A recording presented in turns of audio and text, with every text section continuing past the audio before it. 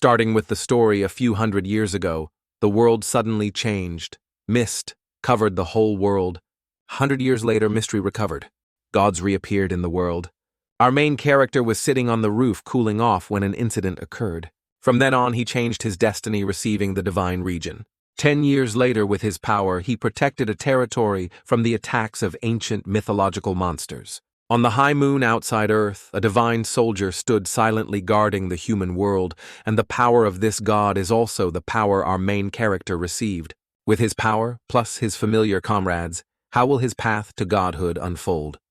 Let's watch together. Our main character's name is Lin Chi. He is 17 years old this year. Every night when he sleeps, he dreams of a hospital. The dream brings him here. For 5 long years, he dreamed of this hospital every day. But he could only enter the outer gate, not the inner gate. I feel like this hospital is calling me, but even in my dreams, it won't let me in for real. It's strange. Hey, hello. I'm here again. Open the door for me. It's been 5 years. Why don't you open the door? But let me dream about it all the time. In this illogical dream, our main character can only knock on the door day after day, night after night. Any other trick is useless. Knock, knock, and knock. While dreaming of knocking on the door of our main character's room opened. Wake up and eat. It's morning. I know I'm coming down now, you eat first. Our main character slowly sat up, sigh knocking on the door all night again, so tired. Then he took a red cloth and tied it around his head, covering his eyes. Even if I don't have a mental illness, I've become critically ill, or rather I have to change my way of seeing. Although he is blind, his perception of his surroundings is very meticulous. This started 10 years ago. When he was sitting on the roof looking at the moon, he suddenly saw an angel hovering on the moon. An angel whose body was covered in brilliant golden light. This angel with 6 golden wings looks so much like L'Oreal. That's right. Since that day, my eyes couldn't open. I could only keep them closed. This is the psychiatrist invited by our main character's mother to examine him because everyone thought he was sick.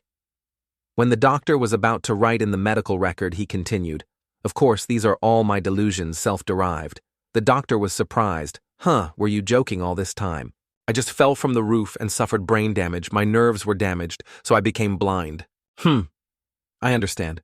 So your neurological state is normal. All right, the examination ends here. There's nothing wrong with your illness. Before leaving, the doctor also advised him to adjust his mood and live well. Lin Chi also agreed. "I'm fine, doctor. Thank you, doctor. Take your time going back."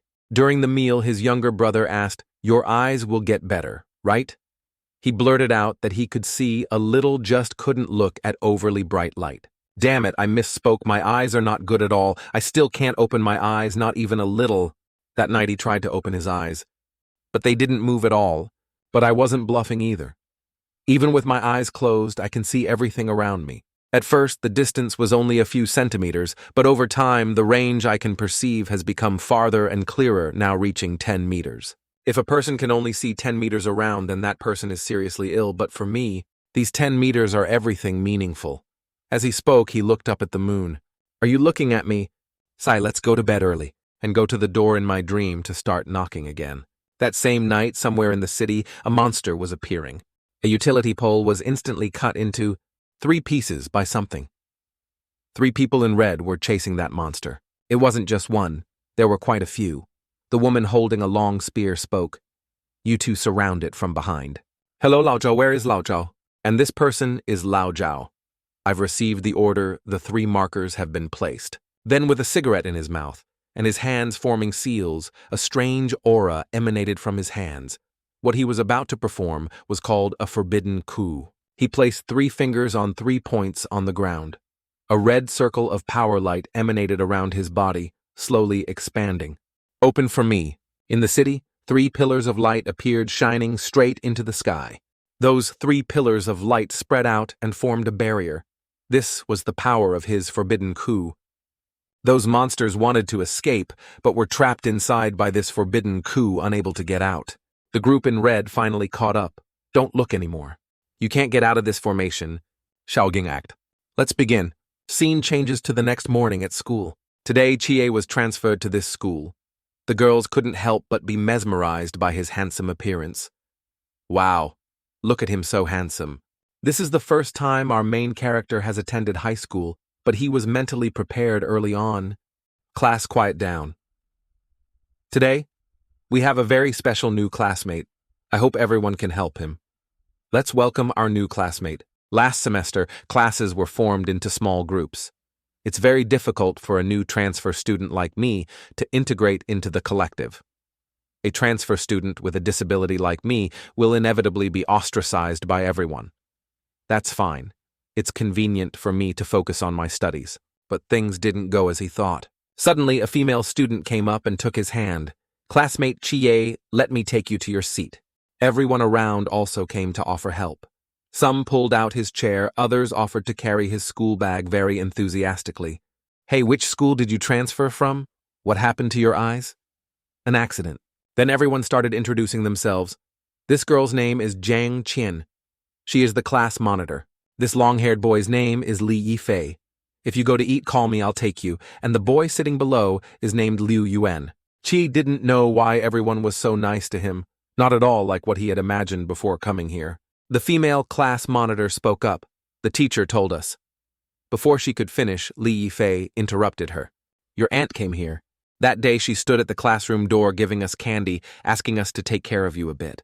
This Chie kid is cold on the outside but warm on the inside. He's very energetic. She now understood what was going on, but the class monitor inexplicably looked at Yifei with that kind of gaze. Then the class began, and he sat attentively listening to the teacher lecture. 100 years ago, there were over 200 countries on Earth, divided into 7 continents and 4 oceans. Suddenly, one day, a mysterious fog appeared at the South Pole. That mysterious, poisonous fog spread at an astonishing speed, covering everything in just one day and one night. It seemed to cover the entire globe. That fog was beyond human understanding. Where the fog-covered people couldn't get out, nor did they know if there were still living people outside. Scene changes to the battle of those mysterious people in red. They were facing several hideous monsters, but those monsters could all be killed easily. Those people in red were very strong. Everyone, don't let a single one escape. Yes, Commander. These people are collectively called Night Watchers. We just need to guard and block this waterway and they'll have no way to run. As soon as she finished speaking, the girl swung her spear towards those demons. Just one move sent 3 demons flying several meters dead. These are too weak. No matter how many there are, they're no match. As she spoke, she turned her back. This guy's name is Wen Xiaomo. He saw something appear behind her. Hong Ying behind you. Behind Hong Ying, a demon as tall as a building stood towering. What weren't they all? Before she could finish her sentence, it pierced her stomach with its sharp claws. A flick sent Hong Ying flying far away, critically injured. This made Hong Ying's 2 teammates very worried. Hong Ying, sis, are you okay? Over here, Hong Ying lay dying in a pool of her own blood. She called to report to others. A serious mistake occurred in the operation.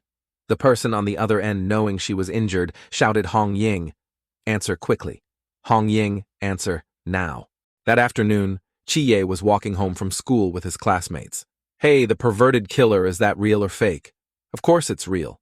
I heard some friends talking about it. Several people have died in the old city district. Hey, what's wrong with you boys? All you know is how to scare people. Passing by this sewer section, Chi smelled something, a dead body. Meanwhile, his friends were still excitedly discussing the story of the perverted killer. Chie stopped at this moment. Hey guys, the long-haired guy also smelled it. Do you guys smell something rotten nearby? Now that you mention it, I noticed it too. It seems there's a strange smell in here. Let's go in and check it out. Wait for me to turn on the light. Inside, there was a monster with glaring red eyes eating something. Liu Yuan then turned on his phone's flashlight and pointed it forward. It was the corpse of a girl hovering in the air. They were so scared they wanted to cry. Help save her, she's being... It was a monster with a head like a turtle's gnawing on the girl's corpse. Seeing someone approach, it threw the girl's corpse to the side. Then it rushed straight towards them, intending to attack and eliminate the witnesses. What are you standing there for? Run or you'll die. Why are you rooted to the spot? At this moment, hearing Yifei's shout, they snapped back to reality and fled. Chie, however, still stood there, not knowing which way to run. Only then did he sense its position, and turned to flee because his perception range was still very short. The class monitor turned her head back at this moment and was yelled at directly by Chie, don't turn back. It rushed straight at them. Its claws looked very similar to the one that had critically injured Hong Ying, the girl in red from before. The terrified class monitor threw her bag to block it. Chi ducked his head. The bag hit it squarely in the face with a thud. The class monitor was just a little bit away from getting out of this sewer. Just a tiny bit more. Suddenly, another monster appeared, lunging and snatching her with a chomp. Another one, Chie braked sharply. Behind monster number 1. Another was also rushing over. It swiped its claws horizontally very quickly, but thanks to the system, he managed to dodge it. Now I can only risk my life against it. Chie used his stick to slash across its shoulder, then another slash across its body. Suddenly he was sneak attacked by the other one and injured in the back. He tumbled a distance. His blindfold also came off. Damn it, my leg. Classmate Zhang Qian was being devoured by that ravenous monster right in front of him. While the other one was eating, this one went straight to Xie. Suddenly another one also appeared above his head. Glaring red eyes lunged straight down at him as if wanting to eat him alive. Why me? So many years injured, blind, treated like a lunatic. I'm so unlucky I've endured it all. It wasn't easy to finally show my face, and when I was about to start a new life, I encountered you ugly monsters. I will not fail, unyielding spirit. The resentment that had been building up inside him for so long suddenly erupted. A flash of energy streaked across the sky. The god protecting Earth from the cosmos sensed the outburst, the appearance of a divine coup. The next one will be the descendant of the god. The blindfold plus a few drops of blood dripped down. His eyes blazed with the power of the divine coup. An orb of erupting power surrounded his body, the winding as if to tear everything apart. Chie roared, as if wanting to vent this anger onto the surrounding air. A pillar of light reaching the heavens illuminated an entire city area. At this very moment, somewhere else, this person was a teammate of the injured Hong Ying. Hong Ying, how are you guys? The monster sweep operation failed. We were ambushed by several Guimian Wang, ghost-faced kings. Hong Ying is seriously injured. What Guimian Wang? How many escaped? Has any entered the nearby residential area yet? 3 have entered the old town, which is in the southwest direction. All right, I'll go there now. The direction he was running towards was also the direction where Chie was frantically unleashing power, where the heaven-reaching light appeared. Damn it. This is a forbidden region. A forbidden coup has appeared. This abnormally strong energy is not an ordinary forbidden region. At least it's as strong as the 5th realm. No, maybe it has reached the 6th realm. The 6th realm is called Kela Ren Transcendental Being. How can the small city of Kangnan have such a great source of power? This doesn't look like a human's forbidden region. This looks more like a divine region would be more accurate. The divine region of number 003. He has the power of divine region 003, the king of angels. Mi Jiale Chie approached the monsters that had killed his friend. It's been 10 years. I can once again see this world clearly. Seeing him stand up, the monsters immediately rushed over. Chie just stood still. He hadn't made a move yet. For him now, the speed of these demons was too slow. Just by moving a little, he easily dodged its attack. Not only my reaction speed, but my perception range has also increased by a level. As long as it's within a 20-meter radius around me, I have all movements in the palm of my hand. The monsters attacked continuously, but couldn't hit him, making them extremely frustrated. It went berserk and rushed forward like a moth to a flame, and so our main character had the opportunity to unleash his power. From his body, the image of the divine region protecting and guarding the earth appeared.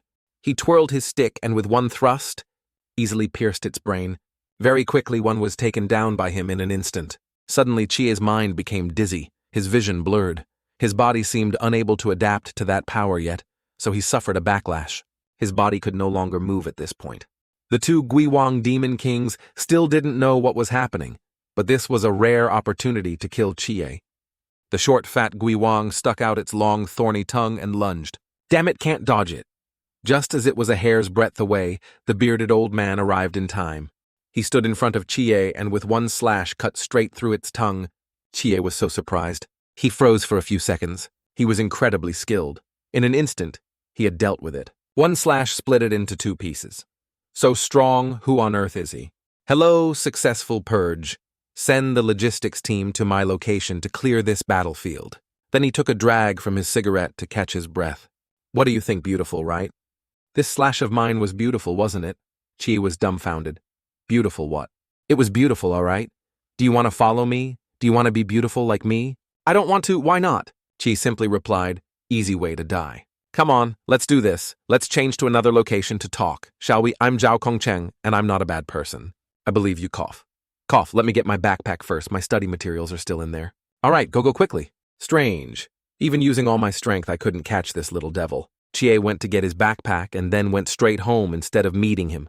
Brother, why are you home so late today? Nothing, have you finished your homework? Finished it early. After talking, Chie went upstairs. Did nothing really happen to you, brother? Chie just gently waved his hand, signaling nothing, and went into his room. It's nothing. You smelled it too, right? He seems to have the smell of blood on him. Chie entered his room and immediately lay down, thinking about what had happened. That uncle from before was not an ordinary person. Behind him, there must be some large organization related to the dark side of the world that no one knows about. I also want to know what's happening, but some secrets once known, there's no way to escape. I don't want to be a hero. I just want to protect my small family. After thinking about all sorts of things, he fell asleep without realizing it. Then he came to the door of that hospital in his dream again. Here again, when awake I fight monsters. When asleep I have to go knock on doors. My fate is so hard. This time, as usual, he knocked on the door, but this time something was very different. Suddenly, lightning appeared in the sky, surprising him. Not right, this lightning couldn't be. He pushed the door with both hands, and yet this time the door opened easily. Finally opened it after 5 years of continuous knocking. This dream hospital is called the Divine Illusion Mental Hospital. Chie then entered. It's been 5 years, I can finally go in. This scene, it seems exactly like the mental hospital I was in before. He continued to go inside. This structure is exactly like that hospital. This dream is truly bizarre. Suddenly he stopped in front of a room. Only this place was different from the mental hospital he had been in. Could this dream mental hospital be related to gods? Chie touched the doorknob and the door opened by itself, which caught him off guard. It was as if there was a magical barrier on the doorknob. Immediately after, a dazzling light emanated from that door. Something inside made our main character freeze instantly. A girl. A girl wearing a black dress with a hair clip like a crown. Chie thought the girl looked very imposing gold. She was only looking in a fixed direction at a space below, not paying any attention to the appearance of our main character. Hello, my name is Lin Chi. May I ask who you are? Suddenly the system displayed a notification. That girl is patient Nit. The system task given to him is to help this patient with treatment at the mental hospital. Current treatment progress is set at 1%, 50%, 100%. Then one can freely draw a portion of Nit's power. Current progress is 0%. Could this girl be the goddess of the Dark Night, Nyx from Greek mythology? The goddess of the Dark Night is one of the 5 gods who created the world, an embodiment and the personification of the night. Nyx's divine status is very noble. She is one of the great gods of Greece and also possesses immense power that can suppress the power of mortals and other gods. Such a powerful goddess is also mentally ill, telling me to treat her. But what problem does she have for me to treat? Depression, obsession, schizophrenia, or paranoia? Hey, are you listening to me? Do you understand what I'm saying? Are you listening, miss? Suddenly she shouted, "My son!" This surprised our main character even more. The goddess stared at Chie, but what surprised Chie the most was, holy crap, why is a Greek goddess speaking Chinese? Suddenly her tears flowed. My child, I've finally found my child, my dear. Child. What's going on? Why is she calling me her child? I only remember being adopted by my aunt as for who my biological parents are. I don't remember anything at all. Could it be true? The Greek goddess rushed straight towards Chie, my child. Something strange happened. She ran past Chie, not towards him. Oh, my child, I knew you were still alive. I finally found you. Sob, sob, sob. She hugged that big vase tightly. Hypnos, my child, so you are here too. This lady is really not lightly ill. Where did so many children come from, Grandma? Stop. Chie suddenly woke up. Damn it, if it's this severe, how am I supposed to treat her? The next morning at school time, the students were staring intently at someone very strange. So it was this guy, yesterday. Chie didn't come back to meet him. That rotten brat dared to stand me up last night. Today, I've come to the school gate to see where you can escape. I thought his power would be at the expert level, but it turns out he's just a newbie at the Trancon realm transition stage. No matter what, I must bring the representative of the Shi Tianxi winged angel back. Absolutely cannot let him fall into the hands of the Gu Shen ancient gods.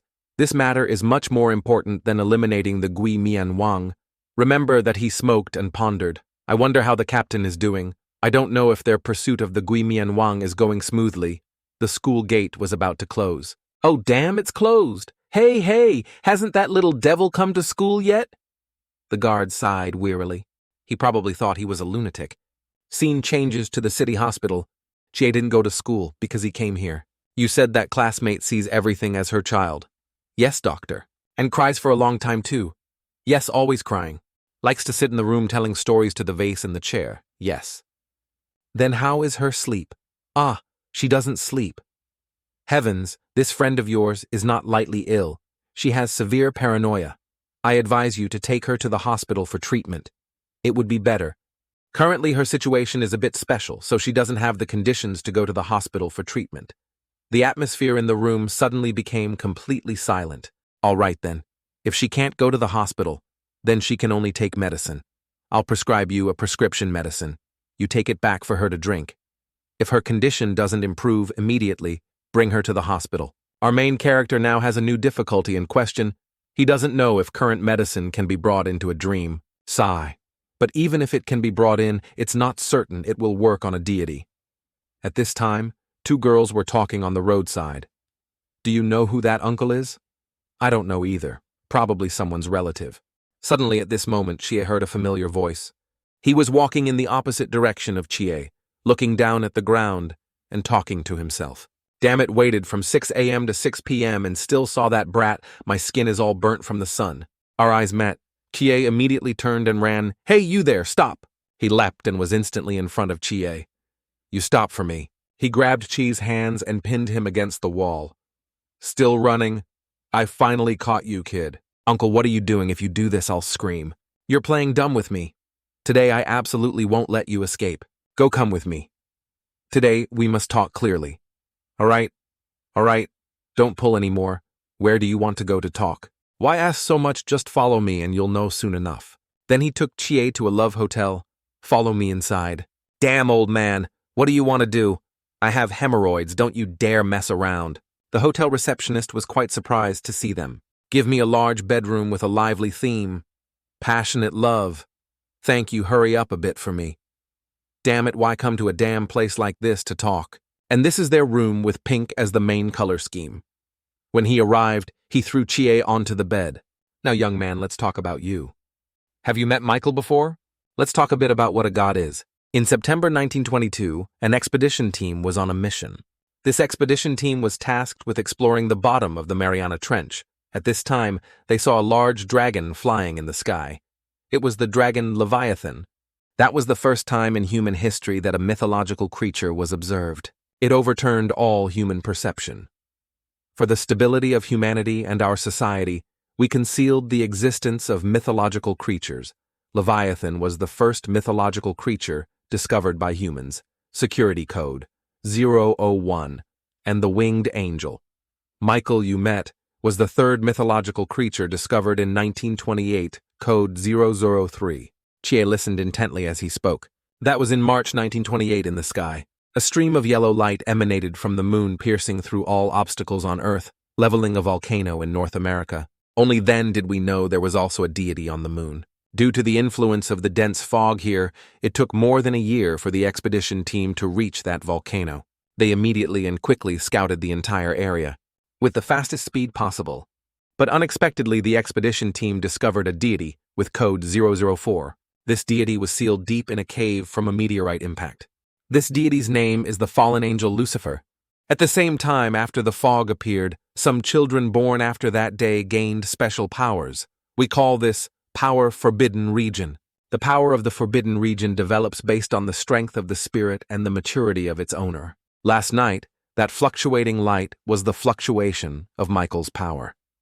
Your Forbidden Region power was probably awakened at that critical moment. So that's how it is. This power, I feel, is the Forbidden Region. And the visual kinesis and the winged angel god, after opening my eyes, it's the maturation of my abilities. Based on whether the spiritual power is strong or weak, we divide the Forbidden Region into 6 major realms. Like water in a glass, little but still is the first realm. overflowing realm. Like water in a lake much but still is the second realm. Still realm. Like a flowing stream much, and moving is called the third realm, piercing realm. Like the vast ocean water is called the fourth realm, ocean realm. Spiritual power that approaches infinity is called the fifth realm, immeasurable realm. Infinite spiritual power that cannot be exhausted, breaking through dimensional barriers approaching Klein. That is the sixth realm named Klein, the strongest realm. Chi's face brightened up. That powerful. Then what realm am I in? You are in the transang. It's like, to be precise, a bit stronger than an ordinary person. So the fact that I could open the hospital door in my dream, plus a patient who is a god, is it because I broke through a realm?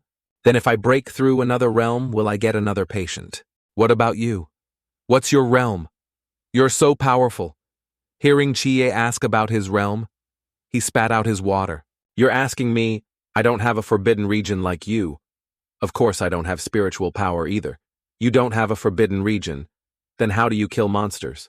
That's based on my combat ability from rigorous training. Before I joined the Night Watchers, I was a Special Forces soldier. Oh, that powerful. Now I'll explain the forbidden region to you. There are a total of 3 ways to obtain a forbidden region. The first is what I just mentioned, innate forbidden region. The second is to borrow the power of special forbidden region items, and the third is to be gifted by a deity. Some deities will bestow a portion of their power upon a chosen person who will then represent the deity in the human world, but correspondingly, the representative must also receive orders from the deity. The situation where there is only one representative for the deity means he represents the will of the god to act. Among those currently identified as representatives of deities, the vast majority are plotting to destroy humanity, to return the human world to the era under the rule of evil gods. They formed an organization called the Ancient God Cult. So what order did Michael give you? Which side are you on? I don't know. He didn't say anything to me. You say he didn't say anything. You've never heard his voice. This isn't quite right. According to our speculation, Michael is neutral, or on the side of good. He gave you the divine region but said nothing. What exactly does he want to do? I don't know what he wants to do, but even if he gives an order, I won't do it. I don't want to get involved in this nonsense. At worst, I'll return the 2 eyes to him. All right then. If there's nothing else, I'm leaving. Hey. You stop. What's wrong? I've told you so much, and you're leaving without asking anything. Aren't you interested in me and the organization behind me? No, I'm not interested at all. According to novel logic, once I know the organization's secret, I either have to join or be killed, imprisoned, or brainwashed. Smack. You watch fewer movies for me. If you say so, then after I listen, I won't be in danger, right? Of course, good or bad, we are military personnel. At most, it's a non-disclosure agreement. Everything you said is nonsense. Since you've said so, let me hear what you have to say.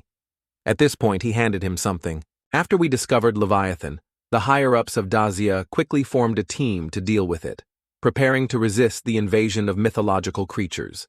This organization calls itself Special Creature Response Team 139. We have discovered more and more mythological creatures and also many people who possess forbidden region. We have also tried to contact the deities among them, training special combat talents. As of now, those people are called Night Watchers. As a soldier, what we must do is protect Daxia from the encroachment of deities and monsters. The existence of us, Night Watchers, is to protect the safety of the people. An organization both noble and elegant. Isn't it very suitable for young people protecting this country? So you should come join us. Very noble, very elegant. I respect everyone very much, really. But I can't join. Why can't you? Because I still have an aunt and a cousin. My aunt worked day and night at the factory for a useless person like me for 10 years straight. Her body is about to break down. She is a very resilient person. It's clear she's in so much pain. She's crying, but she never complains. I sit opposite her, and she thinks I can't see. She lives too carefully and is too tired. My cousin is very smart and well-behaved. Unfortunately, he's still too young. He can't bear the burden of this house.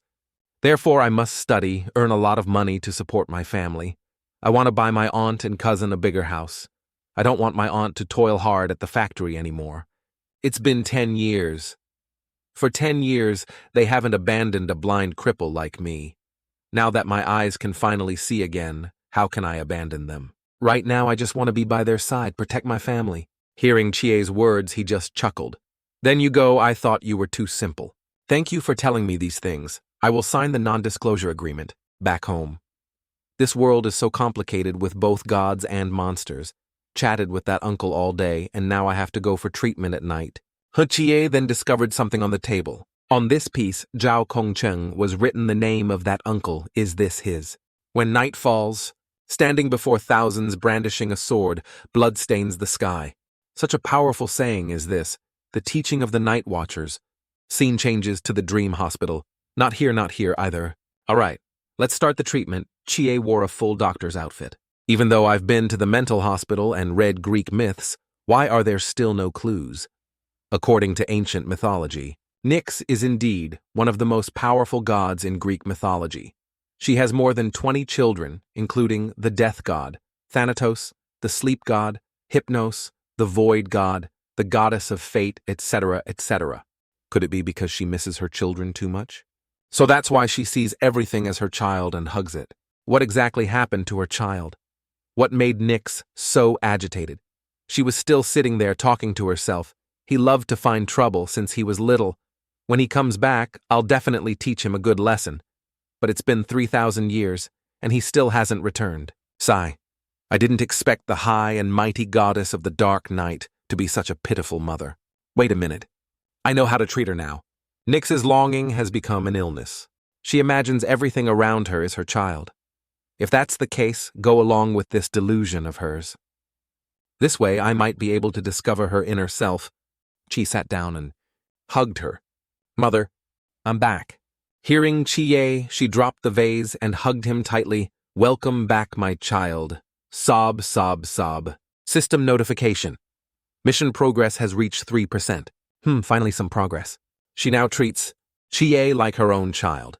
Here, son, drink this. Reached 3% of reward conditions. Receive a random ability from Nyx. Of course, receive it. Start the system, then displayed a skill board with a needle spinning around. Worthy of being the goddess of the dark night, the name of the ability she has sounds very powerful. Supernatural procreation. What kind of bizarre skill is that? This is also considered a god's ability. Heavens. After spinning for a while, the skill our main character received was called Starry Night Dancer. This skill doesn't feel very powerful, but at least it's not that supernatural procreation skill. Come son, this is what you like to eat most, eat up. There was nothing in the bowl, but on the rim of the bowl were a few words. This was the skill he had just received from the lucky draw. Chi reached out to grab it, and it was immediately absorbed into his body. This ability is transforming my body. From my soul to my physical body, it's like being cleansed. With this Starry Night Dancer skill, our main character gained the ability to communicate with creatures of the night. At night, his intimidating presence towards other creatures will be very strong. At night, it will be difficult to detect his existence. At night, his speed, strength, endurance, power, and recovery ability will all be 5 times that of an ordinary person. Starry Night Dancer. This skill is indeed unusually powerful. A 5-fold increase in physique can be called superhuman. Even if my physique is normal, increasing it 5-fold would reach the limits of humanity. No joke. Finally, I have some ability to protect my family. Thanatos, do you know your younger brother misses you very much? Go hug him quickly. Yes, I know. Then Chie took out the bottle of medicine the doctor had given him earlier and placed it on the table. I'll be back in a bit. After saying that, Chie walked to another room. He pushed the door open with all his might, not knowing what was inside that door. In front of him was a vast space. On both sides were 2 very large shelves holding some kind of jars, like medicine jars. Chie was extremely surprised by this. It was morning now. The alarm clock rang. Chi started a new day. Phew, my spirit feels so refreshed. This is the first time I've slept so well. After waking up, he went downstairs and saw his aunt preparing to go to work. Aunt, why are you going to work so early today? Today, the factory is receiving more components, so they called us to come in early to catch up with the production schedule. I'm going to work first. You and your cousin have breakfast. Chie looked at his aunt with a light that dazzled him. Remember not to be late for school. At this moment, Chie called out to his aunt and she turned back. What is it, son? I can see now. Hearing Chie say he could see his aunt couldn't hold back her tears. Then she ran and hugged him tightly, happily. That's great. That's really great. Sorry, I couldn't hold back my tears. Chie's cousin also came over. That's great. Wonderful brother.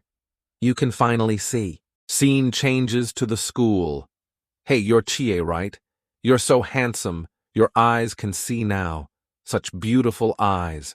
Chie sat down at his desk, pensive and silent, because some friends had abandoned him when they encountered the monster last time. His classmates Li Yifei and Liu Yuan were sad after what had happened. Hey Chie, it's amazing, how did you get better? Actually, my eyes had recovered quite a bit before.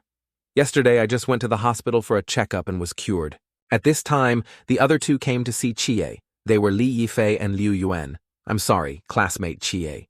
At that time, I was really too scared. I didn't think much and just ran away. I left you and Zhang Qian there harming you both. Alright, no need to say any more. Saving oneself in danger is common in this world. If it were me, I might have run even faster than you two. Really, Chie, you really don't blame us. That's right. Have you met those people yet? Did you also sign the contract? Signed it. Last night they came to my door and scared me. Li Yifei then spoke up. Actually, I want to join them. You want to join them? Yes. Being an ordinary person is not interesting at all. Joining a large and powerful, mysterious organization fighting potential rivals in humanity, isn't this the dream of many men? Yifei, you're thinking too perfectly. You might die on your first mission and even your parents wouldn't know how you died. You can only silently leave the world. If you die, no one will know. After saying that, Chie skillfully went home. The sky outside was also about to rain. I'm home. Chie opened the door and was very surprised. The uncle he didn't know since when was sitting in his house. Hello. What the fuck? Why are you at my house again? Well, I dropped this in your bag. It can be located. Don't make excuses. I've said it. I won't join you guys. I know, so I'm not here for that. He took out a thick wad of cash. What's the meaning of this, old man? Did you mind when I smoked a cigarette here? I did mind no smoking in my house. The story goes back many years. When I was only 6, my father passed away. My mother worked 2 jobs alone to try and raise me. With my achievements, being a rural cadre wasn't difficult at all, but I ignored my mother's objections and joined the army. The day I left home, my mother still stood silently watching me. Always watching me. At that time, I really wanted to stay by her side, but in the end, I still decided to leave. At that time, I was determined to achieve military merit in the army. Then, wearing my rank and uniform, returned to my hometown. After that, I joined the special forces, and my rank also rose higher and higher. And because I was too good at fighting, I was transferred to the Night Watchers. My mother worked too hard and damaged her health. Originally, I wanted to retire from the army to become a village cadre so I could be by her side. But since I joined the Night Watchers, I couldn't be by her side, couldn't take care of her anymore. But you are different. You are smarter than me, more understanding than me. You have your own opinions, want to be with your family to take care of them. This is very good. If you have chosen this path, then continue on it. Leave the matter of protecting the world to us. This money is for you. Take it and buy something nice for your aunt and cousin to eat, help them feel less tired. I don't need it. He then took the money and gave it to Chi. This is for your aunt, not for you. No, my aunt doesn't need this money either. Although we are poor, we have our limits. You risked your life for this money, so I can't accept it. My eyes can see now. I can support my family myself. Ha, you really are a stubborn little devil. If that's the case, then I should go too. Alright, no need to see me off. Wish you a bright future. I also wish you a day full of medals. Aunt, you're back. Let me carry that. Who is that? Does he know you, son? No, he's just a plumber. Then he went to a coffee shop under a corner of a house and sat quietly. When night falls, standing before thousands brandishing a sword, blood stains the sky. Suddenly, a phone call came in. Zhao Kongcheng. Where are you? It's an emergency. What happened? The phone call surprised him. The surroundings became tense upon hearing the urgent news. Gui Mian Wang. Has the Gui Mian Wang come here? Yes, we found traces of the Gui Mian Wang's blood here. On his hand was fresh red blood. The incident must have just happened. From the remaining traces, it shows his main target is the old district or the city center. Hearing this, he immediately rushed out, running hastily as it was raining heavily. I'm also in the old district. How should we arrange things now? Currently, Hong Ying has brought people to your location. You guys just evacuate the residents in the old district. Leave everything here to me. The faster the better. He ran under the heavy rain without any cover. Everyone around looked at him. He still held his phone. Hong Ying, isn't she injured, Captain? It's raining very heavily outside. The more residents go out, the more crowded it gets. The population in the city center is very large. We can't evacuate them. Just then, a soldier came to report. Captain, the company has arrived at the central district. From above, two figures in black appeared aiming at some target. Once the Gui Wang appears in the city center, the consequences will be dire. Beside him, there was a man with a sniper rifle carrying many weapons. It seemed he was about to attack someone in this city with a long-range shot. Hung because the old district has few people. It's not important. On the other side, he immediately said, "Lao Zhao, calm down. I didn't say I would abandon the old district.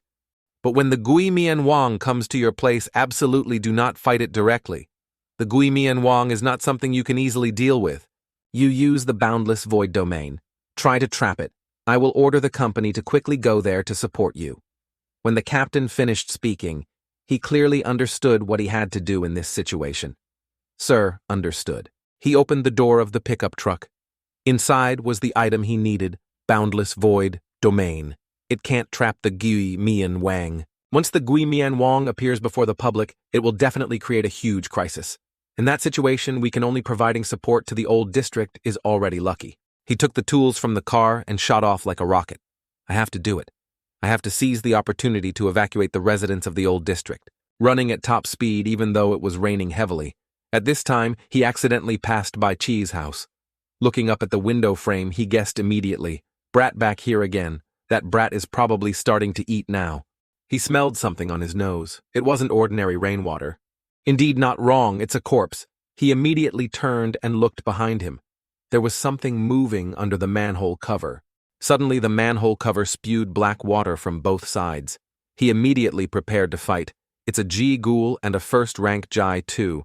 His face was very bloodthirsty. Having identified the target, he immediately called the captain report night watcher. Zhao Kongcheng has spotted a Gui Wang in the old district, understood. The team is moving to the old district. Hong Ying will be there immediately, 10 minutes at most.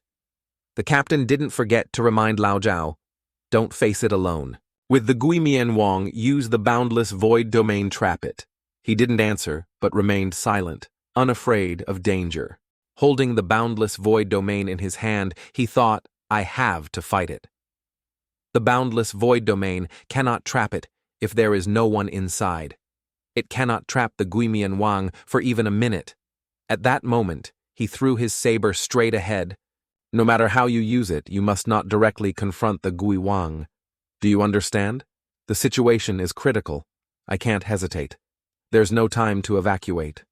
Casualties caused by the mystical always occur. We night watchers are not gods. We cannot prevent all casualties at once. Losing an old team member because of the Gui Mian Wang is an irreplaceable loss. He silently completed the formation, using the boundless void domain to trap the Gui Mian Wang. The captain was worried about him. Lao Zhao, Lao Zhao. Are you listening to me? Calm down, don't act recklessly. He didn't care what the other side said, stepping into the formation alone to face the Gui Mian Wang Kangnan. Do you still remember the oath we made? Suddenly, the manhole cover below exploded as if something enormous was about to appear. A giant monster rushed towards Lao Zhao. He immediately drew the sword in his hand. This time behind me are not thousands of people, but behind me is that kid's whole world. After saying that, Lao Zhao swung his sword at the Gui Mian Wang, fighting it to the death alone. A giant demon fighting a small human, an uneven battle. Their battle took place in the boundless void domain, isolated from the outside. He used his technique, the Forbidden Region, to fight that giant demon. The boundless void domain was used to trap the Gui Mian Wang with its axis pointing straight to the sky. The rain grew heavier and heavier. It was unknown how long the fight had been going on. Scene changes to this side. Today is an exceptionally good day. Chie was eating with his aunt when he noticed something was off. Eat a little more? Don't save it for me. Chie, are you listening to what I'm saying? At this moment, he seemed worried that something was happening. Ah, yes, I know, Aunt. Jin, you should eat more too. You're currently in your growth period. You know, Jin, this brat. Ah, I hear you. This brat, why is his mind so dazed? Are you being picky now? You won't even eat meat. Yes, I'll eat right away. He looked around. Strange. Where's Xiaohei? Looking out the window frame. There, it's there. Chie immediately rushed outside. What's wrong? Is there something outside? Why do you keep staring and not come inside? He then followed Xiaohei's gaze. Suddenly downstairs, there was something that looked very familiar to him. Ah, I remember now, Aunt, I have something to do. I'll be out for a bit. After saying that, he ran straight out, leaving his meal unfinished. At this moment, Lao Zhao immediately lit a cigarette, calm as if nothing had happened. Phew, today was really tiring. That Gui Mian Wang was emitting a lot of dark energy around him. This demon doesn't know fatigue, Captain. He's really strong. The battle is not over yet. And yet I managed to injure it to this extent. The demon was injured in one eye, but its vitality didn't decrease at all. It seems normal. Training has been lenient on me. Lao Zhao's face was tired, covered in bloodstains left by the demon. Monsters, no matter how injured, are as strong as ever, tough as a leech. Phew, I don't know. I have to fight to the end. I can't be defeated by this demon. The fight continued. The Gui Mian Wang seemed to be focusing its attacks on Lao Zhao. No, I don't know how much longer I can hold on. The Gui Mian Wang swiped a giant hand at him. Luckily, he dodged in time. It seemed his sword was no match for this demon. A sword slash hit its abdomen, but it seemed to have no effect. Immediately after, Lao Zhao grabbed the sword hilt with both hands and rushed forward, thrusting straight at it. Can't fight the realm. Difference is too great. This time, the Gui Mian Wang landed a powerful punch on Lao Zhao, sending him flying backward. The punch was too strong, making him slide a distance before stopping. Lao Zhao was injured. This monster's power was too great. Are mythological creatures that formidable Lao Zhao can still fight? Suddenly, the monster roared loudly. Suddenly, fluctuations occurred around its body. Lao Zhao was stunned, surprised by this sight. Its body now seemed different from before. Those blue lights were its forbidden region. A large demon face appeared from under the ground. This is Forbidden Region, number 176. Gui Mian Shangdi Demon Face Earth Phase. Within the range of the Forbidden Region, all creatures of lower or equal rank will have their spatial perception distorted. Lao Zhao seemed helpless before the array, his footing unsteady, dark energy appearing all around.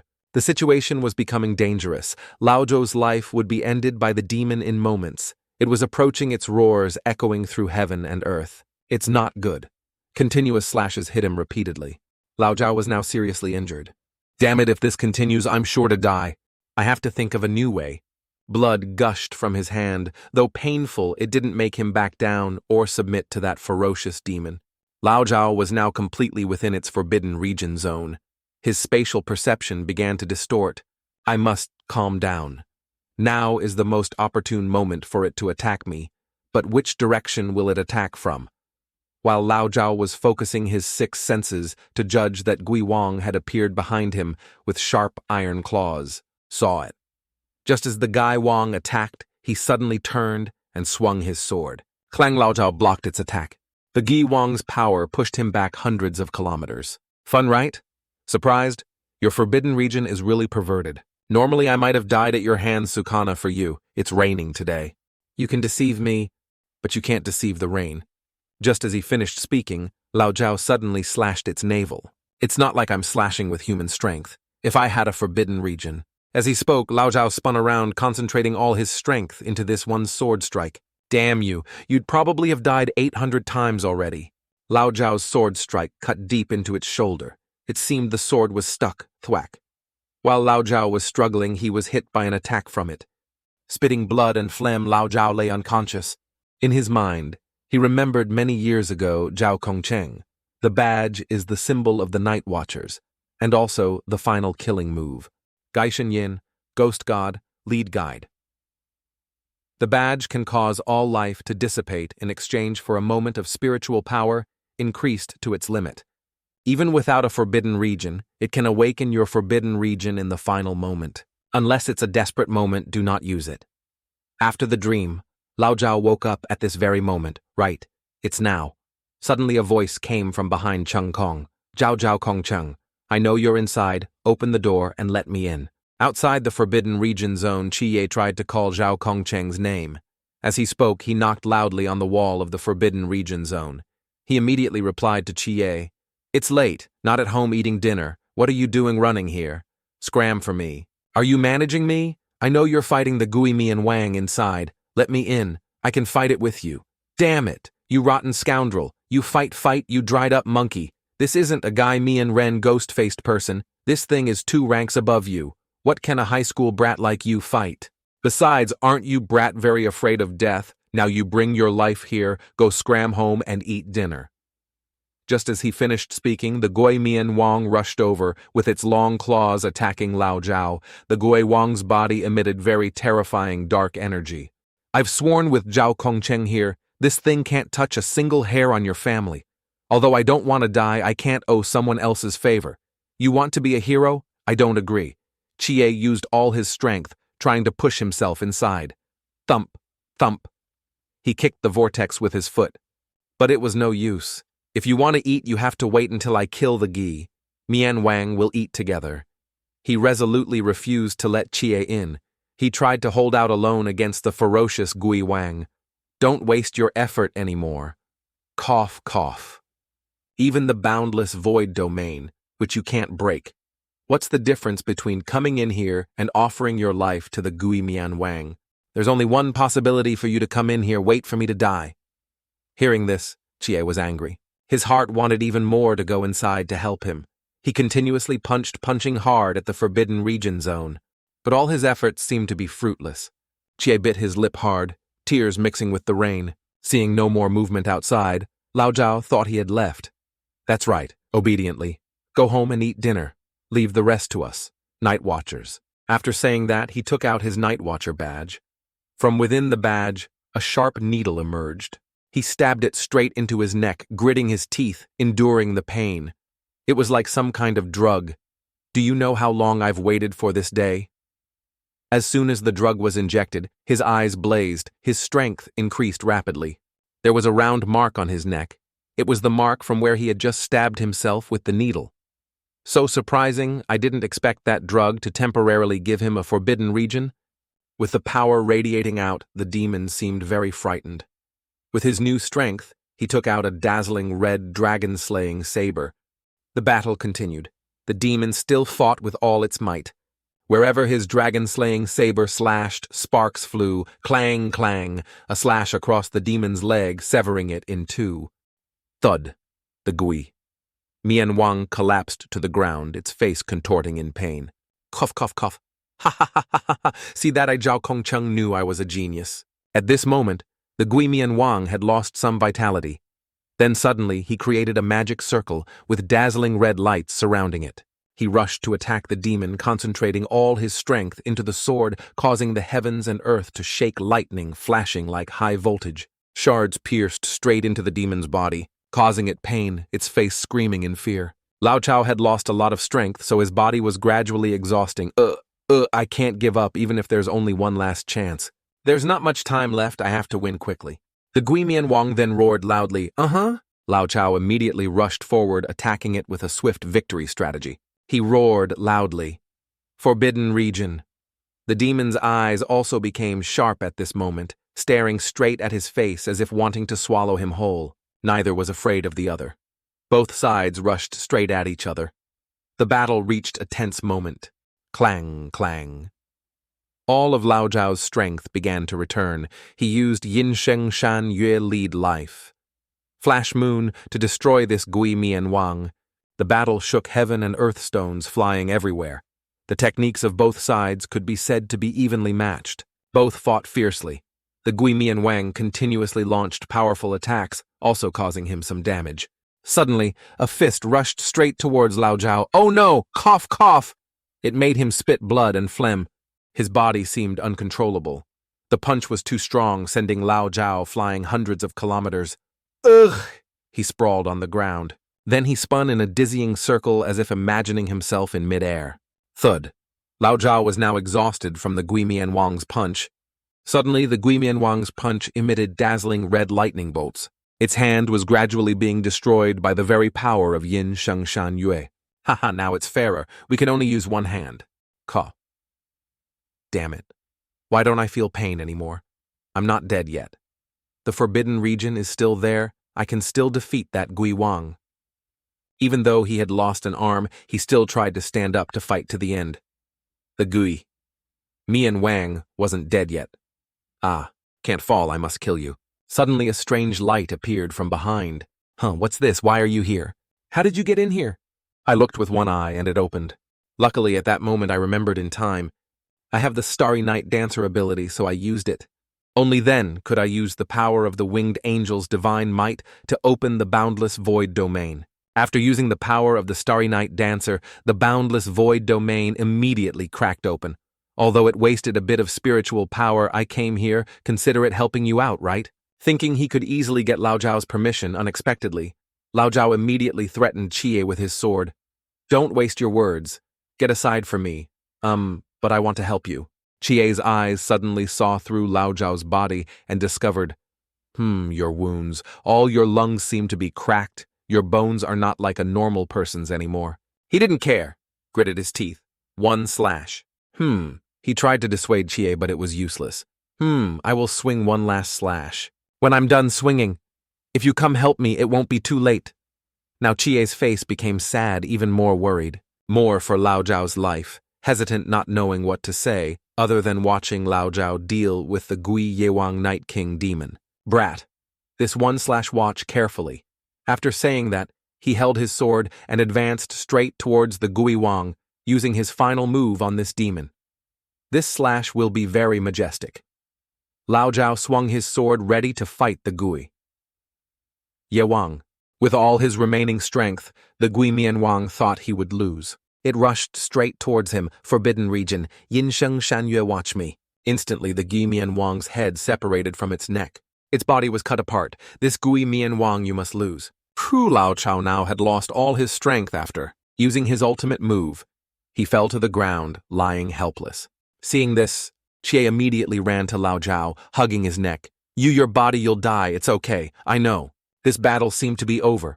Ha, no loss.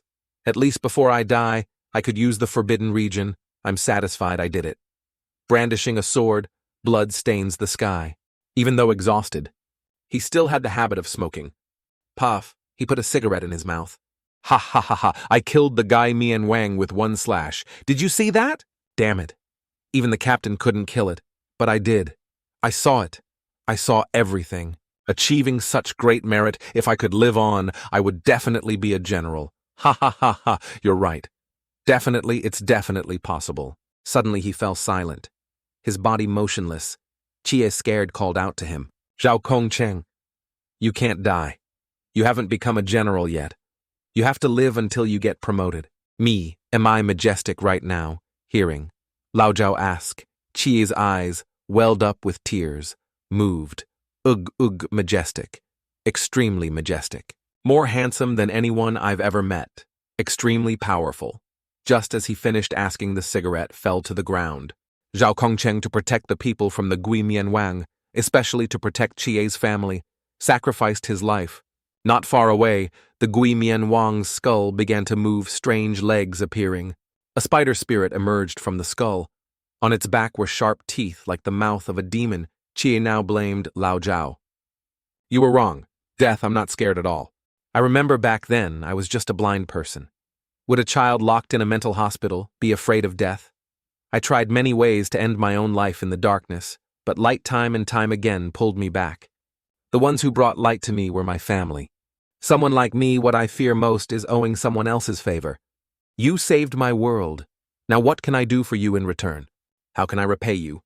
Behind Chie, the monster from before suddenly revived. Its body was headless and one arm had tentacles like an octopus. Seeing something unusual, Chie immediately picked up Lao Zhao's sword. He turned around and looked at the monster with sharp eyes. Before he could prepare, the monster attacked. Swish, swish. Chie used Starry Night Dancer, one of the techniques from his forbidden region, dodging skillfully. Then he counterattacked with a lightning-fast blow. This is the true form of you, Gui Mian. The sword stabbed straight into its true form, but it seemed ineffective. This was due to the realm difference. One slash couldn't kill it. If one slash can't kill you, then what about 10 slashes or 100 slashes? As Chie spoke, he stabbed it continuously like a sewing machine. That Gui Mianwang monster then shrieked piercingly several times, and then it shattered. Chie now manifested angel wings. I'll slash you until your soul scatters, that's all. Thrust. A stab straight into its core, blood gushed out. A small human with forbidden region power not awakened for long. Despite the realm difference, his hatred gave him the strength to destroy it. At this moment, the Gui Mianwang's body exploded into pieces. The large explosion threw Chie down. Its body was reduced to a skeleton. No flesh left. The sword was still embedded in its body. Its skeleton looked as if it were made of iron and steel. Chie used his strength to pull the sword out of its body. Chie's physical and spiritual strength were now at their limit, too dangerous. If he hadn't risked his life fighting it before, I definitely wouldn't have been able to defeat this Gui Wang. In this life, I am only ashamed before 3 people. My aunt, who struggled for 10 years for me, and my cousin, who was implicated by me for 10 years. The last person is him, the one who saved our entire family. If you saved my world in return, your world, I will protect it for 10 years. At this time, Lao Zhao's reinforcements also arrived. Everyone found them. The 3 of them seemed to freeze when they saw Lao Zhao's lifeless body. They couldn't believe their eyes. At this moment, Chie shouted loudly, "I am Lin Chi seeing off, General Zhao Kongcheng, triumphant return." His shout echoed through the neighborhood amidst the rain. The rain grew heavier, making the sadness even sadder. Back to Chie's family meal. Mom, eat quickly. Tell me, where did your brother run off to before finishing his meal and still hasn't returned? It's not like something happened, right? Mom, don't worry. Cousin will be fine. He's probably grown up now, so he has his own private matters. Oh, right. Chie's aunt smiled cheerfully. Time flies so fast, he's really grown up. Scene changes to the next morning. Are you the person Lao Zhao was looking for? The representative of the winged angel Lin Chi? Yes, that's me. I've already told you very clearly. Zhao Kongcheng opened the boundless void domain. He fought the Guimian Wang to the death alone. As a result, he perished with it. When I arrived, everything was over, so you are. This person's name is Wu Kangnan. Stationed in Kangnan City, Deputy Captain of Night Watcher Squad 136. Then let me ask you, how did you enter the boundless void domain? Chi confidently replied, I just closed one eye and it opened. This young man then spoke up as if something very important. Can you describe how Zhao Kongcheng killed the Guimian Wang? He swung a saber, creating a silver crescent, and beheaded the Guimian Wang. You said a silver crescent? The captain then stood up. That's Yinsheng Shanyue. Luo Chao used Gai Shengyin to activate his own forbidden region. Yinsheng Shanyue code 083. That's a high danger forbidden region. I didn't expect Uncle Zhao to hit it. When he awakened the forbidden region, even he himself couldn't believe it right. He absolutely looked very majestic when slashing with his forbidden region. Speaking of this, everyone became sad, unable to hold back their tears. That's right. Don't just stand there dazed. Let me introduce a bit. I am Wu Kangnan, Deputy Captain of Squad 136, stationed in Kangnan City. The person in black standing behind me is Captain Chen Muye. Night Watcher Squad 136 Vanguard Assault Hong Ying. Night Watcher Squad 136. Support 2nd Echelon Wensimo. And I am in charge of combat and military medicine Xiaonan. I am Leng Xuan. My mission is fire support. Alright, one more issue. The invincible fire mark on the Gui Mian Wang's corpse. Suddenly a voice interrupted. Zhao Kongcheng's matter is over. Chie, now let's talk about your matter. Why do you want to join the Night Watchers? I want to repay Zhao Kongcheng's favor. I made an agreement with him. I will join the Night Watchers for 10 years. After 10 years, I will leave. You should remember, the Night Watchers is not a place for volunteers. Once you join, you have no right to leave the team. So you say you want to leave? Well, we'll have to see if you have that ability. All right. If I can't leave here after 10 years, that will be my problem. Okay? Ha ha ha. So that's how it is. If that's the case, I will submit your application. Training starts in a month. The Night Watchers is a paramilitary organization. Before officially joining, everyone must participate in 1 year of training. That 1 year is to learn how to fight, use guns, tactics, including forbidden region and some other skills.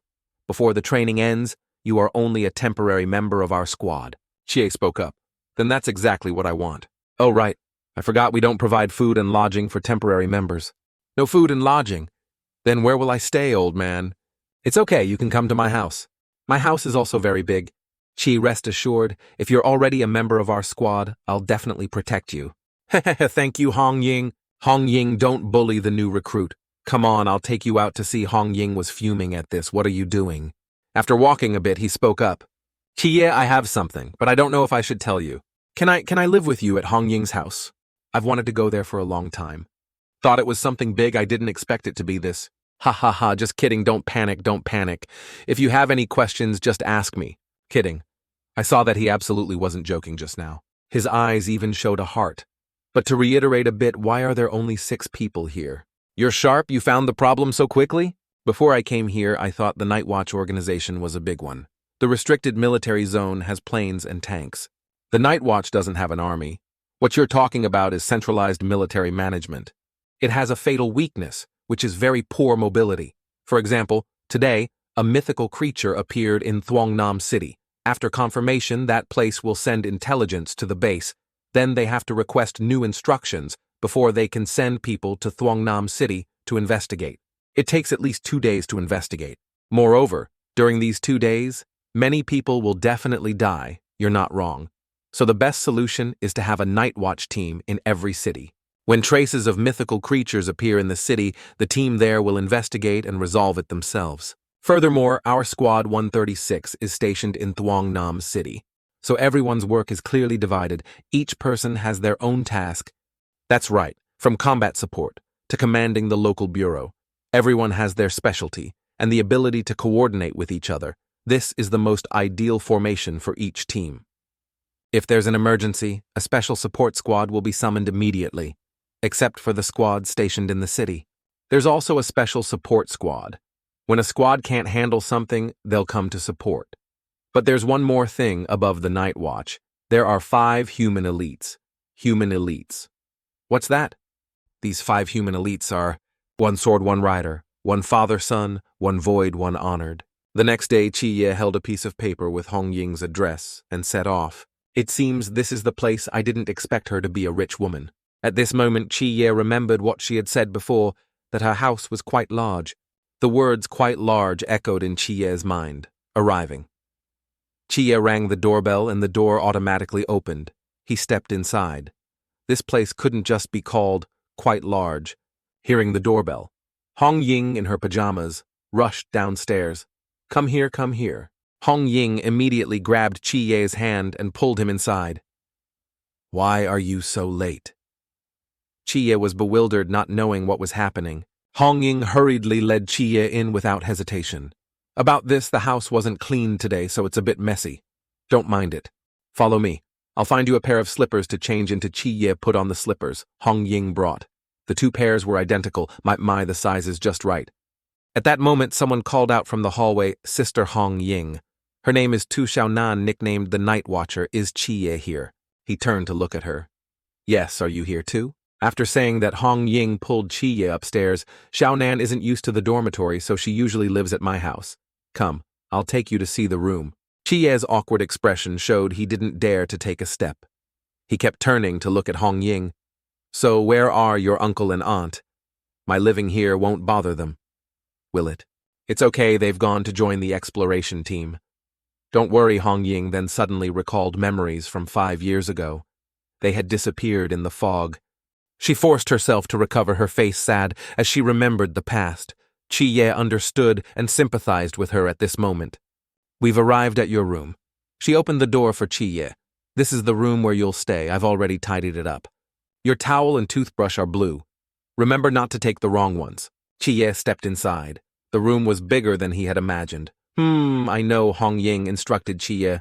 Oh, and if you want to enter my and Xiaonan's room, remember to knock first, then you can enter. Her face turned fierce, her fists clenched. If I find out you have any bad intentions, you're dead with me. Hong Ying then flexed her muscular biceps.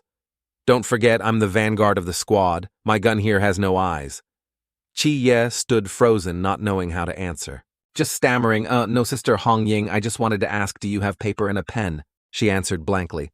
So what do you want paper and pen for? In another development, 2 people suddenly came to Chi-Ye's house as if for some business. They held a notebook in their hands and arrived at Chi-Ye's gate. They rang the doorbell, ding-dong. At this time, his aunt opened the door thinking Chi-Ye had returned Xiao-Qi. You're back. She then realized it wasn't him, but 2 strangers. Hello, may I ask if you are Lin Chi's guardian, Ms. Wang Fang? She was surprised by the appearance of the 2 people. Who are you? Why are you here?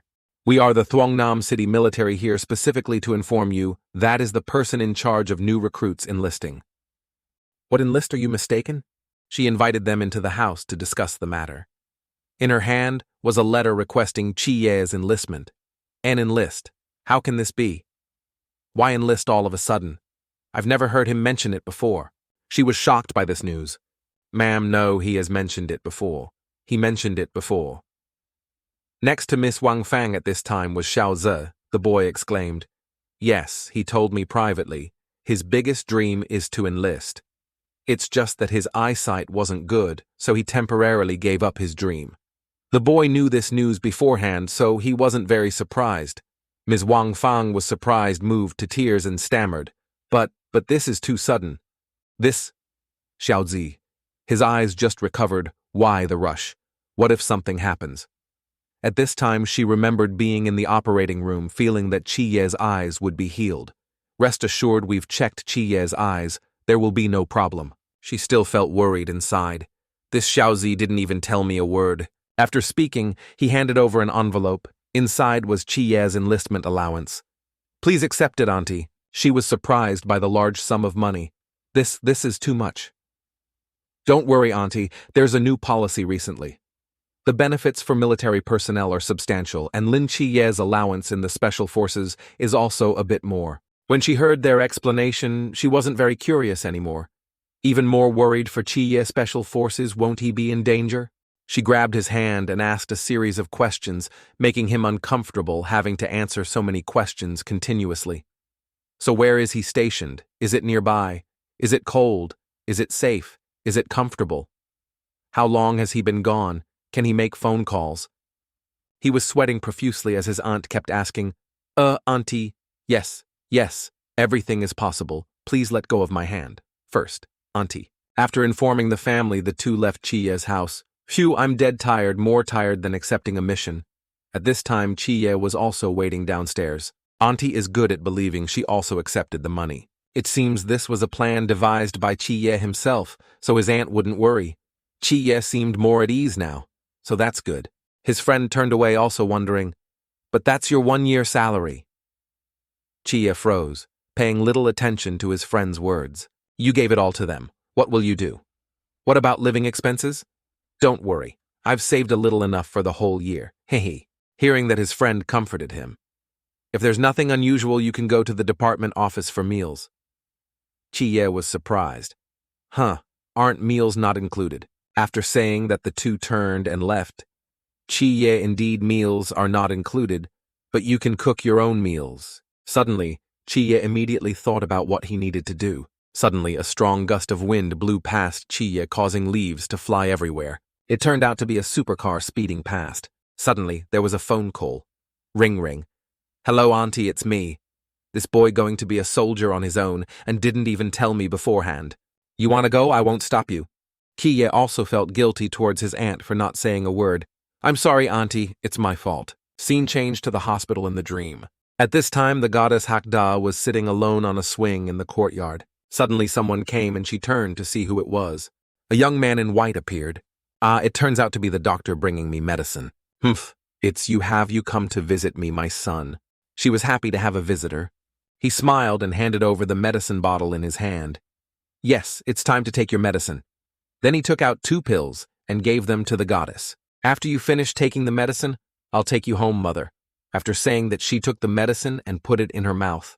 Her face was happy, without any hesitation. After giving the queen the medicine, he sat on the swing next to hers, sighing, his face sad, alas. She turned to look at Chiye holding a teacup, intending to ask something. Son, do you have something on your mind? He looked bewildered, seemingly unwilling to answer. He took the teacup she had just handed him. He answered shyly. Probably. Suddenly, after hearing Chiye speak, the queen's face darkened, sharing his sadness.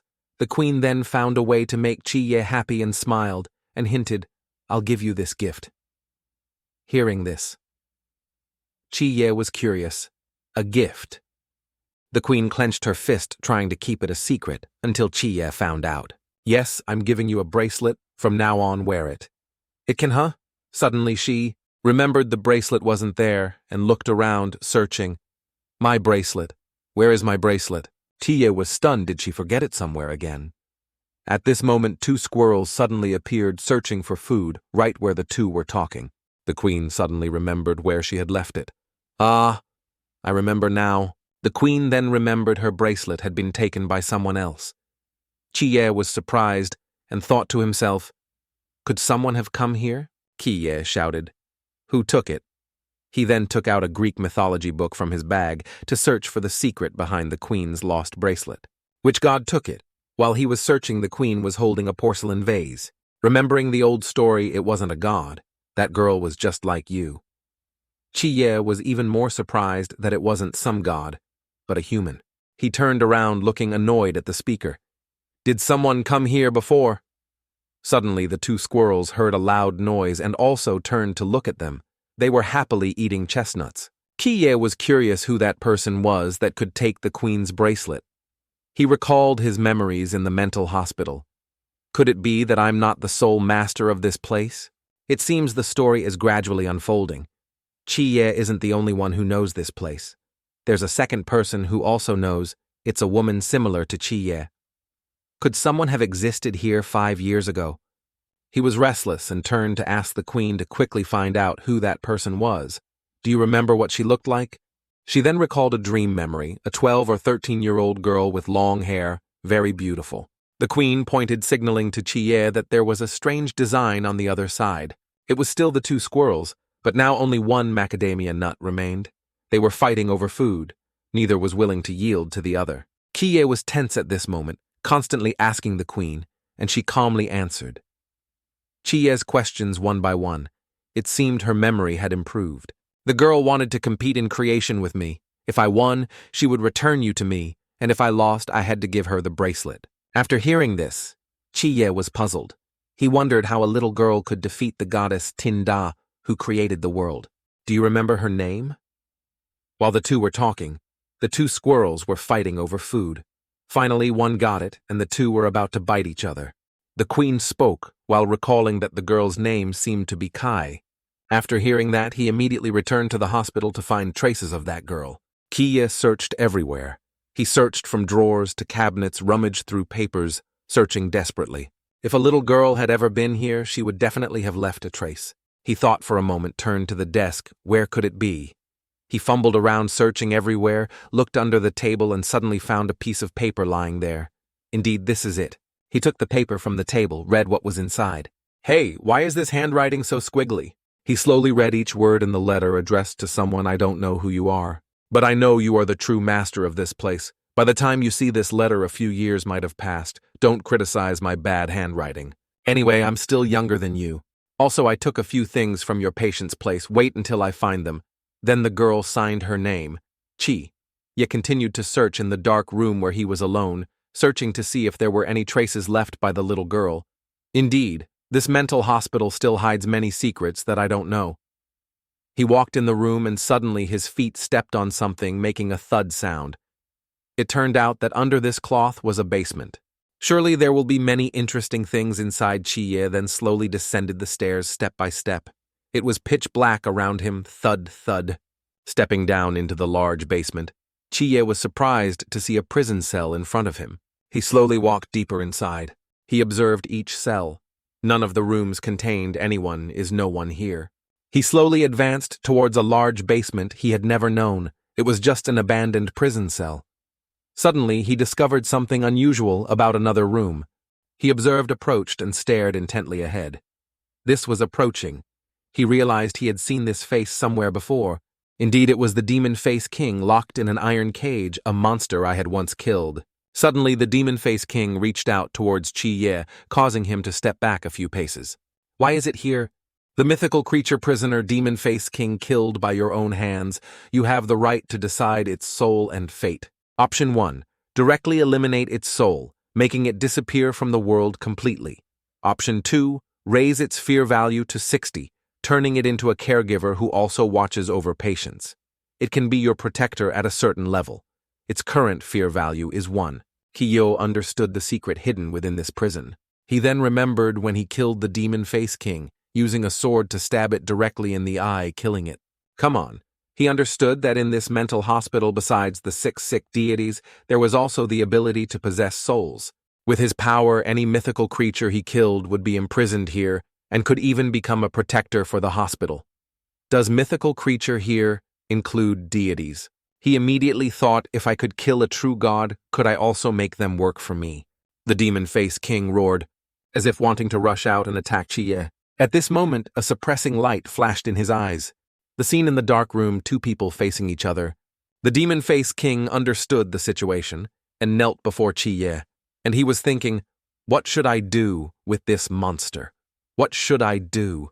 Chi-Ye stared at the one-eyed monster. I'm trying to use my abilities to find a reasonable solution. Demon-face king, do you understand your current situation? Seeing this, he reached out and touched the demon-face king. You are very strong. Having you as my protector might not be a bad choice. Kiyo know what to do, but my hospital does not welcome you. As he spoke, Chi-Ye squeezed its head hard. With a loud bang, an explosion occurred, blowing its body away. The demon face. King's body slowly decomposed completely, ending its life in this world. Chi-Ye turned and walked out of the room. Scene changed to the next morning. He returned to his workplace. Suddenly he heard someone announce, "Comrade, I encountered a demon." Chi-Ye was surprised. A demon encountered a demon.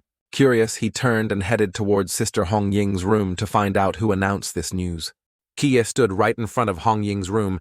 The door wasn't locked, so he could hear the whole story. Is it a mythical creature again?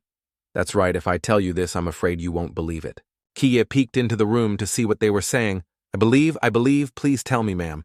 In that room was an old woman who had come to the headquarters to report. Hong Ying would be the one to gather information and resolve the case for the old woman. Don't rush, ma'am, just speak slowly. The old woman angrily explained to Hong Ying. Let me tell you, my old man isn't usually like this. Before, when he went out with me, he always held my hand. Just afraid something would happen to me. Since last week, he hasn't been like that anymore. Yes, you're right, ma'am, please continue. Suddenly, the old woman clenched Hong Ying's hand and angrily shouted, He definitely has another woman outside. Hearing that, Hong Ying chuckled inwardly. Really? He's being too much to you, ma'am. But the old woman kept clenching her fist. It must be, so I'm sure Chi-Ye stood frozen listening to the old woman's story, finding it both funny and not knowing how to handle it. Suddenly, the old woman turned, stood up, and approached, taking the young man's hand. Giggling, Hey, can you walk me to the gate? Hong Ying saw this and assured her, All right, rest assured, ma'am, we will definitely handle this matter. He walked the old woman out, waving goodbye to her walk. Slowly, ma'am. The old woman also turned her head to say goodbye. I'm leaving now. Curious, Chi-Ye stepped into the room and asked Hong Ying, What's this situation? So you don't know this is our daily work. Just then, he also returned to the room. Hello, Chi-Ye. You're new, so you don't know. In Thuangnam City, truly mysterious cases only happen 5 or 6 times a year. So normally we help people investigate small matters. We can find things to do and also earn extra income. Isn't that better? If we're lucky, we might find traces of the mysterious. That would be great. Chi-Ye was stunned by his joyful expression as he proudly recounted what he was doing, including investigating extramarital affairs of old folks. Hey, Hong Ying patted Chi-Ye's shoulder. It's nothing, just a common thing. It's a common thing, all right? Hong Ying then forgot that the captain had called him to the martial arts training ground to meet him. Chi-Ye's eyes showed surprise. Why would he call me? I know. He left the room, slowly walking down the hallway. He opened the door. In front of him was the captain, sitting cross-legged, meditating. His face looked fierce, his expression cold, his eyes sharp. You're here. Chi-Ye seemed afraid of something when he met him. Yes, I'm here. As he spoke, he suddenly threw a sword to Chi-Ye. He caught it, not knowing what he meant. He still had a cold expression. Your saber uniform and badge will be issued after training. Use this saber for now. Chi-Ye observed the sword and saw the name Zhao Kong Chung inscribed. So this is Lao Zhao's saber. He slowly stood up and said, Are you the one he chose? You will keep his saber. There's still over a month. Until training time. During this period, I'll teach you a few things to avoid losing face during training. At this moment, Chi-Ye pondered what he had said. After speaking, he approached the 2 swords. He picked up a sword and said, From now on, you'll practice saber with me in the morning. In the afternoon, you'll learn forbidden techniques with Wen Chi Mo, and in the evening, you'll learn guns with Leng Xuan Chi. Ye was bewildered by the captain's arrangements. After saying that, he told Chi-Ye to come over. Let's begin. His face looked at Chi-Ye as if at an enemy he wanted to fight. Surprised by the order, Chi-Ye said, Captain, this is a real saber. Chi-Ye's eyes flashed, and he began to fight his captain. His hand gripped the sword tightly, but there was still some hesitation. It's okay, it's all the same. I have to fight. His eyes flashed, and a fire burned within him. No more hesitation. Chi drew his sword. Then I'm coming. Chi rushed forward like a rocket facing Chi, but he didn't budge. Boom! Suddenly things flew everywhere. Chi suddenly lay on the ground, seemingly having missed him. Suddenly he approached and pointed directly at Chi's face. A fierce captain, his eyes blazing, ordered Chi to stand up again. After the fall, he still tried to get up, gritting his teeth. I'll go again. He continued to fight, but seemed to be constantly defeated by the captain. Again. Accidentally, his friend passed by the room and heard sounds of pain. Chi's continuous falls echoed from the room, and so he stood up and fell, stood up, and the captain struck again, and so on continuously. Chi clenched his fists. Thump. Dissatisfied with this fight, his friend took Chi to the infirmary to bandage his wounds. Chi's body was covered in scratches. The continuous falls made him dizzy and still not fully conscious. Are you okay? It seems your talent is still good. His friend sighed. That year, the first time I fought the captain, I was beaten and bedridden for a day and a night. At that time, his friend remembered and still felt the pain. The captain's saber was too fast, too strong, too dangerous. Moreover, it was clearly training. I still remember the captain's very fierce face. He continuously attacked. I couldn't defend at all. Kie also remembered the fight just now. The captain struck very hard. The sword flashed with a brilliant light. The strike was very deadly. He used the sword to attack continuously. I couldn't withstand it at all. Luckily, the fight ended early. Otherwise, Chie now had a pained expression. Both arms were bandaged. He wondered why he, the captain, had struck so heavily without any mercy at all. His friend then told Chie that currently the only one who could fight the captain was Hong Ying. Chie then asked even Zhao Kongcheng can't. Zhao Kongcheng He and the captain fight reluctantly, evenly matched, oh worthy of his reputation. His friend then joked with Chie, patting his shoulder with a thwack. Don't worry, you're only lightly injured. Sleep a night and you'll be able to fight again in the morning. After speaking, his friend took out a notebook from his pocket. Holding it, he turned to Chie and said, If you're done practicing, let's talk a bit about forbidden techniques. So what level of the mortal god realm have you reached now? Chie stood up, raised his hand to the sky. With me as the center within a 20-meter radius, I can sense everything. Hearing this, he was stunned and surprised by Chie's ability. Oh, so that's how it is. Just then, Hong Ying arrived. Her face was cold, her eyes not looking at Chie. He stared blankly at Hong Ying, but she didn't seem to care much. At this moment, both their eyes were glued to Hong Ying's attractive buttocks. They were silent for a moment. Then their four eyes met as if there was something between them. Chie uttered two words, white. That friend gave a thumbs up in agreement with that statement.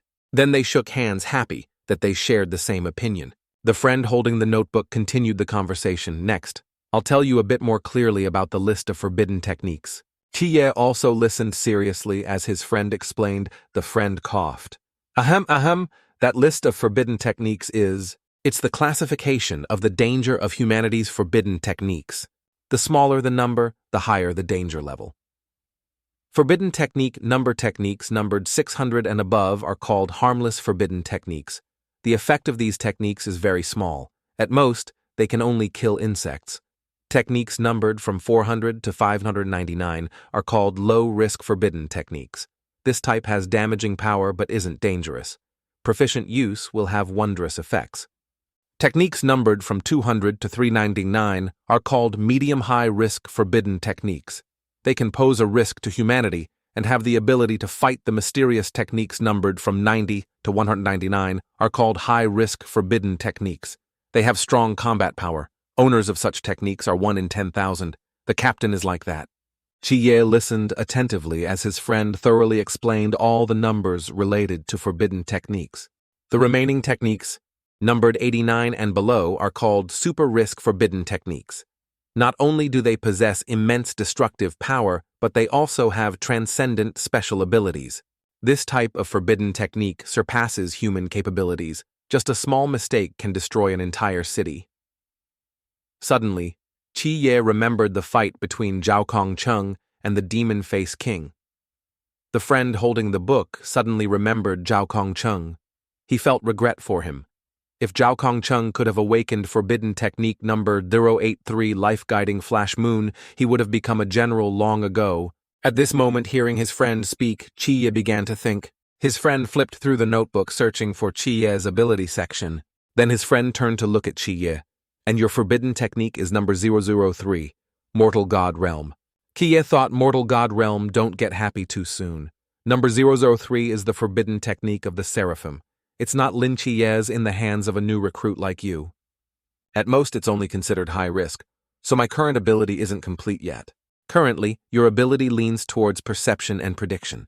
Although you can use the divine might of an angel, the true power of divine might is not just this.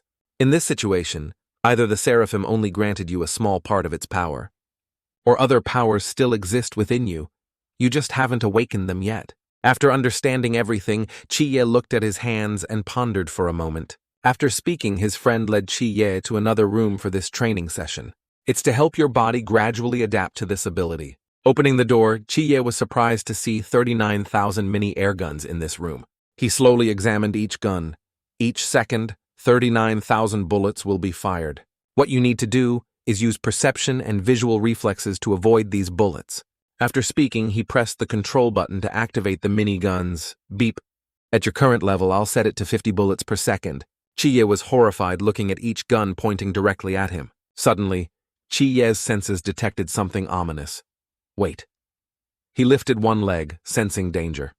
Why is there something underfoot too? What if I get hit where I shouldn't? His friend explained to Chi that in actual combat, danger can appear from anywhere. There's no place that can't be attacked. As soon as he finished speaking, his friend pressed the control button. Bep. Training begins. Kiyo worried for his life. This training seemed more dangerous than safe. Suddenly a gun aimed straight at his head. Ah, wait. His friend stood watching Chi perform his training. Chi managed to dodge the first shot. His limbs moved continuously while he muttered, "Damn it, watch me." Gun after gun fired continuously at Chi. His friend behind him suddenly smirked. Looks delicious. He observed from beginning to end, then slowly left the room, leaving Chi to practice alone. 50 guns continuously fired at Chi. Boom, pew. Giant bullets grazed past him. He dodged skillfully. At this moment, Chi understood the issue. This was the truth of the training school. After a while, he was exhausted and sighed. While off guard, Chi was targeted by a gun. The bullet flew past Chi's face. Ouch! He shouted loudly. But why did I still get hit? Outside, his friend was still standing there, chuckling, looking amused by this training exercise. Scene changed to the school ring. At this time, Li Yifei looked up at the sky, looking bewildered as if thinking about something, then slowly turned and walked home step by step. His two friends walking with him saw this and called out to Li Yifei, "Why are you walking so slowly? Hurry up!" Hearing his two friends call, he was startled. "Oh, come here, come here." His friend put an arm around Li Yifei's neck. They joked with each other. It was just one encounter with a murderer. Do you need to exaggerate like that?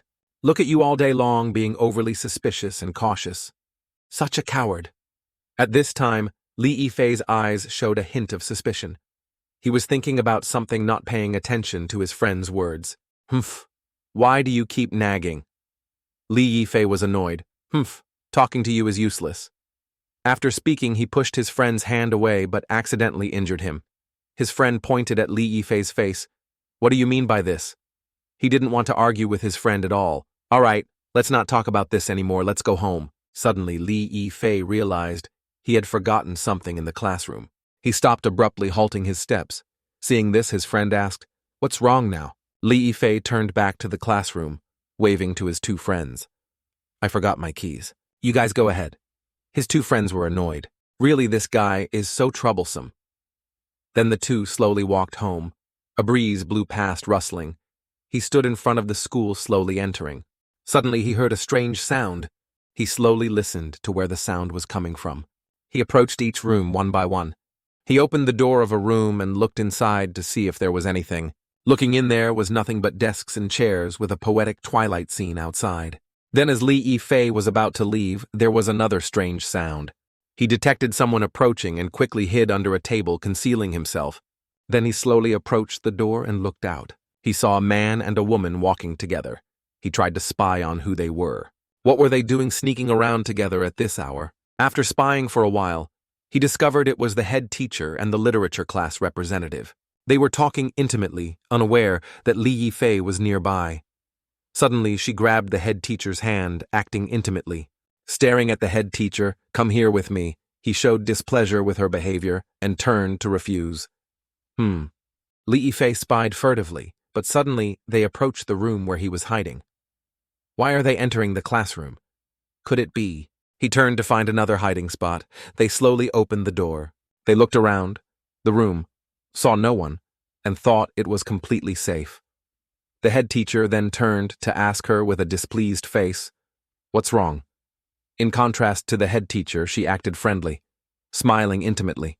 "Head teacher, actually, I wanted to tell you." While they were talking, Li Yifei was surprised by the truth he heard. He trembled with fear, afraid of being discovered. Liu Xiaoyan actually has feelings for the head teacher. The head teacher is almost 50 and is also a dry person. Does she have such strong tastes? The head teacher showed no signs of being swayed. What exactly is going on? She stared at the head teacher with a pitiful expression. "Actually, I've always wanted—" Liu Xiaoyan stuck out her tongue and licked her lips as if craving something. Curiosity made Li Yifei peek out, no longer afraid of being discovered. Suddenly, Liu Xiaoyan's eyes turned blue. Suddenly, her head transformed into a snake demon's head. She opened her mouth, revealing sharp teeth, and stuck out her tongue. Now Liu Xiaoyan had transformed her head into a giant snake. "I want to kill you." She grabbed and pulled the head teacher closer to her. He screamed loudly upon witnessing this horrifying scene. "Ah, ah, ah!" Chomp! The snake lunged and bit the head teacher. Blood splattered everywhere. In just a flash, the head teacher became its meal. Truly terrifying in one go, the snake swallowed the head teacher into its belly as if nothing had happened. Yifei was frozen at this moment, his limbs trembling, clenching his fists, not knowing if his life was safe. Gulp. Gulp. A human life was now entirely inside this snake demon. Its giant belly could hold many bodies. Afterwards, Liu Xiaoyan returned to her normal state, then turned and left the room. The scene still had bloodstains left behind. It was pitch black now, and the surroundings became even more mysterious. Darkness enveloped this school. Notably, no one was here except Li Yifei. At this time, the street scene at night was very beautiful. Shops had flashing lights on bustling, people were out strolling the streets. At this moment, Chie was still practicing. He held a diagram of a gun's parts in his hand. He praised guns as the culmination of human intellect. At each different training location, there would be someone with Chie to guide his practice. For new soldiers, a gun is essential to save one's own life. Below were all the parts of the gun. Chie compared them with the diagram to observe. Although its effect on high-level mythical creatures is very small, but against low-level creatures, guns are more effective than bladed weapons. "Here, show me your talent." As soon as he finished speaking, he held a stopwatch button, ding begin. Chie then used his intellectual power to continuously assemble the gun parts into a complete firearm. He closed his eyes, squinted, and forced himself to calm down, disassembling each part. Finally, Chie finished assembling the gun, loaded it, click, clack. He raised the gun, aiming at a 3-point target with one shot. Boom! The shell casing flew out. Finally, it was completed. On the target, bullet holes were scattered. The blue-haired guy then came. "To observe Chie's results, is this your talent missing at this range? Even a blind person has more talent than you." In response to his words, Chie just smiled lightly and removed the magazine from the gun. "I really was blind before." Finishing the shooting practice, Chie put on his coat and left.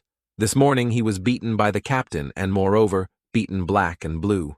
Gun practice isn't tiring, but I really don't have a talent for it. As he was walking, someone called, "Chie, you're here." Chie turned to see Chen Shu carrying a really big bowl of broth he invited him to eat. It's like finding a mat when you're sleepy.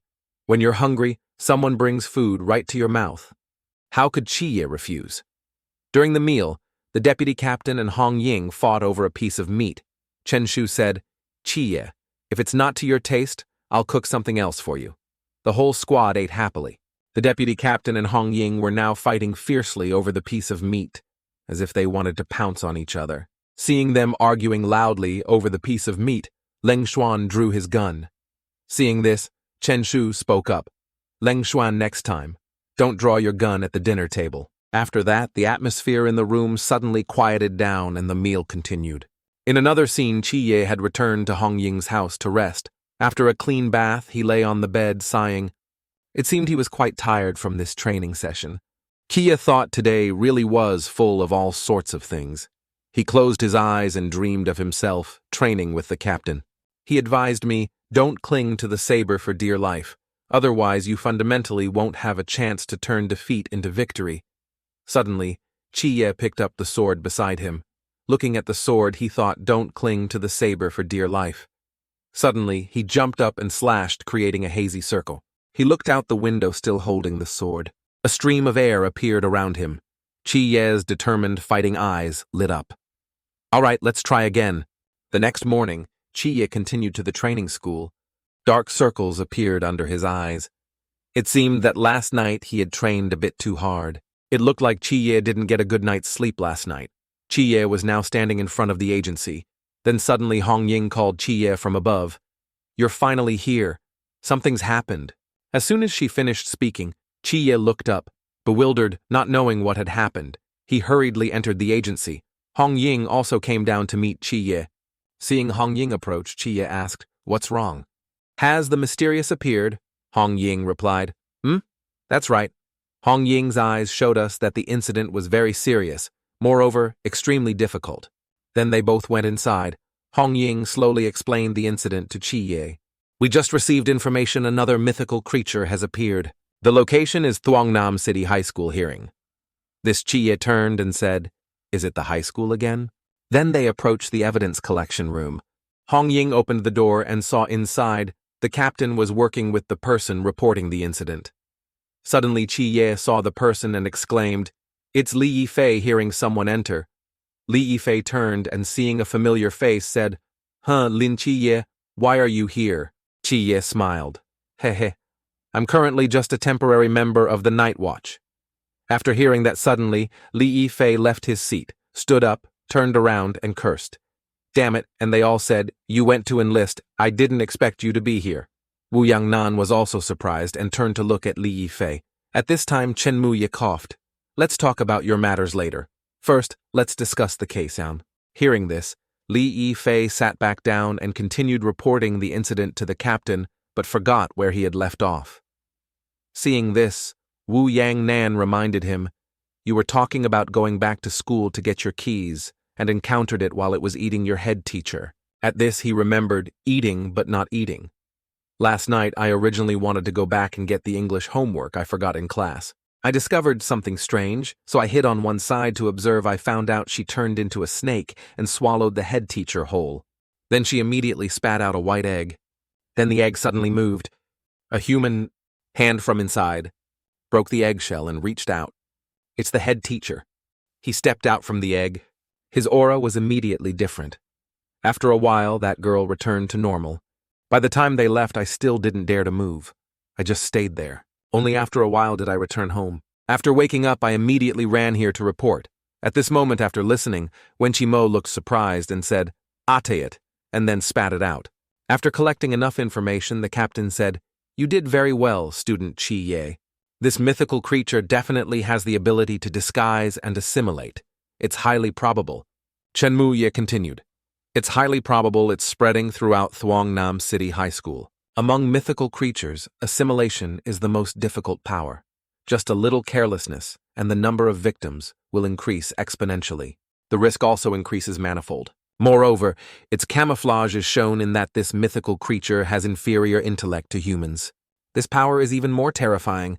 It can strip away the victim's memories, simulate their behavior, and even not reveal any flaws when communicating with others. Therefore, we must consider the worst-case scenario." After speaking, Wu Yangnan looked tense in the face of this danger. Hong Ying, worried, asked, "What's the worst-case scenario?" Qie replied, "It's that the entire high school is infected, even outside the school." Wu Yangnan turned to ask Li Yifei, "Have you considered that all your teachers and friends have already been assimilated? Even you unknowingly become a part of the monster?" Li Yifei was bewildered, not knowing how to answer him. Wenqi Mo patted Wu Yangnan's shoulder and joked, "All right, Wu Yangnan, don't scare him anymore. If it were really like that, Tai Ach Chinha would have discovered it long ago, if it hasn't now. Any movement shows the current situation isn't yet beyond saving. Right, Li Yi. Fei clutched his head, pulled his hair. Impossible. I can't be a monster.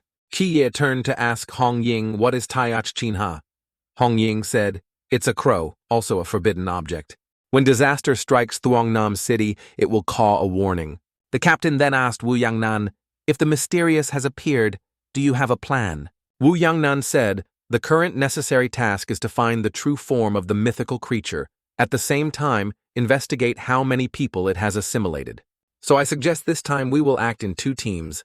One team will rely on the victims' relationships to determine if others are infected.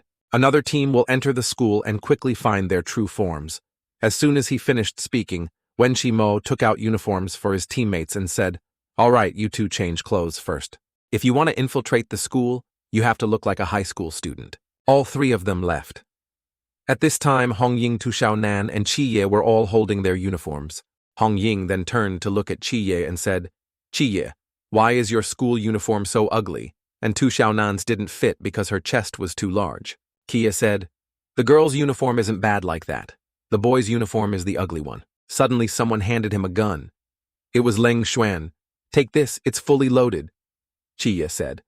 But what if my gun hurts someone else? Leng Xuan winked. Hey, guns aren't just for killing. Hong Ying and Xiaonan urged Qiye, hurry up. He hid the gun inside and said, I'm coming right away. Hong Ying and Tu Xiaonan jumped over the gate and entered the school. Hong Ying said, if anything happens, just contact me via headset. Qiye replied, After talking, he walked while thinking about Wu Yangnan's words. Hong Ying and Tu Xiaonan went to the head teacher's office to investigate. Qiye entered the class to interact with Liu Xiaoyan. Your ability is very important in identifying infected people. You need to use it to check as many as possible. The infection situation will determine the next steps. Qiye walked past the classrooms looking to see how many people were infected. Room 1 hasn't changed at all. The quadrant symbol. He slowly went deeper inside and found 1 person. Then 2, then 3, 4 people, and still more. The captain on the other end contacted Qiye and asked Lin Chi, what's the situation? Qiye said not good. Just on the first floor, there are more than 6 people.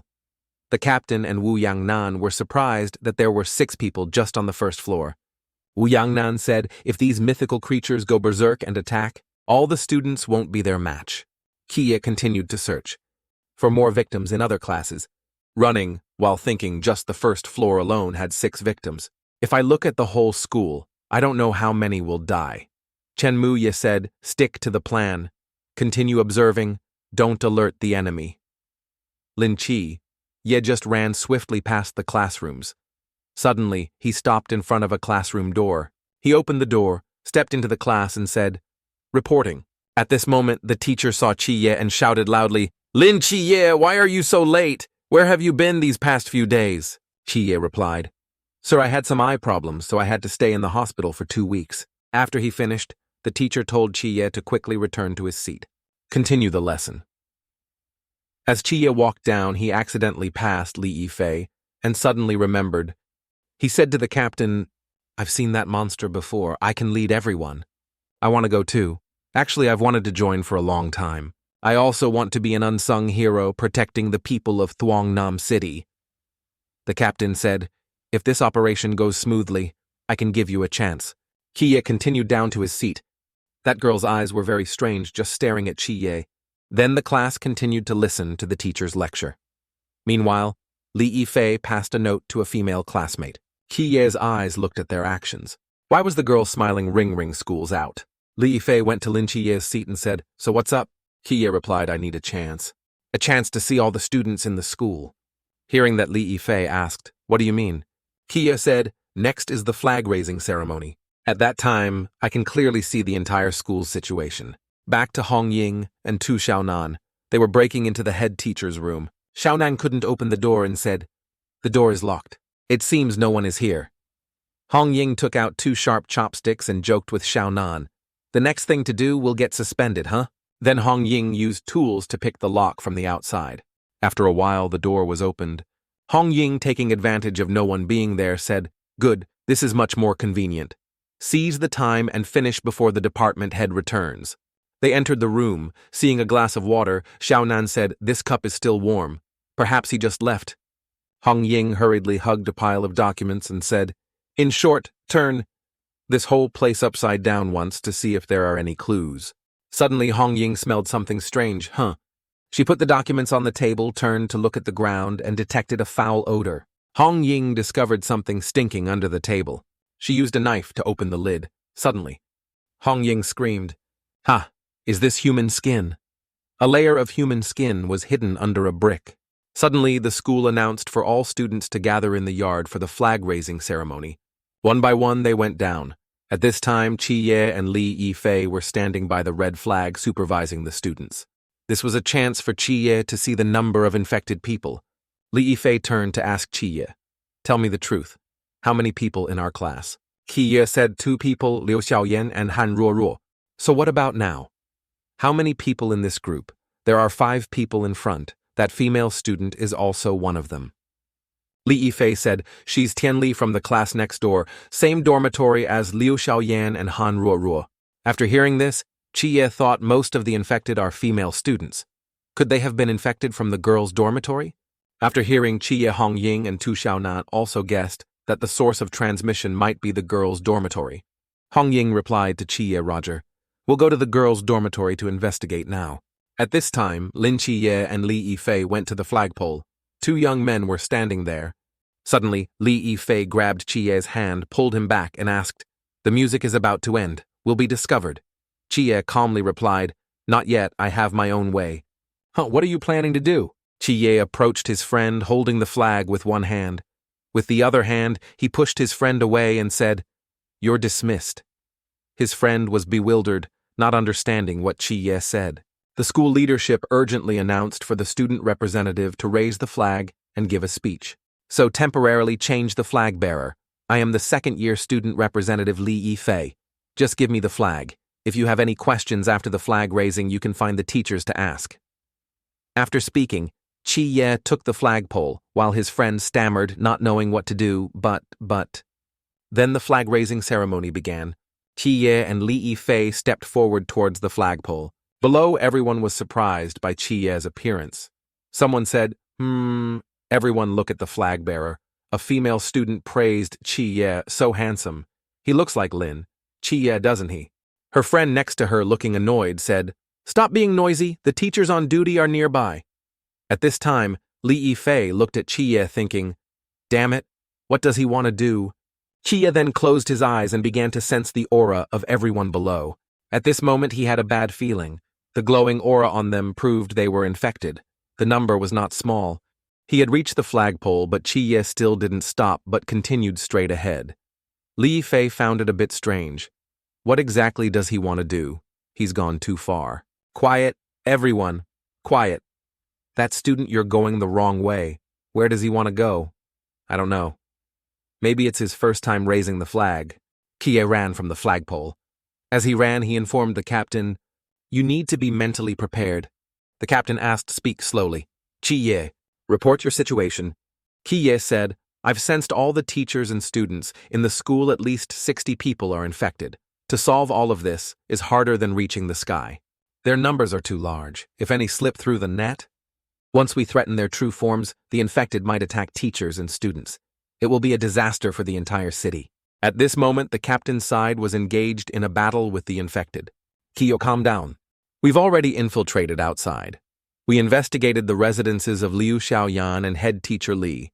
Suddenly, the snake opened its mouth wide, spitting out a purple poison aimed at the captain, fighting, dodging the poison, and listening to teammates' reports. All their family members are infected. The poison splattered on the photo of the head teacher and Liu Xiaoyan. Just looking at it was terrifying. At this moment, the snake lunged, attacking the captain. He calmly slashed, thwack, severing the snake's head. "We are purging both sides to prevent leaks." The captain kicked its face with a thwack. With his right hand, he used the sword to stab its eye directly. It was now severely injured. "The situation is more serious than we thought, so we will investigate the relationships of the infected to prevent spread from them." After hearing this, the captain said, We temporarily cannot send support to your side. The school matter will be handed over to everyone. After dealing with the snake, he used a cloth to wipe his dragon saber. He thought this time the enemy is very difficult to deal with. No need to hold back, no need to hide. Find their true forms in the shortest time possible. After speaking, he left. Li Yifei then heard someone say kill, but just stared blankly without responding. As for Leng Xuan, I will deploy the Boundless Void Realm second. A separate building will be established. Everyone can focus all their efforts on fighting. Li Yifei rushed to the target and said, I understand. At this time, Wu Yangnan and Chen Mu continued to the next unit. Wu Yangnan asked, First time on a mission and already encountered such a big incident. Isn't it a bit difficult for someone? Mu, you said that Xiaozi is not like you and me. He has potential, a good mindset, and resilience. What we need to do is clear a path for him to an arena. Don't hold back. I can still practice for another hour. He will reach for the sky himself. In another scene, Chi stood in front of the girls' dormitory and reported to Hong Ying. Hong Ying, the flag-raising ceremony is over. A large number of female students are returning to the dormitory from here. They're about to arrive, withdraw quickly. Hong Ying and Tu Xiaonan were trying to pick the lock. Hong Ying said, Chiye, are they all infected? I can't sense it, but there are definitely infected people among them. You two be careful. The girls were slowly entering. They were still trying to unlock the room. Danger was approaching. They were being eyed by the female students. Who are they? I don't know them from another class, huh? Hong Ying then tried to show off her huge bust to attract attention. A female classmate approached and asked, Hello, may I ask, which class you two are in? Hong Ying replied, I'm here to find classmate Wang Nan from class 6, but I forgot to ask where her room is. More female students slowly approached Wang Nan. Our class doesn't have this person. Are you mistaken? Isn't this the third-year dormitory? Oh, I see. After saying that, Hong Ying grabbed Xiaonan's hand and hurriedly left. Sorry bothered you all. The eyes of the three girls were fixed on them. Suddenly, a female student blocked Hong Ying's path. Don't rush. She placed her hand on Hong Ying's cheek and said, Why didn't I know there was such a beautiful older sister in our school? Pure features, beautiful skin, truly admirable Hong Ying then sensed something was wrong. Wait. Another female student pulled up Tu Xiaonan's shirt. You're so cute. Tu Xiaonan turned back to ask Hong Ying, What should we do now? It turned out they were the ones who had been assimilated. Tu Xiaonan's life was in danger. She screamed in fear. On this side, Hong Ying was also trying to escape the remaining female student, because she had also transformed extremely dangerous. Meanwhile, the monster's sharp teeth approached Hong Ying's neck. At this moment, Hong Ying gave a slight smile. She threw her suitcase to the ground. The impact caused Hong Ying's weapon to spring out. This seemed to be prepared beforehand. In an instant, the weapon was fully assembled in her hand. In less than 3 musical notes, a blow landed. Hong Ying had finished off one. That monster was left with only a bare skull. Wherever Hong Ying went, flames blazed. Those who were assimilated were all burned to ashes. At this time, 2 monsters turned to look at Hong Ying. Hong Ying twirled her staff, aiming straight at the 2 monsters. Sizzle. They were burned to ashes in an instant. Scared me to death, they are so terrifying.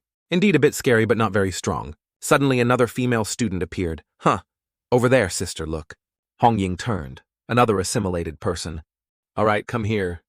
Just you guys aren't enough for me to fight. Suddenly the number of people increased all at once. Tu Xiaonan looked worried for her life. They approached, surrounding all paths. Hong Ying was worried. What now, more and more? 0.18 of them.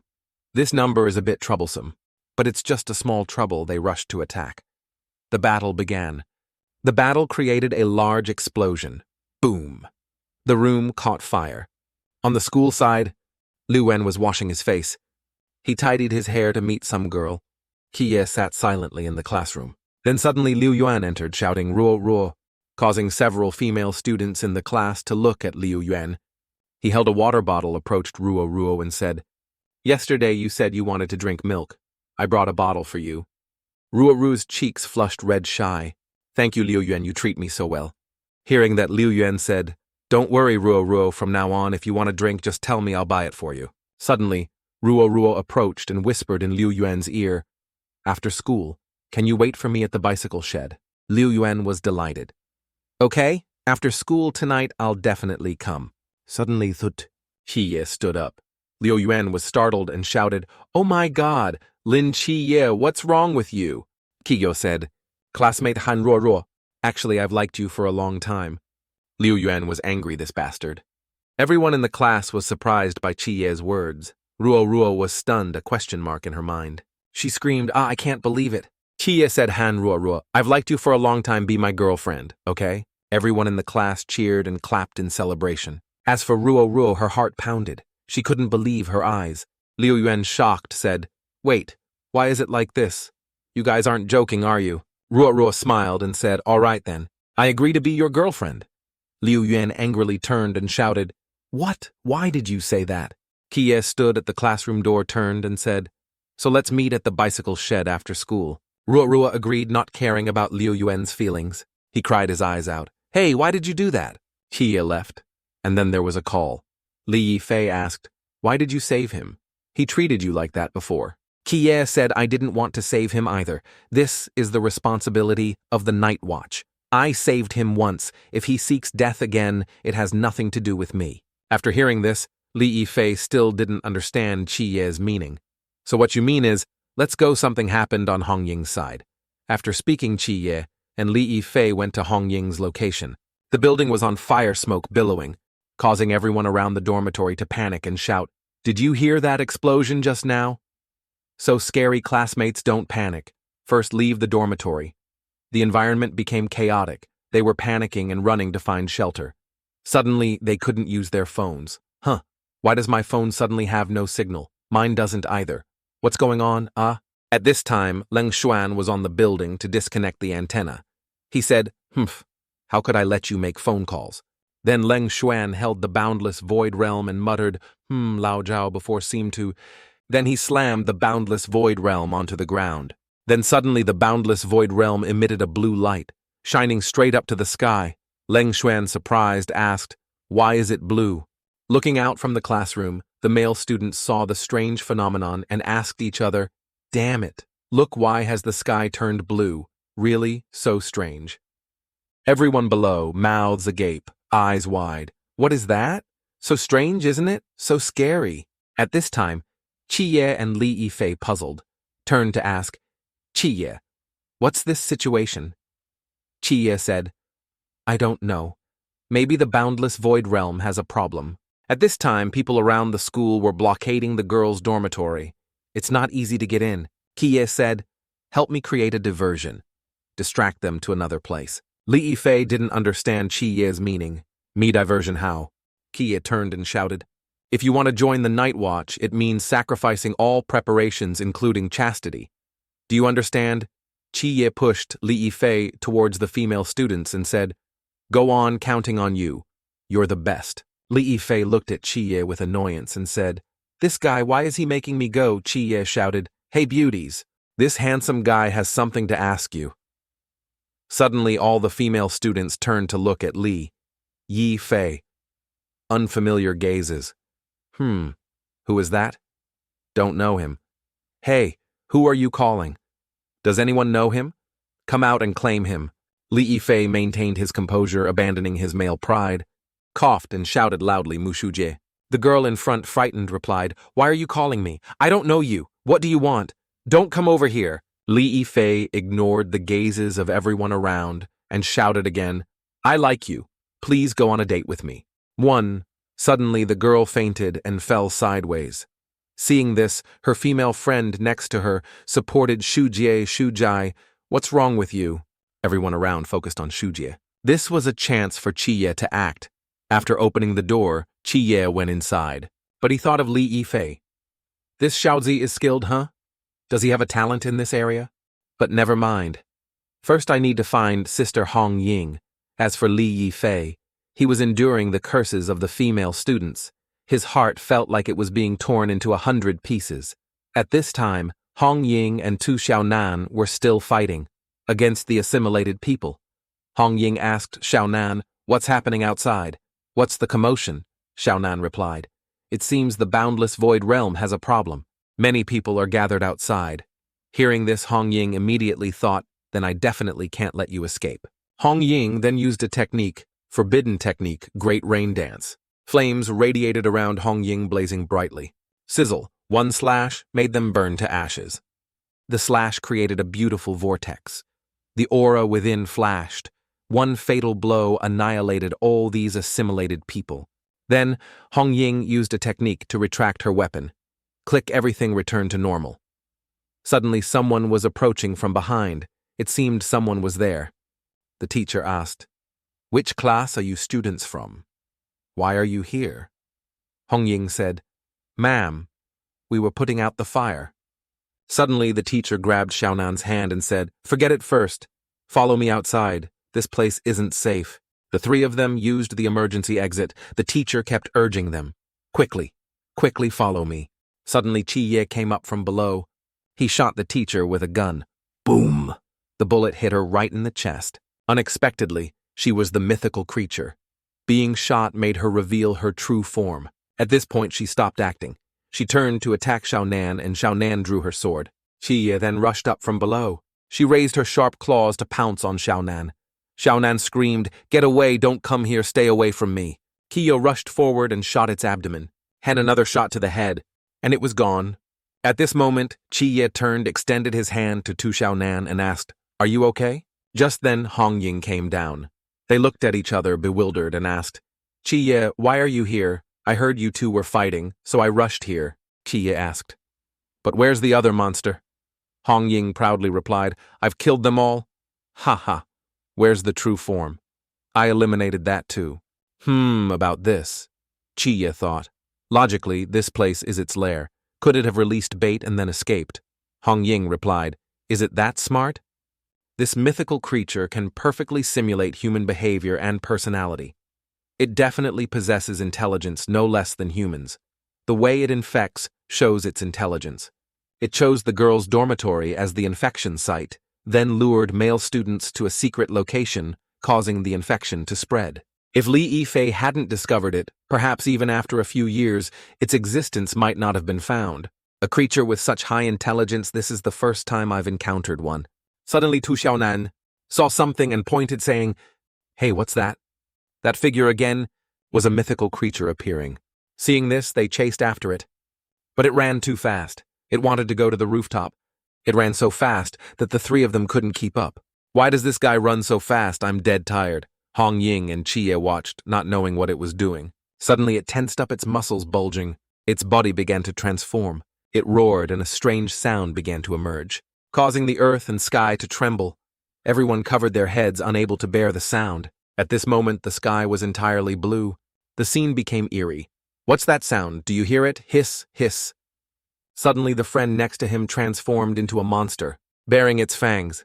It lunged at the male student as if to swallow him whole. It turned out that sound was the call of the horde. Those assimilated would become vicious demons, attacking people around.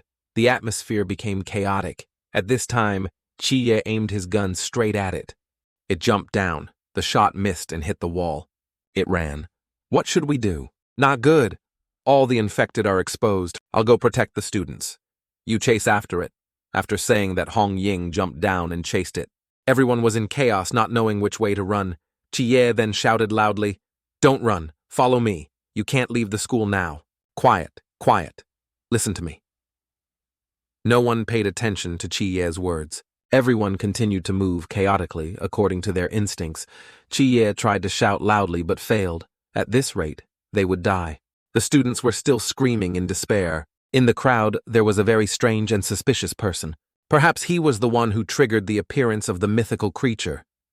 Chi Ye then remembered Leng Xuan's words. "Guns are not just for killing."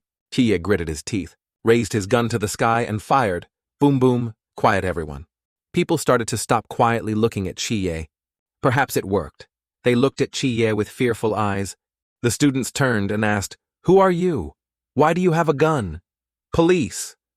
"Are you the police? Save me. There's a monster in the school." Chi Ye looked over the crowd and discovered something strange. The monster was scared, but it seemed Chi Ye had discovered him. Chi Ye slashed its face with his saber. Blood splattered everywhere. The mythical creature finally revealed itself. It died on the spot. Chi Ye successfully found the monster among these students. The students' mouths were agape in surprise upon seeing this scene. The monster slowly revealed itself from under its human disguise. Kia kicked its face with a thwack, then said, "Now among us, there are no monsters. Line up and go out the school gate for me. If I see anyone not following my orders, don't force me to break through." They quietly lined up and slowly proceeded out of the school gate. There was still one more monster hiding among those students. It seemed Chiye couldn't control it. Leng Xuan at this time was fumbling with the boundless void realm, pointing here and there. Chiye reported the path might be blocked. "I'll go save people." Leng Xuan, hearing this, said, okay." Chiye heard a strange sound and asked, "What's wrong?" Leng Xuan replied, "I'm not familiar with this boundless void realm. It seems I've encountered something strange. Is there any effect? I'll research more." Chiye said, "It's okay, but it's still blue, a bit familiar. Now it looks like the apocalypse." At the same time, in the student building on the 5th floor, they were resisting in the classroom. The male students used desks and chairs to block the entrance, preventing the monsters from getting in. "Hurry, hurry, add more. Don't let them have a chance to get inside." "Where are the female students? Stop screaming. Go and bandage the injured." By now everyone was quite tired. The male students tried to encourage the female students. Li Yifei spoke up. "There are still a few people trapped on the 3rd floor. Male students who still have strength, follow me to save them." All of them grabbed whatever was left in the classroom to use as weapons to fight the ferocious monster. Li Yifei quickly made a sturdy rope. He lowered the rope down and said, "Okay, let's get ready to go. About that, we won't be in danger this time, right?" What a stupid thing to say! How could it not be dangerous? Li Yifei tried to reassure everyone, saying, "But someone has to step up anyway to show everyone the way, so don't worry." Li Yifei successfully got down to the 3rd floor classroom. He looked around inside the classroom, then shouted, "It's safe, come down quickly." Li Yifei then led everyone outside. "How is it outside? Is it okay?" They observed from a distance and spotted a monster there. Li Yifei said, "There's one over there. It looks like it wants to get into the classroom. Could there be 3rd floor students hiding in there? Whether there are or not, let's kill it first, then talk. Follow me." After saying that, they moved forward. Hearing a noise, the monster turned and roared. Li Yifei charged forward with his axe and struck the monster's shoulder. Seeing this, 3 male students rushed to help him. Yeah, die quickly." The 3 of them looked at each other and said, "Is it dead? Did we really kill one, Li Yifei?" Then commanded everyone, "Hurry up. Take this chance to save people." Li Yifei banged on the door loudly. "Hey, is anyone in there? I'm Li Yifei from Class 2. The monster outside has been killed by us. Evacuate with us quickly." Just then a figure appeared. She said, "Retreat, where we've dealt with the monsters on the 5th floor and set up a defensive line. Our people are hiding there." She was in Qingyu. She asked, "Right now all the monsters are concentrated on the 4th floor. How do we get to the 5th floor?" "We used a rope to climb to the 5th floor." Hearing this, she sighed. She then pulled away the protective barrier. "There are 28 of us here. You're not planning to take all of us to the 5th floor, are you?" Li Yifei scratched his head, thinking, I didn't think that far ahead. This person was clearly trapped in the classroom, but they knew the situation well. They're really capable. She said, "You thought of saving us. I'm very grateful, but unfortunately your plan won't work. Moreover, it's possible it's a trap to lure us out." Hearing that, the friend beside him said, "If we can't save them, let's just go back. If we stay here, what if the monsters come?" Li Yifei replied, This isn't good. Let's think of another way." Suddenly, another male student behind him pointed forward and shouted, "Hey guys, look over there." There. They turned to look ahead and shouted, "It's a monster!" It rushed towards where they were standing. The friend was scared and flustered. Li Yifei said, "Don't be afraid, let it come. There's only one." Suddenly, he ran away from this place and shouted, "No way, I want to go back." The friend ran to where the rope was earlier to escape. Li Yifei shouted, "Hey, you don't run. Come back here." Sob, I want to go back." Just as he grabbed the rope, the monster arrived. Seeing their friend in danger, the other 3 rushed to help. The monster lunged, opening its mouth full of sharp teeth. It pounced on him, bit his stomach, and jumped out the window. It was over. Li Yifei was a step too late. The 2 of them perished together. Li Yifei. This is bad. It seems to have been attracted by the sound. What did you say? Li Yifei looked out the window and saw the rope had snapped. What do we do now? There are monsters on both sides. We're surrounded. Li Yifei quickly think of something. Li Yifei say something. At this moment, Li Yifei had no idea what to do, just stammering, I. Suddenly, someone called out to the three of them, "Hey, you guys." And Qingyu opened the door and shouted, "Quick, come over here, hurry up." "Hurry, run inside, get in." The three of them scrambled inside, having no other choice. The monsters lunged, sticking out their tongues and baring their teeth as if wanting to swallow them whole. "Quick, close the door." Accidentally, a male student broke the glass of the door. Crash. The situation was critical. Everyone rushed forward. "Quick, barricade the door. Don't let them break in. Bring the desks and chairs." It was over. The monster took advantage of the broken glass and pounced on all the young men inside. They scattered in panic. They had successfully gotten inside. The air was chaotic. "Block them. The monsters are in. Help. Stop shouting and come help." A leading monster was slowly advancing with its minions. They were trying every way to get all of them inside. At this moment, people tried to reassure each other. "Hold on. They can't get in. Keep trying. Don't worry, we're guarding it. It's okay. Hold on." The female students were scared, trembling and hugging each other. Suddenly, a strange sound was heard. Thud, thud. The leader had broken down the door and was entering the classroom. And Qingyu froze at this sight. "It's in. We're doomed. Doomed." It lunged, targeting the female students. Just then, Chi-Ye also arrived. He was covered in the monster's blood, holding a sword. Chi-Ye slowly approached to rescue them. Still a whole pack. "Hey, you lot, come play with me." Provoked, they turned their attack towards Chi-Ye, but these small fries stood no chance. Each slash from Chi-Ye easily sent them to the promised land. A golden aura emanated. From Chi-Ye's body, this light was so dazzling that the monsters had to shield their eyes. Cut to this side, Li Yifei's group still didn't know what was happening outside. They were extremely bewildered. After dealing with the small fries, Chi-Ye headed straight for the room where Li Yifei's group was hiding. Along the way, he didn't know how many more monsters he had defeated. This caught the attention of the leader, who stared intently at Chi-Ye with eyes full of killing intent. The noise Chi-Ye made was so loud that their group peeked out to observe. Before them, Chi-Ye was confronting the leader. Chi-Ye's aura was like he wasn't afraid of anyone. Before Chi-Ye could react, the monster leader lunged to attack. Chi-Ye quickly dodged successfully and also conveniently slashed its body a few times.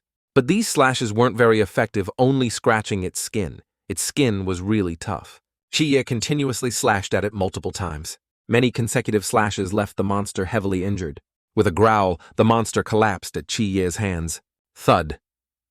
The monster lay on the ground. Chi-Ye aimed his sword straight at its head. Stab. One sword strike to send it to the afterlife. The leader was dealt with. Everyone stared at Chi-Ye, all surprised by his talent. Indeed, the training with the captain was not in vain. Li Yifei ran out. "Chi-Ye, you're finally here. I thought you'd abandoned me." He hugged Chi-Ye tightly, crying like a child. "Me and everyone held on until now. We almost fell for the monster's trick." "Friend, your classmate came to save us." Chi-Ye said. "You could say that." "Right, what's your name?" Qingyu. Chi-Ye exclaimed. "Qingyu. You're the Qingyu who's top of the city." Qingyu replied, "Some achievement not worth mentioning." Qingyu picked up some of the monster's blood, examining it as if studying something.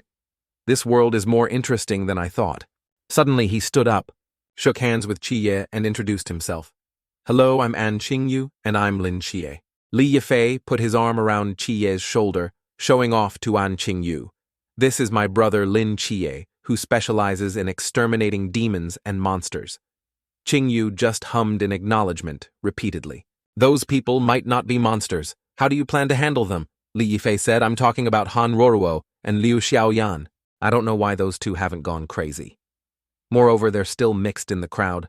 I found a reason to isolate them in another classroom with guards." "You did well. Luckily, you were here. Otherwise, the casualties would have been much higher." Li Yifei was pleased and asked, "My performance was that good. Can I join the night watch, right?" No problem. Now is not the time to talk about these things." At this moment, Chi-Ye and Li Yifei led all the students out. "Just take everyone to the auditorium first. It's safer there." Scene changed to the auditorium area. They brought all the students inside. Chi-Ye asked Sister Hong Ying, "How are things on your end?" Hong Ying replied, "Couldn't catch it. I chased it halfway across the school. Then it ran into the forest behind the school and disappeared. The main body isn't dead, so this won't end. Even if we kill all the monsters, we can't catch the main body. Xiaonan is searching for the monster's whereabouts. As long as the boundless realm is still active, it won't be able to escape the school. That's right.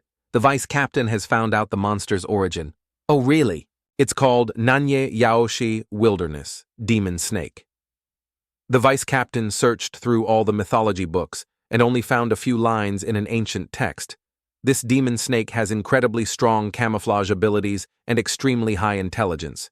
It can infiltrate humanity. After it swallows a creature, it will implant a snake parasite into that person's body to manipulate their actions. Eventually, it will control all of humanity, allowing its demon snake offspring to continue its lineage. The infectivity of the demon snake also has limits. The main body can produce one snake parasite a day, so that's how it is. Qiye talked as he walked forward, and Qingyu was always following behind him.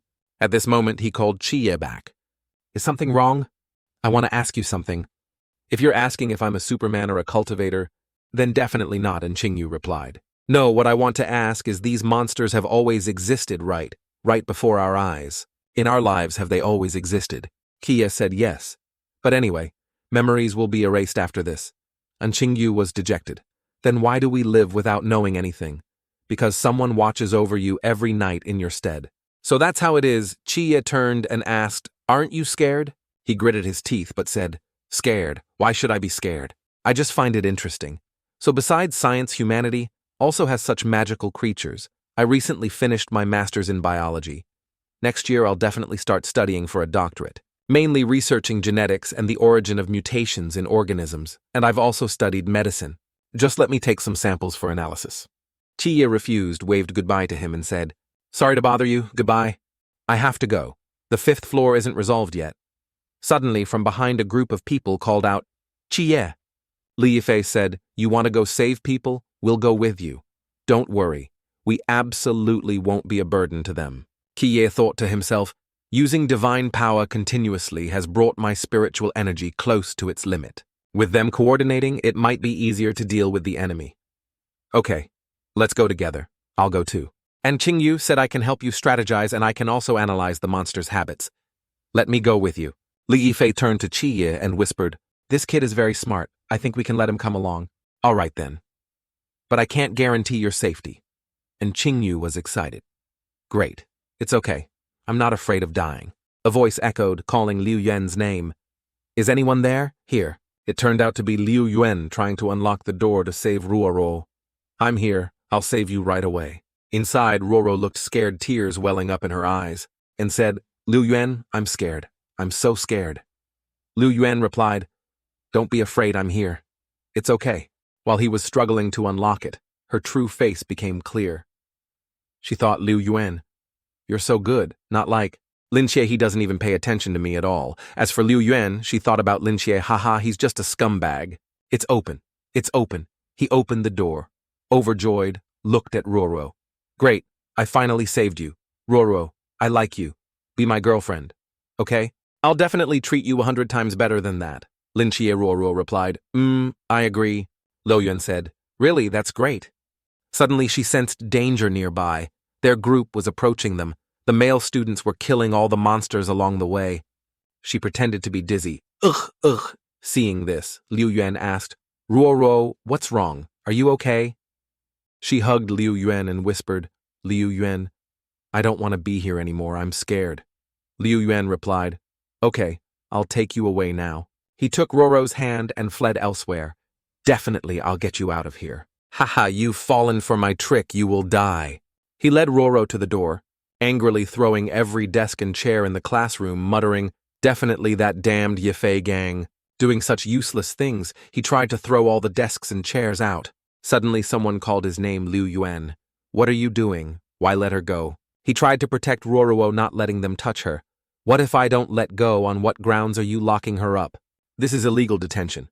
Not letting me go is against the law. The male students were bewildered by Liu Yuan's actions. At this moment, behind them were Hong Ying and Si Xiaonan. Si Xiaonan asked, why was he released? What do we do, or wait for Li Yifei to come back? Hong Ying replied, he's been gone for so long, nothing will happen, right? Suddenly, a strange sound was heard. Hiss, hiss. The monsters were rushing over. Liu Yuan at this time tried to protect Ruoruo to the end. The other 3 male students shouted, "This is bad, quick block them." The monster stuck out its tongue, targeting the 3 male students. They immediately ran. "Quick, run back to the classroom now." The monster lunged, grabbing with its sharp claws. "Am I going to die here?"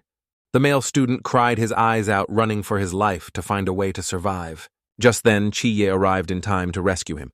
Chi-Ye flew swiftly towards the monster. He used his sword to stab straight through its head. Whoosh! Its head fell off.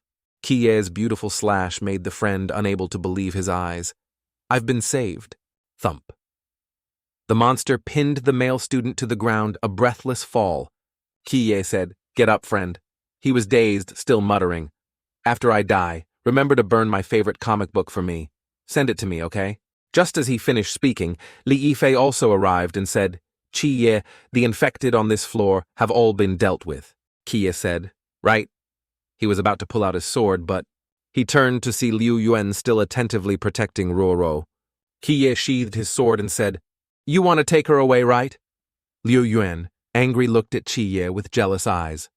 "Yes. Let me tell you, don't even think." Chi-Ye replied, "I'm not stopping you." The 2 of them were surprised by Chi-Ye's decision to agree. "You can go. Hey, don't regret it." "I won't. I wish you 2 happiness." "Everyone living on the 5th floor is here?" Chi-Ye said, "No, I've sensed it. Take them to the auditorium. When everything is over, you can leave." Li Yifei set off. "All right, I'm going." At this moment, Qingyu whispered into Chi-Ye's ear, "Chi-Ye, I've discovered something." Chi-Ye turned and asked, "Are you sure?" And Qingyu replied, "Not sure. I don't understand these creatures very well. I can't make an accurate judgment.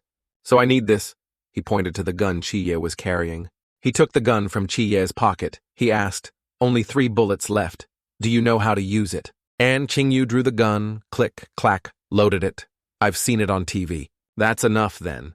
Perhaps your skill level could be even better." And Qingyu said to Chi-Ye, "You go back to the auditorium first. I'll go find the main body of Nanya Yaoshi." He held the gun in his hand. "Hopefully I won't need to use it." Wherever he went, Li Yifei would show off, boasting, "You guys don't know, right? My brother Chi-Ye killed those monsters with 1 slash. They asked, 'Really? That's amazing.' Someone saw Chi-Ye running in another direction and said, 'Yifei, where is your brother going?' As he ran, he contacted his teammate Leng Xuan. Did you see that?" At this moment, Leng Xuan was in the building opposite their school. He used a sniper rifle to observe the situation inside the school from afar and said, "I see it." 2 students ran north, then entered a nearby construction site. "North." Hearing that, Chi-Ye ran quickly to Liu Yuan's location. He stood in front of a building. On it were 3 characters, Meiyu, Lu Charm, Jade Pavilion. It seemed he had found the main body.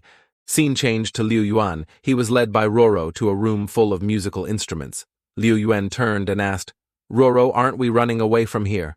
She signaled to Liu Yuan, "Come here. What's the point of going out? It's better here. We can still do a few more meaningful things." She hugged Liu Yuan passionately. He was timid. This isn't right." "What's not right? Could it be you don't want to be eaten by me?" Surprisingly, she revealed her true nature as a monster. But she was different from the others. She had green skin.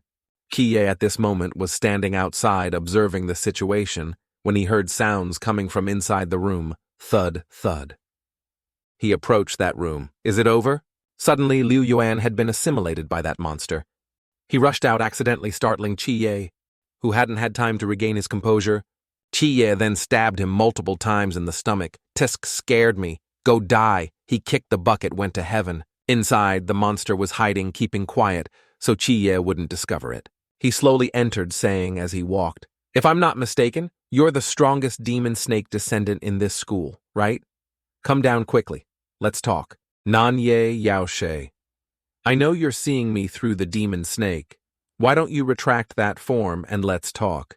Suddenly behind him, the demon snake appeared. She said, "I have nothing to say to a night watchman." Chi-Ye sat down, leaning against the piano, and chuckled, "Ha ha ha," then transformed back. Instantly it returned to its original form. "You seem to understand this society very well, don't you? Perhaps you came to this city early on, right? I don't understand with your camouflage ability. You could completely infiltrate humanity to enjoy wealth and honor. Why suddenly are you not afraid of being exposed and breeding more offspring?" She replied, Reproduction is the instinct of my race. What would a human like you understand? Even a highly intelligent creature like you can't control its instincts. It seems you really like to deduce. Then let me ask you a question. In this locked-down school, there are 3 night watchmen, Ji Geng Hong Ying, accompanied by Si Xiaonan, and the one who saw through my camouflage is you. I can't implant a snake parasite on Ji Geng, or higher. Si Xiaonan is with Hong Ying, so I have no chance to act. But if you were implanted with a snake parasite, would the night watchman find out?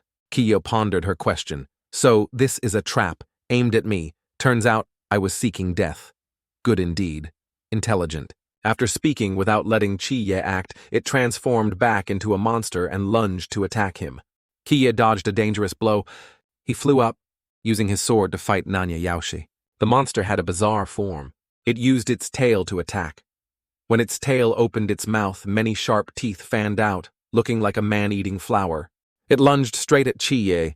Hakstor, the wall shattered. It looked like it wanted to swallow him whole. Kia said you call this the main body, not a very high strategy. Outside, Hong Ying and Si Xiaonan suddenly heard a noise coming from the school side and turned to look. Kiye at this moment used all his strength to defeat it. The demon snake formed a circle around itself, chasing Chiye. He stumbled and fell. The demon snake kept coiling its body to attack, but couldn't trouble him. Kiye's eyes lit up. He had a little bit of spiritual power left. He created a dazzling vortex using his final move on it. The demon snake used its bizarre tail to lunge and snatch his life. Whoosh, whoosh. The battle was endless, evenly matched. He slashed, zip hitting its tail. The demon snake shrieked in pain, growling. It then used its tail to attack Chiye.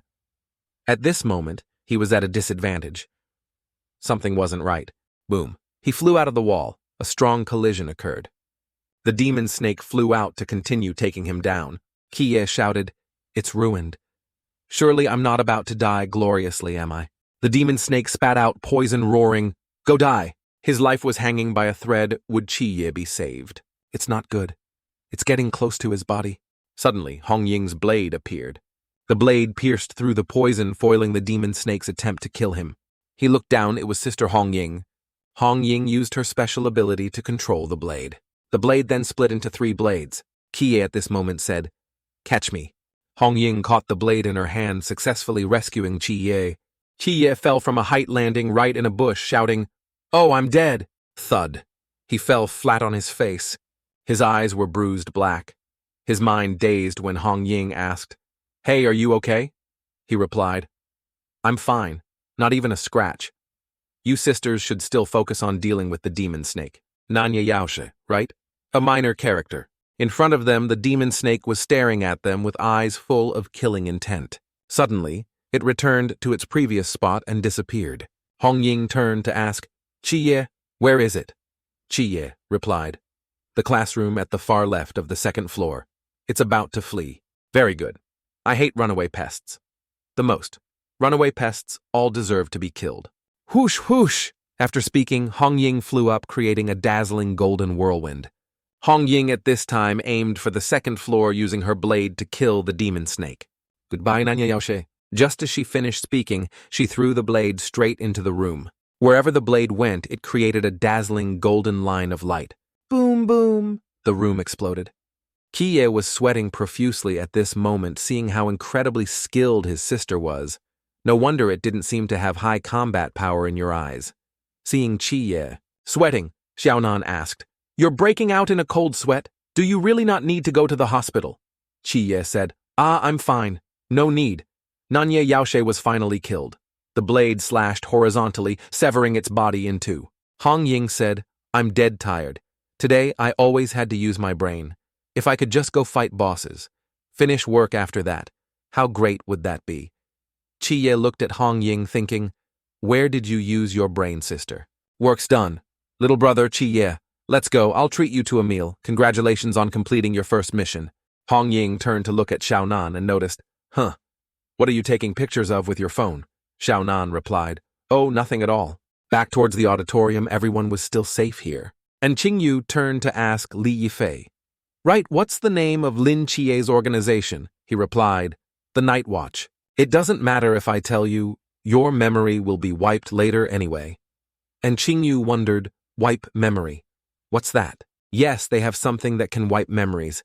If someone really revealed this to the outside world, it would be very troublesome. An Qingyu asked, "What about you? Then do you need it?" Li Yifei replied, "Of course not. After this incident is over, I'll be a member of the Night Watch. Are there any conditions to join them? What you want to join too? Yeah, it's not that easy. Their standards for recruiting people are very high." Suddenly, the two of them turned and saw. Li Yifei asked, "How did it go?" He replied, "Success. We've killed the main body of Nanye Yaoshe. Everything is resolved." Everyone burst into cheers overjoyed. "We're saved. No more monsters. Amazing. You really killed it." Li Yifei grabbed Chiye's hand and said, "Chiye, this time I've made such a great contribution. Joining the Night Watch won't be a problem, right?" He replied, "Perhaps." Suddenly behind him a gun was pointed straight at his head. Bunka the bullet went through Li Yifei's head. And Qingyu seemed to have understood the hidden meaning behind Li Yifei's words and shot him dead.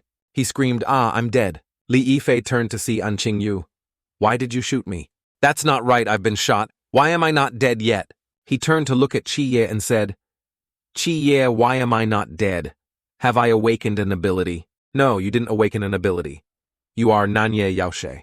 Or rather, you are a part of Nanye Yaoshe." Li Yifei shouted, "What are you saying? Impossible. How can I be a demon snake? I'm Li Yifei. This is impossible." Kie grabbed his collar. "Look into my eyes." Surprisingly, Li Yifei's entire body emitted a dazzling light. His body was slowly changing. Suddenly his hands deformed and terrifying veins appeared. He clenched Chie's hand and said, "Very interesting. How did you find out?" Chie Li Yifei's hand away and said, "Based on your realm, you shouldn't be able to see through my disguise. I truly didn't see through you, but you left too many openings. Demon snake human form, dormitory riot piano room. Everything was chaotic and illogical. If you wanted to run, why go so obviously to the piano room? If you wanted a massacre, why not expand the infection range instead of pursuing it to the root?" All of this had only one purpose: to highlight the hero Li Yifei. However, the one who truly suspected you was An Qingyu. I was very suspicious before. On the third floor we were all injured, students with no resistance yet.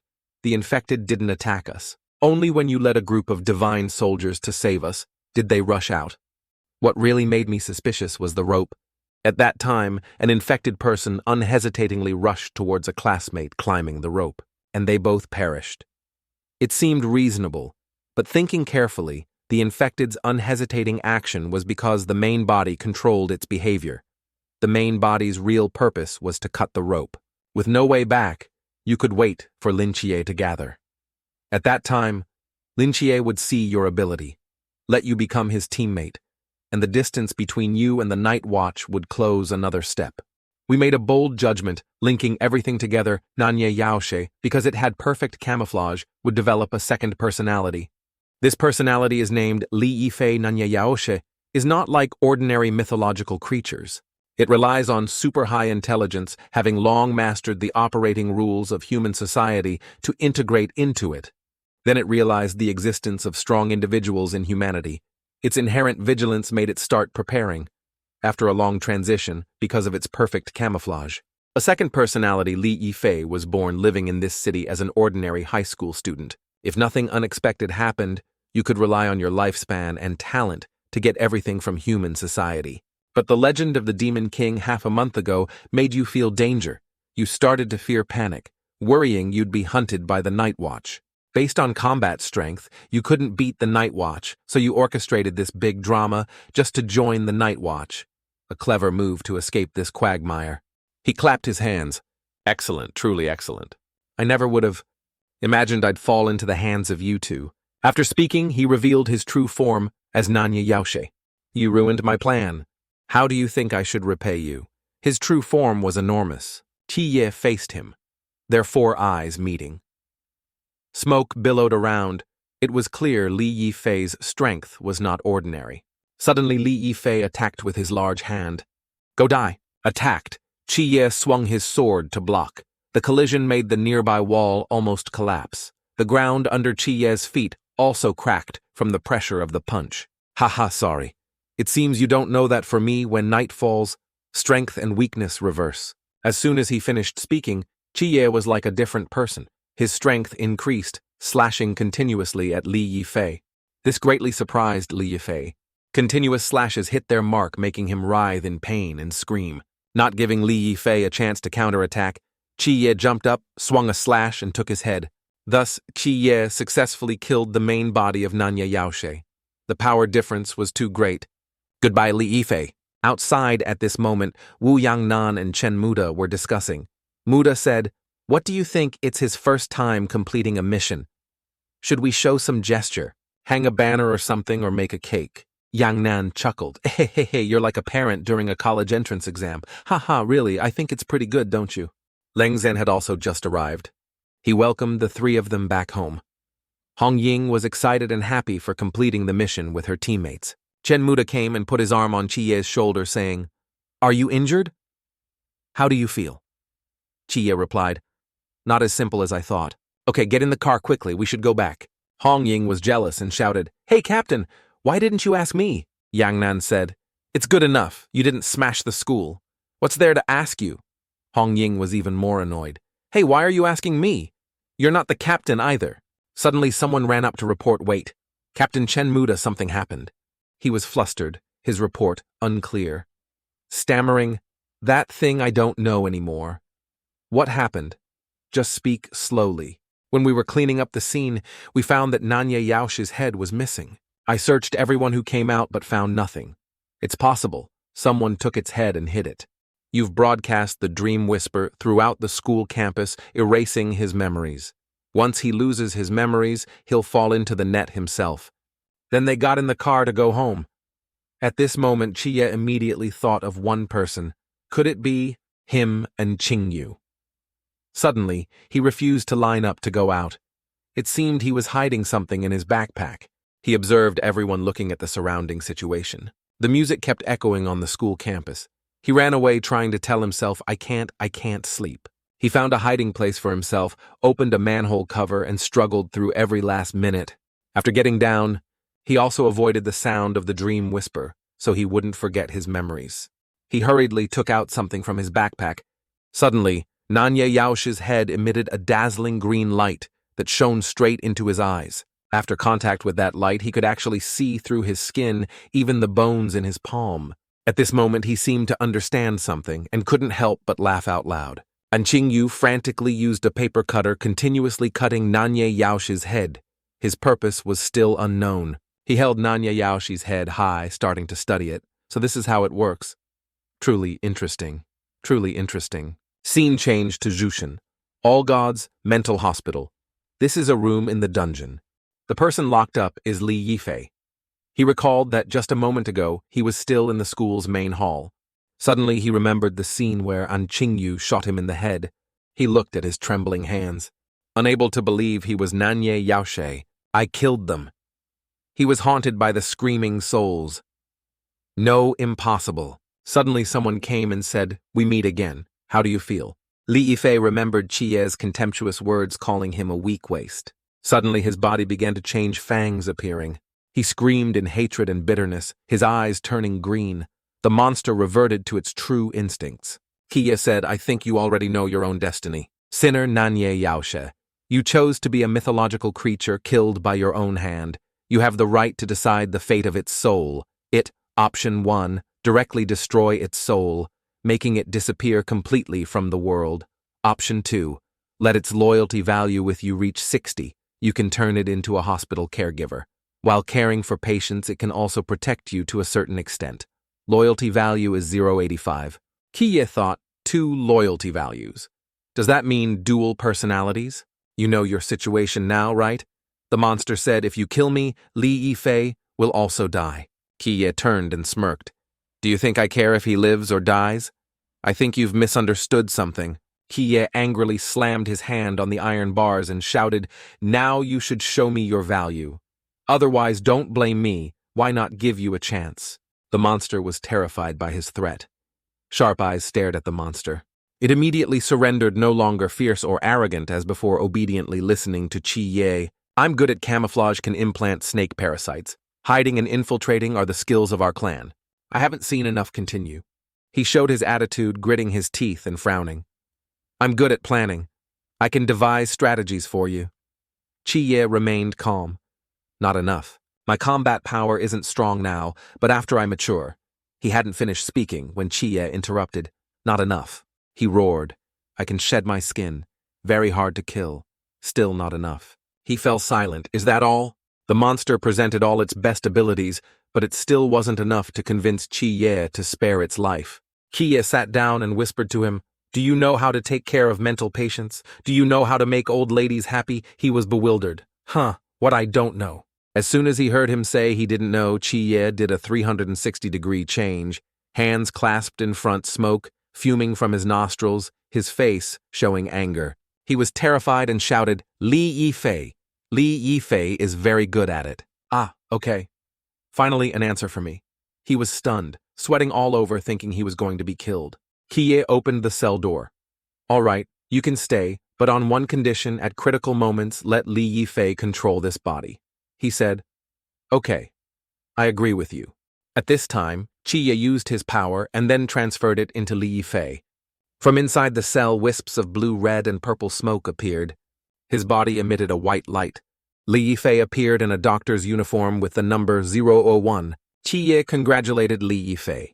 How does it feel to be alive again? He waved his hands around excitedly. It seems pretty good. Li Yifei turned to Chi-Ye and said, Boss Lin, don't push me too hard in the future. I can't take it. Chi-Ye replied, Hey, call me director. Now, I'll introduce you. Chi-Ye then led Li Yifei to another place. There was only one patient here. Her name is Niz. As for her condition, come see the medical records with me. If there's nothing else, take her to watch TV, play chess. Don't let her keep hugging the vase. He looked around, bewildered. This place, I don't know where this is. One mental illness isn't cured, and now there's Alzheimer's too. Oh my God. In front of them, Queen Heisha was still sitting on the swing, playing by herself. She smiled when she saw Chi-Ye. My good son, I found a caregiver for you, Mom. From now on, he will keep you company instead of me. Their eyes met. Li Yifei greeted her. Yes, hello, ma'am. The queen stared, wondering who he was. She sniffed a few times. Something smelled familiar. Ah, so it's my grandson. Grandma found you. The queen was overjoyed. Chi-Ye raised his hand behind him. Okay. Li Yifei quickly adapted to the environment here, sitting next to the queen, happily talking and laughing. Grandma, I missed you to death too. Chi-Ye went inside, looked at the queen's medical records. The situation for over half a month every day. I was with her talking, taking medicine. Her condition has improved a lot. It won't be long before she can reach 50%. After that, Chi-Ye returned to his training place. He meditated. During this period, cultivating according to the method taught by Wen Qimo, he had completely stabilized his Jan realm. Breaking through to the next realm probably won't take long. After experiencing a life-and-death battle, I've become more proficient in controlling the mortal divine realm. The acuity of my senses has also increased quite a bit. My reaction force has also gradually adapted to a speed of 100 shots per second. If we're talking about the biggest improvement, it's still my shooting performance. Continuous practice until now, I can barely hit an internal target within 30 meters. Unconsciously, the day of rookie training arrived. Chen Muda informed Chi-Ye, in a few days, rookie training will begin.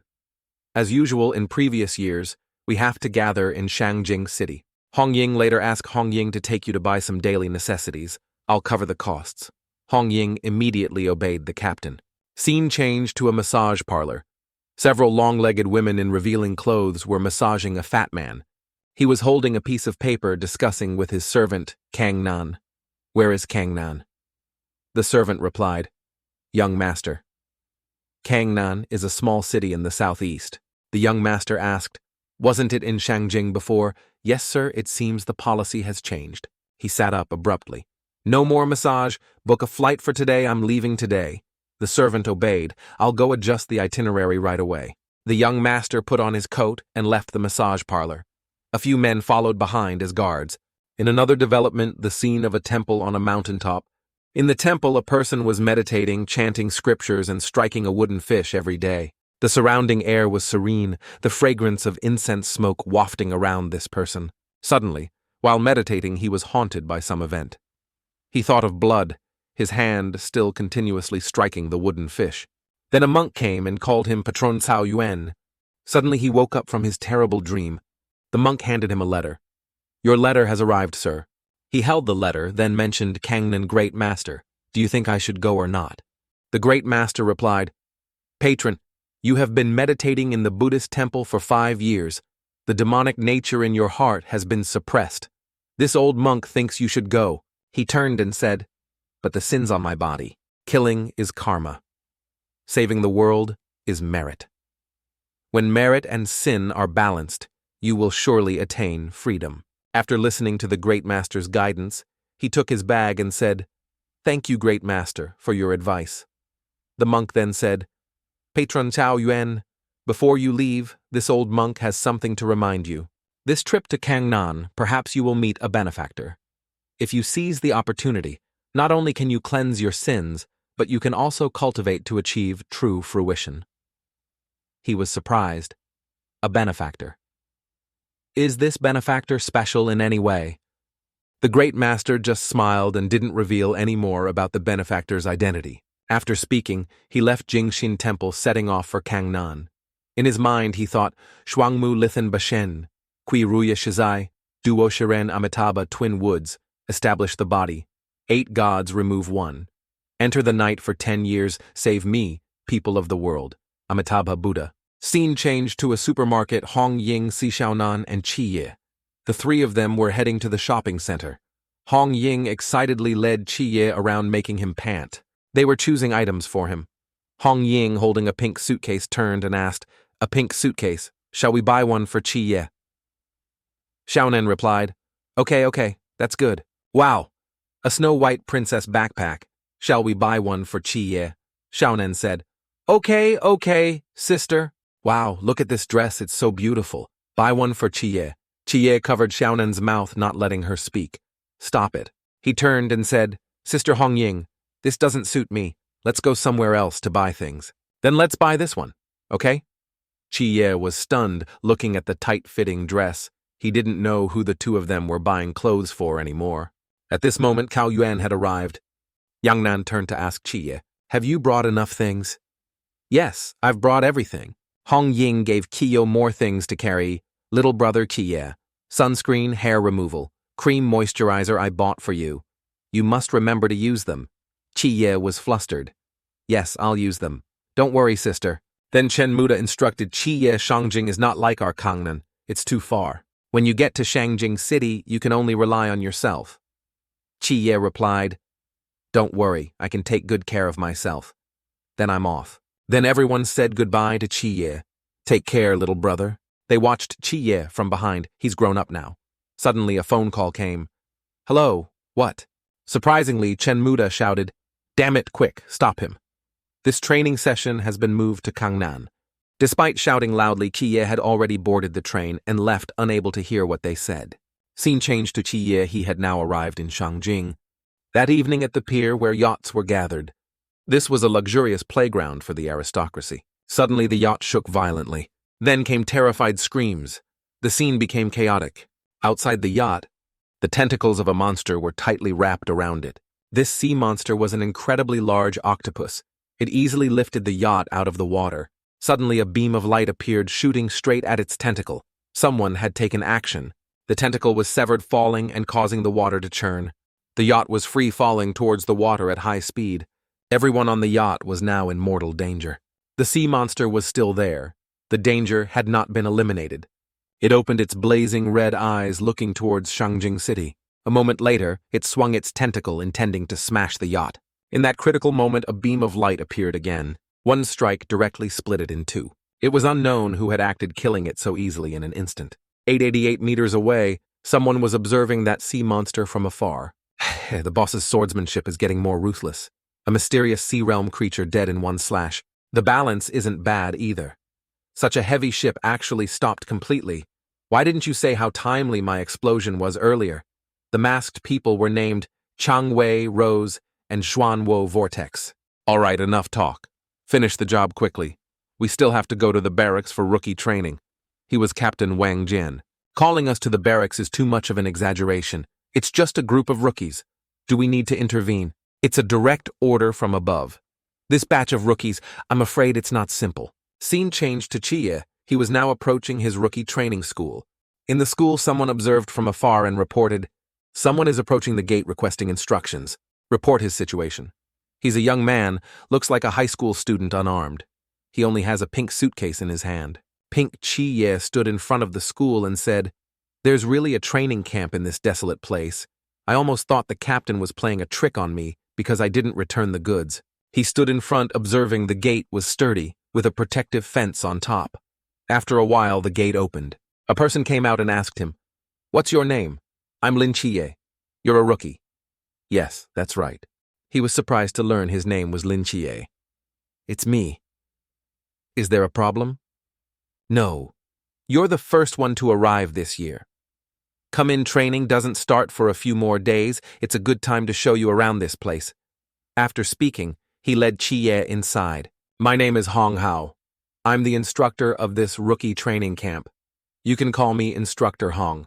This place that looks like an airport runway is the training ground. Most of the physical training is conducted here. Physical fitness is the focus of our first half year of training. You look average in build. It might be a bit tough for you then." After that, the two of them went deeper inside. Hong Hao introduced each place to Chi. "The canteen, a place you'll both love and hate in the coming year. The classroom. I don't need to say much. After half a year, you'll be taught theoretical knowledge here. The abandoned buildings on this side of the schoolyard are for mobility training, teaching you combat climbing and rope swinging. This is the shooting range. Proficiency in using firearms is also a necessary skill for a night watchman. This training camp is much larger than I imagined. Moreover, these buildings aren't tents or temporary structures. They look very sturdy. The ground where the buildings meet is also extremely flat, as if they grew out of this land.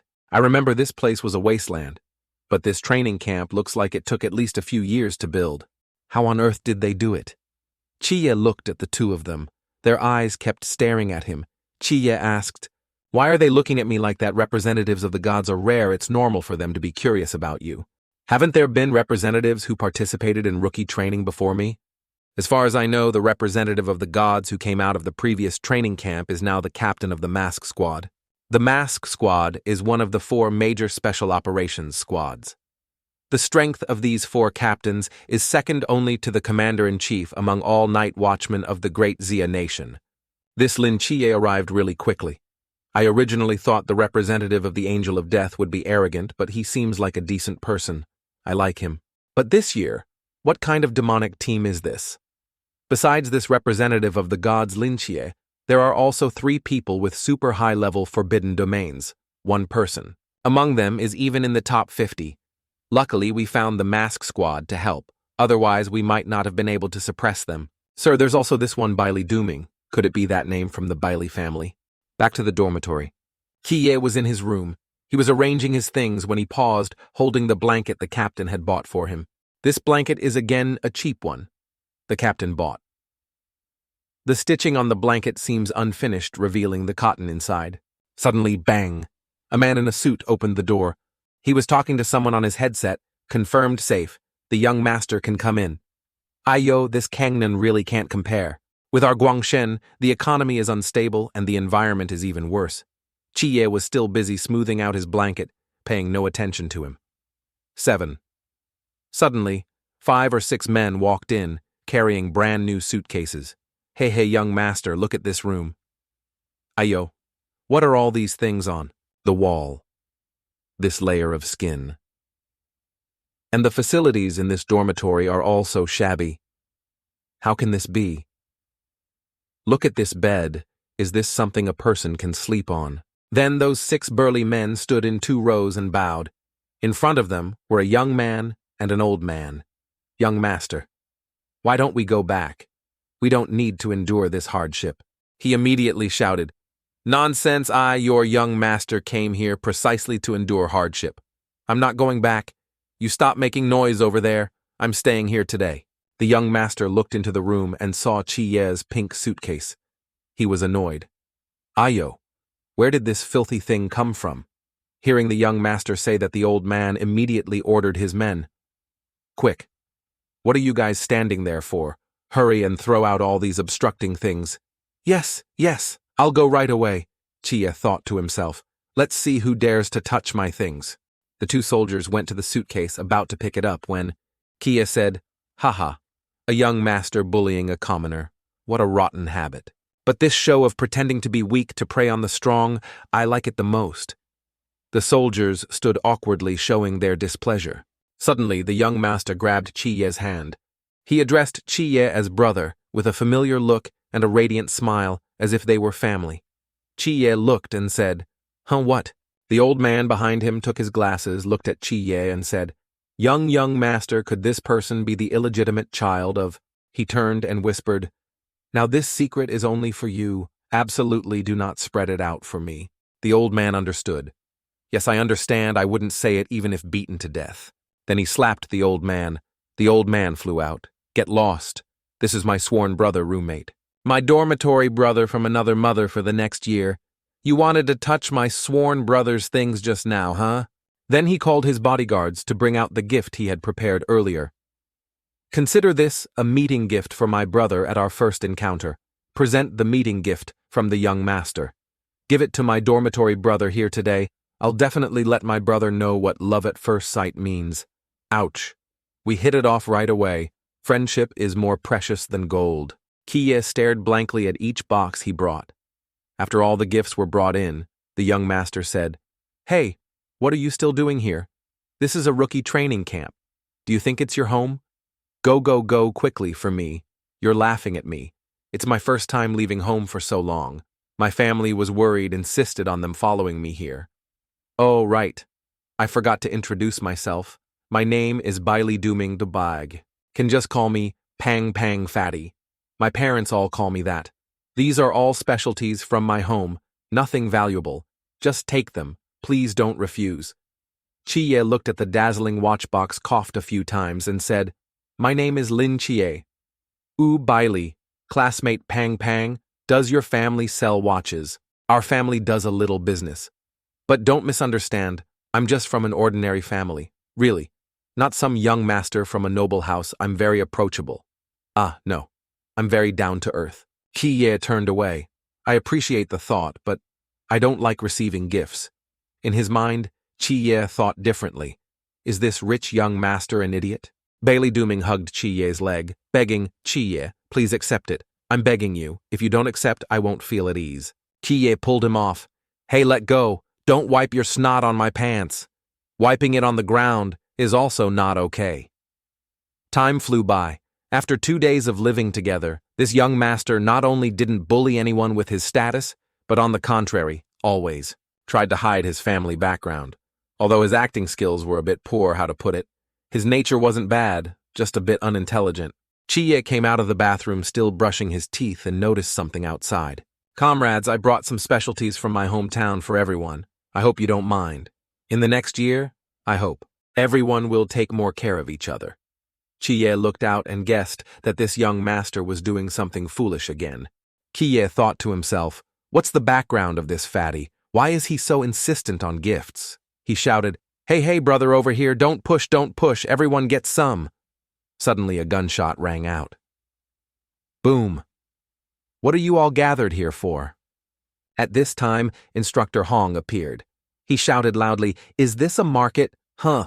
Do I need to specially invite some strippers here to liven things up? Don't think that just because training hasn't officially started, you can be unruly. I'm telling you, once you're in here, you're soldiers. Soldiers must have discipline." The young master trembled in fear. He asked him, What are you doing?" "I am strip dancing. Do you like it?" "This is the first time. I'll spare you this once. Next time, if I find anyone gathering and causing trouble, see if I don't train you to death." "No. If you don't believe me, come find me and try, everyone, all of you. Gather at the training ground in 15 minutes. Understood." After that, they gathered outside. Instructor Hong stood on high and shouted loudly, "Stand still for me, rookies. Welcome to the Tan Bin New Soldier Training Camp. I know you are all geniuses from all over Great Sia, either possessing forbidden domains that ordinary people dream of, or having skills that have reached their peak. Perhaps some even have globally shocking backgrounds. But from the moment you step through this door, you have only one identity: a raw rookie. No, you now are not even raw rookies. You are trash. Rubbish. below. He spoke, but among the rookies, some were dozing off. Others listened attentively, but didn't seem to absorb anything. Do you feel you have strong forbidden domains, extraordinary abilities, a bright future? Do you feel, I can say you are weak, your realm is low, but I can't say you are trash. Rubbish, right? Nonsense. I'm not wrong at all. Based on your current state, even if you encounter a different hybrid human realm, you're only slightly better than trash. If you meet truly strong, mysterious beings, you can't even withstand a single move. Xiao Yuan at this moment disagreed and showed his attitude. Humph, he asked. Someone's not convinced? He immediately raised his hand to vote. I'm not convinced. The crowd behind saw him vote and immediately raised their hands in agreement, shouting, I'm not convinced either. Me too and me. The fatty friend patted Chiye's shoulder and asked, Chiye, what about you? I'm convinced. Why? Because he's not wrong. In front of truly strong, mysterious beings, we now are not even as good as ants. Pang Pang immediately followed Chiye's lead. Hey, if you're convinced, then I'm convinced too. Instructor Hong replied to them, All right, since so many of you are unconvinced, I'll give you a chance. Each of you sees your opportunity clearly. Don't say eating barbecue on the plane is delicious. Captain Wang Jian shouted at him. Shut up and eat your food. Wearing a mask like that and you still can't shut your mouth. Signal received. Prepare to enter the field. Hey, hasn't this one landed yet? No need anymore, huh, what? Suddenly, the masked group fell freely from a high altitude unexpectedly. Below, people saw something falling and shouted, Hey, look over there. What's that? It's people. People are falling from the sky. Only Zhuan Wo was terrified, screaming for help. Help, help. The rest were extremely calm. Zhuan Wo, can you be quiet for a bit? My ears are about to go deaf. Easier said than done. Captain, that guy Yuan Gong said we have to jump out of the plane. Are we really jumping? On what basis? What if we fall to our deaths? Is your technique okay? I've recently gained a whole kilogram AP. Can you catch me, Captain? Can I make this guy die like that idiot? With me here, you won't fall to your death. No way. They've fallen here. It's the Mask Squad, one of the 4 major special squads. Falling from such a place, they won't die, will they? Captain Wang Jian used his technique to control the balance of all squad members, landing safely on the ground. Fellow rookies, hello, we are the Mask Squad. Before he finished speaking, Xuan Wu just then landed on the ground. Thud. He landed face down, making the whole squad feel extremely embarrassed. He hadn't even finished introducing himself and already didn't want to introduce anymore. Shenwo lay face down on the ground, unconscious. Suddenly, he clasped his hands together, head held high. Mask Squad's Zhuan sends New Year greetings to all you rookies. The squad members felt embarrassed for a second time. Pang Pang said, Chiye, it's still 7 to 8 months until the New Year. He's being too polite. Chiye replied, That's not the point. They lined up in a row, standing seriously. The captain cleared his throat. Ahem. We are the Mask Squad. Everyone below was surprised. It's really them. The Mask Squad. The training camp actually invited them here. Instructor Hong chuckled. Seeing you all so unconvinced, I could only invite the Mask Squad to teach you a few moves, help you understand yourselves clearly, and know what truly top-tier experts are. It's now 200 p.m. Before 9:00 p.m., all 239 rookies present, no matter what tricks you use, as long as you can remove the mask of anyone in the Mask Squad, you win. If you win, it proves you are truly formidable. This year's training won't need to proceed. Tomorrow I'll file for your graduation. I keep my word, but if no one can do it before 9:00, then it proves you are truly rubbish. From now on, throw that ridiculous arrogance and conceit into the toilet. Do whatever the instructor tells you to do. Do you all understand? Suddenly a rookie raised his hand and spoke. This isn't fair. The people in the Mask Squad are all Transcendent Realm experts, some even Sea Realm, while we are only John Realm. How can we fight? What's fair or unfair on the battlefield can? Wang Jian stepped forward and shouted, This time all members of the Mask Squad will suppress their own realm to Zhan Realm. 5 people fighting 239 people of the same realm. Do you dare? Damn it, so arrogant. All at the same realm. Then there's basically no meaning in distinguishing strong from weak. What's left is just a battle of cultivation effort. Even if the Mask Squad is more heaven-defying, over 200 of us piled up can crush them, right? That's right. We can't lose this time. the rookies shouted, determined to fight to the end with the mask squad. The weapons you need can all be found in the warehouse. Don't worry about how much equipment is damaged. No matter how much you mess this place up, we can restore it, so just fight without worry. The next 7 hours belong to you. Let me see your abilities. Chao Yuan boldly asked the captain of the mask squad. Excuse me, when can we start? He replied, wasn't the instructor clear enough just now? It has already started. A rookie used his technique to create a blazing red flame and threw it straight at the mask squad. Boom, boom. It created a large explosion, sending earth and sand flying. The rookies used all their abilities, unleashing their forbidden domain techniques, just waiting for this. Everyone charge. Let's crush them. While their group was fighting the mask squad, Chia pulled Pang Pang's collar and ran away with him.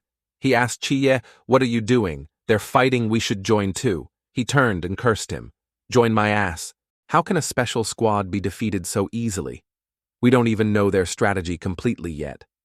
Under the circumstances of not knowing their forbidden domain, abilities and fighting methods, rushing forward recklessly is just seeking death.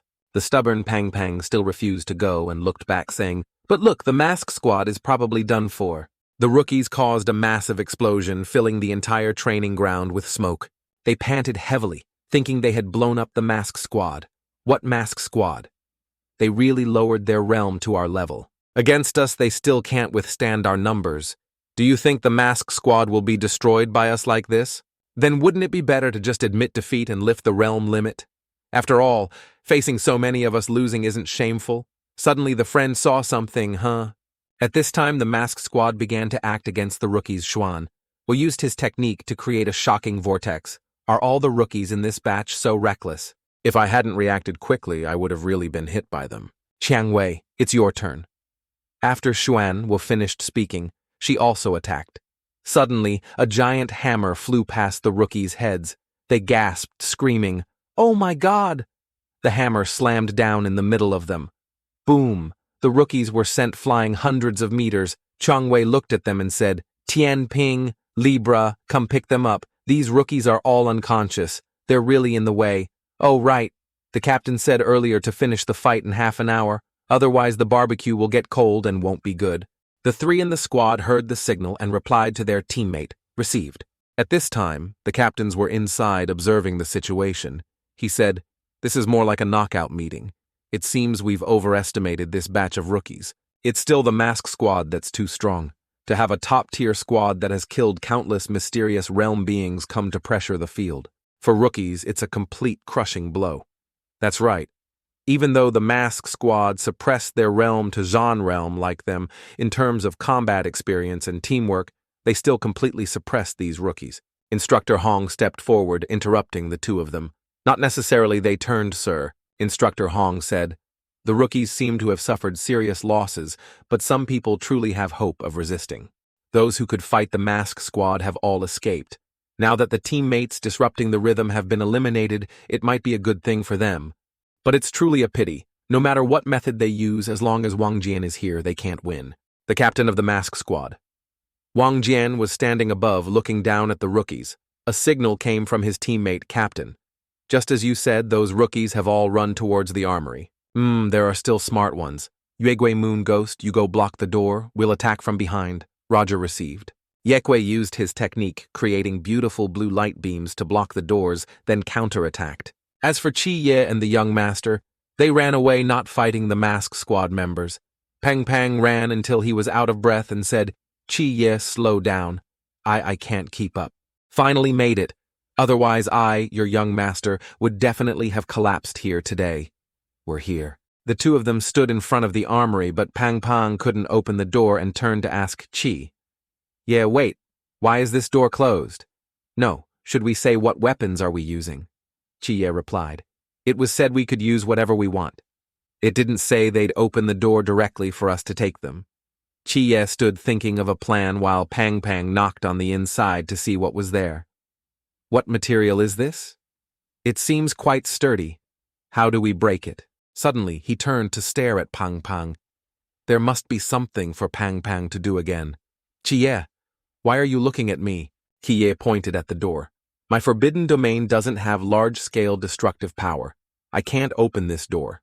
Try using your forbidden domain. Pang Pang replied again. I don't have a forbidden domain. Chi was stunned. Then how on earth did you get into the night watch? But if it's this door, it's easy to say, actually He hadn't finished speaking when someone came and told them to move aside. A girl with long, strikingly red hair looked very charming. She approached, extending her 5-fingered hand towards the door. Out. As she datj'd her hand onto the door, suddenly a terrifying whirlwind occurred, sending both their hats flying far away. Crash.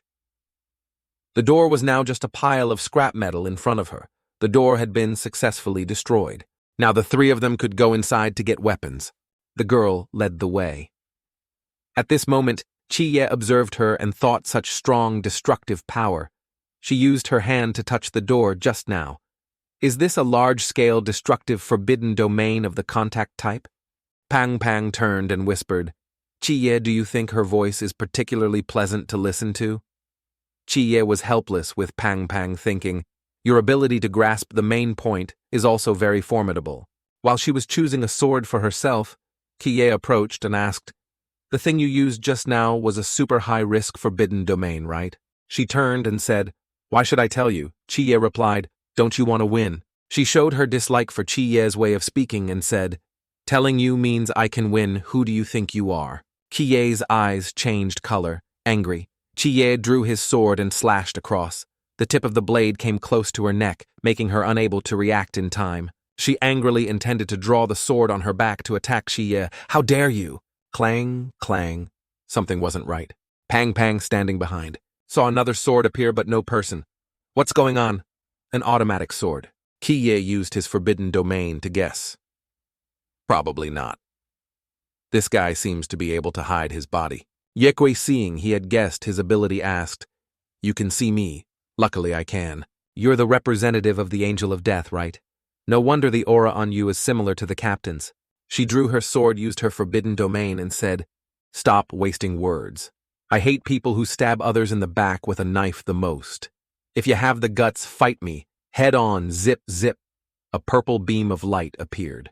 That beam of light passed by his arm, but Yuegwe seemed to know beforehand and split his arm in two to avoid this slash, able to control the vibrational frequency of objects.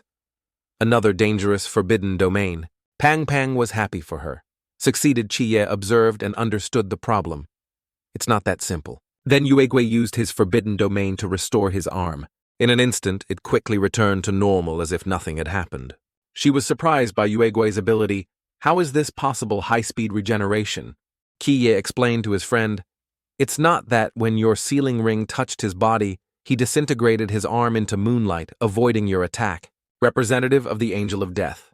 Indeed, you are the most dangerous one. Then I can only deal with you first. Yekwe heard a strange sound coming from behind him. Rumble, rumble. Another explosion occurred. The rookies rushed into the armory. Brothers, another mask has arrived. We can't miss this opportunity. As long as we can destroy his mask, we'll win. Let's open fire. Bullets flew through Yuegwe's body. He just charged straight ahead. The bullets were nothing to him. Crescent moons appeared around Yuegwe, surrounding his body. The more they shot, it was just like a breeze blowing past Yuegwe. The rookies were surprised by his ability. What's with this guy? We can't hit him. Yuegwe charged straight at Chiye. His target was him. Clang, the two swords clashed. The light from them made the rookies squint. Brother, don't do this to me, okay? Chiye's eyes turned yellow. The forbidden domain in his body began to activate. Divine pressure. Zhan Realm actually has such suppressive power. Is this the strength of a god's representative? It's ruined. The forbidden domain is suppressed. I can't moonify anymore. Taking advantage of Yuegwe being suppressed, Chiye rushed up and slashed wildly, making him unable to react in time. That Da jumped back and shouted, now open fire.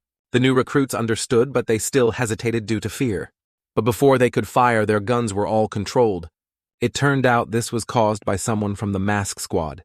The rat, hiding in the hole, has come out on its own. It's time to close the net. The new recruits still didn't know why their guns were controlled. Nguyet Kwai said, you guys arrived just in time. Facing a god's representative is not easy to deal with. Tuyanoa showed his attitude. God's representative, you're just a new recruit. Watch how your grandpa Tuyanoa disciplines him. All talk, quickly clean them up and let's go to the next place. She started to feel scared and turned to ask, "That Da, what should we do now?" "Fight them head on." That Da calmly thought of a plan, "With just us. Now we can't fight them head on. Wait for my signal later." That Da then commanded the new recruits outside, "Everyone listen to me. Even if the mask squad is more powerful, there are only 4 of them. Even if we can't win, if everyone can break through the encirclement at the same time, we definitely have a chance to escape.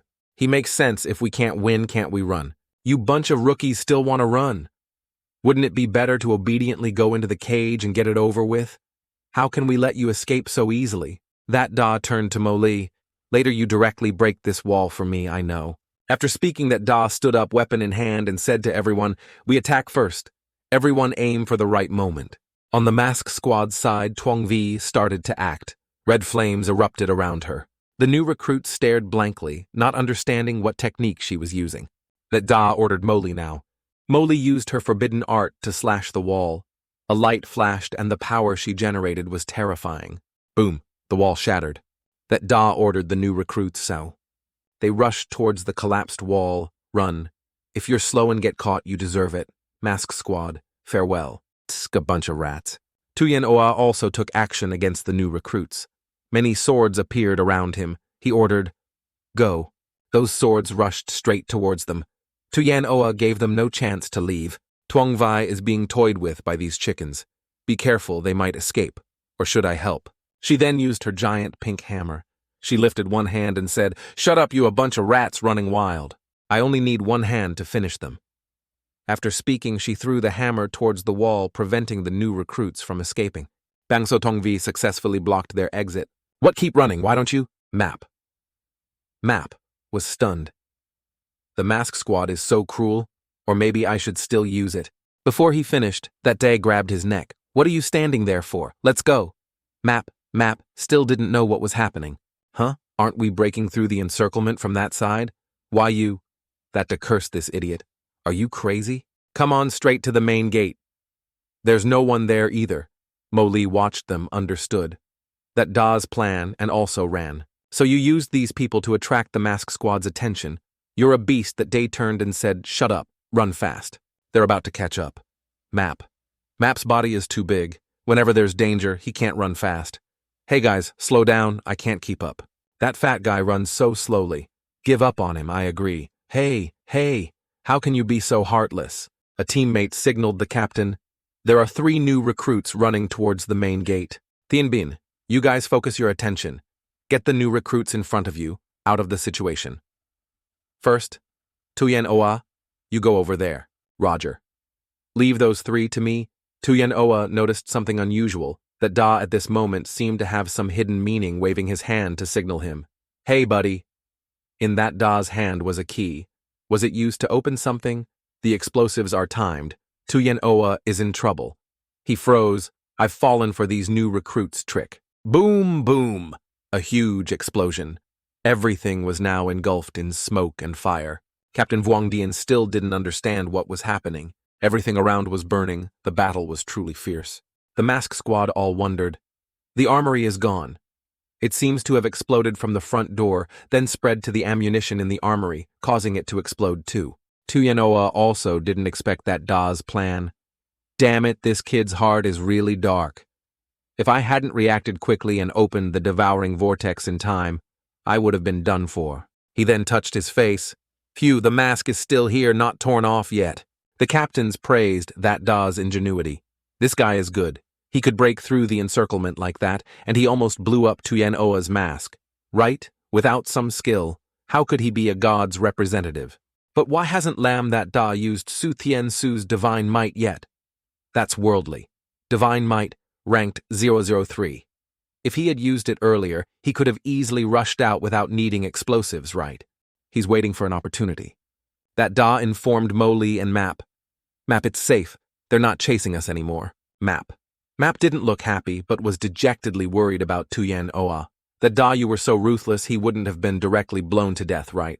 That Da said if he died like that, then he couldn't join the special squad.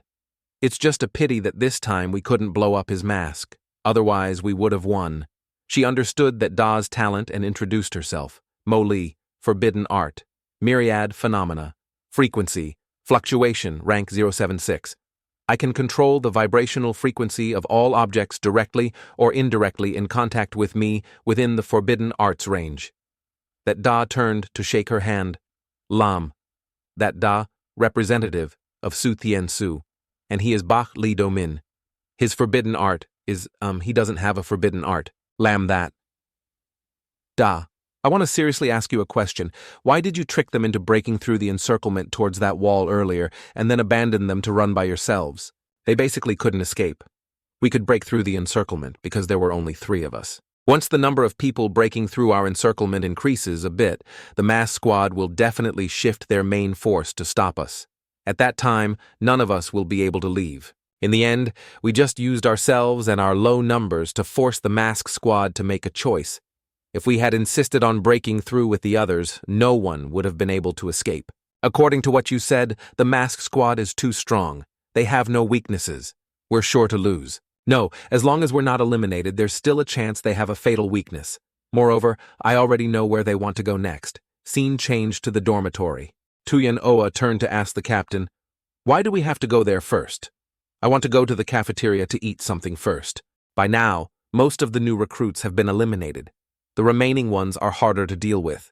They are more strategic than others and also more patient. If I'm not mistaken, the remaining new recruits have now formed their own squads dispersed to various corners of the training camp, looking for opportunities to ambush us. Mo Li offered an opinion. If I were the mass squad, I would definitely seize the time to attack these small squads. So the next will probably be a stronghold battle that consumes a lot of time. That Da said, "There aren't many places in the training camp where a stronghold battle can be conducted. The cafeteria, classrooms, dormitories, the strategy research room. Among all these locations, only the dormitory has the largest area and the highest concealment, so it definitely has the most ambushing teams. Numbers are our biggest disadvantage, but this is also our biggest opportunity. We must seize the moment to win." Back to the mask squad.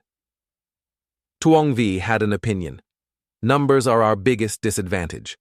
When our realm is suppressed to the overflowing realm, we don't have the patience to respond. With a war of attrition, the captain ordered, so we must eliminate the biggest threat from the very beginning. If they have now chosen the toughest bone to chew, then it's time for us to take the initiative to attack. The mask squad is approaching the dormitory, preparing for this fierce battle. That Da shouted, "Seize the dormitory which has the most ambushing teams. Let's hunt the mask squad." Scene change inside the dormitory. His friend entered the room, inquiring of Tao. "Uyen Tao? Uyen, you've been sitting here all afternoon. Tom Ka is discussing ambush tactics with everyone there. Don't you want to beat the masks and end the training directly?" Tao Uyen said, "You guys discuss it. No need to follow me. Could it be that later when the mask squad comes here, you'll just sit there and wait for them to eliminate you from the battle?" Tao Uyen remained calmly seated, as if nothing was wrong. Yes. His friend was angry, not knowing what to say to him. His friend threw the sword in front of him. So stubborn, Tao Uyen maintained his meditative chanting posture. Then he left, closing the door as if he hadn't said anything to him. Tao Uyen suddenly realized, it seems he has his own strategy. Seeing his friend return, they asked, "Still not coming?" "Forget it, he's just a cowardly weakling. Calling him is mostly useless. Tamka isn't our ambush here too obvious. With so few of us, if the masks rush in, they can take all of us out," Tamka said. "If you can think of it, how could the masks, not relying on just these few people, they dare to stand in such an obvious place? They will definitely judge that there are others ambushing us nearby." At this moment, Nguyet Kwai used his hiding technique to eavesdrop on their plan. Their biggest weakness is their small number. As long as they split up to check the surroundings, we'll have a chance to defeat them one by one. Everyone cheered upon hearing this great worthy of Tam Ka Nguyet. Kui was exasperated with these new recruits.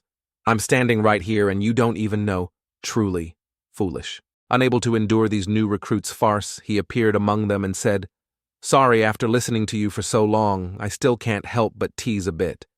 Your plan has too many flaws. I'm telling you, with you. Stop playing psychological games on the battlefield.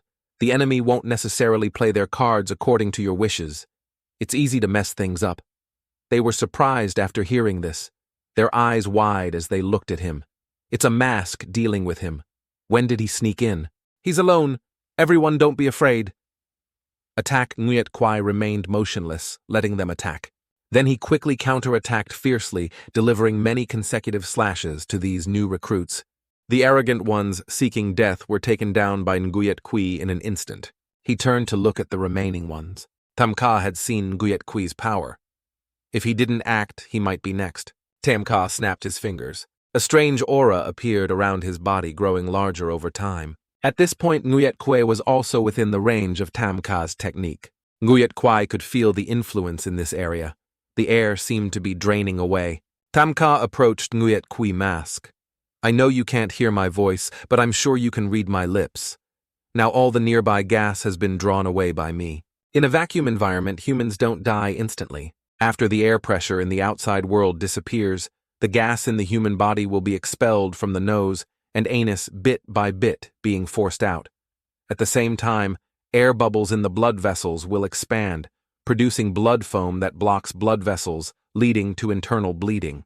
16 seconds. In this vacuum environment, everyone except me can only live for 16 seconds. 7 seconds have passed. Now you'd better take off your masks yourselves. Otherwise, I wouldn't mind killing you and them here. As soon as he finished speaking, a sword was rushing straight towards Tam Ka. The sword attacked continuously. He used his technique to control this power. Not right, something's wrong. A surprise for Tam Ka. Nguyet Kwai attacked a powerful kick to his chest. He was sent flying, and the circle also disappeared. The new recruit sighed in relief. There's air, I thought I was going to die just now. That kick was terrifying, turning the situation around. No, it can't be like that. How could he be forced out? The ring on his hand was likely being suppressed.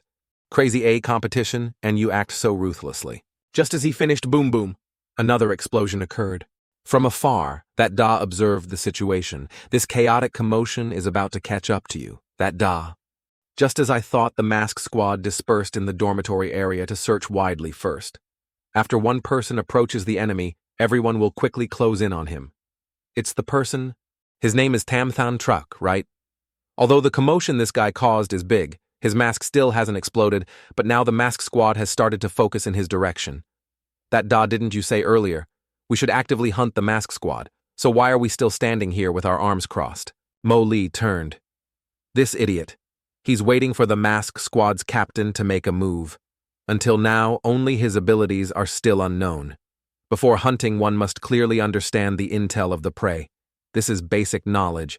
Not only that this person named Tam Than Truc is probably not that simple. He still has a hidden card. Suddenly a sound from inside shattered the glass.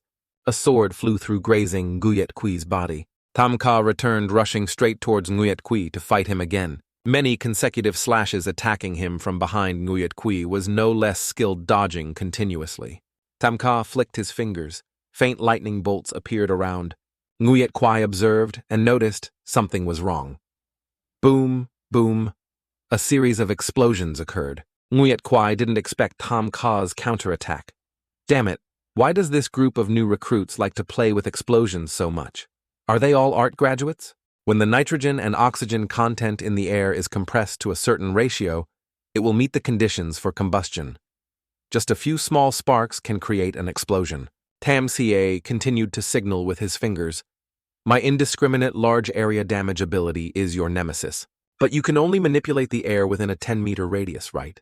Based on your current realm, you're still 108,000 miles away from indiscriminate large area damage Nguyet. Kwai, seeing the situation was bad, used his hand to hold his mask, not wanting to be defeated by this weak Tam Ka Tam. Ka rushed forward, pressing Nguyet Kwai to the end. As Tam Ka was rushing, something appeared above his head. Then it fell straight down with a bang.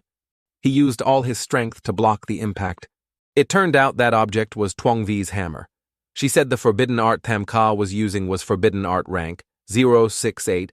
Kiai Emanan note Ki Man might be Ki Man, meaning agile chi or a specific name. You super high danger. No wonder the instructor wanted us to act. This is really hard to do. Attacked unexpectedly. Tam Ka, after blocking their attack, stood opposite and stared intently at the mask squad. I heard that in this group of new recruits, besides one god's representative, there are 3 super dangerous stars. The girl who was holding. The blade. This boy who controls air, where is the other one? Captain Vuong Dien spoke up. We've fallen into a trap. Hearing the captain speak, they were very surprised. Just then, from the windows of the building, guns loomed aiming straight at them. Tien Bin discovered a group of new recruits approaching from behind him. They placed their hands on the ground and summoned giant vines. These vines formed a wall, trapping them inside.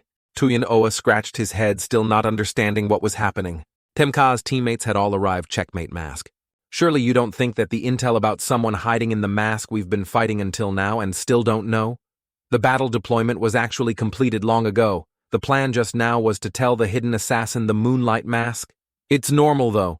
After all, on a real battlefield, the opponent won't necessarily play their cards according to your thoughts, right?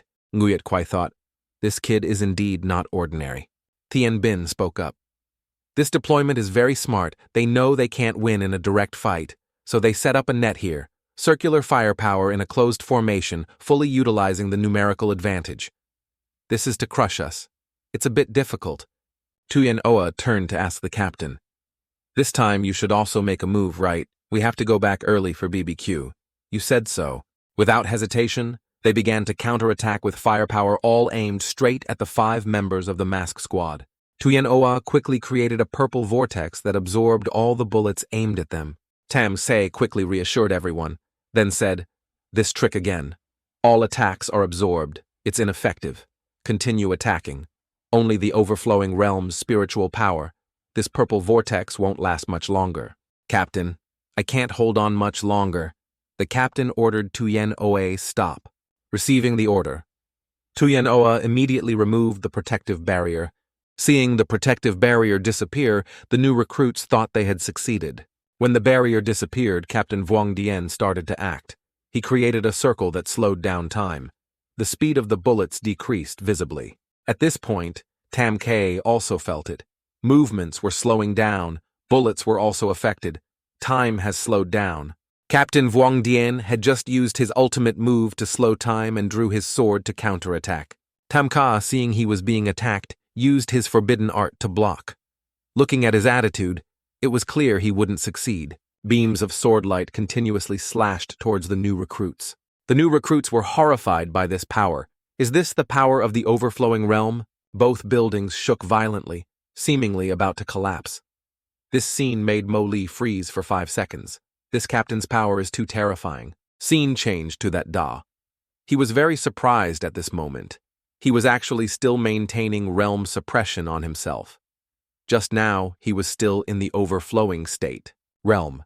But this power is truly a bit beyond common sense. One side slows time, the other slashes out. Such absurd light blades. What exactly is his divine art? His friend, Map spoke up. The deity behind Vuong Dien is the god of time, Kronos, serial number 017. Actually, his divine art is just time control.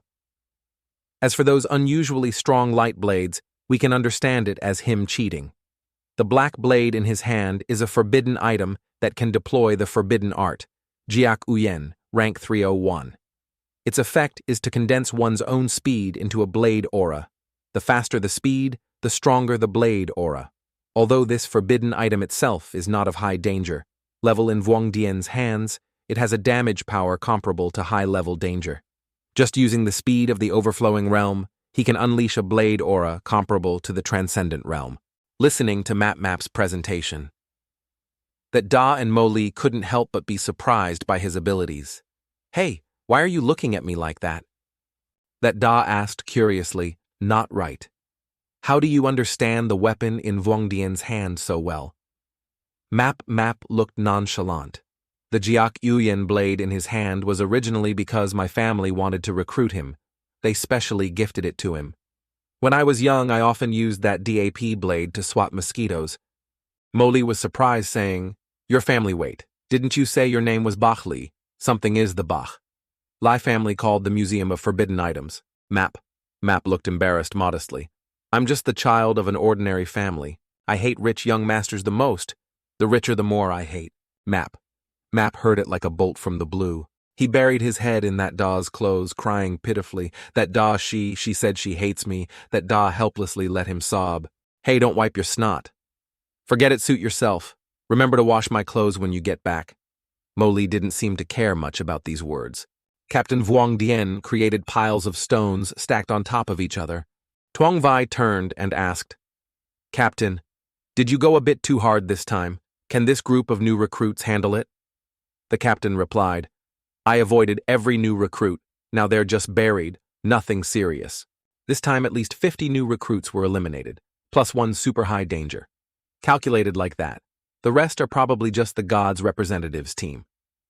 The captain ordered Tuong Vien Nguyet Kui Tuyen, you three follow me to search other places. Thien Bin, you stay at the dorm, in case any new recruits slipped through the net.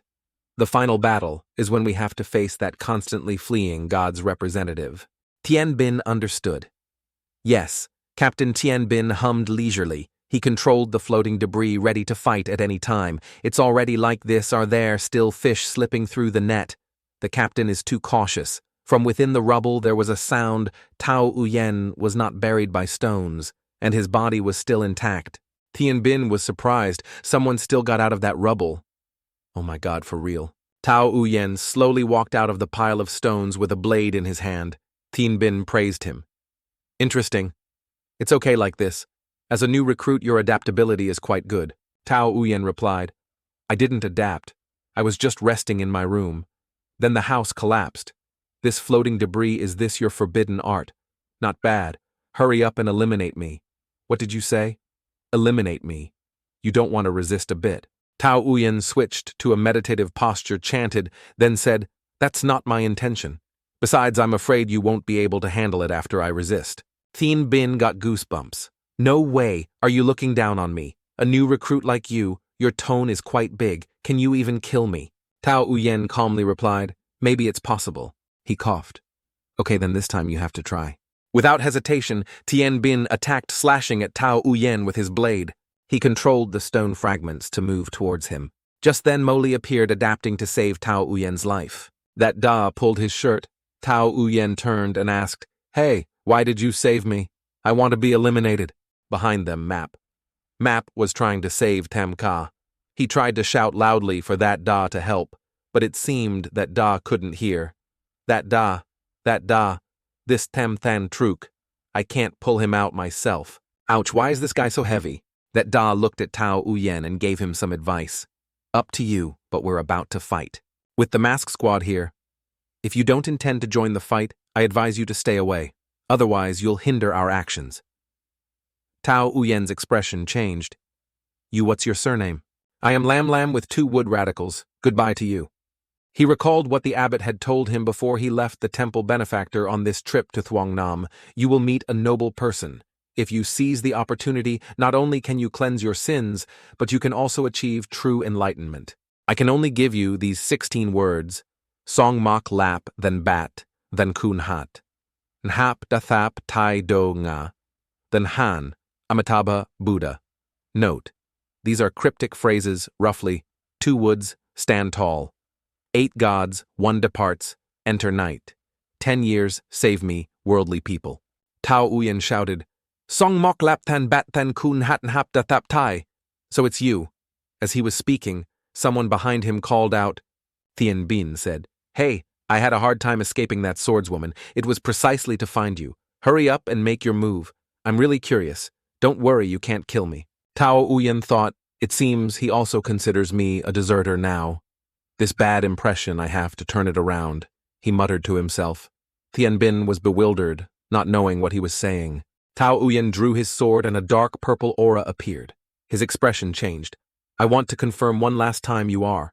You sure you'll survive? Time flew by. After much perseverance, Map managed to pull Tam Ka out from under the pile of rocks, on top of each other, but this idiot was still acting crazy.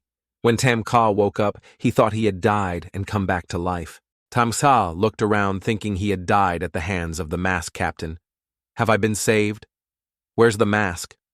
Where is the mask? Is the competition over? That Da stood in front of Tam Ka and said, Don't worry, you were just unconscious for a moment. The competition is still ongoing, as for the mask, probably. They're about to return. I suggest you rest and recover for a bit now. We still have to fight later. Tham Da looked at that Da and guessed, "Are you the god's representative? Are you not going to hide and keep running anymore, still about to fight? Didn't you see the masked captain's attack just now? Where do you get the confidence to fight him?" Tien Bin was beaten badly by Tao Uyen, and Map, hearing the noise, thought the mask squad had arrived and was in a state of fear, talking nonsense. He didn't expect such an ordinary new recruit to have such terrifying power. Damn it! Tao Uyen was now a completely different person. He used his forbidden art, causing his body to change.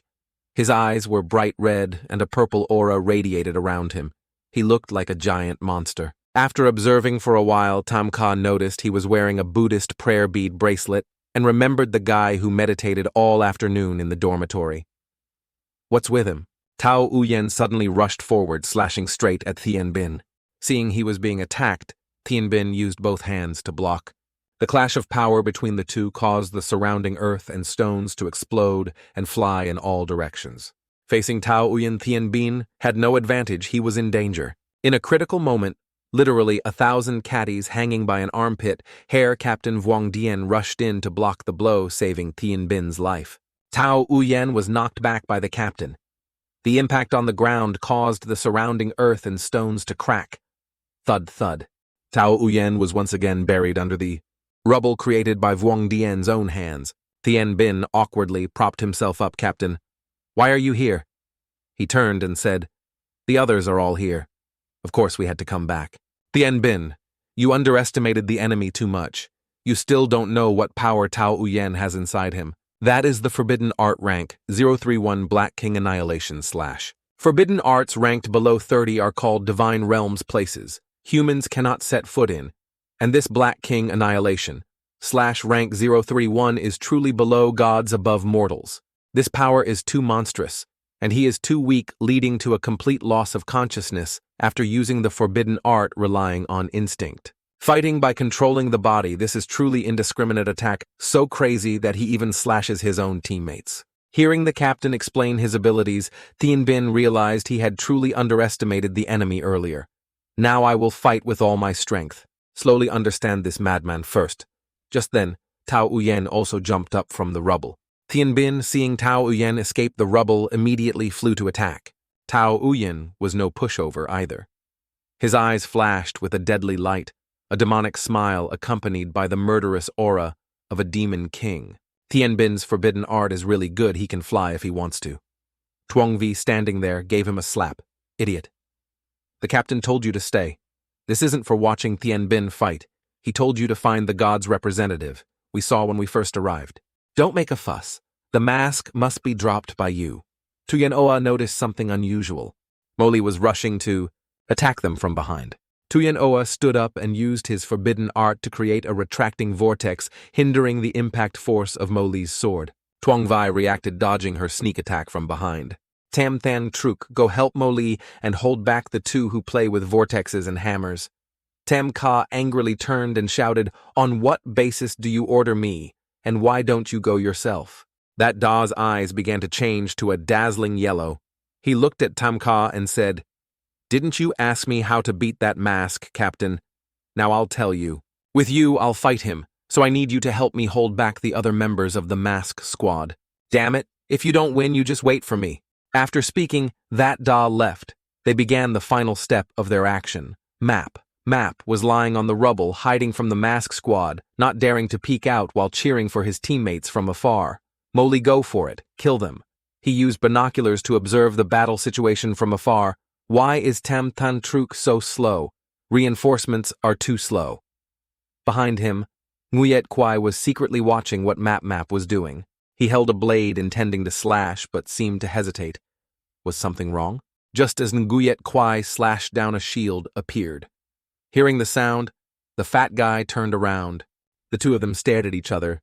Discovered by the fat guy, Nguyet Kwai once again thrust his sword hard, trying to break the protective barrier. He didn't see it break, only that the sword had snapped in two. Nguyet Kwai looked at the sword, feeling depressed. So embarrassing. I have this protective light aura. Physical attacks can't do anything to me.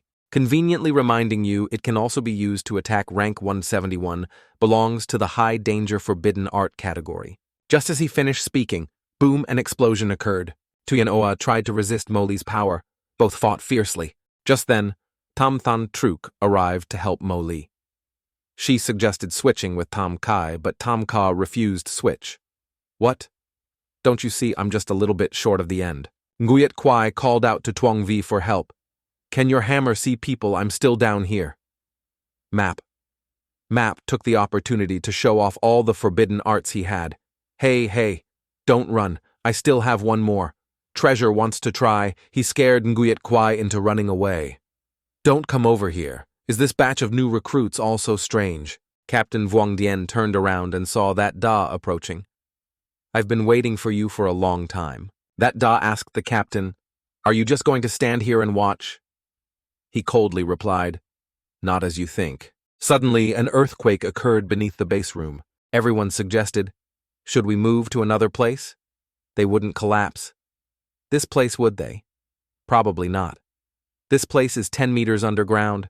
How could a group of overflowing realm like them? Instructor Hong carefully observed every scene happening on the ground. Do you think a battle at this level is something a group of overflowing realm can fight? This batch of new recruit training has produced so many geniuses. Perhaps in a few more years, the still vacant 5th Special Squad will emerge. Sir, do you feel that they can become the 5th Special Squad in the future? Your assessment of them is so high. In the past 2 years, more and more powerful, mysterious beings have descended upon our great nation. Except for the Night Guardians protecting the cities, the 4 special squads have gradually encountered difficulties. 5. Years ago, after the Lam Vu squad was annihilated, the 5th Special Squad has had no candidates and has always been empty. Now I see hope in them. Something like fate can never be predicted. Children like them, perhaps in the future. Some will die on the battlefield, perhaps some will retreat, but there will definitely be those few who can become true pillars of the nation, bringing about a new era. At this time it was starting to get dark. The battle between that Da and Vuong Dien began. Vuong Dien advanced, preparing to draw his sword, and said, I know you are the new god's representative, and you have many doubts. Wait until this battle is over, regardless of victory or defeat. You can. Come find me to talk. The Da also quickly rushed forward, no longer hesitating. Vuong Dien created an orb that emitted a dazzling golden light. The light enveloped him. Time divine domain. Deployed the divine art as soon as he came up, however. It's nighttime now, that Da must use the starry night dancer. Clang. The 2 swords collided. The captain couldn't believe it was so fast. Your worldly divine domain also has a speed-up ability that Da was no less skilled. After all being ranked Enro 3, his power was normal. He leapt high, then leaned back, slashing once. A few strands of that Da's hair were cut. He didn't expect the captain's speed to be so fast. That Da continuously jumped back to dodge. Too dangerous. Although using Starry Night Dancer to block reduced Vuong Dien's own speed, it was still terrifying. Plus the blade in his hand. If I hadn't fought with Tran Mukda's poisonous blade before and also had bullet dodging training, I'm afraid I wouldn't even be able to last 5 seconds now. The captain continued to attack, slashing repeatedly. That Da still didn't give up dodging the dangerous slash from the captain. Seizing the opportunity, that Da rushed forward, his sword aimed at his face. Clang. It wasn't as easy as he thought. Many consecutive slashes came from both sides. It seemed this battle was between 2 evenly matched opponents. The battle was endless. They created an explosion. Every time they attacked, it was like a flash of lightning. From afar, these 4 observed their teammate fighting. Map, looking curious, asked, The fighting speed of these 2 is too fast. I basically can't. See clearly, you say they fight like that and don't get tired, Nguyet Kwai replied. Whether they're tired or not, I don't know. Conversely, I've been fighting all day, I'm really tired. Tien Bin thought, This is still the first time I've seen someone who can fight within the captain's divine art. With him for so long, this god's representative is indeed not simple. Tao Uyen said, Yes, that's my benefactor. Tuyen Oa looked at Tam Ka and suggested, I say, why don't we call a truce and go over there to rest? Tam Ka was also tired and agreed to his suggestion. Map cheered for that Da, shouting, That Da, go for it, overthrow him. Tao Uyen also, Lam. That day go for it. A thought flashed through his mind. I can't let that fat guy keep stealing my sense of presence in front of Lam. That day, hearing the new recruits cheer for that Da, the mask squad also cheered for their captain. Captain, go for it. Captain is the coolest. You listen, my cheering is stronger than yours. That Da asked, opening the divine art for so long, your overflowing realm's spiritual power must have reached its limit, right? The captain replied, it seems you observe very carefully. My divine art is very strong, but also consumes spiritual power very quickly. Now, I really only have enough strength left for one final blow. Conveniently asking a question winning this battle, is it important to you? That Da didn't care about his words rushing straight at him to attack. I don't care about winning or losing. I just want to charge forward with all my strength. Hearing that, Da say that he also brought his sword forward, gripping it with both hands. Well said. Then I will also use this final blow with all my strength to charge forward. This time, you won't be able to dodge. This time, the captain created a giant time circle, rotating time at an incredibly terrifying speed. As that Da got closer, he noticed something unusual. He felt his movements inside the circle were very, very slow. The opportunity has come. He raised his sword for the final slash against that Da. It's over. That Da's eyes flashed with a light. His power hadn't stopped there. Not yet. The two sides created a counter circle. The match wasn't over yet. Two beams of light were very close to each other. This collision made everyone feel like they were about to be blown away. Damn it. These two are deadlocked, unable to get close like this. Why did a strong wind suddenly blow? Tien Bin said, this is the pressure that only a god's representative has. An ordinary person in such close contact would have fainted directly, or even gone to meet their ancestors. Now it's not about risking one's own strength, but the divine power within the body. This is the scene inside that Da's sea of consciousness. He lay within the circle of divine power he possessed. With this power, that Da's abilities increased rapidly, the illusion of the god also appeared. Facing that Da's resisting power, the captain thought, not right. This kid probably just became a god's representative not long ago. How can his oppressive force be so strong? That Da used his eyes to pressure the air, causing the captain's protective barrier to shatter. The opportunity had come. That Da rushed to attack a slash aimed straight at the mask. Crack, crack. The mask was slowly breaking apart. Finally, that Da successfully removed Captain Vuong Dian's mask with a power no one could withstand. His teammates were all agape with surprise. The mask is. The captain instructors were surprised by the unexpected outcome. It broke. He then used his forbidden art, placed his hand on his face, a light flashed in his eyes and said, sorry. He used his ability to turn back time. Time began to slowly move back to the past. The mask was also slowly reassembled until it was complete. Even the glass of water he was drinking evaporated back to its original state. That Da also replayed his battle in slow motion. He felt that everything was going wrong with the present. The mask was also complete, as if nothing had happened to his mask. That Da froze, not understanding what the hell he was doing. Earlier, I released my realm using the time divine art to make all things within a 2,000-meter radius return to 3 seconds ago. Except for you who have divine might. Everyone's memories returned to 3 seconds ago. However, my team members still, some instructors with considerable strength, probably also realized I turned back time. That Da understood the captain's purpose and cursed him to his face. Damn it! You're playing dirty with me. Ahemlam. That Da, I admit I lost to you earlier, but this new recruit training must proceed. Do you understand my meaning? That Da showed his unwillingness to submit. Are you asking me to pretend I didn't win? As if everything earlier never happened? Sorry, my principles don't allow me to do that. I have to tell all the new recruits the truth. He offered. That Da a deal 500,000 red envelopes, one forbidden item, and I owe you a favor this time, okay?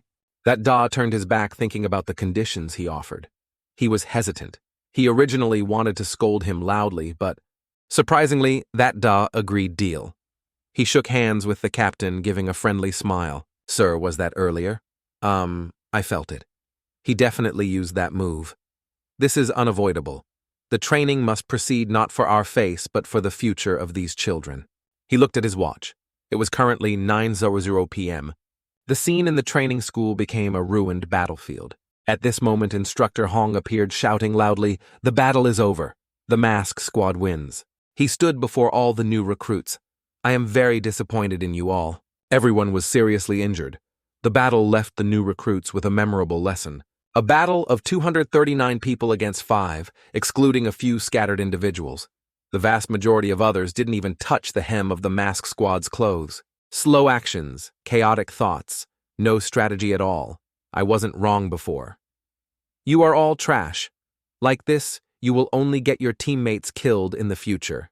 Since you've lost, then according to what I said before, give up all your pride and arrogance. Forget your past and focus wholeheartedly on training. This training session will last for 1 year. The first half year is purely physical training.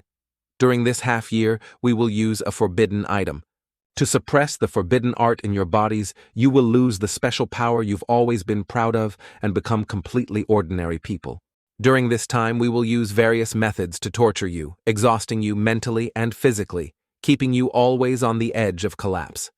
You will despair, suffer, even want to die, but unfortunately in this place, you can't even find death.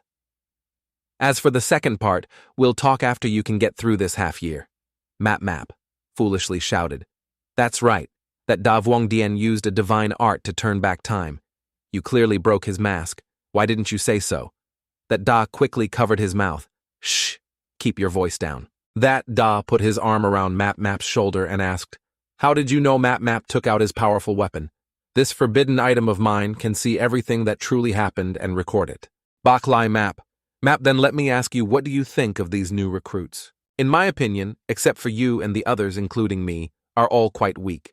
Why are you asking about this? So even if I won, I have to pretend I didn't win, because I can't let these new recruits truly not participate in the training. I can't let them enter the truly brutal battlefield without any preparation. I'm not doing this for myself, but for the future of these more than 200 new recruits. It's absolutely not for the 500,000 red envelopes. Map didn't expect that Da to be not only smart in combat, but also to have such a high level of thinking. Compared to you, I'm truly too insignificant. Night scene. Suddenly there's a change in time. The ruined battlefield is no more.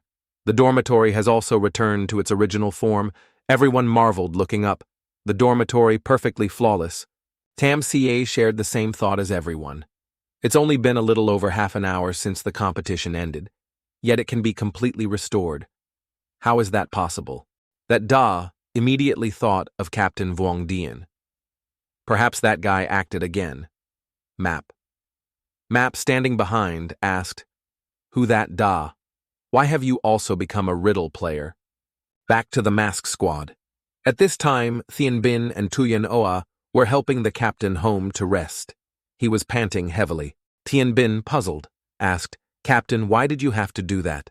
For the dormitory building, just call the logistics team to fix it. Why did you have to use time reversal to rebuild the dormitory? This is too great a burden on your spiritual power. The captain pushed Tuyenoa's hand away, showing his displeasure with his soldiers. You can't say that I destroyed 3 buildings. One person does. One person takes responsibility. Tuong Vai, looking puzzled about something, also conveniently asked her captain. Actually, we've wanted to ask for a while. Today you used time reversal once. We lost, right? Tuong Vai, why are you? But yes, we lost. The younger generation is formidable. They are much stronger than we were at that time. I believe they can complete this training easily. Scene changed to the training school. The weather was hot. Temka looked like he was about to throw up. The training session just started and the new recruits already can't stand the instructor's pressure. Just 50 laps and you can't do it anymore. I remember at the beginning, weren't you very arrogant? Said 100 laps was very easy. What now? Scared. Tam Ka stood up and ran forward. His legs were unsteady, but he still tried not to give up. Who said I can't? The captain said, so that's right. 50 more laps. Speed up. Map was already in the infirmary lying down panting. His endurance was very poor. The doctors turned and said to each other, this fat kid, his physical fitness is really not good. Only 20 laps and he's like this. However, his spiritual power is really something else. He's the first one to run until he fainted. On the track, the new recruits all wanted to give up, unable to run anymore. But one person was still running normally, swishing as if gliding on water. So that Da 100 laps. You meet the standard. He only showed a little sweat, not at all tired like an ox. The guys behind him were agape. Damn. What kind of monster is this? 100 laps without panting, a human Gundam. A moment later, someone came looking for him. Lamb, that day come here for a moment. Someone is looking for you. Captain Lamb. Vian waved at him. They went behind the racetrack to talk. The captain answered. That Da's question. Essentially, the relationship between humans and gods is actually two words contract. That Da turned contract yes gods for various reasons usually don't directly appear in human society. If they want to do something, they must find a suitable person to help them accomplish it. At this time, the person and the god will form a kind of contract. The essence of the contract is exchange. The god will grant a portion of their divine power to the representative. In exchange, the representative must help the god complete certain tasks. Of course not. Everyone can become a representative. Only if the god acknowledges you qualify to be a representative and thus fulfill this part of the contract. He made a connection. Contract. Why don't I have any impression of it? Could it be Su? Tiansu gave me a portion of his divine power actually for another purpose. Captain Vuong Dien recalled. That day, I was crossing the road. A drunk driver in a truck was rushing towards me. At the moment I was about to be hit, time around me suddenly paused. Then the god of time pulled me into the void, signed a contract with me, and bestowed his divine art upon me. It was roughly 8 to 9 years ago. At that time I was still an ordinary person. And in exchange in the future, I must enter Cao Tian Nguyen and help him retrieve something from there. That Da stood up and asked Cao Tian Nguyen, the homeland of the gods in the island, nation's mythology. Does that place really exist? If the god of time says it exists, then it definitely exists. It's just that I haven't found it yet. Back at the new recruit's physical training area, some young man was using a magnifying glass to peek at Mo Li from afar. Found her. So, Mo Li is in class 4. Before he could see everything, the instructor came from behind and hit Map on the head with a stick, brat peeking at female soldiers training. Ouch, it hurts. The instructor held a training blade, teaching blade techniques to the new recruits. The blade techniques I just taught you didn't listen at all, right? How many times have I said when facing a high-level mystery? Hot weapons are just farts. Only cold weapons are effective. If you don't practice basic blade techniques, well, you'll just die then. He pulled his shirt. I have to punish you. Just use the blade techniques. I just taught spar with me in actual combat Map. Map hopelessly looked to that Da for help. The two faced each other. The instructor taught him a lesson. Hey, quickly pick up the wooden blade on the ground for me. Hurry up. Map's face was full of regret, crying his eyes out. Without hesitation, he brought the sword forward. Unusual purple lights appeared. Don't worry, a wooden blade won't kill anyone. After he finished speaking, he rushed forward. Map was in chaos. Ouch. The instructor told him, look at this opponent. Raise it higher. Use your dominant hand to defend. Suddenly a rainbow appeared, blocking the instructor's blade from getting close to him. The defensive layer, protecting Map appeared just in time. He couldn't help but wonder, why is it like this? He stood up and chuckled. So embarrassing, instructor. Now I will turn off the automatic defense of the light aura. Click, click. Something was wrong. He pressed the wrong button and switched to attack mode. The instructor stood still like a stick. A flash of light cut the blade in two. Map apologized to the instructor, scratching his head. Yes, sir. Next time, I'll definitely turn off the instructor's automatic defense. He was stunned, not remembering anything. All right, you can go down. This fat guy, he looks like that, but he's quite powerful, huh? Tao Uyen couldn't endure the long training session and had dozed off for a few seconds. He was noticed by the instructor. Hey, you napping over there. You've gone too far.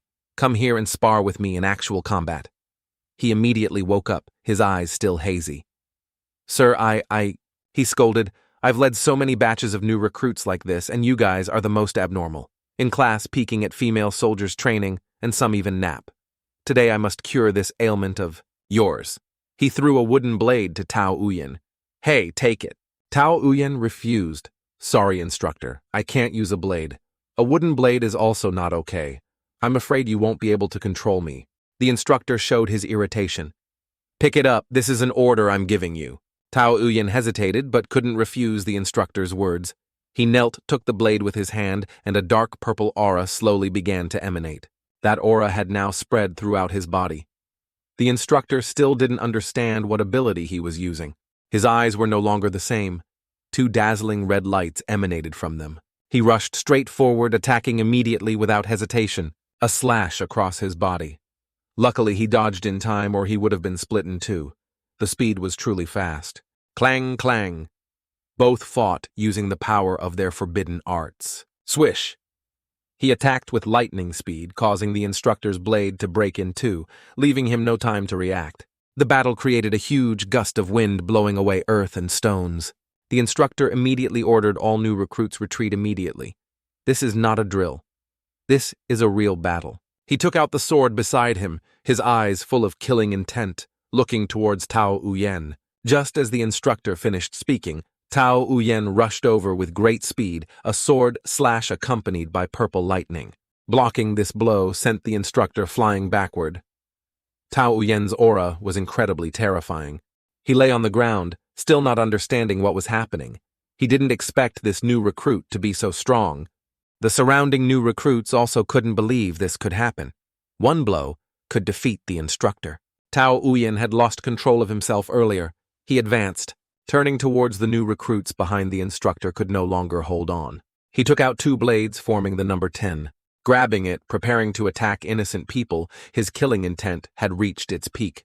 The instructor struggled to get up. "Hey, don't look at those new recruits. Come fight me." As soon as he finished speaking, he quickly changed direction, roaring like a monster as he rushed to attack him.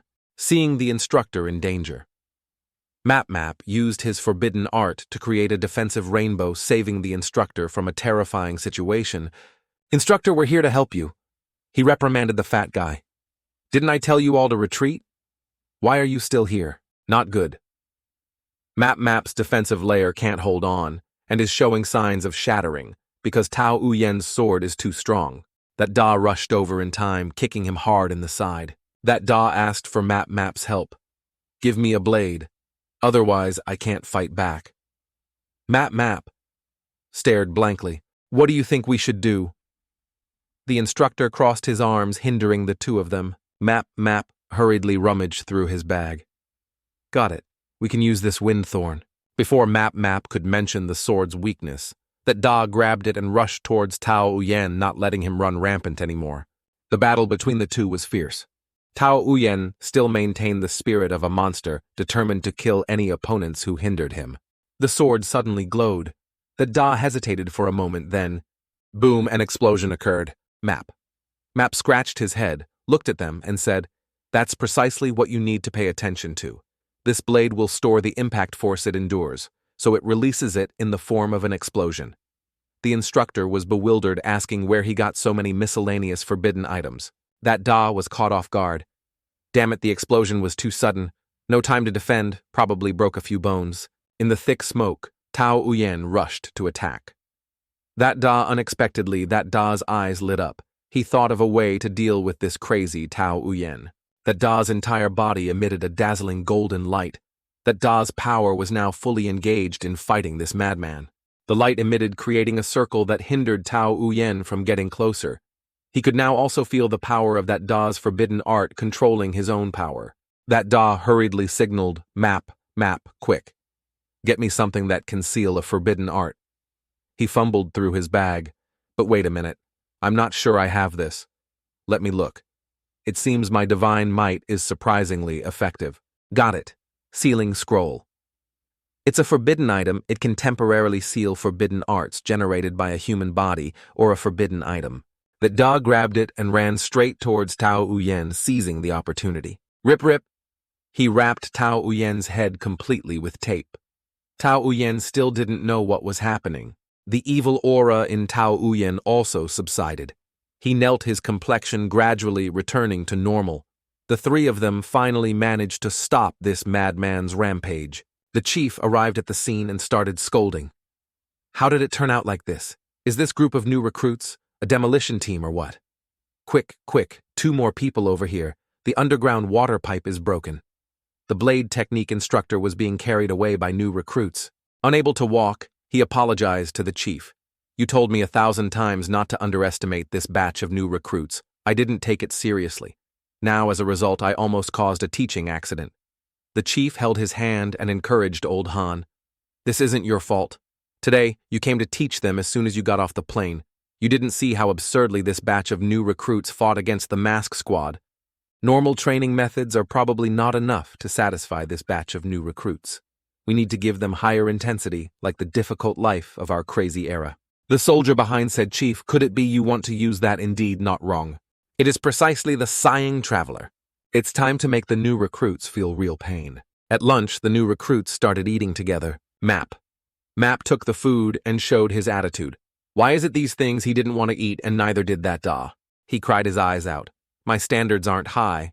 Just some ordinary dishes would be fine. For example, Buddha jumps over the wall or shark fin abalone or something.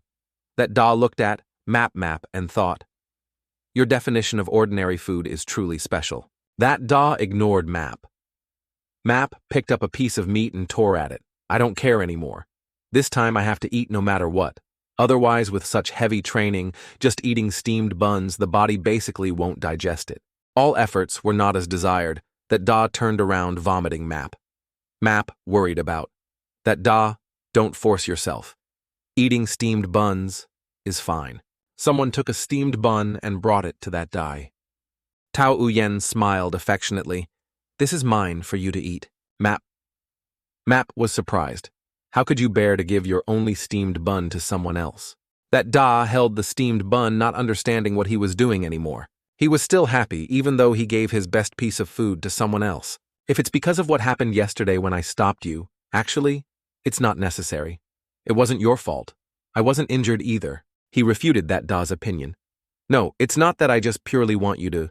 Map got goosebumps hearing this part. Like a Hollywood movie. Actually, I carry the lives of 333 innocent people who died tragically. To atone for this heinous sin, I once went to Juhua Mountain to chant Buddhist scriptures, cultivating for 7 years, but it was still not enough. Grandmaster Kim Thien said only one person can help me resolve my sins and achieve perfect merit. Song lam lap than bat than hu, nhat nhap da thap tai du, nga than han. Lam that Da, you are the only one who can help me. After hearing this, that Da thought about this poem. How could Grandmaster Kim Thien reveal my information so accurately? That Da took the steamed bun and put it in his mouth. Forget it. Up to you. Anyway, I won't take on someone else's tribulations. Even more so. I won't give you any guarantees. Map was angry. Neither of you mentioned me. Clearly, I came first. You kid can only rank behind me, understand. That depends on that Da's decision. Attention everyone. You only have 10 minutes left to eat. 10 minutes later, everyone assemble. Leave the special training camp. Map happily turned to that Da, leaving the camp. Good news. Finally, we can go out for a walk. That Da, who was halfway through his steamed bun, said, I don't think it's necessarily a good thing. Why? This proves that the facilities in this training camp can no longer meet the special training requirements. After hearing this, Map froze for 5 seconds. This is wrong. Oh my God. After they finished eating, they all arrived at another training location. The surrounding scenery was all mountains and forests. So this is Tan Nam Sun. That Da said, you guys are not natives of Thuong Nam, so you might not know. This is a wild mountain of Thuong Nam City with no reputation. All year round, there's no one coming. Tao. Uyen looked ahead, saw a mountain in the distance and said, this mountain is at most not even 4,000 meters high. Meters. The area is also not large. Special training here. The difficulty is not increased at all. The chief ordered, everyone. Do you see the mountain range behind me? Later, each of you must be equipped with a 35-kilo weight. The goal of this special training is very simple. Cross this mountain range before dawn. Behind the new recruits, someone raised their hand to speak. Report speak. Moli asked, is it just normal heavy-load cross-country? If I remember correctly, you probably come from special forces, right? No wonder you ask this question. For you, something like heavy-load cross-country is indeed extremely simple. However, you can rest assured this time it won't be that simple. Drones appeared above the chief's head, flying in the sky. The new recruits looked up at the drones, which were also equipped with machine guns. Rest assured it's not time to play you to death yet. The guns are only equipped with electric shock bullets. The burden on you has a built-in positioning function. Later, when training begins, these drones will enter the mountain range to pursue all of you. Once hit, it means failure. Those who fail will receive cruel punishment beyond your imagination. There are also 3 rules, I emphasize first.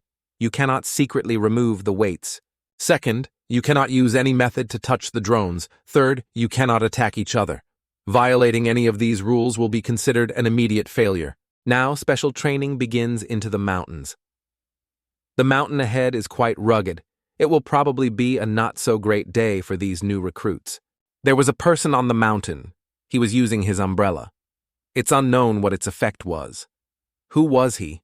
His purpose was to not let anyone leave this Tannam Sun. They were entering the forest. Map. Map, with his huge weight, couldn't keep up with that Da and Tao Uyen. You guys can't. I'm too tired. Wait for me. Tao Uyen turned and said, Don't you have quite a few small props? Just take one out and use it. Wouldn't that be fine? He lay right on the ground, his big belly sticking out, and said, Isn't it because of Instructor Han? He told me before entering the mountains to give him all the forbidden items in my bag. He said he'd return them after the special training ends. That's right.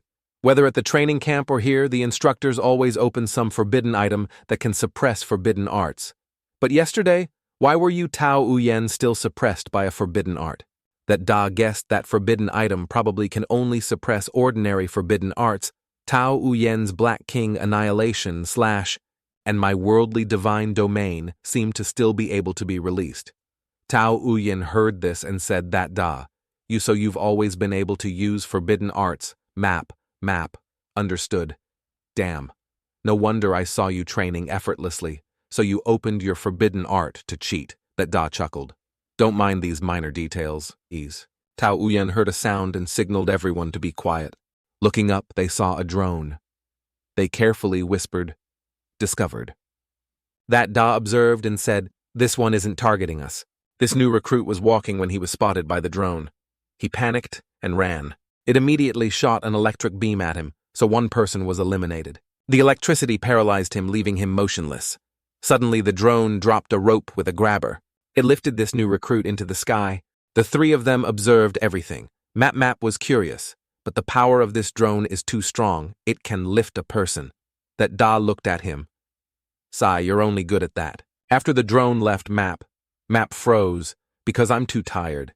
Sai, the feeling of being eliminated is also quite good, no matter how cruelly he punishes, in my opinion. Hiding from drones in this big mountain and running all day is the biggest punishment. While resting, a sound came from inside Map's clothes. Hello, can you hear me? Tao Uyen looked over and asked, There's audio equipment in there. What do they want to do? Back at the chief's hut, they were testing the speaker to see if it was okay. Hello, chief? The sound is fine. He ordered his soldier, then begin the punishment. A stern expression, his sorrowful eyes also made one afraid. First question. Who are you? Map heard everything said over there, still not understanding why he attached this thing. The new recruit answered, My name is Vuong Luong, 24 years old, 25 by traditional age nickname, Mao, height, 1, 74 Mellers weight, 92 kilo length is... He turned, Okay, that's enough. He continued to ask. Next question. Do you have someone you like? He returned to a dazed state, drooling. I've never been in love. I've always liked an older girl who used to live upstairs from me when I was young. She's really beautiful. Last night I even dreamed of her. In his hand was a glowing ring. It was a forbidden item, the truth ring, which made the wearer always answer any question, truthfully. That Vuong Luong. So what did you dream she was doing? Vuong Luong was in a state of recalling his dream with that beautiful older girl looking pleased, liked it the most. I dreamed she used high heels to step on my face. Me. Then she used candles. Then a leather whip and also scolded me. Finally. At this time, the drones were still continuously hunting the new recruits. You like these things? Map didn't expect torture like this. Damn, endure it. The drones are still up there. Vuong Luong, in a state of recalling his dream with that beautiful older girl, showed he liked it the most. The three of them heard everything. Kie didn't think so, probably using some kind of forbidden item that makes people unable to lie. This trick is truly cruel. While listening intently, thump. Pang Pang patted his shoulder and said, Kie, you absolutely must agree to one thing with me. Pang Pang's eyes held some hidden meaning, constantly reminding, Kie, you absolutely must agree to one thing with me. If I get hit immediately right away, kill me on the spot. His absurd proposal made Kie break out in a sweat. What an idiot. After speaking, he stood up and eagerly urged everyone, What are you waiting for? Let's go quickly. The sooner we get down the mountain, the sooner we're safe. Cao Yuan and Kie didn't understand what on earth he was doing. Did he have some earth-shattering secret? They started when the sky was still bright, the wind blowing fiercely.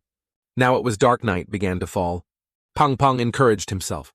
I absolutely cannot fall. Cao Yuan was also exhausted from the long journey. He wondered, why is this mountain so big? We've been walking for at least 12 hours now, why haven't we gotten out yet? Kie stopped to observe ahead. Cao Yuan found it strange and asked, Kie, what's wrong? He immediately said, Have you noticed anything strange? Isn't this mountain not quite right? Pang Pang didn't understand. What do you mean this mountain isn't right? Kie looked at the moon, comparing. Since we entered the mountain, until now we've walked for at least 12 hours. Based on the area of Tannanshan, we should have been out long ago. Cao Yuan shared Chie's view. So you mean we're not in Tannanshan? No, I'm very sure this is Tannanshan, but the position of this moon is very wrong. Isn't the moon supposed to be up in the sky? Could it be? Cao Yuan suddenly understood the problem. So that's it. It's roughly between 7 and 8 p.m. Now at this time of this season, the moon should have just risen not long ago. It should be in a position not too far from the eastern horizon. But the moon is now at its highest point, where it only is in the early morning. Pang Pang exclaimed, I get it. The instructors must have used some forbidden item again, completely changing the space of Tannanshan. It seems that from the very beginning the instructors didn't want us to really get out. They want to deplete all our physical strength here. Let go, let go. Compared to that punishment, I'd rather die right now. Are you crazy? This stupid fat guy keeps doing these silly things. Chie, come here and help. This kid's magic power is too strong. I'm about to lose my grip on him. Pang Pang struggled with Cao Yuan. Let me go. Kyo had a headache and sighed. Actually, not everyone is destined to suffer that punishment. I've observed that so far, those who fainted directly from exhaustion haven't appeared in the punishment. The two struggling were also tired. Oh my God, I'm getting more and more curious. What earth-shattering secret do you have? Elsewhere, 3 new recruits were sprinting to quickly escape this mountain. But unexpectedly, they were spotted by a fly cam. It flew very fast, targeting the 3 of them. Shen Ge and the other 2 quickly dodged its aim. Hurry up, it's an ambush. Why does this drone keep chasing me? In a moment of danger, Shen Ge tripped on a rock, almost falling flat. Shen Ge fell and lunged forward. The fly cam was approaching very closely. The taser gun fired, eliminating the recruit. Unexpectedly, his friend took the stun shot for Shen Ge. How could you? His whole body was paralyzed with his last breath. Shen Ge, you go quickly. Shen Ge was angry. Why you being so sentimental, really? The other friend grabbed Shen Ge's hand. Hurry, we have to get out of here. The drone picked up its prize and returned to base, back to the commander's tent. The soldier coughed, continuing the interrogation. Hello, hello? I'm sure you can all hear. Right? Someone else has arrived. Prick up your ears and listen carefully. First question, who are you? Be careful not to talk too long. My name is Li Liang, 23 years old, height 1, 76 min weight, 74 kilo. Very good. Then the second question, have you ever liked anyone? Yes, I like Shen Ge. He was surprised. Who is Shen Ge? Every recruit shot and brought to the base for interrogation was made to wear a truth-telling ring. My big brother Shen Qingzhu. Shen Qingzhu is him. Seriously, we are undergoing professional training. No matter how ridiculous it is, we will not cough. In short, why do you like him? He recounted back in 10th grade, my younger brother Li Jiao was tricked by someone and ran into a bunch of bastards in our area. Every day after school, they would block him at the school gate. If he couldn't give them money, he would be beaten. Then Shen Ge, who was 1 grade above us, couldn't stand it anymore. He alone fought those 10 bastards and even beat them until they were hospitalized. Because of this, he was expelled from school, couldn't take the promotion exam, and could only work in the fields at home. From that moment on, my brother and I swore to follow Shen Ge for life. Although Ge seems to have a bad temper. If you live with him for a long time, you'll find out he's actually the gentlest person in the world.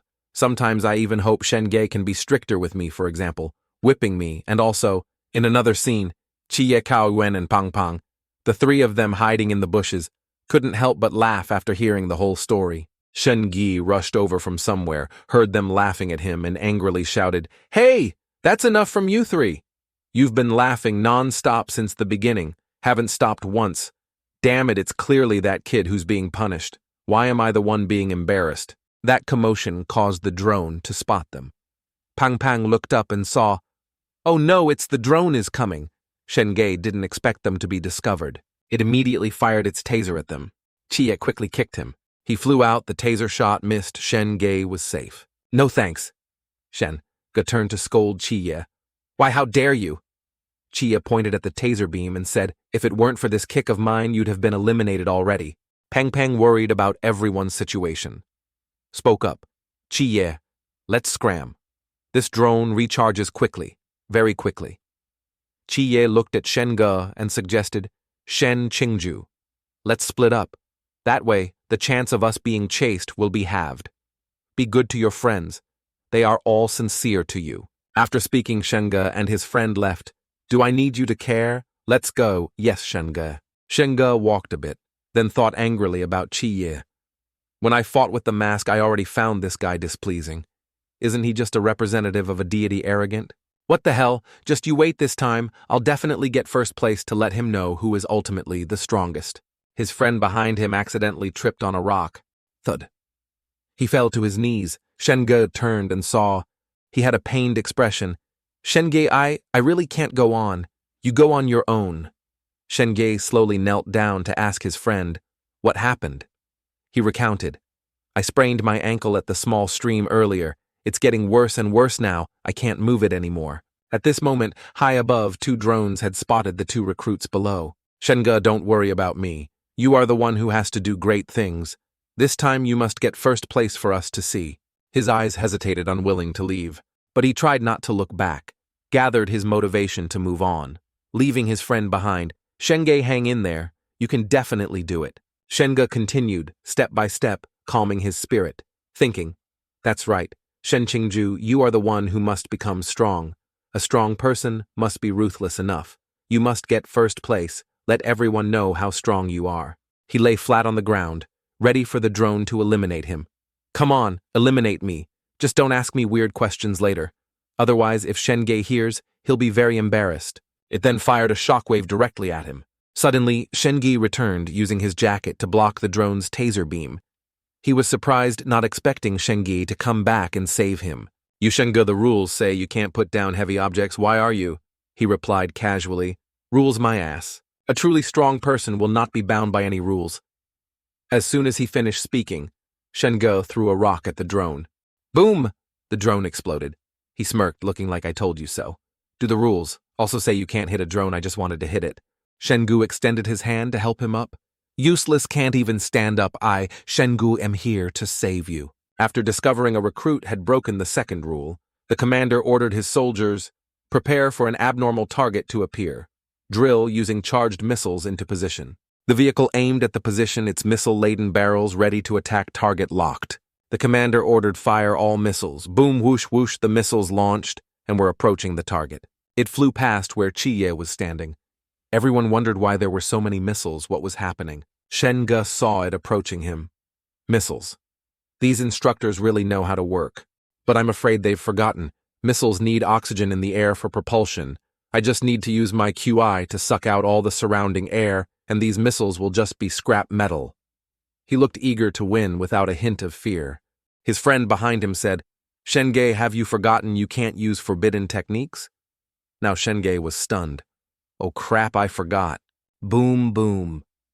An earth-shattering explosion occurred, blowing away a large patch of forest. The two of them were caught. Shenga prepared himself for torture. The soldier saw him and praised his talent. "Catching you wasn't easy, top dog. Shen Qingju, you took down one of our missile squads. Speak, how dare you break the rules and destroy a drone?" Gay knew he had done wrong and repented. "I'm sorry for being arrogant. If that's the case, your punishment time will be doubled." Let me think where to start questioning. As soon as he finished, Instructor Han arrived with an urgent announcement. Suspend punishment. There's an emergency. The forbidden items space has been discovered by a recruit. Near the forbidden items space, an observation bird appeared. The bird was very strange, seemingly controlled by someone. It turned out to be Chi. He was using the bird to observe the situation on the mountain. Pang Pang heard him and wondered, found what? Chi turned and chuckled. I've found the way out. My forbidden technique gets stronger at night. It can turn all creatures into guides. Starting from a while ago, I've been observing our tracks through them. Hearing him, a thought flashed in Cao Yuan's mind. A forbidden technique stronger at night is the deity Chi represents, related to the night. I've discovered that we've actually been walking in circles. Pang Pang wondered, walking in circles. Impossible. If we kept going back and forth in the same place, we would have reacted long ago. Kie pointed at the moon. What if the scenery around us is all fake? Kie used a tree trunk to draw a map for them to understand. Our judgment of the scenery is mainly based on sight. We basically don't pay much attention to the path under our feet. So when the visual environment around us changes, even if the path under our feet is identical, we will feel like we are in a different place. The instructors are exploiting this point using some forbidden item to change the visual scenery of the entire Tannanshan, leading us to believe we are moving forward, when in fact we are just going around in circles. This is also why the moon's position is problematic, because the sky's scenery has also been altered. Perhaps they're afraid someone among us knows how to use constellations for navigation. Cao Yuan offered an idea. Qi, don't you have nocturnal creatures as guides? Can they help us find the way out? Qi was dejected. No. The visual illusion created by this forbidden item is constantly changing. Even nocturnal creatures can't escape it. Getting lost. Pang Pang was sad after hearing this. Then even if we know we're going in circles, it's useless. We still can't get out. Qi stood up, thinking of a way. No. Although we can't directly find the way out, I have found the location of that forbidden item. As long as we neutralize the forbidden item, we can naturally get out. However, I believe the instructors definitely won't let this be so simple. Do you want to go with me? Qi extended his hand for their opinions. Cao Yuan was the first to reach out to Qi. Wherever you go, I'll follow. Pang Pang hesitated, hand on his forehead, thinking and pondering, scratching his head. What if we fail and get punished? Damn it, I don't care anymore. Count me in too. He also extended his hand, sharing Cao Yuan's view. Cao Yuan looked at Pang Pang's hand. Hey buddy, your hands are really sweaty. A bit gross. Pang Pang shouted, That's enough from you. In the instructor's base tent, Lao Han was handing something to the commander, noticing something unusual. It was a purple cotton cloth. He then said, Hai Shen-san can not only alter the visual scenery of the surrounding space, but can also sense approaching forbidden items through the umbrella that issues warnings. Now the entire Tannanshan area has been cleared out. Besides us, it's that group of recruits. It can only be them approaching Hai Shen-san. The secretary beside him, scouting the situation, reported. But the CCTV near Hai Shen-san shows no abnormalities. Moreover, we also brought the forbidden item that suppresses forbidden techniques this time. No one here should be able to. Lao Han wasn't so sure. The commander thought that forbidden item can only suppress forbidden techniques with a serial number after 40. Don't forget our recruits. This time, have a few anomalies. The commander means Lin Chi. He ordered the release of all backup drones.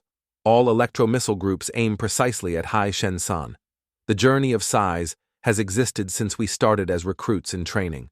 It's been over 20 years now. In these 20-plus years, not a single recruit has made it out. I hope this record isn't broken on our watch. The three of them heard the whirring of engines, looked up and saw a dozen drones flying by. Wow! So many. Cao Yuan sensed something was wrong. The instructors have so many backup drones. Qi, it's really as you said. It seems they are determined not to let us out. Now we just. Qi turned and didn't see Pang Pang, huh? Where did he go? Pang Pang rushed out, drawing the drone's attention. Qi shouted, Pang, are you crazy? Pang Pang held his head high. Qi, if one day danger comes, would you be willing to be a hero for a minute or a coward for a lifetime? Pang Pang no longer looked timid or scared, proudly saving his comrades. Chie was stunned, never expecting Pang Pang to have such a brave day. Pang Pong raised his hand, shouting, "Hey, I'm here! If you've got guts, come at me!" Seeing the recruit spotted the drone, immediately swooped in, firing its taser repeatedly at Pang Pang. Boom, boom! The explosion sent the fat guy flying several meters, his face ashen. Pang Pang turned to look at them and shouted, "What are you two waiting for? Go quickly. If all three of us go together, none of us will make it." Chie and Chao Yuan didn't decide immediately. They hesitated, unable to abandon Pang Pang. After a moment of thought, Chie pulled Cao Yuan's hand and ran further in Go while all the drones are distracted by Fatso. "Let's go quickly." "Wait, what about him?" Pang Pang was left alone to face the drones. He gritted his teeth, trying to recall what he had said earlier. "Are you willing to be a hero for a minute? Or a coward for a lifetime?" He finally managed to say it. "I must have looked damn cool just now." All the drones were focusing their aim on Pang Pang. He still wasn't afraid, even though he was trembling inside, sweating profusely. Boom, boom, zap, zap. Wherever the shockwaves shot, Pang Pang dodged, trying to draw all attention to himself. As he ran, he thought he was so cool, but he had to pay the price. Damn it. The secretary, observing the situation on her laptop, saw everything happening. She then reported to the commander. "He's here, CCTV, near Haishen-san, shows a figure. It's probably Lin Chi. Indeed, that fat guy was luring the drones to create an opportunity for Lin Chi to approach Haishen-san. However, he certainly didn't expect us to be prepared so soon." The commander ordered his soldiers, "All electro-missiles fire, all of them, target Lin Chi." As soon as he finished, dozens of projectiles flew straight towards Haishen-san. The figure was standing in front of Haishen-san. He looked up and saw dozens of missiles approaching him. "This is damn insane, guys." On this side, Pang Pang also saw dozens of missiles heading towards that person. He wondered why the instructors had so many missiles. Pang Pong had run a long distance by now. He was exhausted, fell to his knees. I really can't hold on anymore." Then he lay sprawled out, constantly thinking about Chie. "You absolutely must get out." The projectiles got closer. The danger zone was no longer far. It seemed he wouldn't make it. He rushed straight towards Haishen-san to break the forbidden item. Boom, boom. The explosion shook the entire Tannanshan forest. Everything was engulfed in flames, all exploding, sending him flying some distance. Had he broken Haishen-san or not? Was he affected by this explosion? It looked like he was injured. Seeing his figure on the ground, she turned and said, "Commander, Lin Chi has been hit. He's lost the ability to act." But suddenly something wasn't right. "Wait, Haishen-san, it's ineffective now." The domain of Haishen-san had shattered, breaking into pieces. Everything around was gradually changing. The moon was now back in its correct position, only a hemisphere remaining. The domain had been destroyed by someone. It was Lin Chi. He had successfully broken the domain. Chi looked up at the sky and then thanked Chao Yuan and Pang Pang. Rewind to 15 minutes earlier. Chi and the two of them were discussing their plan. "What you're saying? You'll go neutralize the forbidden item alone." Chao Yuan spoke up. "Yes. The instructors must have set up strict defenses around the forbidden item long ago." "Right. Going there would be walking into a trap, so it's better if I go. You'll be responsible for getting out of this mountain after neutralizing the forbidden item." Kiye was worried about him. "If you just want me to help you clear your sins later, there's really no need to curry favor with me like this," Chao Yuan immediately said. "So that's how you see me. If not, then what? Is it that you don't have friends? Since I was young, I've been an outcast. Coincidentally, me too." Chao Yuan recalled the battlefield he had been through and recounted. "The first time I was controlled by my forbidden technique, I personally killed everyone in the village. Where I grew up, from then on, I was an outcast, a monster no one dared to approach. So I'm not currying favor with you. I sincerely want to be friends with an outcast like you. As friends and in the same situation, I hope you can represent me and Fatso to get out of this place." After Chia finished speaking, he gave Chao Yuan a forbidden item, which was the Fengchan Jiquen. The only treasure that Fatso secretly brought into the mountains. Just stick a piece onto that forbidden item, and it will temporarily lose its effectiveness. At that time, I will control the crows to guide you. I promise you. I will definitely carry your share and Fatso's and leave this place before tonight ends." So the anonymous person was Cao Yuan. He had done the important task for Chiye. He was recalling everything he and Chi-Ye had promised. Back at the instructor's base, the secretary observed the positioning and found out, this isn't Chi-Ye, it's Chao Yuan. The commander, holding a watch, said, we've fallen for their trick, but now there's only half an hour left until midnight. In this half hour, no matter what, Lin Chi can't reach the exit. As soon as it's midnight, this journey of size will be declared over. The record of no one leaving the mountain within the time limit will be maintained. He used a loudspeaker to announce the current situation to everyone. All students currently still in the mountains, listen up.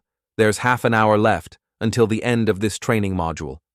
I repeat, half an hour left.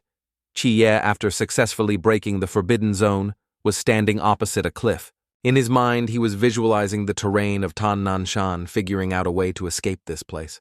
Chi-Ye's eyes lit up. He was using his forbidden technique to increase his strength, quickly climbing over the mountain in the shortest possible time.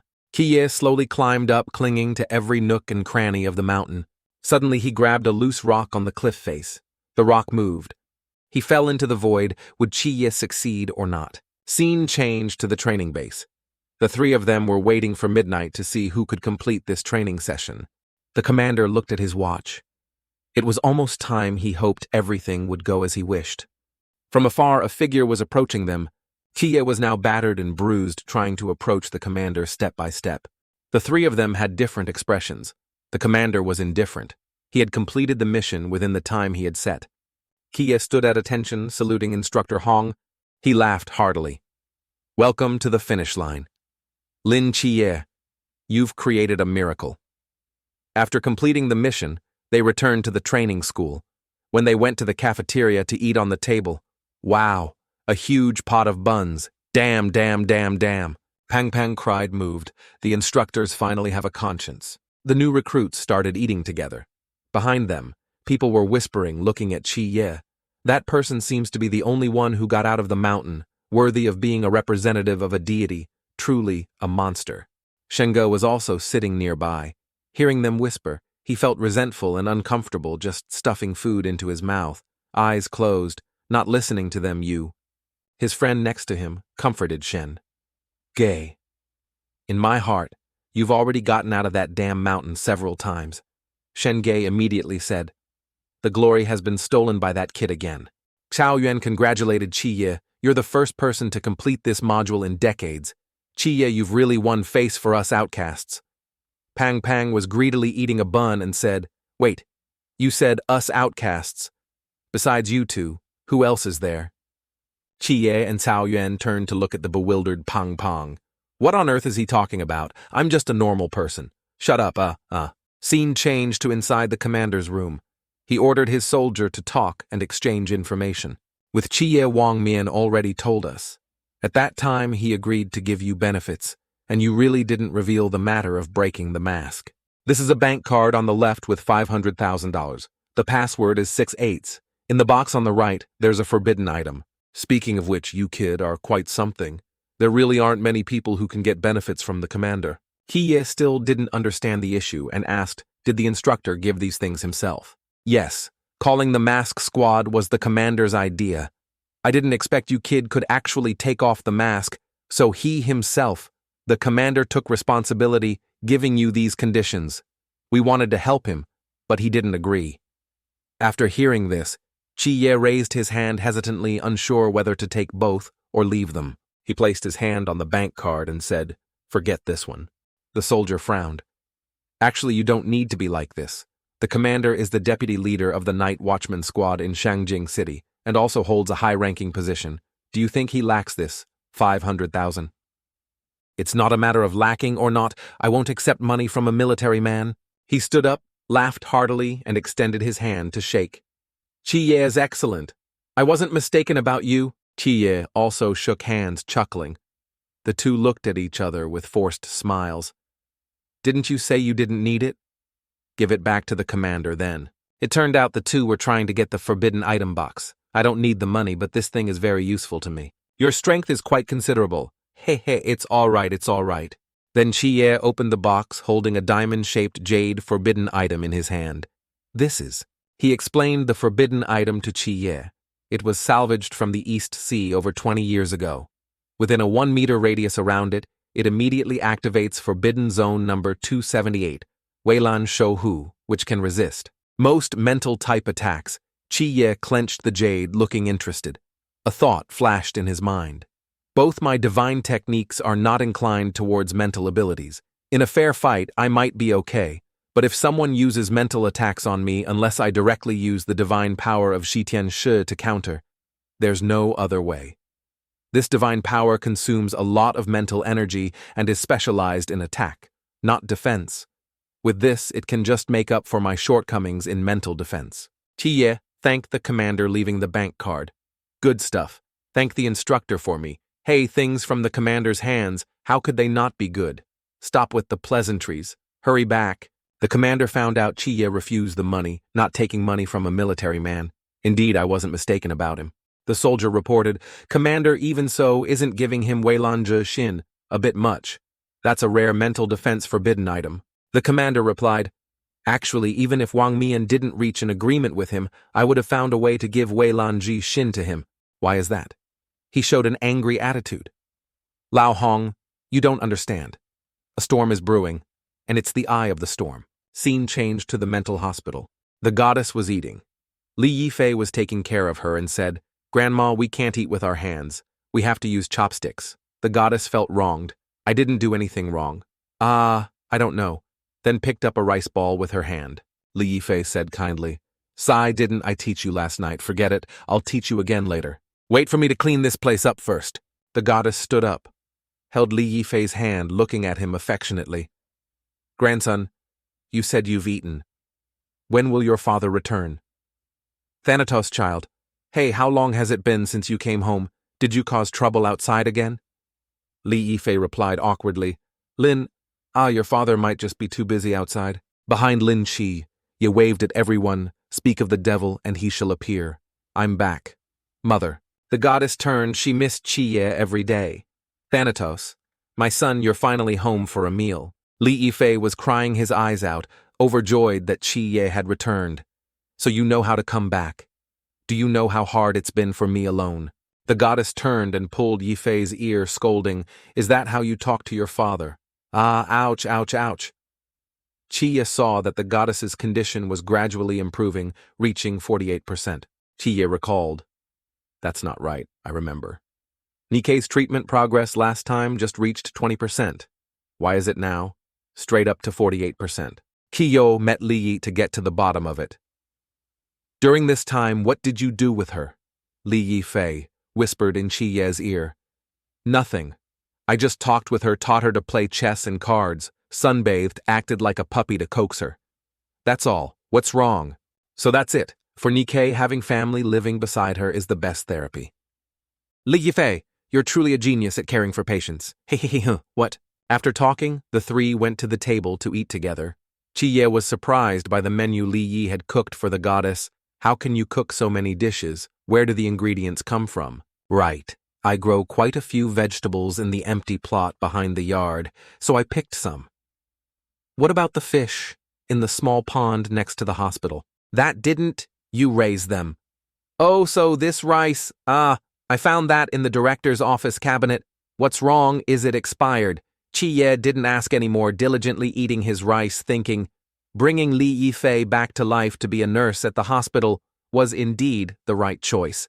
The queen was joyful, staring intently at Chiye. Thanatos, son, eat quickly. Li Yifei then asked Grandma how come as soon as father returned, you knew how to use chopsticks again. Chiye looked at the queen.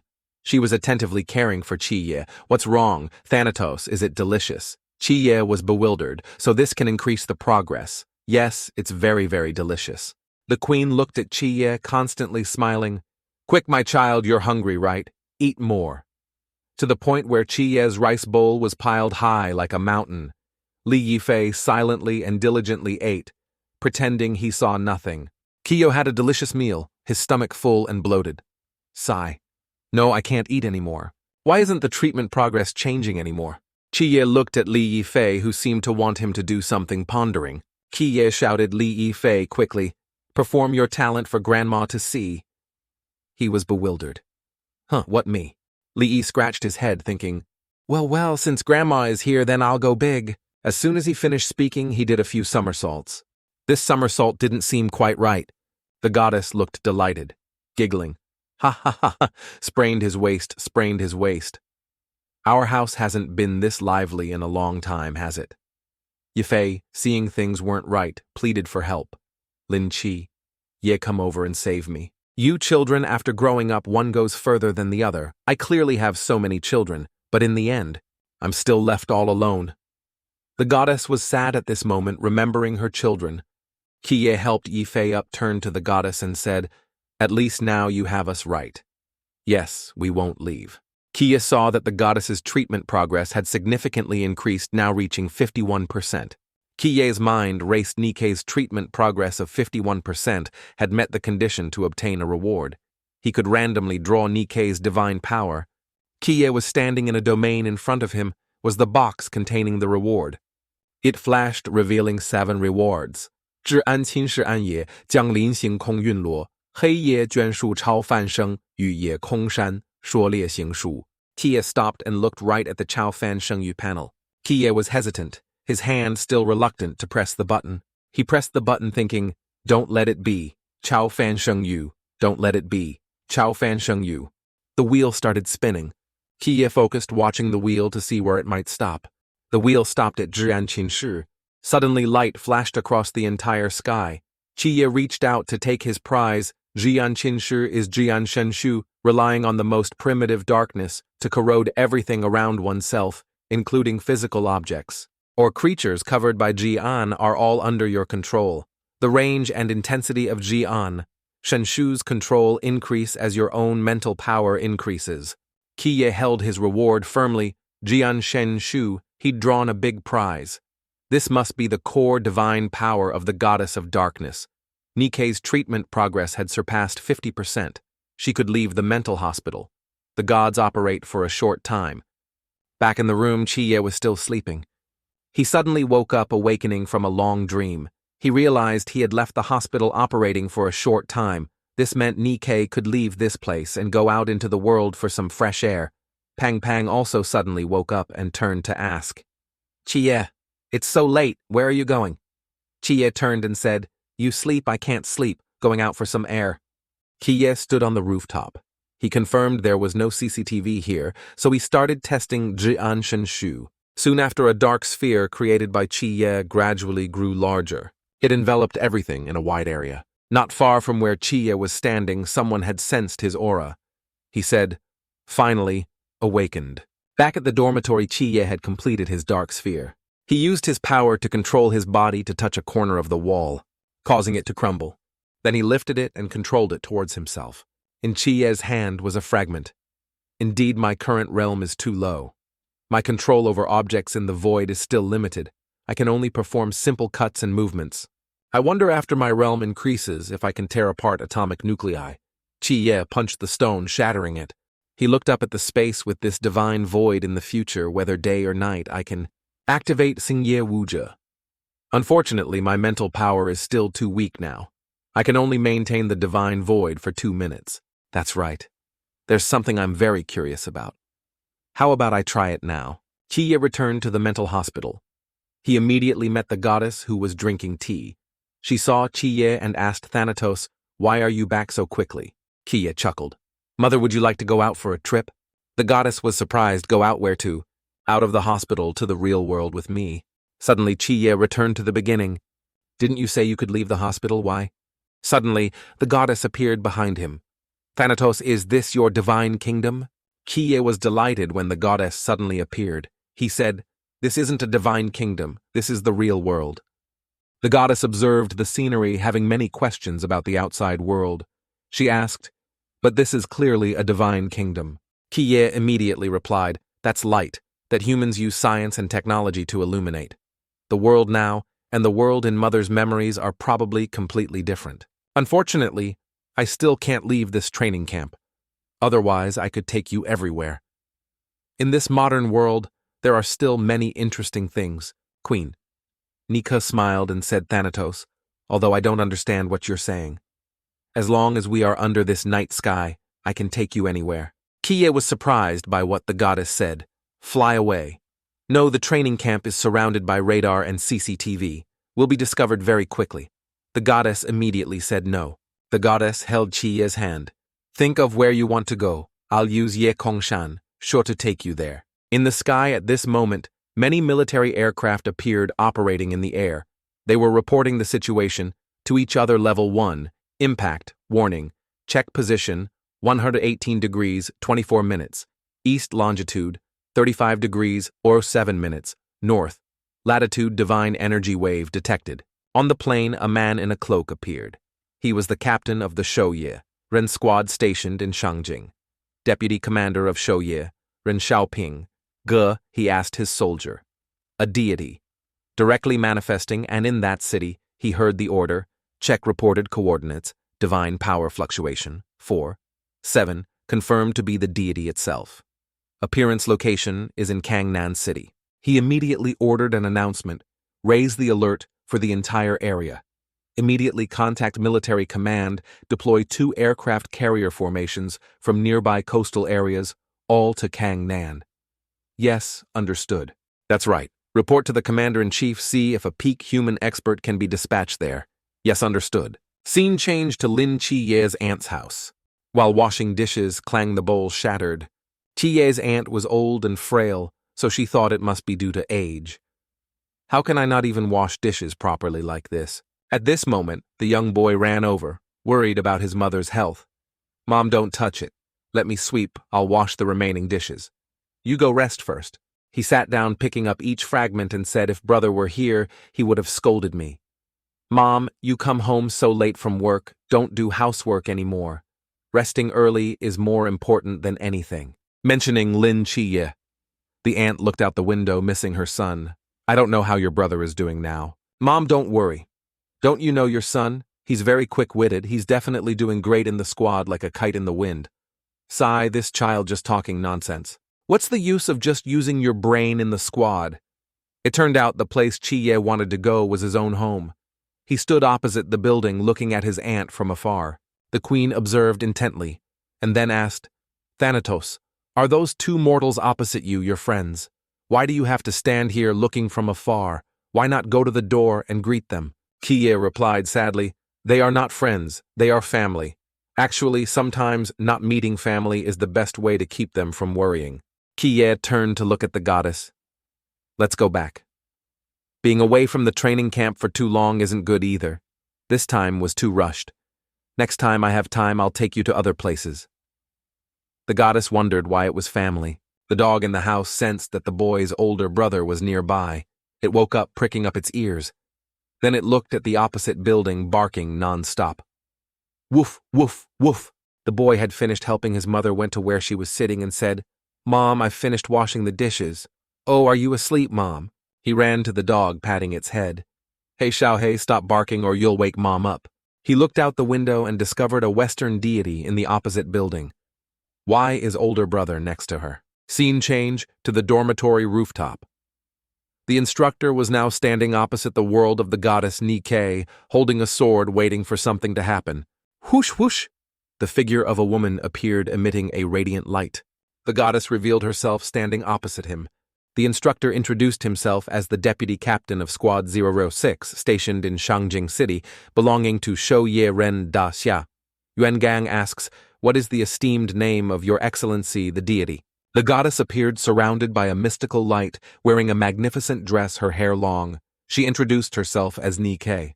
Standing before the goddess, Lao Yuan was sweating bullets. His mind tense, trying to calm himself. The oppression from a deity is truly too strong. No, I must persevere. At that moment, a signal. The military side reported Lao Wen. 2 aircraft carrier battle groups have reached you. There's also a peak human expert on the way. You absolutely must hold on. He maintained his composure and continued. So it is Your Excellency, the Goddess of Darkness. May I ask why Your Excellency has come to my dasha? She said, I've come to find my son from behind. Chi-Ye appeared, chuckling. Hello, Lao Yuan. She means she's here to find her representative. Lao Yuan was surprised by his appearance. Lin Chi-Ye, why are you here? Chi-Ye scratched his head. It's a long story. In short, the representative she's looking for is me. Lao Yuan asked again. Aren't you the representative of Shitian Shuqi? Ye chuckled embarrassedly. I'm playing both sides. The military aircraft were now slowly approaching the military base. They reported to Lao Yuan, Commander Yuan. We are the Air Garrison Company of Aircraft Carrier Team 004 have arrived in Kangnan airspace, reporting. To you we can launch an attack at any time. Then he said to the goddess, Ahem, Your Excellency. Goddess, since you found your representative, please leave the Dacia area. Thank you. For your cooperation. On the military line, they signaled the commander, repeat, can launch an attack at any time. Kiye kindly turned to speak with the goddess. Yes, you found your representative. You should go home too. The goddess agreed. All right, Thanatos. After speaking, the goddess slowly faded away, not forgetting to remind. Chiye, remember to come home often. Then the goddess disappeared. He signaled the military, I am Yuan Gang. The deity has left. Cancel attack operation. Repeat. Cancel attack. Operation. Yes, received. They checked the signal waves. The goddess had instantly disappeared from the Kangnan area. Received news from Commander Yuan. He said the deity has left. The signal wave disappeared on the spot. Does this goddess of darkness also have the ability of instant spatial teleportation? Xiaopinggu ordered him. In short report to the Commander-in-Chief. You can tell that peak human expert not to come anymore. Yes, understood. After the goddess left, Lao Yuan lit a cigarette. He sat down to talk with Chiye. I've turned off my earpiece. Speak what exactly is going on with you, kid. Chiye immediately said I was peacefully sleeping in bed. Then suddenly she pulled me to this place, and then we talked for a while, and she made me her representative. Is it that simple? So why did she call you Thanatos? She called me that thinking I'm like that foreign god. Calling me by my Chinese name wasn't smooth, so she gave me a new name. So she let you be her representative. What mission did she give you? The mission is that I will visit her often. Sigh, kid, can you be a bit normal? Forget it. If you don't want to talk, I won't ask anymore. However, you kid to actually become the representative of two deities, this is unprecedented. Go back to sleep. Leave the rest to me. Then Lao Yuan stood up, not forgetting to ask Chiye. That's right, Lin Chi, I want to seriously ask you a question. Chiye replied, Huh. He asked, Are you still on the side of humans? On the side of our Dacia? Chiye answered him. I once made a pact with someone to protect Dacia for 10 years. Scene changed to a remote mountainous area. A horse-drawn carriage was speeding across the water surface. Oh no, I haven't talked to my treasure yet. It seemed they had traveled quite a distance, so the girl outside had fallen asleep. What is treasure doing, Moo? Are you still there? Asleep. The carriage driver was hit on the head with a cup, startling her awake. Then a phone call came. Oh, is that so? All right, I'll tell the master. She lifted the curtain and said to her master, The commander said the deity in Kangnan has left, telling us not to go there anymore. That thing you call a phone, why does it make a different sound each time? Master, you don't understand, this is called a ringtone. After a certain period, if it doesn't change, it's no longer fashionable. October 12th. 2021, Recruit Training Camp. No. 039. Kangnan City. Dacia. Observed, Goddess of Darkness. Ni. Suspected Divine Persona. Loss. Added to Deity List. Serial number 043. Shouye Ren Deity File. Serial number Top Secret. Back at the training school, the recruits are currently doing physical training. Pang Pang lamented. It's winter, and we still have to wake up so early for training. It's really torture. I've lost several dozen pounds recently. Bailey Tuming, while running, rubbed his face. Are you very cold? Being cold means you haven't run enough 10 more laps. Yes, I know. Stop rubbing. If the instructor sees you won't finish running even by the end of the year. End of the year. That's right. It's almost the end of the year. You guys say, look at the end of the year. They'll probably let us rest, right? We're training in a sealed-off method. How can we get a break? You're overthinking it. Scene changed to Lao Yuan's room. Lao Shao appeared. He said, You just said the training camp gets a break. Lao Yuan immediately answered him. Captain Chen, I once said we are doing sealed-off training. No break after the new year. You also came from here, so you should know. It was you who unilaterally gave Lin Chi a holiday to let him come with me for the New Year's Eve dinner. Do you think I would agree? This is against the rules. I don't care. Anyway, I've told you 2 members of our squad are ambushing outside the training camp. If you don't agree, they'll start snatching people. While striking a match, Lao Yuan heard this and was surprised. Yuh. Then he put the cigarette away. As far as I know, your squad 136 has always been very modest. Why this time, Captain Chen? Can you tell me what on earth you want to do? Recently, Kangnan City hasn't been peaceful. People from the Gushen cult have infiltrated what the Gushen cult. Scene change to another training camp. 100 miles outside the training camp missile launch base No. 039, a woman was leading a goat straight to the military gate.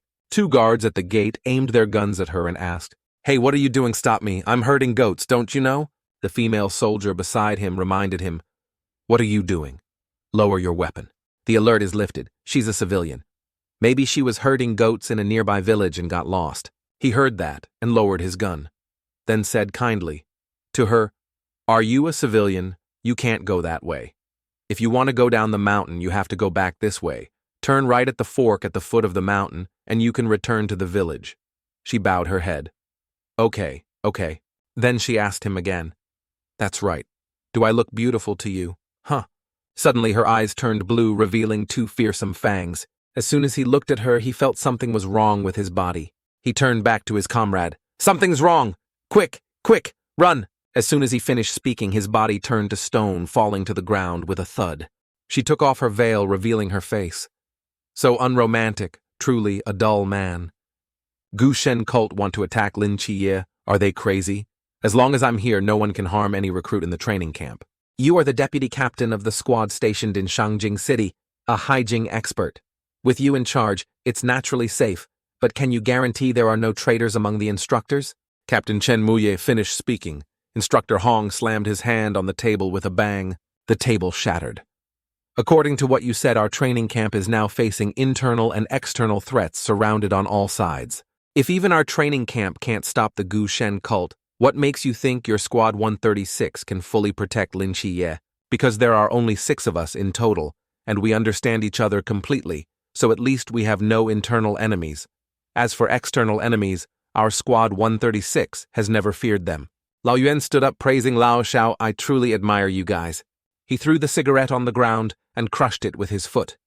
"So what do you think we should do now?" "Very simple. All members rest. Golden cicada sheds its shell, split into small groups."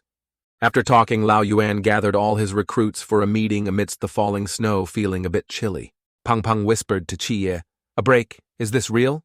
We actually get a holiday. Haven't I made myself clear enough?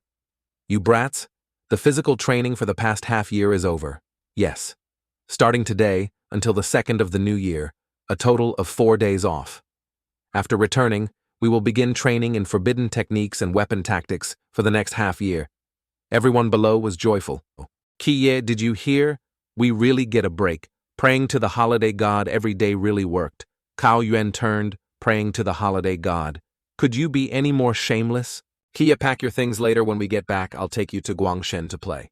But this holiday has one requirement: everyone cannot leave Kangnan. If you violate this once discovered, you will directly lose your qualification to enter Shouye Ren." Pang Pang heard this and slumped. "Do you have to target us like that? Let me tell you first, don't count on me in Kangnan. I don't have a home myself." Then they packed their belongings, preparing to get in the car to go home. Wait, bad breakthrough. My realm seems to have broken through me too. I've finally reached Jing. At this moment, Lao Yuan just arrived. He said, "Nonsense. Do you think we used those precious forbidden items just simply to suppress forbidden techniques? While the forbidden techniques are suppressed, the flow of mental power will also be suppressed. That forbidden item suppressed yours for half a year, now suddenly releasing. Your mental power, having been suppressed for so long, will experience a strong rebound, making it easy to break the original shackles of mental power and elevate your realm. You've broken through too. Reached Jing. Everyone, come get your spirit blades. Remember, during this holiday, the blade must not leave your body. However, unless absolutely necessary, you absolutely cannot use it. Understood. Understood." Chiyo took the blade but felt a little uneasy. Carrying a blade this holiday, is it really normal? They started getting into the car to go home, everyone joyful for this 4-day holiday. Cao Yuan looked at Chiye and asked, "Chiye, it's a holiday, why do you still look so troubled?" "Forget it. I probably overthought it. I just have a feeling there's something wrong with this holiday. Something wrong." At the training camp, she detected a signal of an extremely fast-moving object approaching the base, and also the car the recruits were in. Could it really be such a coincidence? Lock on immediately. Shoot it down. IFF of flying object is friendly. Cannot lock on. Lao Hong was surprised. Friendly. In the sky, missiles appeared aiming straight at the military base. They looked out and saw a strange object. What is that? A missile was aiming straight at their car. It was approaching. A missile is a missile. Suddenly, a blade appeared from nowhere and lunged, slicing the missile in half, causing it to explode. The explosion overturned the car. Everyone in the car was in chaos, fragments of glass, then fire slowly spreading. Kiye used his power. I must control all the fragments of these missiles. Otherwise, based on their number and speed, I'm afraid not many people here will survive. Kiye created and Shenshu. A dark sphere appeared enveloping the two recruit cars. The missile fragments were flying closer. The objects couldn't fly through this sphere. They were controlled. Kiye tried with all his might. I think I've controlled them. Everyone was being tossed around. The collision was truly terrible. The car skidded for a long distance, then was stopped by two tree trunks. The incident happened too suddenly. The car was completely wrecked. Inside the training school, the instructors used forbidden techniques to create a protective sphere, preventing objects from entering. She ran to Lao Yuan to report commander news from the recruit side. A member of Squad 136 arrived in time. One shot detonated the missile. Then another flash of black light. All missile fragments were blocked. No casualties. That black light, it must be Lin Chi. The recruits had just left the training camp and missiles were already fired. Indeed, there's a traitor among us. Lao Hong angrily stomped his foot, causing the ground to seem like it would crack open, accompanied by shockwaves radiating outwards, clearing an area. That's right, report upwards immediately. Investigate where those missiles marked as friendly actually came from. Yes, understood. At the training camp missile launch base, No 039, everyone inside had turned to stone. A signal from the line. Calling missile launch base. No 39, calling missile launch base. No 39. This is headquarters, missile launch base. No 39, report your status immediately. No one answered. She has killed everyone in this base. That deity representative used divine void. The missiles didn't cause casualties to the Shouye Ren recruits. Proceed with the next step. She knew. In her hand was a photo of Lin Chi. Seems like a very interesting young man. Ah, shouldn't say a boy.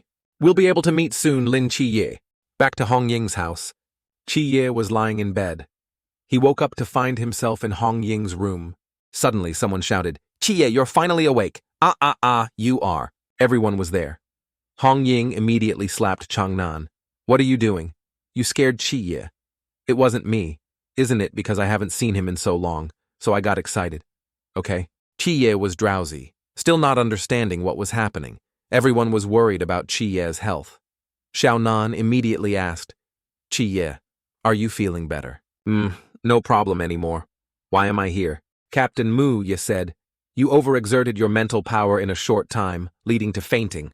Luckily, Hong Ying and Chi Mo arrived and brought you here.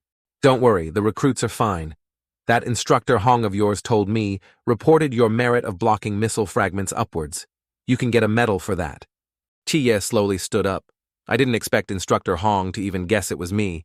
However, why were we attacked by missiles? Who wanted to attack us? Not attacking you guys. The Gushen cult's target is only you and that fat guy. Instructor Hong just reviewed the records. Gushen cult. That's right. It's been confirmed. The Gushen cult will attack missile launch base. No. 39. The missiles were fired from there. Moreover, according to intelligence, their target this time is Lin Chi and Bai Li Tu, Ming, the first dual deity representative in history and the sole heir of the Bai Li family. Indeed, their target is these two. However, I really didn't expect the missile launch base to fall without a single warning. Lao Hong Hao held a photo of the soldiers from missile base. No 39, utterly shocked. She reported, when our people arrived, they found many fragments of stone statues and flesh. There was also a snake-eye drawing made with fresh blood. It must have been done by the representative of Medusa from the Gushen cult She Nu. Commander, should we cancel the holiday and protect Lin Chi and Bai Li Tu Ming? No. Not only can we not cancel the holiday, but we also have to act as if we have no defenses against the outside. We're not afraid of sneak attacks, only afraid of being remembered. Remember, we can't protect them for a lifetime. So that's it, Commander. You want to use them as bait to lure out the Gu Shen cult to solve it once and for all. Scene change to Hong Ying's house. Xiaonan asked, "Are you okay?" Wen Qimo, while vomiting, replied, "I'm not a wretch. Wretch. Wretch. I'm just so happy. Qi Ye is back. Wretch. Wretch. Wretch." Inside, they were drinking to celebrate Lin Chi's return. Kangnan put his arm around his shoulder and said, "Come on, Qi Ye, continue. I don't believe that me, Hong Ying, and Qi Mo combined can't outdrink you alone." Both clinked glasses. 2-3 cheers. Gulp, gulp, gulp. This toast was the one that knocked out Kangnan, making him fall backwards. Chen Muye helped Kangnan up and said, "Qi Ye, you go back first. Recently it's been an unusual time. Just stay at Hong Ying's house and don't go out.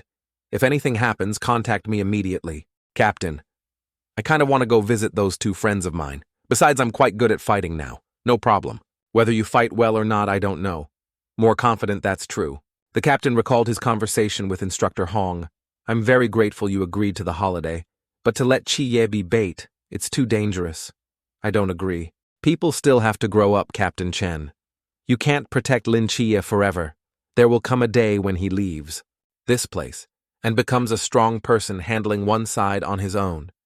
Giving him too much protection now might not be a good thing." Chen Muye was worried about Qi Ye's life, his face thoughtful.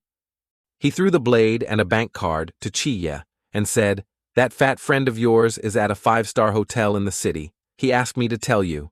To you, the room number is 9039. He said, if you're free, go find him. That's right, remember to bring the blade." After speaking, he helped Kangnan home. Qi Ye saw the captain off and thanked him. "On my head I have horns, have horns. Behind me I have a tail, have a tail. No one knows how many secrets I have." "I won't tell you, Sai, I won't tell you, Sai." Suddenly, Cao Yuan had been waiting for Pang Pang. "Huh, how did you get here? Didn't I rent a private room for you at the small hotel next door?" "That private room isn't as comfortable as your presidential suite. It's okay. I'll pretend I didn't see your jump." "Go, go, go. You being here affects my enjoyment of life. Tonight, I must enjoy my private space alone. Not a single living thing can appear." Cao Yuan pointed. "What about that mouse? Then, cut it out. This is a 5-star hotel. Where would a mouse come from?" Really, a mouse has appeared in his room. Suddenly, its eyes emitted a red light. That mouse, why is it so strange? At this time, Qi Ye had also arrived at the hotel, currently at the reception. "So sorry, if you don't have a reservation here, you can't go up." A friend of mine is staying here. I'm here to find him.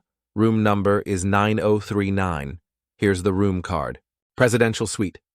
All right. Then, esteemed sir, I'll take you up there now." That, or perhaps you should revert. I'm used to your initial appearance." Suddenly, an explosion occurred at the hotel building. Qi Ye was surprised, not knowing what had happened. From above, 2 objects appeared plummeting down. It turned out to be Cao Yuan and Pang Pang. Indeed, there was a mouse. "Damn Cao Yuan! Stupid Cao Yuan, idiot! Cao Yuan After getting out of the car, everyone else avoided me like the plague. Why are you still coming to me? Do you know how many people in this city want to take my life right now? Aren't you afraid of death?" "I'm not afraid." Pang Pang was bewildered. Then Pang Pang pulled out a weapon from his clothes. "Crazy. Luckily I was prepared early. Otherwise you can wait to die with me." Pang Pang took out the forbidden item, Yao Guang using it to protect himself. It created a ring of light, helping the 2 land safely. "You even carry forbidden items with you." "Of course I carry them all. They are all in my free space." "That's not right. Where is that free space of yours kept? Do I need you to care?" The 2 of them looked up at the upper floors. The fire hadn't been extinguished yet. Indeed, quite a few instructors have always been ambushing around me. Now that they've acted, they must be fighting. With the assassin. They all followed you here. Has the life of the young master of the Bai Li family always been this exciting? Since I was young, I've encountered many assassination attempts, but haven't I lived peacefully until now? Tomorrow my bodyguard team will arrive. Let's see who dares to attack me then. Hearing Pang Pang, Cao Yuan pointed forward. "I feel you need to survive tonight first, then talk." Pang Pang also looked around to see if anyone was there. "Don't you feel this place is too quiet?" In another area, people were running around in chaos. Many danger zone, no entry signs started to appear. Qie went against the crowd, heading straight into the forbidden area, Wujiekongyu. The notice board used to deploy Wujiekongyu only the Shouye Ren teams stationed in cities have it, but this is definitely not opened by Squad 136, which means Shouye Ren from other cities are also involved in this matter. If they came to protect Fatso, why did they have to appear at this time? Why secretly deploy Wu Jiekongyu? It can only be Qie recalled. I refused your invitation. My principle is when encountering unknown danger, run as far as you can. You kid really don't have the slightest appearance of a young person. There will come a day when you understand. When you absolutely must go protect something. No matter how dangerous it is ahead, no matter how many unknowns there are, you will still go. Are you really sure you want to enter this Wuji Kongyu? How many people are inside? Why is there a notice board that only Shu Ye-ren have? And you don't even know if the opponent has high realm experts. I'm sure because in there are my friends. After speaking, Qie stepped forward, his hand ready to draw his blade. Inside, two figures with red light appeared from afar. Hello everyone, young master of the Bailey family, and a protector too. Of the two of them, one is skinny as a stick, the other is tall and muscular with bulging muscles. 2 people in total. No, there's probably at least one more person outside opening Wujiekongyu. Since when did Wujiekongyu did Shouye-ren also resort to assassination? We are from Zaijiesuo, we haven't been Shouye-ren for a long time now. Jaijisuo. That name sounds strange. Cao Yuan answered for him to understand. Jaijisuo is a place where criminals who possess forbidden techniques are imprisoned. It seems half of them are former members of Shouye-ren who committed crimes and were expelled. Pang Pang was surprised. Why are you so familiar with it? You didn't come from there too, did you? Cao Yuan replied. If not, if the commander-in-chief of Shouye-ren hadn't protected me that year and taken me to Jiuhuashan, I'd probably be imprisoned there right now. So, you're from the bureau. No wonder. However, if you want to kill me, just kill me. Why blow up the hotel and injure other people? You who once swore to protect this country now for a reward, you don't even care about the lives of civilians. He was angry, clenching his fists. You're slandering. We didn't blow up the hotel. Don't lump us together with those stray dogs. No matter what, I was once a Shouye-ren. I still have that most basic limit. We're killing you not fundamentally for a reward, but to repay a kindness, he interrupted Lao Quan. Enough. Lao Quan, you've talked too much. They're still fighting up there. No time to see them off. Lao Quan's eyes turned white, emitting red sparks. Yes, Captain. The forbidden technique made Lao Quan's body grow larger and larger, tearing the clothes he was wearing. This is forbidden technique, number 214 GT Chongzu. It can control the muscle tissue of the body, instantly unleashing terrifying speed and power. I didn't expect him to have this forbidden technique. Without many words, Lao Quan advanced, using his giant fists to attack them, worthy of being the young master of the Bailey family. However, I'm sorry. Lao Quan rushed forward. Pang Pang immediately told Cao Yuan to get out of the way. Let me handle this guy alone. Pang Pang used Yao Guang to block one of his punches. This necklace of yours is good stuff, but the user isn't. After speaking, he punched the protective shield repeatedly, causing Pang Pang's Yao Guang shield to almost crack. Damn, Yao Guang can't block it.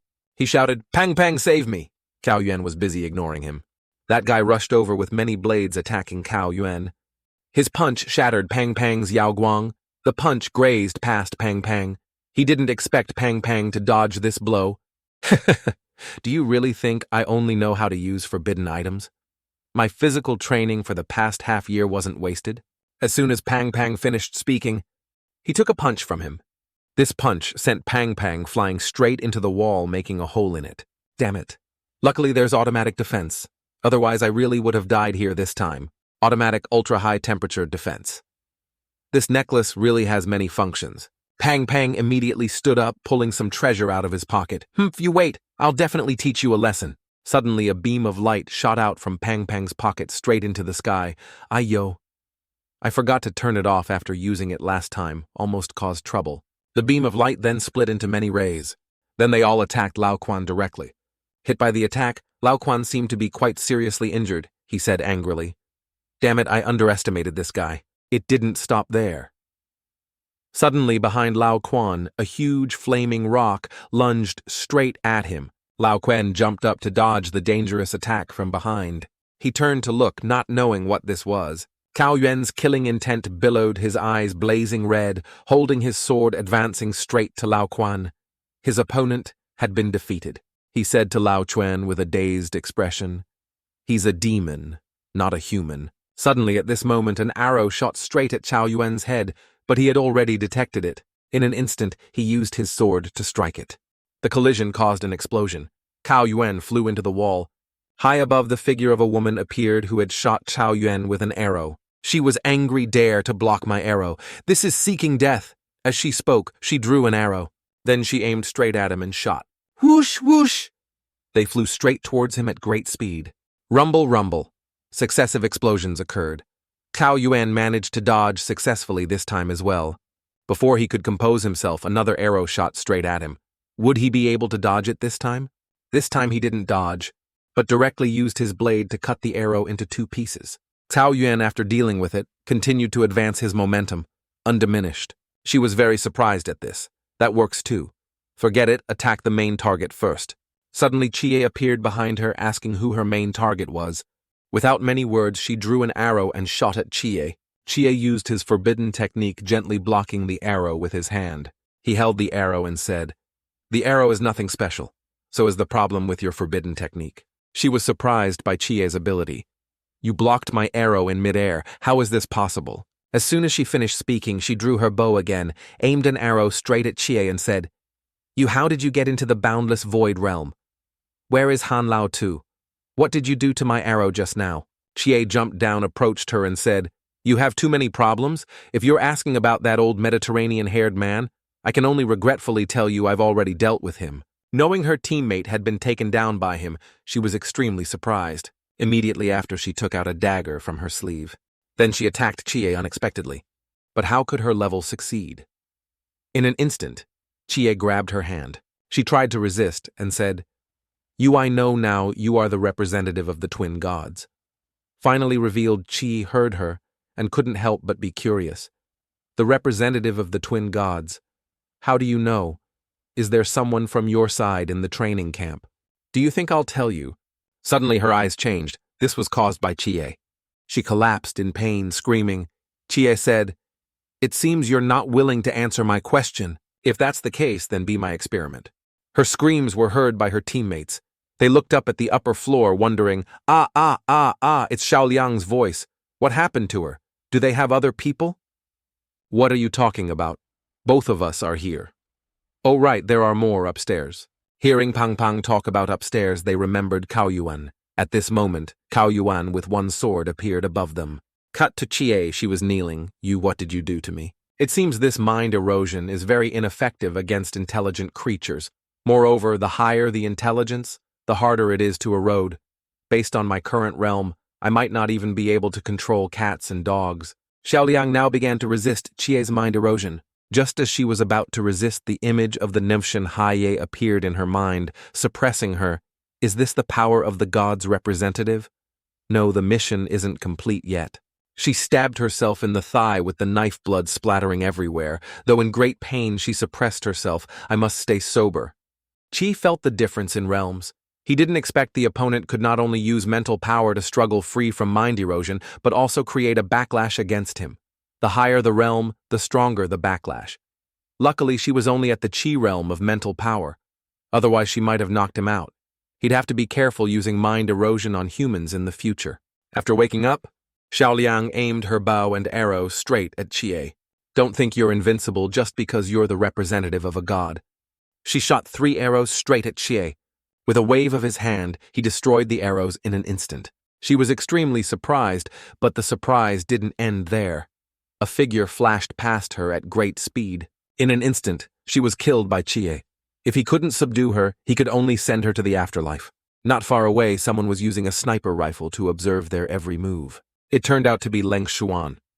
This kid isn't bad. Cut to Pang Pang, who was being ferociously attacked by old Guan Bastard. He covered his right eye with one hand and used his other fist to attack Pang Pang's light blade. One of his eyes was injured. He was furious, putting all his strength into this punch. I don't believe it. I can't do anything to that monster, and I can't do anything to you. The building continued to explode. Pang Pang turned to Cao Yuan and said, "See that? Hold on a little longer. After the instructors finish fighting, they'll come to reinforce us." Pang Pang spoke, but Cao Yuan didn't react at all. He was continuously slashing the other guy as if chopping meat into hundreds of pieces, blood splattering everywhere. "Forget it. This thing isn't convenient for chopping me. It's already not bad." Old Guan saw his captain was down. He was furious, using all his strength. Otherwise, he'd be next. He cursed Pang Pang as useless. Pang Pang turned and said, "Hey, isn't that your captain? Why are you so disrespectful to him?" "Stop your useless talk," Dai after saying that he rushed forward with his giant fist. But the light blade blocked it again, directly shattering my light blade. Pang Pang saw the situation was bad, rummaged in his pocket. "I can only use this." He took out a mirror, aimed it straight at Old Guan. "Hey, look at my invincible great treasure mirror." Old Guan looked at himself in the mirror, bewildered. Old Guan felt a difference in space. He was dazed. A mental attack. Pang Pang immediately signaled for many blades to rush straight at Old Guan, attacking. It created an explosion that shattered earth and stone. Pang Pang thought Old Guan wouldn't survive his ability. "Ha ha, Chi Realm, still a kid, ridiculous, ridiculous." Suddenly Old Guan appeared from behind Pang Pang. "Kid, didn't your instructor teach you always be careful of what's behind you?" A giant hand was grabbing his head. Pang Pang didn't expect his counterattack. Suddenly Old Guan spurted blood. Someone had attacked him from behind. Someone's figure appeared. That slash made him collapse. The person said, "Kid, didn't your instructor teach you? Always be careful of what's behind you." Pang Pang was overjoyed to see it was Chie. He rushed to hug Chie's leg, crying loudly. "I knew you'd come to save me." Chie kicked his legs repeatedly. "So dirty, let go. It's not over yet." Cao Yuan at this moment, his extracted aura was extremely dangerous. Chie looked at Cao Yuan and said, "The real trouble is this thing." Cao Yuan turned to Chie with a dangerous smile. Chie extended his hand. Pang Pang rummaged in his pocket. "Yeah, I know." He gave Chie the forbidden item. Later, this thing will also be called Cao Yuan's chastity lock, more appropriate. "You say that? Why does it sound a bit disgusting?" After saying that, Pang Pang ran away, leaving Chie standing alone. "Huh, you were there just now." Cao Yuan rushed towards Chie, surrounded by dark energy. Chie blocked one of his slashes. "As long as I can control his blade." Chie raised his hand to use his forbidden technique, controlling Cao Yuan's power. A sphere gradually appeared in space, enveloping Cao Yuan. In this space, Chie continuously blocked many of his attacks. It seemed ineffective. "No. This killing intent is too abnormal. It can even prevent the erosion of divine void. I fundamentally can't control anything near him." His slash made Chie slide back a considerable distance. Pang Pang hid behind, scared, and said, "I feel his state this time is a bit off." Chie thought of another way. Now there's no forbidden item to suppress him in the training camp.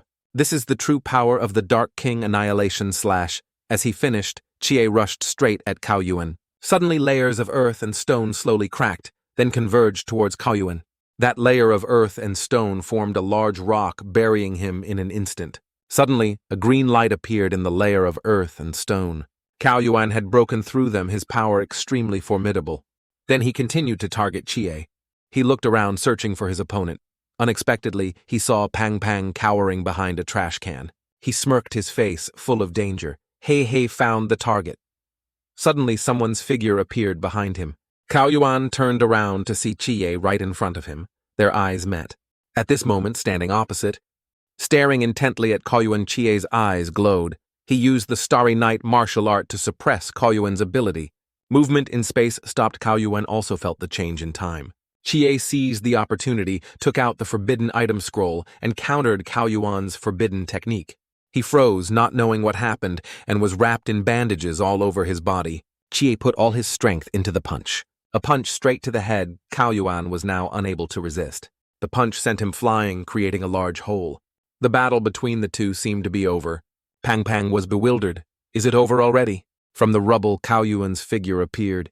He had returned to his normal state and said, "Chie, can you be a bit gentler next time? You weren't gentle when you slashed me either," holding a grudge. The fire in the building had also been extinguished. Smoke billowed into the sky. The three of them looked up at the upper floor, and Cao Yuan spoke. "The instructor's battle is still ongoing. The enemy they're fighting now is probably a transcendent realm foe. Luckily, we jumped down directly," Chie said. "That kind of enemy isn't something we can deal with. Moreover, standing here foolishly will increase the danger of exposure. We might as well get a bowl of noodles first. Cut to outside the city, the three of them had arrived at a noodle shop. Pang Pang's bowl was full of toppings. Chie, is this the place you were talking about for noodles? Given our current situation, can I take you to a big hotel to eat? We have to choose a deserted place where no one is around. Only then can we eat a meal in peace. Hearing this, Pang Pang giggled. So that's how it is. Chie, you really are far-sighted. Chie called the owner to get the bill. How much is it in total, sister? Chie took out his wallet and thought, well, I only have enough to treat you guys to noodles here. The owner said, minced meat noodles, 10 yuan, cutlet noodles, 12 yuan, and this fat friends is 42 yuan, total 64 yuan. Hearing this, Chie froze his face covered in sweat at the price. Chie pointed to the noodle bowl and asked, why are Pang Pang's noodles so expensive? This Pang Pang had ordered a bowl of beef noodles, braised pork with added cutlet, vegetarian, chicken, shredded pork, chicken egg, fragrant dry spices, and noodles. Pang Pang said, I saw this shop has quite a lot of ingredients, so I ordered everything. It's just a pity they don't have the caviar and American lobster I like best. Your noodles pay for them yourself. Chie, didn't you say you'd treat me? I changed my mind. Behind them, 3 customers were entering the shop. So were we directly ambushed? They even precisely blew up the 90th floor. Right? Can't you see? I'm still wrapped in a bath towel. Someone who can create such power must be at least transcendent realm. Our plan to jump directly from the building was correct. Once they capture our figures, you fundamentally can't escape, you'll just be dragged into the instructor's battle. The place you're staying is too ostentatious. In this hotel, you need to register your identity. Anyone with a mind to can easily find out your whereabouts with a quick check. It's not like I'm not used to it. When I was in Guangshen, I always stayed in hotels better than this. He said, Shenge, we've eaten noodles for 2 meals in a row. Tonight noodles again. Shenge replied. What do you know? Noodles. Noodles are a specialty of Kangnan. It's rare to come here, how can we not eat a lot? Chie and the other 2 were surprised by their appearance and turned to look. Shengi said, owner 3 bowls of plain soup noodles. Yo, it's you guys again? 2 meals of plain soup noodles in a row eating this again? Shenge only now noticed them. Ah, you guys? Pang Pang said, yo, Shenge is here for noodles too. The 2 friends with Shenge looked at Pang Pang's noodle bowl and were surprised a bowl full of toppings. Shenge turned to look at them looking annoyed. Shenge sighed. Owner, change it. Give me 2 portions of noodles with minced meat and 1 portion of plain soup noodles. After saying that, Shenge took money out of his pocket to see if it was enough. Chie saw through it, sensing the money in his pocket was just enough to pay for the noodles. Shenge, why change to minced meat? Eating so much plain soup. I thought you guys must be tired of it, so I let you change your taste. What about you, Shenge? I like simple, pure, plain soup. That's the true essence of noodles. Cao Yuan heard this and thought, oh, another poor devil. Chie kept staring at Shenge. Shenge looked over and found it strange. Hey, what are you looking at? Right before you were injured in the car, are you okay? I'm fine. That I have to thank you for that time. If you hadn't blocked those missile fragments, we'd all have been injured. Shenge, since when did you become so polite? Damn fatty. I've always been clear about gratitude and grudges. How is that polite? I know this vacation is definitely not simple. If you guys have any difficulties, you can tell me. Out of respect for our past as comrades in arms, if I can help, I definitely will. Chie heard this and said, in that case, I really have some business I want to discuss with you. Go ahead. Chie pointed at Pang Pang and said, during the vacation, stay by his side and protect him. Shenge was surprised. Him? Yes, in exchange, he'll pay you 1,000 yuan a day as a protection fee. What do you think? Shenge imagined the number 1,000 yuan in his head. Okay, I agree. But this transaction is only for me, not including Li Jia and Liliang deal. After that, they left the noodle shop. Pang Pang asked Chie, why did you ask Shenge to protect me? This time, both you and I are targets. I can't always be by your side. That would be even more dangerous. When Cao Yuan goes crazy, he doesn't distinguish between friend and foe. So you need a protector by your side, and it has to be an expert. Pang Pang praised Chie, you're still the smart one. Shenge was also standing behind at this time and called out, hey Pang Pang, hey, no matter what, I'm your employer now. Can we change how you address me? Bailey Dooming, let's negotiate a bit, pay me 1 day's salary in advance. What do you want to do? Don't worry about that first. Just say if it's possible or not. I don't have cash on me right now. Kao Yuan also took out his wallet, but I have 300 yuan here, is that enough? Enough, give it to me first. Then Sheng returned to the noodle shop. Owner, give them an extra portion of cutlet and a chicken egg. Haha, okay. Shengi, why are you back? Shengi put his hand on the table with the money and said, this is 300 yuan, take it. Eat something good these few days. Shenge ruffled Liliang's hair. Wait for me to come back. After saying that, he left Hey Shenge Yu. Then the four of them went together. The hotel exploded. Where are we staying tonight? Kao Yuan spoke up. How about we just find a temple and sleep there for one night? Peng Peng turned and said, this is a modern city. Where are we going to find a temple for you in the middle of the night? True. I know a place, follow me. The four of them stood in front of the hotel. Chie, are you serious? In Jiangnan, there aren't many places you can stay without an ID.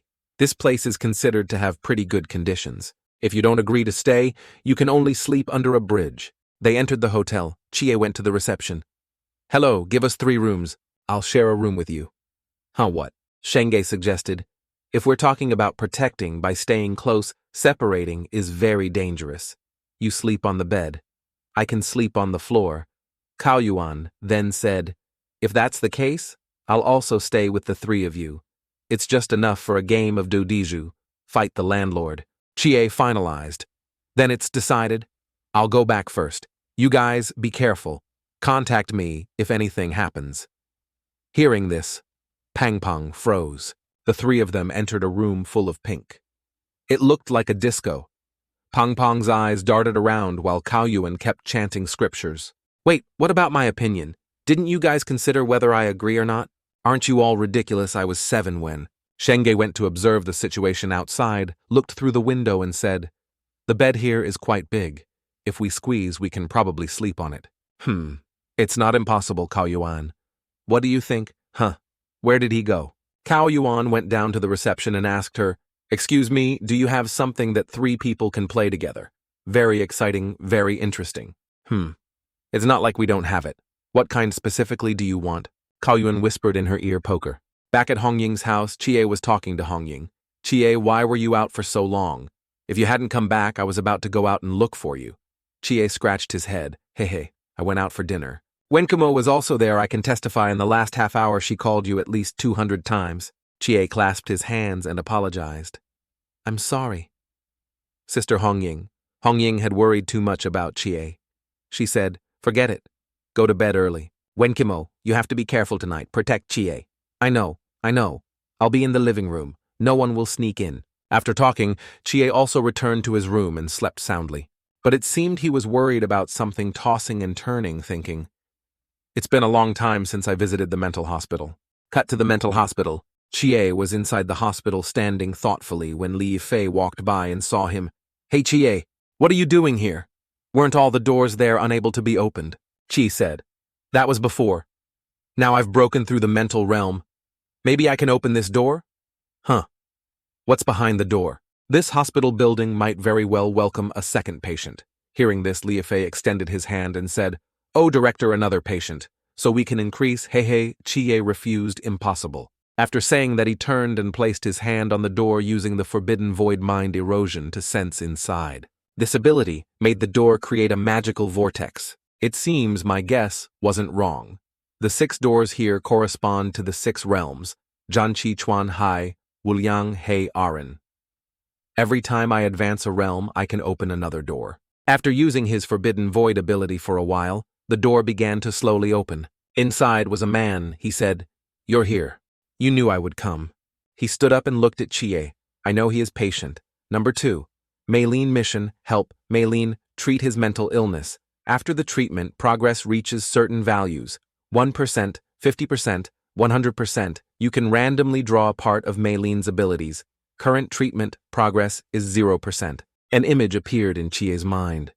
Maylene is a legendary magician who helped King Yase ascend the throne in English mythology, the founder of the wizarding world. It's said he not only mastered all kinds of magic, but could also predict the future. However, the Maylene here is probably not the historical figure, but a god created by embodying the English people's longing for the unknown, a god of magic and wisdom. Li entered and asked, Chie, what is it? So it's a man. As soon as Li Fei spoke, Maylene showed his talent.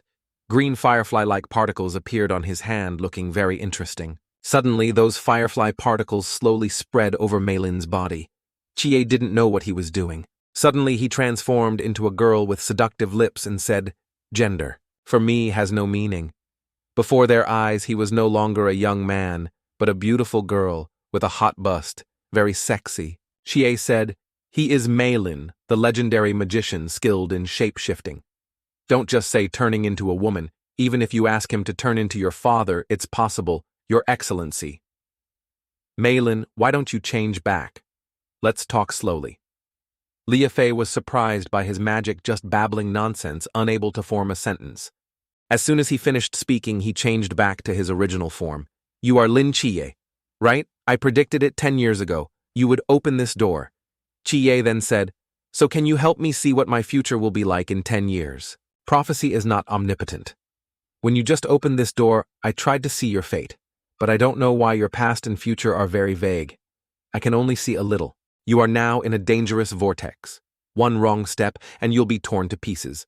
Moreover, it will implicate everyone around you." Lia Fei spoke up. "No wonder you came straight here to open the door as soon as you returned. It turns out you encountered trouble outside. However clear the information is, I can't see it anymore. The me now doesn't have the ability to predict accurately because I lost my crystal ball." Chie heard Meilin say this, looking confused. "Lost it.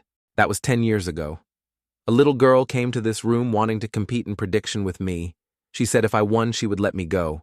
But if I lost, I had to give her the crystal ball. We started with a falling leaf, deducing and predicting the changes in the forest from 50 years ago now and 50 years in the future. No winner or loser. Then we deduced about rocks, water droplets. We found that with external objects, no matter how we competed, we couldn't determine a winner. Then she decisively suggested taking the opponent as the target, deducing and predicting everything about the opponent. I agreed. But her existence was completely outside my data. Whether past, present, or future, there were no traces to find. Oh, she was like a phantom not belonging to this world. No matter what method I used, I couldn't see a corner of her fate. So I lost. She took the crystal ball. So fierce. Then who was that little girl? I don't know either. This little girl must be Jinian, who took Nike's bracelet and left a letter in the director's room. But a 13-year-old girl, how could she beat the goddess of darkness in creation and beat a great prophet like Meilin in deduction and prediction? If I knew what kind of person this girl calling herself Jinian was, perhaps the origin of this mysterious god's mental hospital could also be revealed. But it's too early to research this now.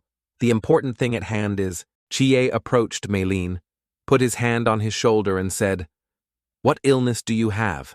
He replied, "You're the one who's ill." Ahem. What I mean is, do you have a mental illness? If not, why are you here? He turned to look out the window and answered, "Chie. I don't know either, I'm just a scholar trying to discover the true face of the world. For the fish, in a fish tank, the fish tank is their world. They wouldn't know that.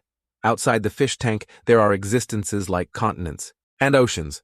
The things they consider their world, is it the real world? No. So how do we know if what we consider the world is the real world or not? Are we fish in a fish tank created by a higher dimensional existence? You have proof. Mythical beings like us suddenly appearing in your world isn't that proof." Chie thought, if it's really as you say we live in a false world, then what is the real world? Like, have you found it? Found it. I used magic to contact a mysterious plane. Though I don't know exactly where it is, I can predict it. That is the real world. It's at the bottom of the sea. Inside there are all sorts of small rooms, some shaped like pineapples, some like human heads, shops selling strange foods, and a strange yellow block. Chie heard this and hid behind Lia Fei in fear. "The real world, I've seen the real world. Don't be afraid, it's okay." I'm not afraid." Before their eyes, he was using his magic and many pink things appeared around him. They stared intently at him. Meilin had now turned into a starfish dancing 500 brothers. Let's go catch jellyfish. Outside the campus, the goddess was playing on a swing by herself. Chie and Lia Fei chased after him. Meilin kept running and singing about catching jellyfish. He ran past the goddess, turned to look at her and said, rogue shopkeeper, you're here too." The goddess was bewildered, trying to remember who he was from her memories. "So you're my grandchild too," the two of them joked with each other. "Rogue shopkeeper. rogue shopkeeper grandson. I'm here. The two of them played like that while Chie and Liafei stood by bewildered. I think I know where his illness lies. Looking at it this way, it's a bit inexplicably touching. Malin. I don't know what magic he used connected to a place called the real world and transmitted his consciousness there, but that real world had some strange influence on him, eventually leading to mental instability. In short, we need to give him a sedative first, see if he can change back to his original state. This is too torturous. Liafei heard this, asked Chie. A sedative. Who will inject it? Chie was silent. Liafei volunteered, took the syringe, and approached him. Chie was actually afraid of the tiny syringe.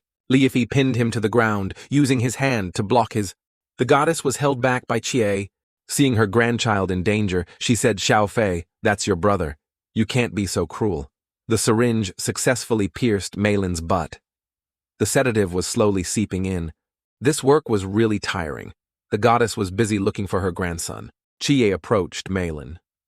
He had returned to his original body state, but he had just fainted, probably an after effect, a consequence of confused consciousness. The goddess was hitting Liafei repeatedly, scolding, naughty child, ouch, ouch, it hurts. Back at Hong Ying's house, Chie had woken up. He thought about his dream from last night, although Malin's illness is serious when not mentioned. The real world, he can still communicate normally, so there's no need to worry too much. Now the main task is still to find a way to treat the illness. Outside, snow was falling.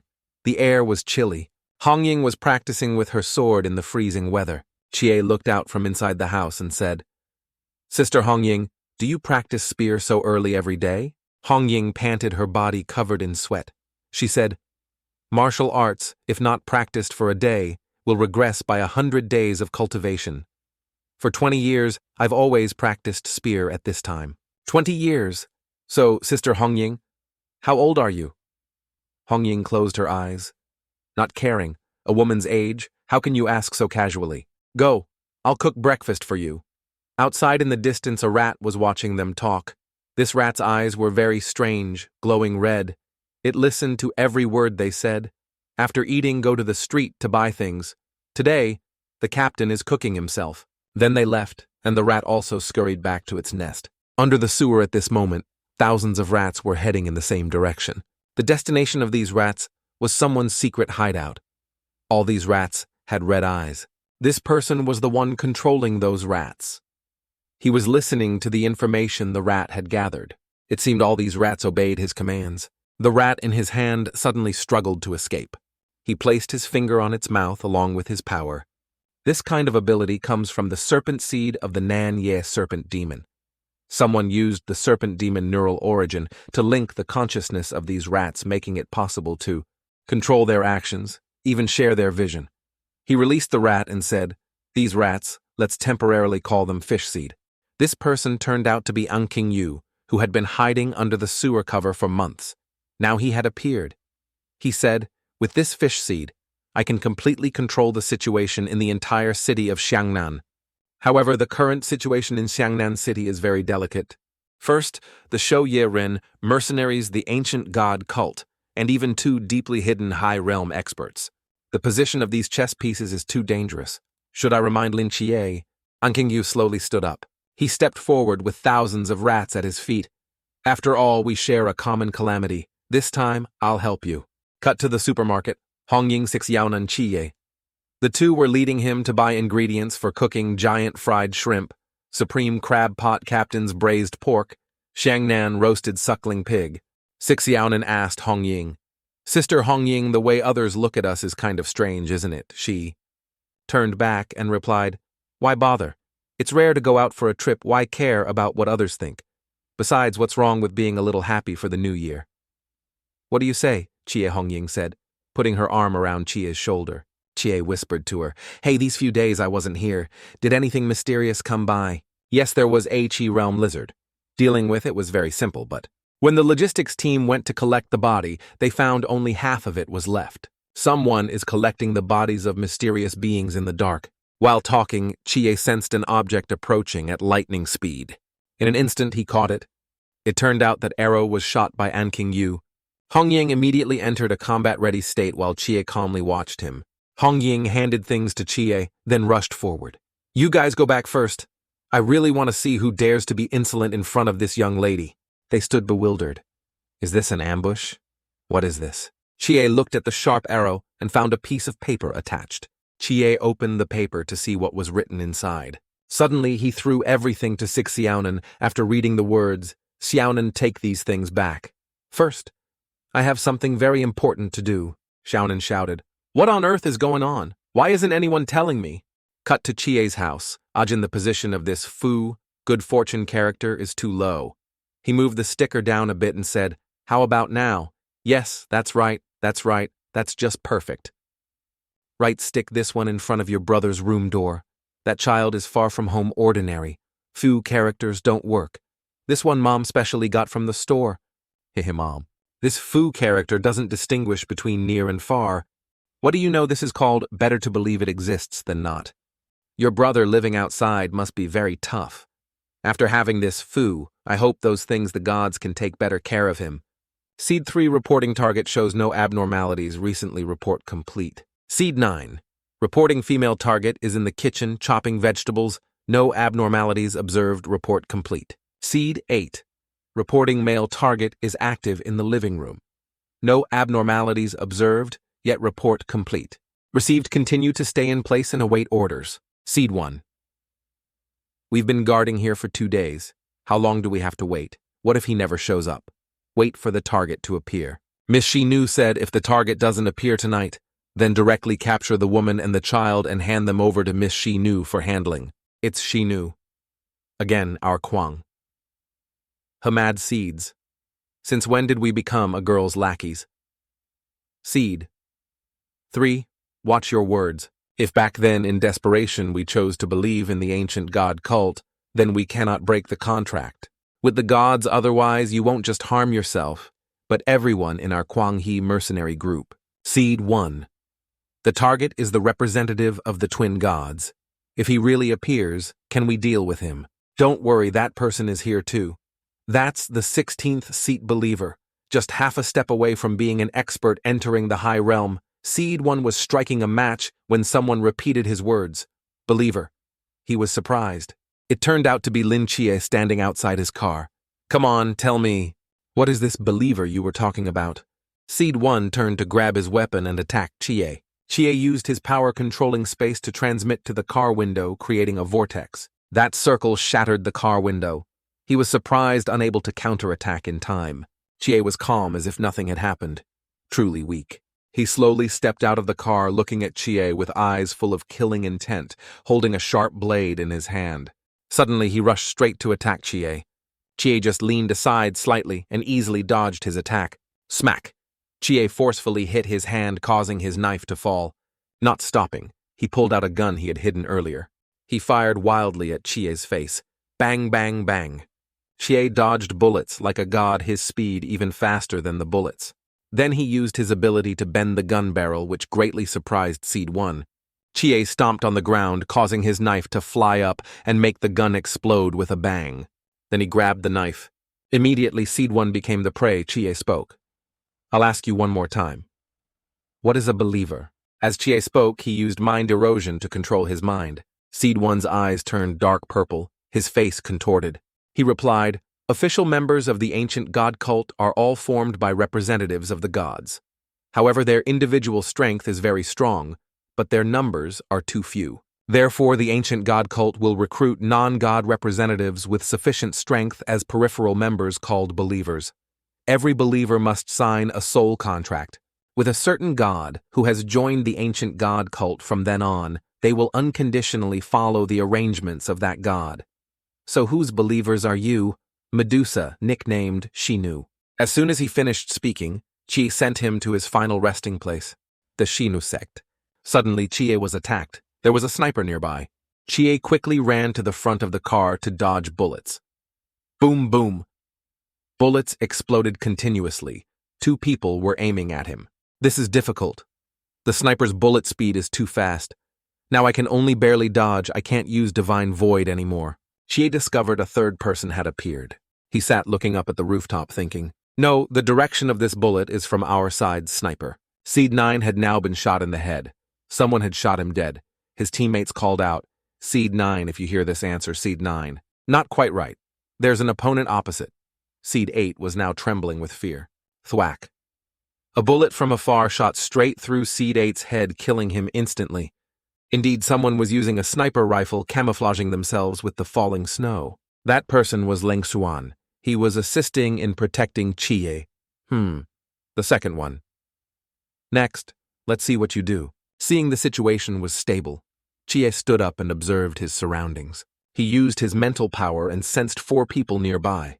Suddenly, those 4 fired continuously at Chie. Under continuous fire, Chie could only continue to hide behind the car, waiting for an opportunity to attack. While they were reloading, Chie threw 2 objects at them. He fired continuously at the object, then told his accomplices to spread out.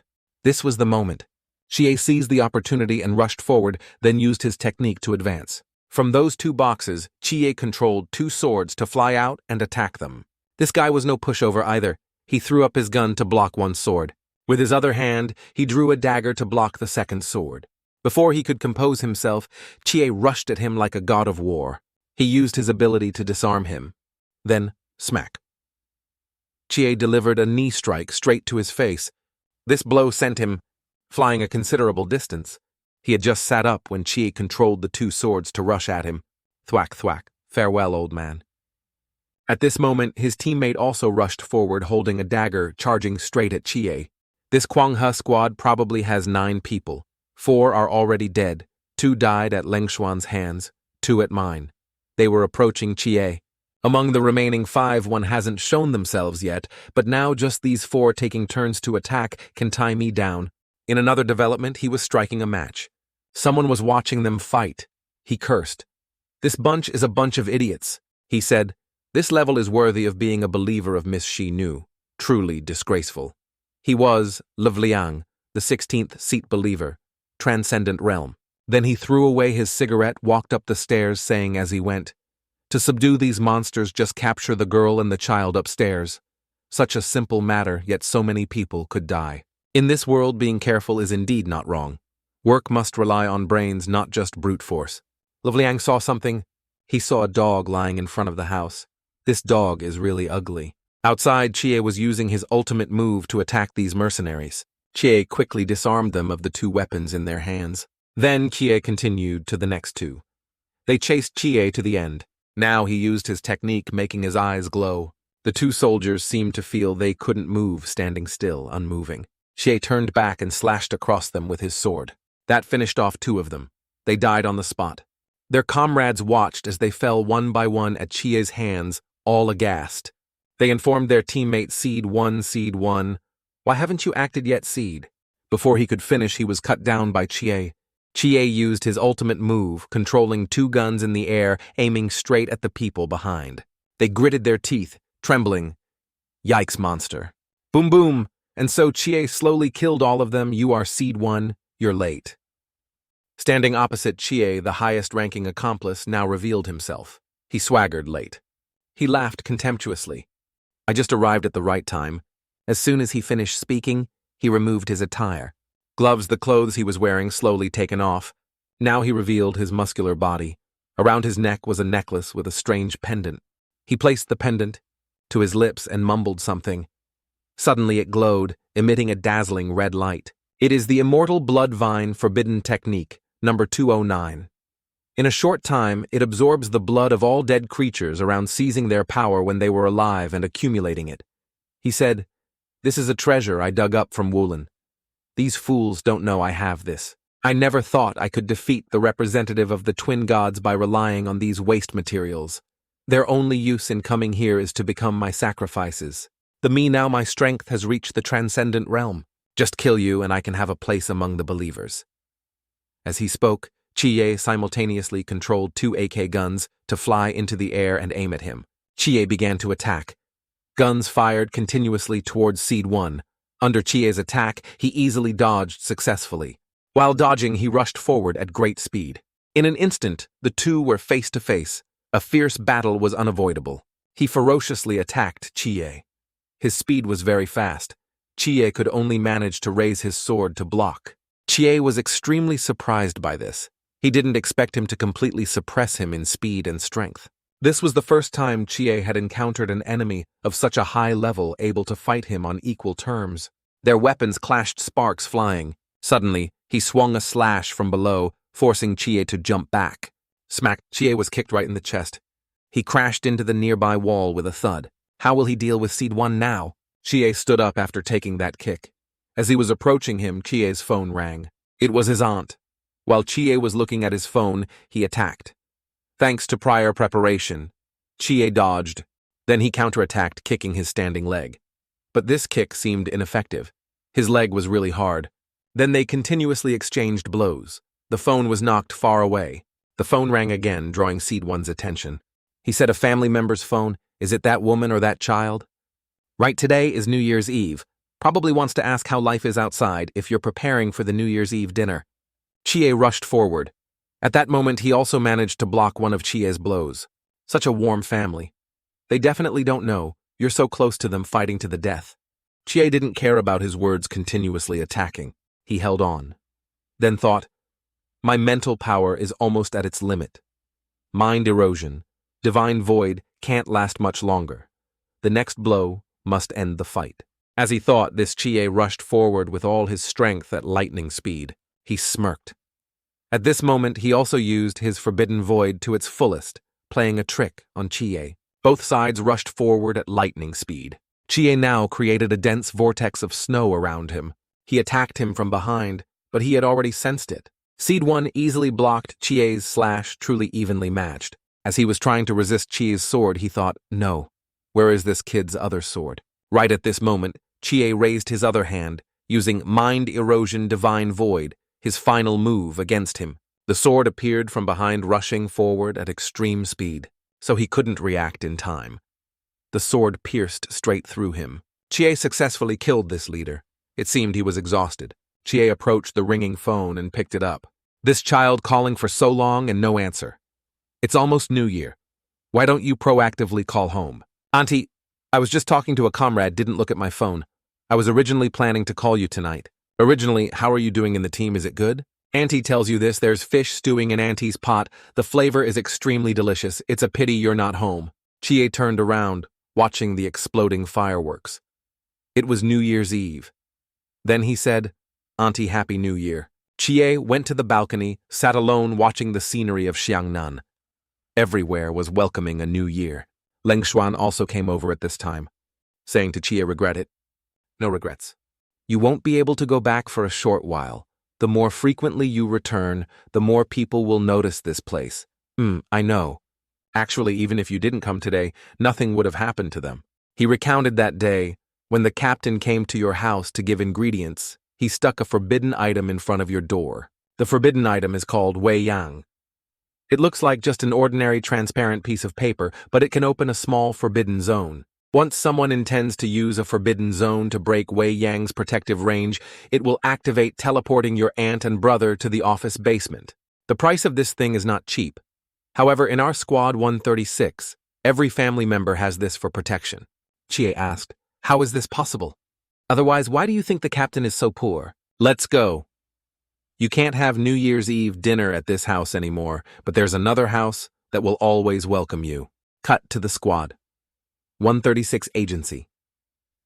They had prepared many delicious dishes on the banquet table. Hong Ying held a chicken leg and ate it first, praising, unexpectedly, the captain's cooking skills are amazing, so delicious. Chie also brought his bowl from behind and said, right, Sister Hong Ying, have you caught the person who shot the arrow? Not yet. That guy runs too fast. In broad daylight in the city, I didn't dare use a forbidden zone to chase him. I feel he probably has no ill intentions, just his identity. While talking, someone's voice rang out, fish soup is here. It turned out to be the captain, and Six Yonan was busy in the kitchen. Wenkamo said, Captain, the food is ready. You've both been busy for 2 hours.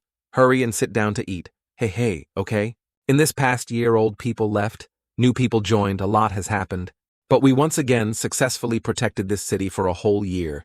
As the captain of Squad 136, I want to, on behalf of the people in Xiangnan City, thank all of you here. This time next year, the people sitting here will definitely be us, not one missing. Come, let's toast. Happy New Year. Cut to the Hotel Pang Pang, and the two of them were looking out the window at the fireworks. Pang Pang opened a can of drink and offered it to Shenge. Looks like this year, it's just the three of us celebrating the new year together. Shenge refused the drink. During work hours, no alcohol.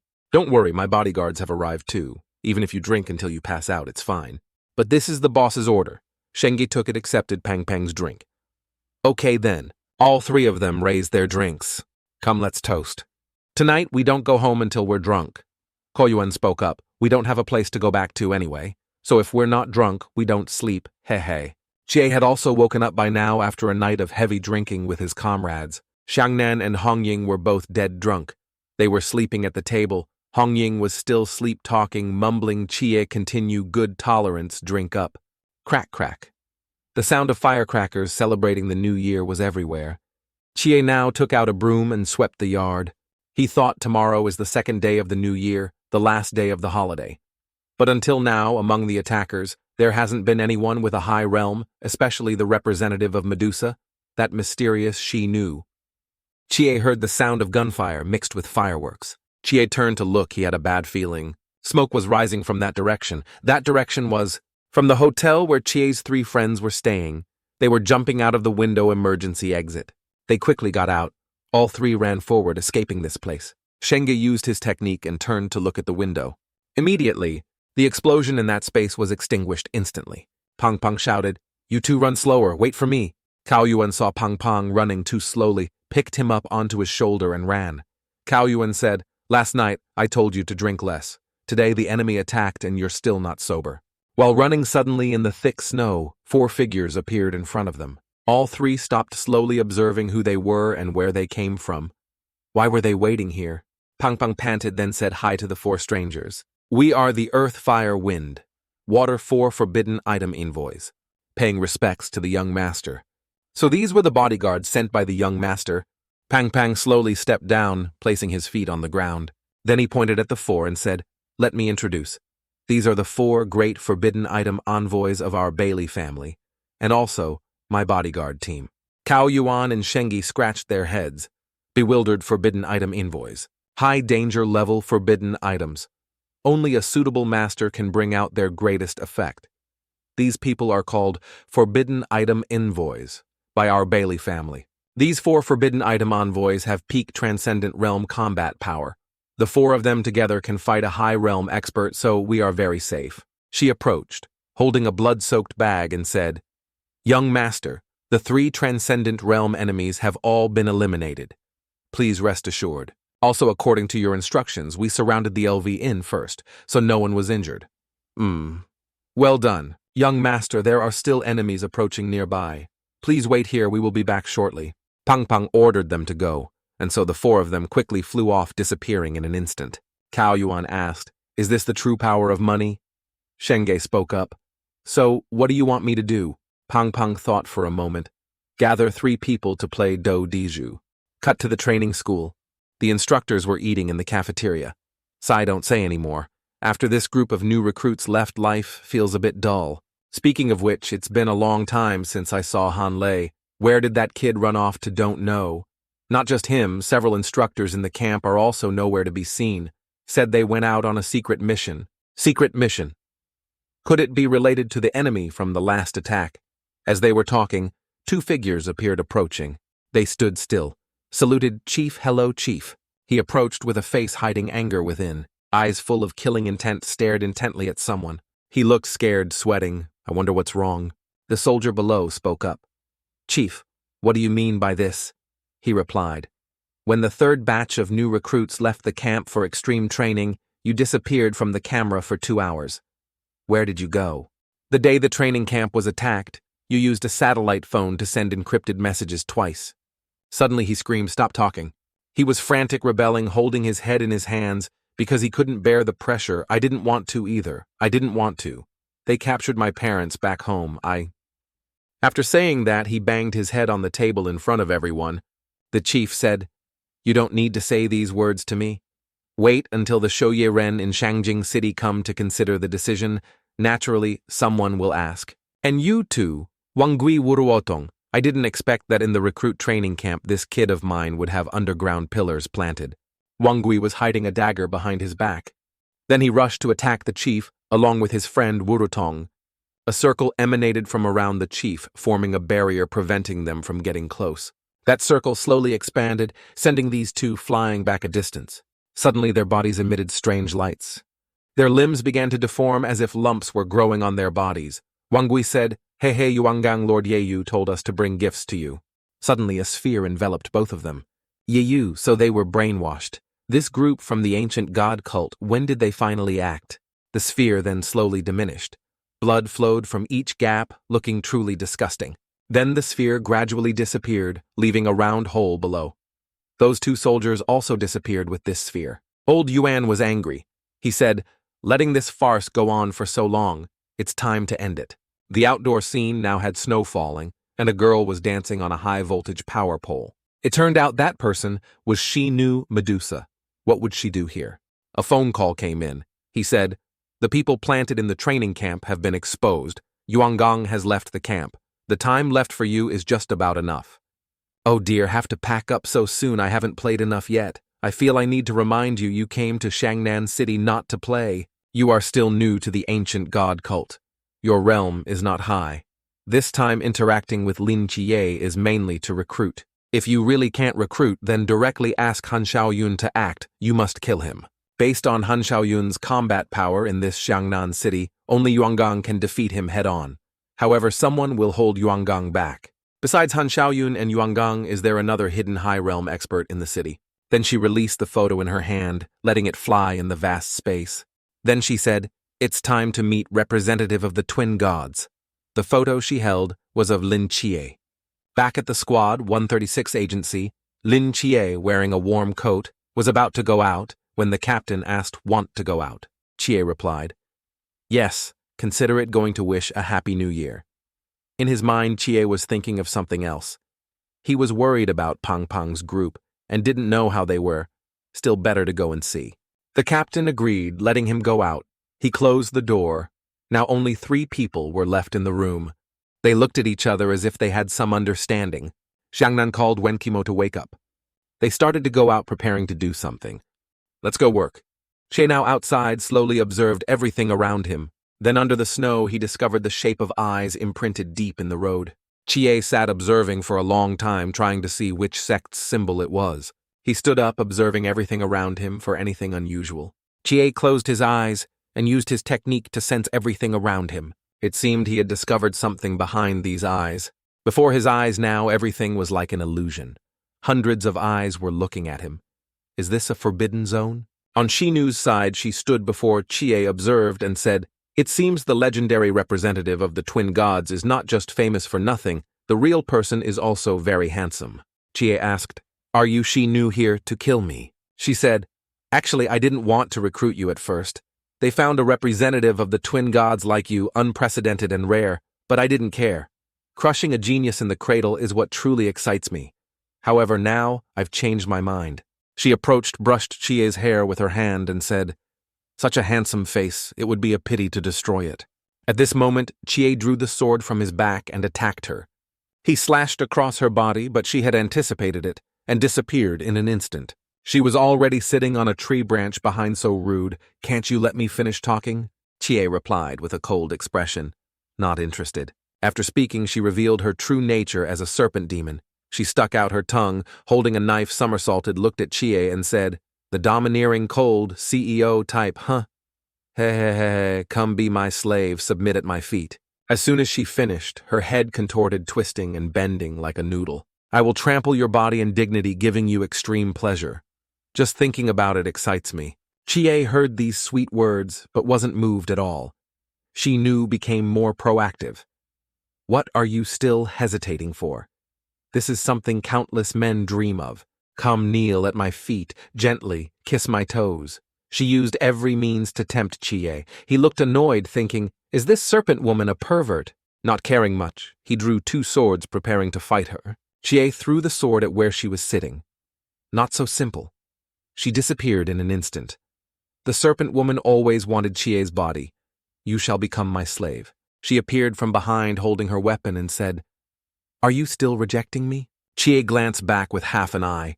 Not only do I want to reject you, I also want to kill you. Hearing such heartless words, she knew revealed her true form no longer playing with him.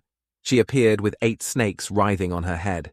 Along with that came the heartless words, Then you go die. Chie was now ready to fight She Nu. He didn't look directly into her eyes, knowing She Nu's ability to turn people to stone if they looked directly into her eyes. She Nu used her appearing and disappearing technique in short bursts to fight Chie. Suddenly she was in front of Chie. She attacked Chie, but it seemed she couldn't trouble him. While the 2 swords were clashing, he thought, I can't use mind erosion to control this short blade. This must be the forbidden item of Medusa's representative. While he was thinking, She Nu tried to open her eye code. Now look into my eyes. Chie immediately closed his eyes and said, Looking will turn me to stone. Am I sick that I'd look into your eyes? As soon as he finished speaking, Chie slashed across her body with 1 strike. That spinning slash also gave her a scare. She Nu was now more cautious than before. Suddenly, she attacked from a distance. Chie easily jumped to dodge the blow. He sensed everything around him. She Nu's techniques and tricks were numerous and strange: instant teleportation, petrification, and these black pythons. Luckily, her realm wasn't high. All the snakes, and she opened their eye codes looking straight at Chi. Seizing the opportunity, he looked into their eyes and attacked instantly. She moved within a space shaped like eyes Chie assessed from the intensity of mental power. She Nu was also at the Chi realm just like him, but why was the range of her forbidden zone so wide? Every time she prepared to attack and jumped forward, that position would create an empty space whenever she stood there. Then She Nu rushed to attack Chie. What exactly is the effect of this forbidden zone? Chie saw the empty space and guessed her loophole. So this is the forbidden zone she's using to attack me. She knew, I understand your little trick now. As soon as he finished speaking, Chie threw his sword behind him, and several heads of the spirit snake were instantly severed. She Nu stepped back, not expecting Chie to attack so quickly. She angrily bit her lip and cursed him. So you're seeking death. She Nu continued to appear and disappear. Chie now understood her technique. He calmly raised his sword, ready to attack at any moment. He pretended to lower his sword. She immediately appeared holding her weapon and attacked Chie from his right arm, but it wasn't that easy. Chie blocked her slash and then created a magical vortex that slowed down space. The opportunity had come. Chie stabbed her straight in the chest. Now she felt the space was suppressed. In an instant she moved away from the knife's range. She Nu was in pain, not expecting him to have such strong abilities.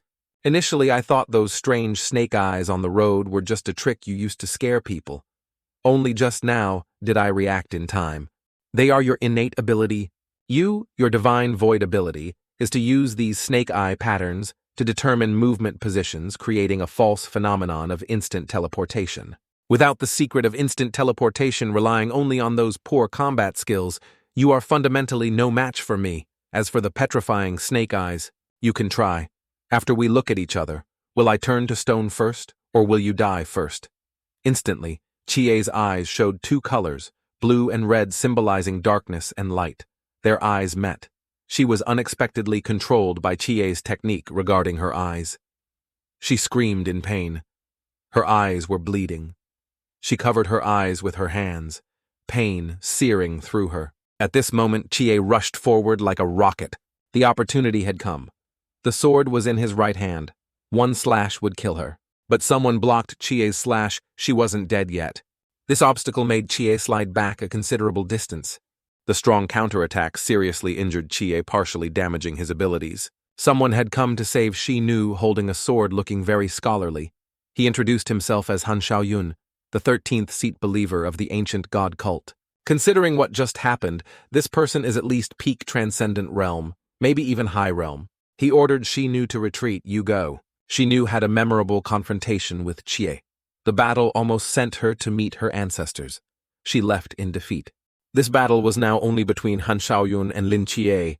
Chie looked at him and asked, Are you also here to recruit me? Han Xiaoyun replied, Unfortunately, I'm not here to recruit you, but to kill you. After saying that, he used a technique that made everything around emit white light. A tornado suddenly appeared in the sky. Chie looked up, wondering what it was. Han Xiaoyun knew where this light came from. He said, Shu Yeren, boundless, void realm. The tornado in the sky created a beam of light shining straight down to the ground. Inside the boundless void realm were all of Chie's comrades present here. The captain spoke up. All members of Squad 136 are here, who is seeking death. Cut to the 4 forbidden item envoys sent by Pang Pang Boom. They were attacked by the opponent, causing shui water to fall into the icy snow. A giant monster with orange hair was attacking the 4 of them. Continuing Huo Fire and Fing Wind approached from behind to attack him, but it seemed he knew everything in advance. Boom! He created an explosion that Huo and Feng couldn't anticipate. After the smoke and dust, he rushed forward like a firepower, approaching the 2 of them at extreme speed. Rip! He passed by her like a tornado accompanied by an extremely fast fist. Wherever he went, he created an extremely strong wind that blew up her skirt, revealing her big buttocks and sexy stockings. Whoosh! The punch was very fast and powerful, not missing a beat. Feng rushed to attack, but was also detected by him and received a strong punch. The punch to her stomach injured her significantly. Feng flew back a considerable distance. This guy was indeed not ordinary. Thud. Feng's fall also showed. Pang Pang, the strength of this guy fighting 4 forbidden item envoys of the Bailey family together was impossible to win. Cao Yuan observed and said to him, Your protection team seems to be losing. Hey, I'll knock your teeth out right now. Shut your crow's mouth, you jinx. Where did this crazy high realm guy come from? He just wants to chase and kill me. 4 forbidden item envoys together can only barely fight a high realm expert. If he keeps fighting like this, we'll be done for. Shenge pointed at himself and said, Or how about you settle the debt from these past 2 days first, and then we'll see. From under the water, a dragon appeared, coiling around them. Huo and Shui were seriously injured. The dragon was their protective barrier against the formidable opponent. Not stopping the fight, he rushed to attack the 2 of them. Suddenly, under the snow, someone had created a crack that was approaching him. Boom whoosh whoosh. He flew into the air at extreme speed. But it seemed that speed couldn't trouble him either, a precise punch to Dai's earth face. The blow was too strong, sending him flying far away. Another failure. All 4 Dihuo Feng Shui were sent flying a considerable distance by his punch. He said, The forbidden item. Envoys of the Bailey family are only this much. Injured to this extent, do you still want to stop me? Even though they were injured, they were all still in a combat-ready stance, not submitting to the strong opponent, determined to protect the young master to the end. Their silence made it even clearer to him that they did not submit. He angrily used all his strength for one last go. With these 4 envoys joining forces, it's better, he said. Good, very good. Then go die for me, not letting him easily kill his men like that. Pang Pang decided it was time to show himself. He rushed forward. Slowly now. Hero, please wait. This hero, tell me how much did the person who asked you to act pay? Our Bailey family will pay 3 times that Pang Pang used money to negotiate with him. He didn't need money. Money. Do you think we're short of money? Pang Pang was confused. Then what do you mean? What do you need? He sensed something was about to appear behind him. It turned out Chief Yuangang's figure appeared. He smirked. It seemed his plan was going as desired. Hey, you finally came. The chief spoke up. You blatantly released high realm aura to hunt down Bailey Dooming, like this was it, to lure me here. The 2 seemed to know each other from before. He replied, So what if it was? If you're already here, you definitely won't be leaving anytime soon. The plan was indeed calculated in advance. Old Yuan understood who their target was. He said, After I appear here, you guys will have a chance for another high realm expert to go kill Lin Chi. What makes you think that in this Xiangnan city only Yuangang can kill a high realm expert? Cut to Lin Chi. All the captain's calculations had come true, so Chi's group arrived in time to rescue him. Facing Chi's squad, Han Xiaoyun was not afraid at all. The Shou Ye Ren squad stationed in Xiangnan. What can a squad from a third-rate city do to me? He was extremely confident. With her strength, Hong Ying now ran to Chie and said, My little brother, we're here to save you. He smiled. I didn't expect my squad to appear here. They joined forces discussed. Chie spoke up. Captain, that's a sea beast. Can we fight it? He said, Just try it, who knows? Captain Chen Shu asked him, Han Xiaoyun, former captain of the Gusu City's Shou Ye Ren squad. "Why are you now willing to become a lackey of the Gu Shen Jiaohui?" he replied. "There will come a day when you see your squad members die before your eyes, and then you will understand my choice. My target is only that young man. Now if you all leave, I won't make things difficult. Don't sacrifice yourselves uselessly for this kid." He looked down on his squad like that, which made Leng Xuan even more determined to show him what Squad 136 was capable of. He took out his sniper rifle and prepared to load it. Leng Xuan fired the bullet shot straight at Han Xiaoyun, who remained calm, standing still without moving. Boom! Everything exploded. Would he still be alive? That flame couldn't trouble him. Han Xiaoyun used his weapon to create a whirlwind that blew away all the smoke and fire. Continuing, Hong Ying advanced using her saber technique to slash at him from above.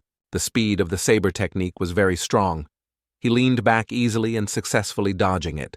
Suddenly he spun around with incredible speed, preparing to attack Hong Ying. Suddenly space was suppressed. Everything slowed down and he was also spatially controlled. Hong Ying looked bewildered at him, who was muttering something, calling out Ching Ching or something similar. From his eyes it was clear that the figure wasn't Ching Ching, but actually Hong Ying. Wen Qimo had used his technique to suppress space, making him dazed, thinking he was in an illusion. This was a spiritual illusion-type forbidden technique. The two of them were standing still, unmoving. He woke up and prepared to rush forward to attack. Hong Ying managed to dodge his slash, but the power was so terrifying that it made her slide back quite a distance. Wen Qimo clearly understood the forbidden technique he was using, called Forbidden Technique, No 180 Inner Demon Binding Art. It wasn't a particularly powerful forbidden technique, but against someone like you plagued by inner demons, it would have an unexpected effect. Hearing Wen Qimo, he also understood that the opponent clearly knew the forbidden technique he was using. No more hesitation. It was time for him to act against them. He created a tornado with dense spiritual energy surrounding it. The tornado grew stronger and stronger. This was his forbidden technique. No 079, called Great Wind Calamity. Squad 136 was enveloped by Han Xiaoyun with an extremely strong tornado. Wherever it went, it swept away everything around it. Qie was now completely within his forbidden technique. This was a super high danger. Forbidden technique of the sea beast, truly terrifying. Before he could compose himself, the tornado suddenly disappeared. Not understanding what had happened, Wu Shuangnan praised Xiaonan well done. It turned out she had done everything. She said, "That's Wu Yuan Sha, attached to the outer surface of the human body. It can isolate the influence of the external world's environment, heal wounds, and enhance defense." The captain recounted that 5 years ago, the Gusu City Squad encountered the art of the Gu Shen Jiaohui. Out of 8 squad members, 3 died. At that time, squad captain Han Xiaoyun went missing. 2 years later, he reappeared as a believer. Han Xiaoyun couldn't help but feel uncomfortable hearing his words. "What do you mean? What are you trying to say?" He said, "I want to know if you joined the believers with a purpose. Are you a mole?"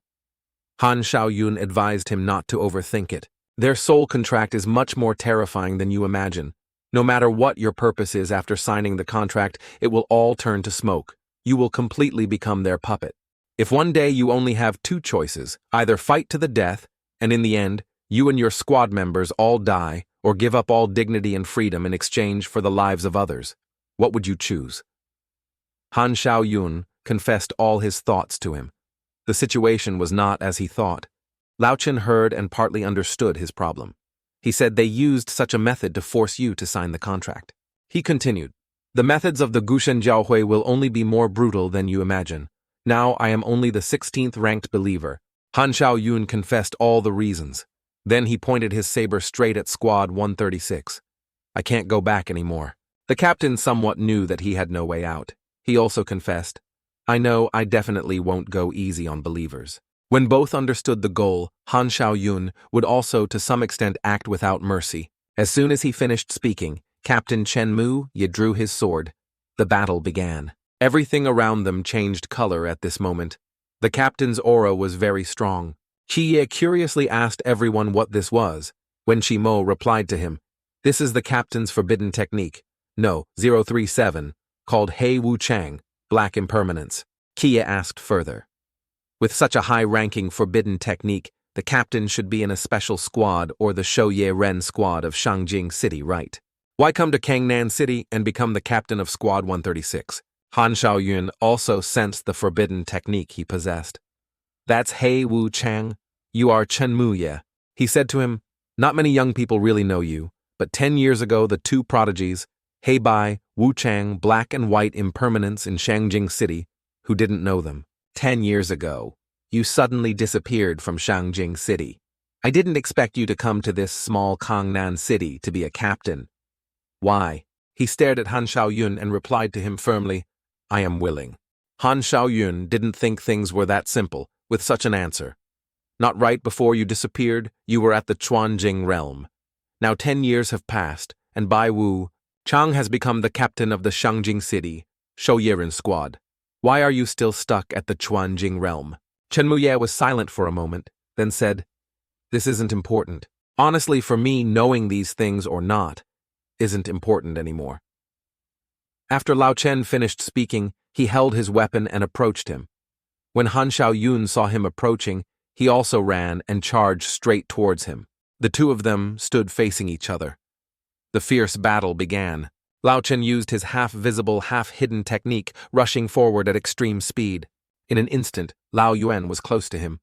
Before Han Xiaoyun could react, Lao Chen slashed him across the body with his saber. The damage this time was just a small cut. The captain's speed was indeed as fast as lightning. At this moment, Han Xiaoyun also began to counterattack. But before he could strike, Lao Chen slashed again. The slash went across his shoulder. The strike was too fast, too dangerous. Lao Chen's slash shook an entire street. Suddenly, the building behind Lao Chen collapsed. Unknowingly, he had been wounded on the face by a slash. Han Xiaoyun said, "You are very strong, but in terms of realm, you are still not my equal. This is a flaw." At this moment, Hong Ying was also preparing to join the battle. A spear flew straight over Lao Chen's head at great speed. "I know your realm is higher than mine, so I don't plan to defeat you alone." Hong Ying's spear flew towards him, but he successfully dodged it. An explosion occurred immediately after. Han Xiaoyun showed contempt for them. He said, "With this kind of attack, you still can't defeat me." Leng Xuan was now quite far away. He used his sniper rifle for a surprise attack. He fired. The bullet flew straight towards Han Xiaoyun. The bullet unexpectedly flew past his face, almost blinding one eye. He didn't expect this squad to have so many tricks, daring to use specially made bullets for a sneak attack. Before young Master Han could figure out who it was, the captain and Hong Ying didn't give him time to think and rushed forward to attack him. Outside, Wen Qimo and Lin Chi had not yet joined the battle. Chi turned and asked, "Aren't you going up?" Wen Qimo replied, looking at his hands, "My forbidden technique is quite special. It must be used at a critical moment. Besides, I can't even hold a saber now." Hearing Qimo say that it was time for him to fight, so he said goodbye. "Then I'll go first." The two sides fought fiercely. He was indeed very strong, his saber technique extremely formidable. He could block the attacks of both. Suddenly his body was controlled by some forbidden technique. Purple rays of light were converging on a focal point, immobilizing him so he couldn't move. It was the inner demon, binding art. He tried to resist, but seemed helpless against the controlled space. It turned out to be Wen Qimo. He had used his inner demon binding art to control him. His power was too great, and it also drained some of Qimo's strength at this moment. He had tried his best to help the squad get a chance to attack him. He thought clearly, using the power of the Qijing realm to influence. A sea beast expert was still too much. This spiritual power backlash was truly terrifying. However, he managed to seize this moment, which should be enough for the captain. The opportunity had come. The captain rushed forward and slashed him hard from behind. Lao Chen's slash actually emitted a strange aura. Han Xiaoyun was stunned and bewildered by this. "What is this?" Lao Chen spoke up at this moment. "Under Wu Chang's impermanence, saber, one can slash the body, slash the soul, and also slash lifespan." It seemed that fatal slash also made him realize that the aura emanating from his body was He Wu Chang. While Han Xiaoyun was standing there thinking, Qi immediately rushed forward. He threw his saber straight at Han Xiaoyun with extreme speed. He tilted his body, smiled as if for the last time, and said, "Perhaps I might really die here today." He said that, but was still determined to fight to the end. He performed his saber technique, clashing with Qi. Qi rushed forward, swinging his saber, getting closer to him. Qi observed that the opportunity had arrived. He slashed, but the other wasn't worried, deflecting the blow as lightly as a feather. Then he created a whirlwind that pushed Chi-Ye back quite a distance. Without stopping, Che slashed through Chi-Ye's body. At this time, the captain and Hong Ying also advanced, joining forces to attack him. The three of them split up to deal with him. The captain moved instantly and quickly attacked him from behind. A slash from the captain was blocked by him. He was not simple at all. This time, it seemed he was on high alert. Next was Hong Ying's attack. He already knew she was behind him. So he immediately counterattacked, creating a whirlwind that sent Hong Ying flying far away. From behind, someone was approaching him. It turned out to be Wen Qimo. He embraced Han Xiaoyun. His ability was truly strange. Suddenly, the captain grabbed both of them by the hand and ordered them to run. Run. The three of them rushed forward. It turned out the secret behind it was that under Wen Qimo's clothes, there was a bomb. It could make everything explode, and Han Xiaoyun would be no exception. The explosives planted on him detonated. The flames shook the entire Kangnan city. Lao Chen, Hong Ying, and Lin Chi all looked in the same direction, not knowing what would happen. Only Captain Chen understood everything. Hong Ying turned to ask Lao Chen. "Captain, this is," he replied. "Don't worry. Xiangnan's forbidden technique is rebirth. At the Chuanjing realm, he has 20 chances to revive. He won't die." Chi-Ye listened intently to Lao Chen, curious about his ability, rebirth. In this world, there's such a fantastical forbidden technique. No wonder one must seize the perfect opportunity to act. So had he always been using such a self-destructive fighting method before? Lao Chen said, "No. A long time ago before he was injured, it wasn't like that. Then he must have been very strong at that time." In the dense smoke and fire, a hazy, incomplete human body appeared peeking out. It turned out to be Jiang Nan. He was still intact and alive after the explosion. Lao Chen said, "The last chance for rebirth has been used up. Still can't kill him." As soon as he finished speaking, someone else appeared in the smoke, still alive. He said, "Are you the immortal of the Lan Yu squad?" Before he could live for 3 seconds, someone used a technique to stab him straight in the shoulder. He was in pain, but it was nothing, just a tiny wound. He said, "Just a little bit more and you could have killed me." This statement somewhat showed that the explosion only made him lose a little strength. He threw his saber, embedding it in the ground, accompanied by a warning. "What a pity next. I will let you know what the great wind calamity truly is." As soon as he finished speaking, he used his 2 hands to create a tornado. That tornado gradually grew larger. A fierce storm began to rise. Chi-Ye's eyes widened as he witnessed a truly spectacular sight. Chi-Ye spoke up. "This is the eye of the storm. The power hidden within it is the most terrifying. Once formed, the boundless void. Domain will be torn apart. By then, the raging storm sweeping through would likely be enough to flatten half of Kangnan City. If you want to solve the problem fundamentally, the time left for you is not much." Chi-Ye suddenly thought differently. Had he been overthinking? He felt like Han Xiaoyun was hinting at something. Suddenly a bullet appeared from nowhere, rushing straight ahead, but then it was blocked by the fierce wind, unable to get close to him. Not stopping there, Hong Ying continued to take out her weapon, throwing it straight at him, but it was also blocked by that fierce wind. The power of the forbidden technique grew larger and larger. It was showing Squad 136 that it could sweep away everything, even things more powerful than itself. Xiangnan, seeing it wasn't safe, spoke up. "Around him is such an invincible wind domain. Nothing can." "Penetrate inside, we can't stop him," the captain ordered. "We solved the problem from the root." Back outside the boundless void domain, M. Cao Yuan, Shen Ge, and Lao Yuan were outside observing the situation. Cao Yuan wondered, "What's wrong? Can you see something in the boundless void domain in front of you?" Shen Ge was thinking about something and didn't pay attention to Cao Yuan's words. Shengu sensed something unusual in the boundless void domain. The wind was stronger than usual. He said, "Impossible. From the outside, of course you can't see what's in the boundless void domain. It's just..." His intuition told him he didn't know why he suddenly wanted to flick his fingers towards the inside. Inside the boundless void domain, the fierce storm suddenly disappeared after Shengo's finger flick. Something miraculous happened. He also seemed to understand why everything changed so quickly. Who could possibly interfere with my forbidden technique? Hong Ying still didn't understand why the Eye of the Storm had disappeared. Why did it suddenly disappear so quickly? The group inside the boundless void domain couldn't have guessed that the one who stopped the Eye of the Storm was Shen Ge. Han Xiaoyun smiled. Well done. Whether it was praise or criticism, it was unclear. Lao Chen wondered what had happened just now. Chia thought he might have guessed who it was. Scene changed to outside the boundless void domain. Talked to Shen. Ge, why did you flick your finger just now? Shen Ge replied concisely. Not elaborating, maybe it was instinct. Kia wondered if the Eye of the Storm created by Han Xiaoyun was ultimately just extremely compressed air, and if Shen Qingju's qi manipulation could control air. If you just remove the air around the Eye of the Storm, creating a vacuum, the Eye of the Storm will naturally cease to exist. He's a professional counter. Now MM's group had entered the boundless void domain.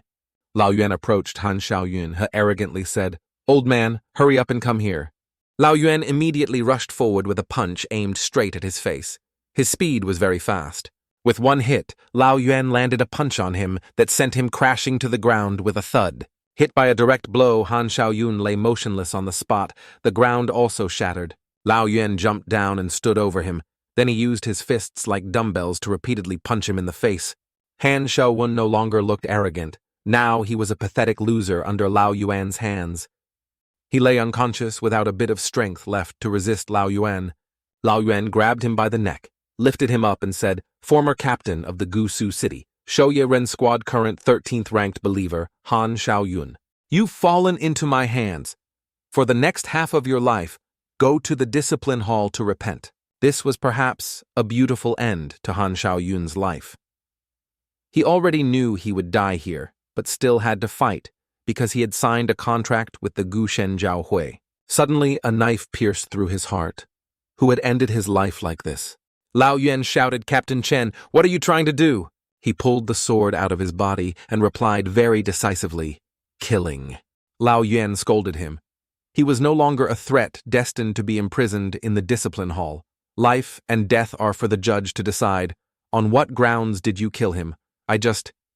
Because he wanted to kill my squad members. He definitely had to die. Lao Yuan slowly laid his body down. Perhaps he wouldn't have a chance to live again. Lao Chen said moreover for him, this is also a kind of liberation, even though he was in pain. His expression still showed some contentment. It seemed that was what he wanted. Better to die than to live half a life tormenting himself. While it was silent, Han Xiaoyun mumbled softly. Captain Chen Muye immediately knelt down to see what he was saying. He said, be careful with the art. He will definitely come back to kill that young man. After saying that he stopped breathing, Lao Yuan was angry with what he had done. Captain Chen, no matter what you say this time, it's against the rules. Lao Chen replied, if you think I'm not following the rules, then go complain to Xiaoping. Ge. He turned his back to look at his comrades and said, in Kangnan, I Chen Mu Ye am the rule. Lao Wen heard those words and grumbled, why is this person so hot-tempered? After he had left for a while, Hong Ying turned to ask Lao Chen, Captain, what exactly is the deal with that Han Xiaoyun? He said, just a pitiful person controlled by the Gushen Jiaohui. But I saw that he really seemed to want to kill Qi Ye. Can the Gushen Jiaohui control people to such an extent completely like that? How so? Kangnan spoke up. Once you sign the contract of the Gushen Jiaohui, it's like binding your soul. It starts to take effect from your own thoughts. That is to say, even if they are dissatisfied with the orders, they cannot refuse or prevent the execution of orders in any way. Then wouldn't it be like a puppet? Yes. It's just that some people are willing to be puppets and even enjoy it, while some others are in so much pain, they don't want to live, Kangnan thought. That's right. It's the new year. Let's not think about these things anymore. No matter what, this battle can be considered a complete victory. Qida, tomorrow call your friends over for dinner. Yes, that's right, little brother. Qi Ye has to return to the barracks tomorrow night. The next time I see you will probably be half a year later. Lao Chen agreed with Xiangnan's words. Right before both of you were targets of the Gushen Jiaohui, so it wasn't convenient to gather. Now that things have settled down, you are the host in Kangnan. Inviting them over for dinner is also the right thing to do. Hong Ying raised her hand to volunteer. My house, come to my house. My house is big enough for everyone to eat. Kie heard everyone say that. How could he refuse? Okay, I'll go ask them. Scene changed to Hong Ying's house. After asking everyone's opinion, Chi Ye now led them to stand in front of Sister Hong Ying's house. Observed the gate looking around Chi Ye's residence and couldn't help but be surprised. "Nisa Chi Ye, your place has good conditions." Chi Ye immediately said, "This is a friend's house, I'm just staying temporarily." Cao Yuan wasn't paying much attention to the house. What he noticed was the fragrant smell of meat. M glanced over. This guy seems to have a sharp nose. Shengu turned to look at Cao Yuan and asked, "Aren't you a monk?" Cao Yuan clasped his hands and chanted Buddha's name, but his mouth replied, "No, I just have Buddha in my heart." Shengu then asked, "Chi Ye, didn't you say you were inviting friends for dinner? Why did you call me?" The three of them turned their heads to look at Shengue, who froze for 3 seconds. Acted like someone who understood, put his arm around Shenge's shoulder and said, "Arrogance should have its limits. Calling you, of course, proves that. We feel you've been a very good tool these past 2 days. It turned out was teasing. Shenge, damn fatty, who are you insulting?" After talking outside for a while, everyone entered the house and sat down fully at the banquet table. Was best at socializing and being affectionate, so valuable gifts were unavoidable. Went to Lao Chen first. On his hand were several expensive brand watches. He said, "Captain Chenmu, yeah, your temperament is indeed extraordinary. Only this Rolex can barely match your temperament. Please accept it happily." Next was Xiangnan brother, Xiangnan. "I didn't bring many good things this time. Please, you must accept this green water ghost." Was extremely thoughtful, reserving a pink watch that suited Hong Ying to give to the hostess. "Sister Hong Ying is truly too beautiful. It's just that this wrist is a bit empty. This Van Cleef and Arpels happens to match your temperament. I hope you'll accept it to make me happy." Wen Qimo whispered to Chi Ye, "Is this the foolish son of a landlord?" Chi Ye chuckled. Everyone at the banquet received his gifts. Was happy, not feeling any loss at all. With the luxurious watch, Wen Qimo thought, "Looking closely, this person isn't bad, just a bit dim-witted." Everyone was greeting each other except for Cao Yuan, who was eating like he hadn't eaten for days. The fun also came to an end. They were cleaning up everything after the farewell party for Chi Ye and his friends. At this time, the transport vehicle from the training camp had arrived. They began to load their luggage onto the vehicle, returning to the hard days of training. Looked back at Sister Hong Ying's house and said, "Chi Ye, the atmosphere in your squad is truly wonderful. If I could join in the future with you guys, it would be great." Cao Yuan also praised the cooking skills, especially the captain. The food was really delicious. Chi Ye heard them praise his squad like that. He was very happy. "We'll have a chance. Let's go. Let's return to the training camp." They had arrived safely. Chi Ye, hearing the assembly bell, immediately woke up. Was still snoring like a pig. He was still mumbling in his sleep. "My young master, fried chicken monkey. Lots of dishes." Kiyo had no other choice. He immediately rolled up a towel into a ball and threw it straight at M's face. He jumped up, still half asleep, where enemy attack. Kiye saw that he was awake and informed him, "Assembly.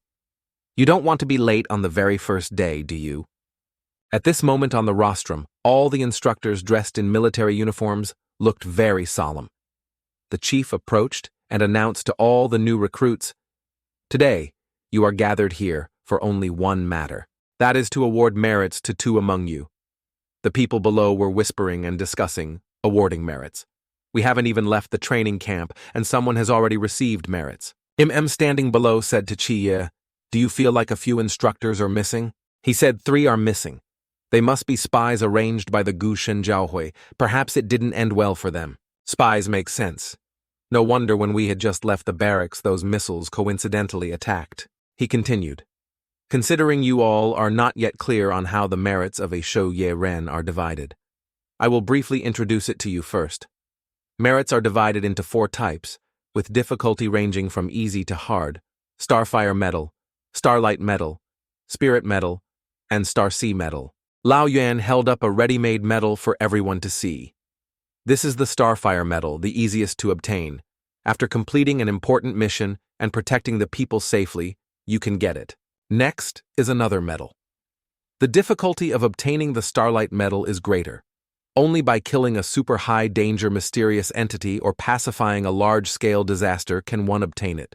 As for this spirit medal, it requires killing a large number of mysterious entities, or pacifying a major event that shakes society. The spirit medal is very rare. In the entire Shouye-ren organization, less than 1% of people have it. As for the Starcy medal, that is the highest honor of a Shouye-ren, less than 10 people have obtained this medal in the entire. Da-sha, great sha, how can one obtain this medal even? High-level Shouye-ren cannot provide a specific standard. After hearing Lao Yuan explain the meaning of all the medals, a new recruit raised his hand with an opinion. Reporting, he said, "Sir Instructor, if there's no standard, how can we judge if we can get this medal?" He said, "When everyone feels you should get it, they will naturally award it to you. If we have to choose a standard." In the last 5 years, the only person who has ever received the Starcy medal is the captain of the mask squad Wang Mian. Lao Yuan recounted 5 years ago the divine Ba Chi Da Shi, 8-forked serpent. No 040 came to Donghai East Sea. Wang Mian used his lifespan as the price to transcend time. He returned to a time 1 hour before Bachi Dashi arrived and ordered the evacuation of people in the coastal area. He led the mask squad to fight desperately against any great serpent for half an hour. They held out until a Tianhua heavenly flower human form arrived. He saved tens of thousands of people. Later, if any of you make a greater contribution than him, you can of course apply for the Starcy medal. Chi Ye at this time also recalled a newspaper from 5 years ago. It seemed 5 years ago. There was news of a super large-scale tsunami in Donghai. I didn't expect the truth behind it to be like this. Next, I announced the first person to receive a medal is Lin Chi. He acted decisively in the missile attack incident, saved more than 50 new recruits, and protected the future flame of the Shouye-ren. After that, fighting side by side with Squad 136, he killed the 13th-ranked believer Han Xiaoyun. Here, I award the Spirit Medal. Everyone around cheered for. Chiye MM, his close friend, also congratulated him. Chiye, you are truly formidable. The instructors above were also discussing among themselves. Even the chief only has 3 Spirit Medals. This newcomer hasn't even left the training camp yet. He already has one. Lao Hong winked and whispered to him. Just for enduring the missile fragments for the new recruits on the bus, Lin Chi could have received the DUC medal. These new recruits from this training camp are the reserve team for the Shouye-ren in all of Daxia, the future core force protecting the nation. Once something happens to these new recruits, the rotation of Shouye-ren will be disrupted. By then, the nation's protective strength will be weakened.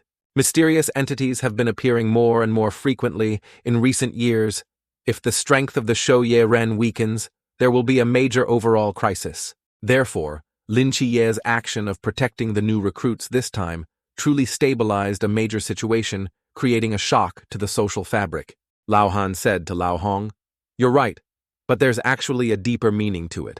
That is the attitude of the higher-ups. Seriously injuring the serpent woman participating in killing Han Xiaoyun proves that Lin Chiye has rejected the Gushen Jiaohui and firmly stands with us." The representative of the twin gods resolutely confirmed his stance like that. In the eyes of the higher-ups, if they don't give a reward, there's nothing more to say. Lao Han continued. There's one more person. That's Shen Qingju for eliminating the destructive eye of the storm, protecting Kangnan City from disaster. I award the Starlight Medal. Shen Ge didn't expect his instinct to have such an impact. I eliminated the eye of the storm. MM's mouth hung open, not understanding what was happening. Holy crap, when did Shen Ge protect Kangnan? He must have done it when he flicked his finger, that guy. Shen Ge stepped forward onto the podium to receive his medal. This commendation ceremony is over. Everyone can dismiss. They began to disperse and return to their lodgings. Li Jia and Li Liang went with Shen Ge. He turned to ask him, "Weren't you out earning money? How did you also get a medal?" Shengu is still my Shengu in the end. Too formidable, number one. Shen Ge, hearing the praise, puffed out his chest. Look at you guys acting like you've never seen the world. Isn't it just a Starlight Medal? In the future, I'll get an even more formidable medal. Imam walking behind and hearing everything pouted. Hey Chiye, look at that. Shen Ge is starting again. No, I have to counter his overly excited attitude.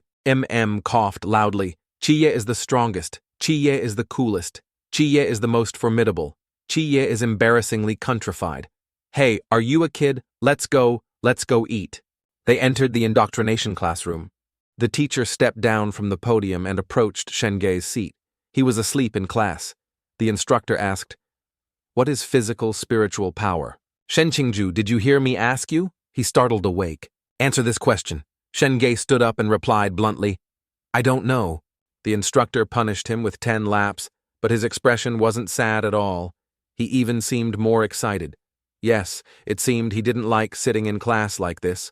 The people below kept whispering, "Lin Chi, why don't you answer?" Qiye stood up and in place of Shengei answered the instructor's question. Physical spiritual power is a supernatural force generated when consciousness operates under certain special circumstances. Ahem. The teacher heard Qiye's answer, looked at the new recruits and said, "Not bad. I hope everyone understands the importance of theory. In the process of eliminating mysterious entities, it's no less than actual combat. You must maintain a learning state from beginning to end, search, and research only. After continuous thinking and dialectics, can you know the truth of the world." Qiye raised his hand. "Instructor Gu, I want to ask a question. Do you think our current world is the real world or not?" He was bewildered. What is this fool asking? Qiye continued, "For fish living at the bottom of the sea, for two-dimensional creatures, on what basis do we determine that our current world is real? What is truly real? What is the true world? What is beyond this heaven and earth? Under the observation of higher-scale creatures, what are we? Is there a possibility that we are things created by those higher-scale existences?" The instructor replied quickly and concisely, probably not muttering, "I don't understand anything. How can I answer him?" Qiye asked further, "Why do you have evidence to refute the theory I just mentioned to prove the authenticity of this world?" When cornered and forced to answer, the instructor was now sweating profusely on his forehead, no longer speaking as clearly as before. "Proof. Well, Due to excessive tension, he slammed his hand on the table. "Lin Chi, this question of yours is very good, but I right now cannot give an answer. However, rest assured, I will not avoid this issue. Give me time to research, and I will definitely give you an answer in the end." Then, the instructor returned to his seat and announced to the new recruits, "Our theory class for today ends here. For the remaining time, everyone study on your own." Perhaps this was the most standard answer at this time. Qiye was sad indeed. Merlin's illness cannot be solved so simply. M peeked his head over the table. "Qiye," he praised admiringly, "amazing. Qiye, you can ask questions that even Instructor Gu can't answer." Lao Gu had left the classroom and coincidentally met Instructor Han, who was also passing by. "Hey, Lao Gu." Lao Han asked him, "Class isn't over yet.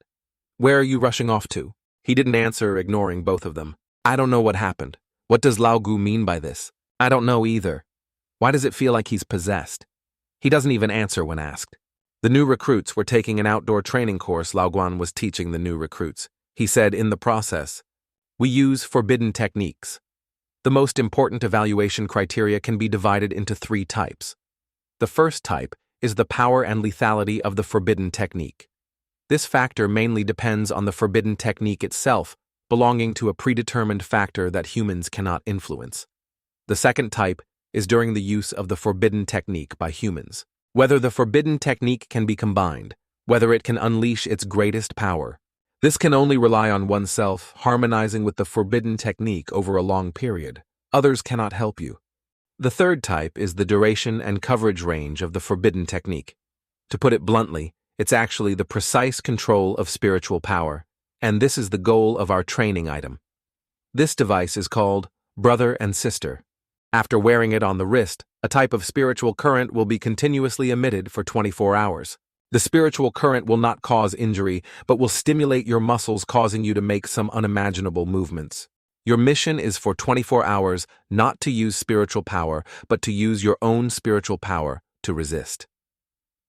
With this type of spiritual current, you must make your spiritual power and this current balance. If the transmitted spiritual power is insufficient, the current will flow into your body. But if the transmitted spiritual power is too strong, brother and sister will also react with stimulation, making the current even stronger running through your body. The current of brother and sister changes without rules. This means you also need to transmit different amounts of spiritual power. Lao Guan explained all the rules to everyone. Now everyone had gone up to get one each. Picked it up, examined the appearance of the watch and said, "This watch is really ugly. Far worse than my Rolex Cao Yuan." Started to put it on his wrist, and immediately a current was emitted. Zap zap. Not good, it's reacting to me. Immediately after he did 2 or 3 somersaults, not quite understanding this brother and sister device. Qi Ye and looked at Cao Yuan, but they remained silent. Cao Yuan froze. "Don't look at me. You guys put it on, and you'll be like me too." Foolishly relied on his physique. "With my young master's build, forget somersaults. Even rolling on the ground would take half a day of struggle." The brother and sister device, when worn, would emit a current. Just as Cao Yuan said, had underestimated this device. So with his chubby body did a few somersaults, struck a pose, and then continued somersaulting. He cried out to Lin, Chi Ye, save me." Qi Ye looked like he was about to get depressed seeing this scene. The instructor observed all the new recruits after putting the brother and sister device on their wrists were dancing like ballerinas. They kept moving, then flew up into the air. He said, "There are a few more somersaulters this year compared to last year." Qi Ye only then started to put the brother and sister device on his wrist. It emitted a current. Immediately it spread throughout his body, so everyone was somersaulting, no one spared. Qi Ye thought he could balance the current in his body, but who knew it wasn't as easy as imagined. The instructor saw that the new recruits were tired, so he ordered them, "All right, today's lesson ends here. Dismiss, go eat." He also reminded his new recruits not to forget to eat and sleep, and no matter what they did, they had to wear it. Oh, it sounded like a thunderbolt. The new recruits all gaped, unable to believe this was true. Cao Yuan only then managed to regain his balance, his limbs still trembling. He turned to look at Qi Ye and asked, "Qi Ye, you've adapted so quickly. Let's go to the dining hall." Qi Ye replied, but his eyes were looking at someone. It was He was still exercising to lose weight. What to do?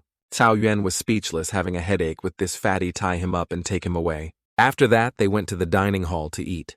But who would have thought things wouldn't be so easy? Some were eating normally because they could balance the brother and sister current. Their bodies were in equilibrium. But those who couldn't were hit by the reverse current, causing their bodies to lose control. Qi Ye and Cao Yuan ate as if nothing was wrong. But was different from usual. He couldn't even pick up meat. "Why aren't you eating? Aren't you hungry?" Looked at the plate of meat, drooling. "Of course I'm hungry, but I'm afraid I can't control it." He turned to look at Qi Ye picking up meat and bringing it to his mouth. "Here, try again." Tried hard to control himself to pick up the piece of meat. He managed to touch the meat. Was overjoyed. "I did it." Because he was too excited, the current became unbalanced, causing him to perform a circus somersault show for the new recruits. Cao Yuan looked at him and said, "Is it very difficult? I think it's pretty good. Today's meat is really delicious." He lay on the ground, crying his eyes out.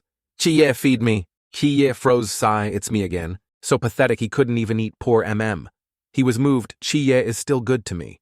Cao Yuan turned to look at another table, and everyone was reacting to the current. He said, "It seems our table isn't the only one doing this. Shenga hungry. Shenga, I want to eat too. Nanny here, behave for me, stand properly one by one." Qi Ye and Shenga were tired from feeding everyone one by one. The two sighed. When will today end? After the meal, Qi Ye went to the chief's room and gave him a box. Qi Ye said, "This isn't a forbidden item, but spoils of war from when I fought a believer. It seems to be a forbidden technique called Jian Shui Fei Teng, boiling blood." He held the necklace in his hand and said, "Shen Shui Fei Teng, no 209. You want to hand this over?" Qi made a deal with him. "If I hand it over, what can I get?" Lao Yuan put the necklace down and said, "Although Shen Shui Fei Teng is not considered a high-danger forbidden technique under special circumstances, it can have an effect that cannot be underestimated. If you hand it over, you can exchange it for some merits, or about 2 million in cash. Specifically what you want depends on you." Hearing him say that, Qi Ye immediately chose, "Then 2 million it is. However, I also want to know some news." "What news?" "News related to Chen Muye and Wu Xiangnan. I want to know what exactly happened to them." He said to him, "Indeed, you should still give up. The matter of those two is not considered a secret. Experienced Shou Ye Ren all know a few things. It's okay to tell you." Do you know of a special squad called Lan Yu? I don't know. He recounted 5 years ago the great calamity of Bachi Dashi invading Donghai after the battle between the Mask Squad. And Bachi Dashi, a Tianhua human form, arrived in time, and with him came a branch of the special squad which was Lan Yu. Wu Xiangnan was one of the people in Lan Yu. He used to be a member of a special squad. Hearing this, Chi was surprised by the hidden truth behind it. That's right, Lan Yu was very strong at that time while the Mask Squad had just been established not long before. On the battlefield, how could they compare with Lan Yu? So after Lan Yu arrived on the battlefield, they took on the fight against Ba Chi Dashi under the combined attack of the Tianhua human form and the entire Lan Yu squad. Bachi Dashi was seriously injured and fled back into the fog. Into the fog. Isn't the fog deadly? There are some special forbidden items that can allow humans to operate in the fog for a short time. Wait until you reach that level and you will naturally understand. Originally, the order from the higher-ups was to hunt down Ba Chi Dashi, if not possible retreat immediately. That forbidden item could ensure their entire team could operate in the fog for 24 hours. At that time, everyone thought they could return, but after 24 hours they completely lost contact. About 80 hours later, Wu Xiangnan alone appeared on an inflatable raft in the fog. When he was discovered, he had fallen into a coma. He was in a coma for a whole day before waking up. Then he revealed a shocking truth. The entire Lan Yu squad was annihilated. According to him, when they were chasing Bachi Dashi and saw they couldn't catch up, they were originally preparing to return. But it seems because they lost their way in the fog, they arrived in a strange world. A strange world. What was it like? They suspected that place was Gao Tianyuan, High Heaven Plain. The reason the Lan Yu squad was completely wiped out was because they encountered a deity suspected to be Susanoo in Gao Tianyuan. After fighting Bachi Dashi, they ran in the fog for more than half a day. All members of the Lan Yu squad were exhausted by then, basically having no strength left to fight Susanoo. In the end, except for Wu Xiangnan, all members of the Lan Yu squad died in battle. Wu Xiangnan, because of a special forbidden technique after being killed 3 times in a row in battle, it wasn't until an hour later that he could fully revive. By the time he woke up, only the bodies of his comrades remained around him, and it was precisely in that battle that his hand was injured by Susanoo's Ame no Murakumo no Tsurugi. From then on, he couldn't hold a saber. Even rebirth couldn't eliminate it. After that, on his way out of Gao Tianyuan, he was attacked again. He died a total of 4 times before managing to survive and return to Daxia. Being the only surviving member of the Lan Yu squad, whether physically or mentally, he was already crippled. In the end, the higher-ups removed the name Lan Yu. From then on, the 5 special squads of Daxia became 4. What happened after that? How did Wu Xiangnan come to Kangnan and become the vice captain of Squad 136? I don't know either. Chi Ye, hearing his background story, truly admired him. He didn't expect him to have such a past. As for Chen Muye, matters related to him are even more complicated. What exactly happened that year, I don't know much either. 20 years ago, Chen Muye had just left the new recruit training camp when he, along with another genius, was recruited into a squad, the Shou Ye Ren of Shangjing City.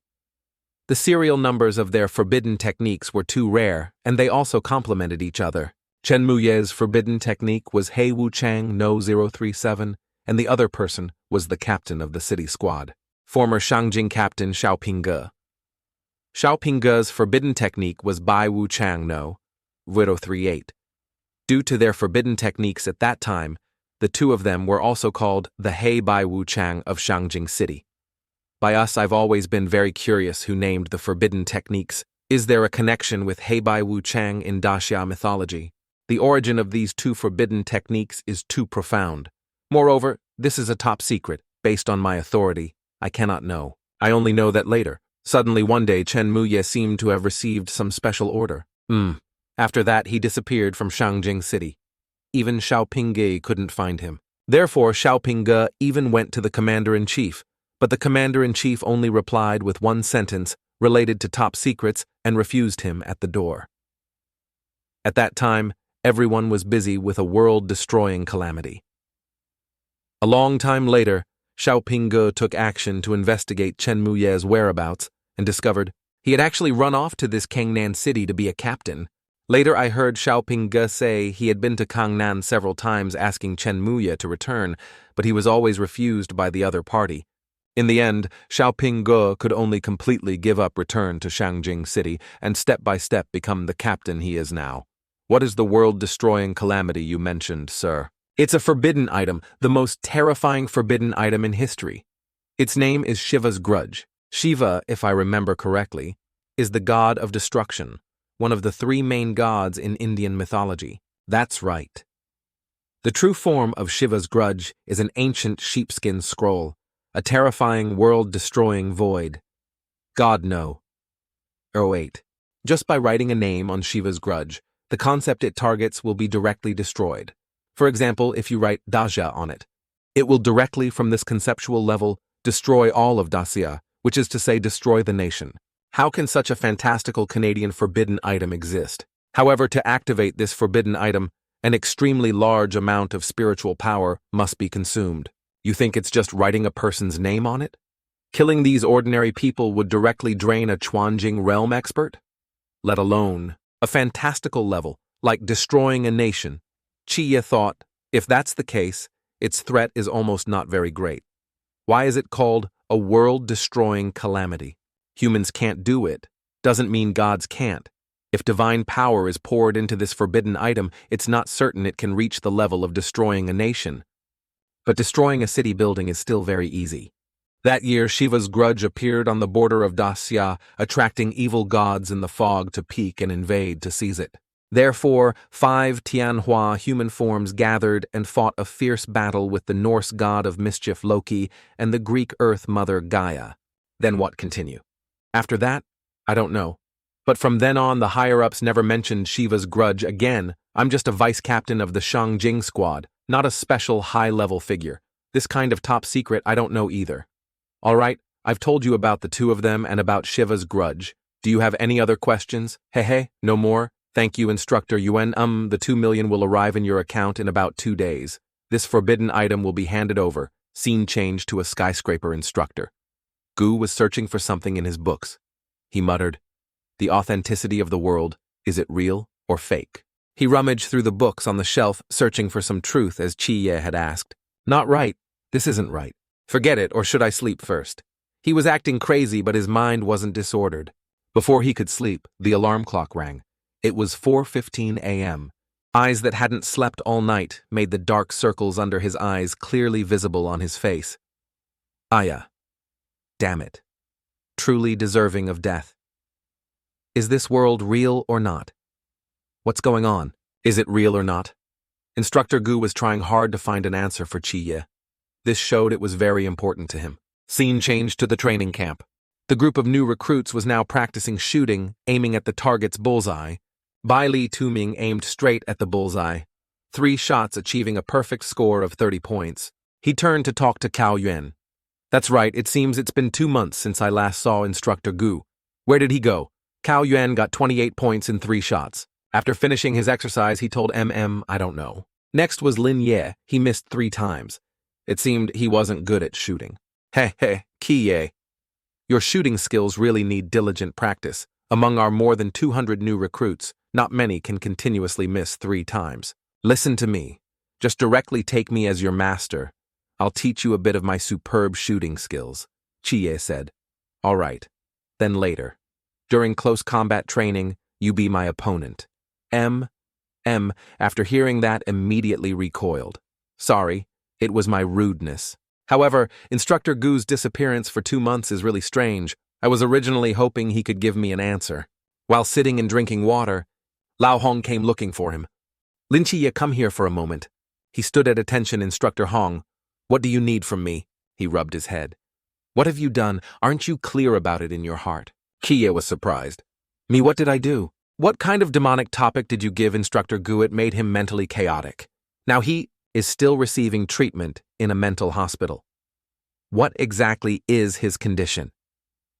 He was acting crazy for a few days before he would stare blankly at the wall, constantly muttering something. Then occasionally, he would suddenly lock his legs, wave his hands saying he wanted to find some real world. However, after 2 months of treatment, his condition has improved. Now he can basically live normally. Hearing Lao Hong describe Lao Gu's illness, Chi quickly thought of Merlin. Isn't this a copy of Merlin? Wait, does this mean that Instructor Gu's treatment plan at the mental hospital can also be used for Merlin? I came to find you because in 2 days, Instructor Gu will come to the training camp to pack his things, preparing to go home to recuperate. If you meet him, absolutely do not mention anything about the real world anymore. Or if you meet him, take a detour directly. Don't let him meet you. Do you understand? Kia scratched his head. Hehe, instructor, rest assured I understand. After the conversation, Chia found his friends to discuss something. I want to ask you all for a very important favor. What is it? Go ahead and say it. These 2 days, if you see Instructor Gu in the training camp, you must immediately inform me. They agreed to that condition, but they had to know why. I want to ask him something, it's very important. Outside the training camp gate, the figure of a person in black appeared lurking behind a tree. He observed everything around him, not knowing his purpose. Was he targeting someone? Suddenly, the instructor discovered someone lurking and spying on their base. He shouted, "Who is it? What are you doing?" It turned out the person in black was Lao Gu. He told his comrade to speak softly. "It's me." He was about to draw his sword, but realized it was his comrade.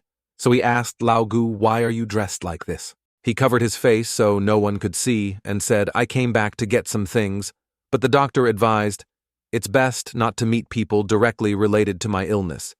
In short, it's best if I'm not recognized by others. So that's it. You quickly go inside. Right now, those new recruits are still eating in the dining hall. You can go around them, but Lao Gu." Unexpectedly, someone was already waiting for him. They were using binoculars to observe the situation outside, waiting for Lao Gu to appear. It was Li Jia recognized him. It's Instructor Gu. Instructor Gu is back. Had made Li Jia his lackey. The walkie-talkie started ringing. Li Jia was reporting the situation to "Brother, you've worked hard. When you get back, I'll give you 2 Rolexes. At this moment seemed quite clever using material possessions to order his brother around. Indeed, no one else but could do this. Heard the news about Lao Gu and informed Chi Ye, but who would have thought he had already left before spoke? "Chi Ye, how about this trick of mine?" "Very reliable, right, Instructor Gu? Where did you go?" "You were just here," Cao Yuan said. As soon as your walkie-talkies rang, he rushed out. Indeed, Chi Ye had discovered Lao Gu's appearance. He stood opposite him and said, "Instructor Gu, long time no see." He was surprised. "I didn't expect you to discover me, even with my disguise." "What's wrong? Long time no see. What long time no see?" Chi Ye scratched his head. Hey, actually, I just wanted to ask what the doctor said." "What did he tell you, sir? How did he treat you?" Lao Gu kindly replied, "It's nothing serious. Just a few words of advice. Take some medicine, relax your mind, and you'll be fine." Chia leaned close to Lao Gu and asked further, "What advice? What medicine?" Lao Gu asked him, "You don't have an illness, do you?" Kia pondered something and then replied to him, "Yes, I do." Kia got into character acting like an actor.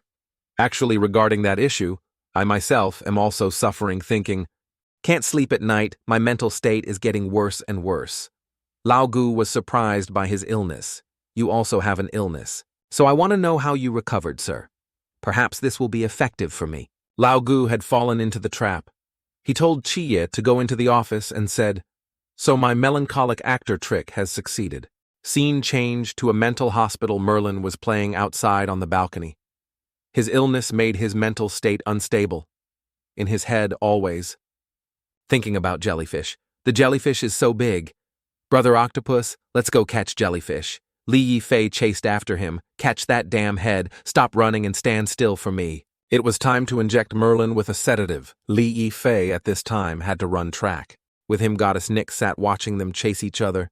She said, "Ayo nephew, run slower or you'll fall." One shot in his butt and finally caught up. When the medicine took effect, his body would gradually return to its original state as a Merlin mage. Li Yifei had finished injecting the medicine. He lay flat on the ground. The medicine had taken effect. Thump.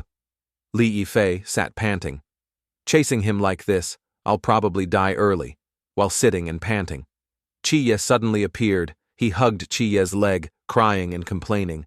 "Chi, this job isn't for humans.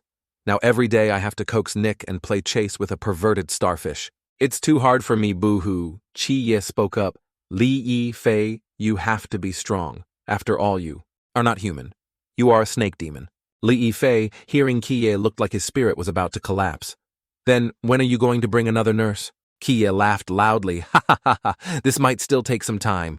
Right now I'm still in the training camp. I can't come into contact with other mysterious entities. Oh, it sounded like a thunderbolt. You're not kidding, are you? He coughed. Ahem. But it's okay.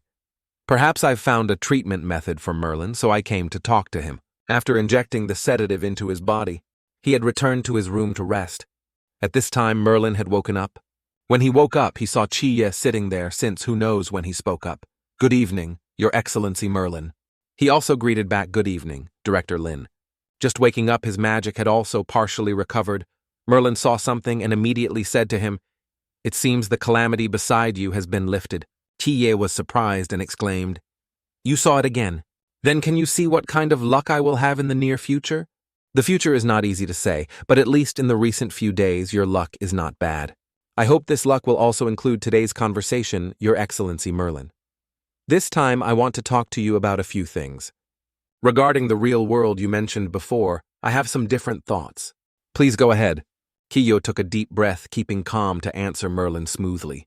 I feel the world we are in is the real world. Why do you think this world is the real world? Because I feel it is real. It will be real. You are an idealist? So what if I'm an idealist? The people living in this world are my relatives, friends, and countless people of flesh and blood. Even if this world is fake, will their lives and joys and sorrows no longer matter? Whether this world is real or not is itself an idealistic question. If you feel it is real, then it is real. If you feel it is fake, then even if it is real, what can be done? Hearing Qiye's presentation on the real and fake world, Mage Merlin began to think about the issue he raised. You want to pursue truth. This is the instinct of an eager learner like you. But I feel this isn't all of you. Even if you find the real world, it doesn't mean you belong there. You've pushed yourself too hard. Your Excellency Merlin. It seemed he was gradually absorbing every word Qiye said to him. Qiye happily recalled when he talked to Lao Gu about his illness and treatment. He couldn't help but say that the doctor treating Instructor Gu truly had some skill. This wasn't like what an ordinary person could say, next time I meet Instructor Gu. I must ask him for a new contact method. Merlin treatment progress, 2%. Merlin treatment progress 2% has met the conditions for a reward draw.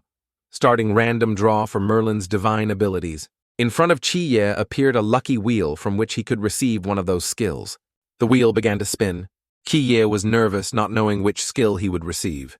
The wheel stopped at the skill mastery of summoning magic. Qiye touched the wheel to receive the skill he had drawn. As soon as he touched it, his eyes turned white. Skill parameters began to transfer into him. Mastery of summoning magic. Obtained all summoning magic knowledge of Mage Merlin. Transformed self into a body with a close connection with summoning magic. Spellcasting time reduced by 50%. Materials needed for spellcasting reduced by 50%. Spiritual power needed for spellcasting reduced by 50%. Spellcasting difficulty reduced by 50%. It felt like countless pieces of summoning magic knowledge were madly pouring into his head. Qiye suddenly woke up from his dream. He was sweating profusely from the tension. Qiye turned to look and still saw sleeping. Anyway, I know magic now, so why not try it now? Qiye slowly calmed his mind, thinking about the dream just now. New knowledge entered his head, summoning magic. Divided into 3 types. Dimensional summoning magic is through sacrificing valuable items, sending one's soul to another plane. Making contracts with some creatures, then, after returning to the real world, deploying a summoning magic circle. Designated summoning magic is after contacting some existence in the real world and obtaining their consent. One can summon them elsewhere, for example humans, items, etc. Random summoning magic, as the name implies, no one knows what will be summoned. The means to cast the spell are also extremely simple. It could be a leaf summoning a giant dragon skeleton. It could also be a divine artifact summoning a hen. Dimensional summoning and designated summoning have too high requirements. Now I can only try random summoning first. Qiye observed and saw MM's pink slippers. Perhaps it caught Qiye's eye. Qiye picked up the slippers and said, "All right, I'll use these." He placed the slippers on the ground and began to use the random summoning technique. The slippers were lifted up. Would this experiment be successful? Suddenly MM's slippers disappeared. Now in front of Chi-Ye, there was only the light of the random summoning technique. It didn't seem very promising. Isn't it random summoning? Where's the thing I summoned? Chi-Ye's destruction meant MM's slippers would likely never be seen again. A mosquito appeared and flew past his ear. Chi-Ye looked at it. Could it be that this is the exchange I made? He scratched his head. It's still, may not. Mosquito season yet. It seems this is the work of summoning magic. The mosquito flew to MM and landed right on his leg. Chi-Ye looked at MM snoring like a pig, and he started his mischief again. He thought of how to use magic reasonably, and this magic was truly interesting. MM woke up shouting, "Holy crap! Why are there so many bites like this? Are there mosquitoes?" He scratched all over Chi-Ye. There are mosquitoes in our room, and I guess there's more than one. Did you get bitten? Chi-Ye replied as if he knew nothing. No. M got out of bed, looked around, and exclaimed, "This is really strange. Where are my slippers?" He bent down to look under the bed. Could they be here? But unexpectedly he discovered something, shouting, "Holy crap! What the hell is this?" Many things were inexplicably under his bed. He didn't know who had brought these things into his room. He picked up some item and went to find Chi-Ye to ask, "Chi-Ye, what are these things?" Chi-Ye pretended to be crazy and waved his hand in refusal. "I don't know. Anyway, they're not mine. How could I have silk stockings like this?" He shifted the blame to his friend, saying, "However it might be, Cao Yuan's." Hearing this, was annoyed. This matter cannot be overlooked. Scene changed to the training school's dining hall. Everyone had arrived for breakfast. Cao Yuan was eating his steamed bun when he glanced at Something seemed off. Cao Yuan asked him, "Hey, what's with your gaze, M?" Kept staring at him, his mouth pouting. "Cao Yuan, I really didn't expect that someone as gentle-looking as you would have such a hobby." Cao Yuan didn't understand what he was saying. "You have your hobbies. There's nothing wrong with that. But why did you hide things in my place?" Felt wronged and started to cry crocodile tears. "I am the only son of the ordinary Bai Li family. If this gets out and people misunderstand, boo-hoo, how can I face the beautiful sisters who advise me with all their hearts?" Cao Yuan didn't understand a damn thing. "What are you muttering about? What exactly are you saying?" Chi-Ye pretended to cough. "It's not important. Eat. Cao Yuan spoke up. "That's right, aren't we? Going to finish the course in 2 or 3 months." Chi-Ye also said to Cao Yuan that he heard every year before the course ended, the instructors would release a ranking of scores to rank all the new recruits. What's the use of this ranking? Does it revoke the qualification to join the Shoye Ren for some new recruits who rank too low? Not like that. Under normal circumstances, the training camp will not eliminate new recruits. I know the ranking. The scores seem to be used to decide each person's path after graduation. Specifically, I'm not very clear either. Was about to ask, but was interrupted by Chi-Ye. Then doesn't it mean that after graduating from this place, all of us will definitely have to part ways? Cao Yuan sadly replied, "Yes, we will part ways." Buried his face in the table, dejected. "Then can I apply to go to the same place as Chi?" Cao Yuan spoke up. Based on Chi-Ye's status as the representative of the twin gods, it's very likely he will be directly snatched away by some special squad or join the Shangjing squad. Cao Yuan put his arm around to comfort him. "You won't get in. Give up, old man." Chi-Ye spoke up at this time. "Actually, I don't really want to go to a special squad or Shangjing. If possible, I still want to stay in Kangnan." "That's right. How exactly is this score ranking done?" "So what? I heard the basis for this score ranking is quite complex, related to all our training items. However, the most important thing is a hidden score item that no one knows what it is. The instructors went outside to welcome other squads. They used jet helicopters to move around." Lao Hong looked up at the sky and said, "Very good. It seems the happy days of the new recruit group are about to begin." The helicopters approached closer.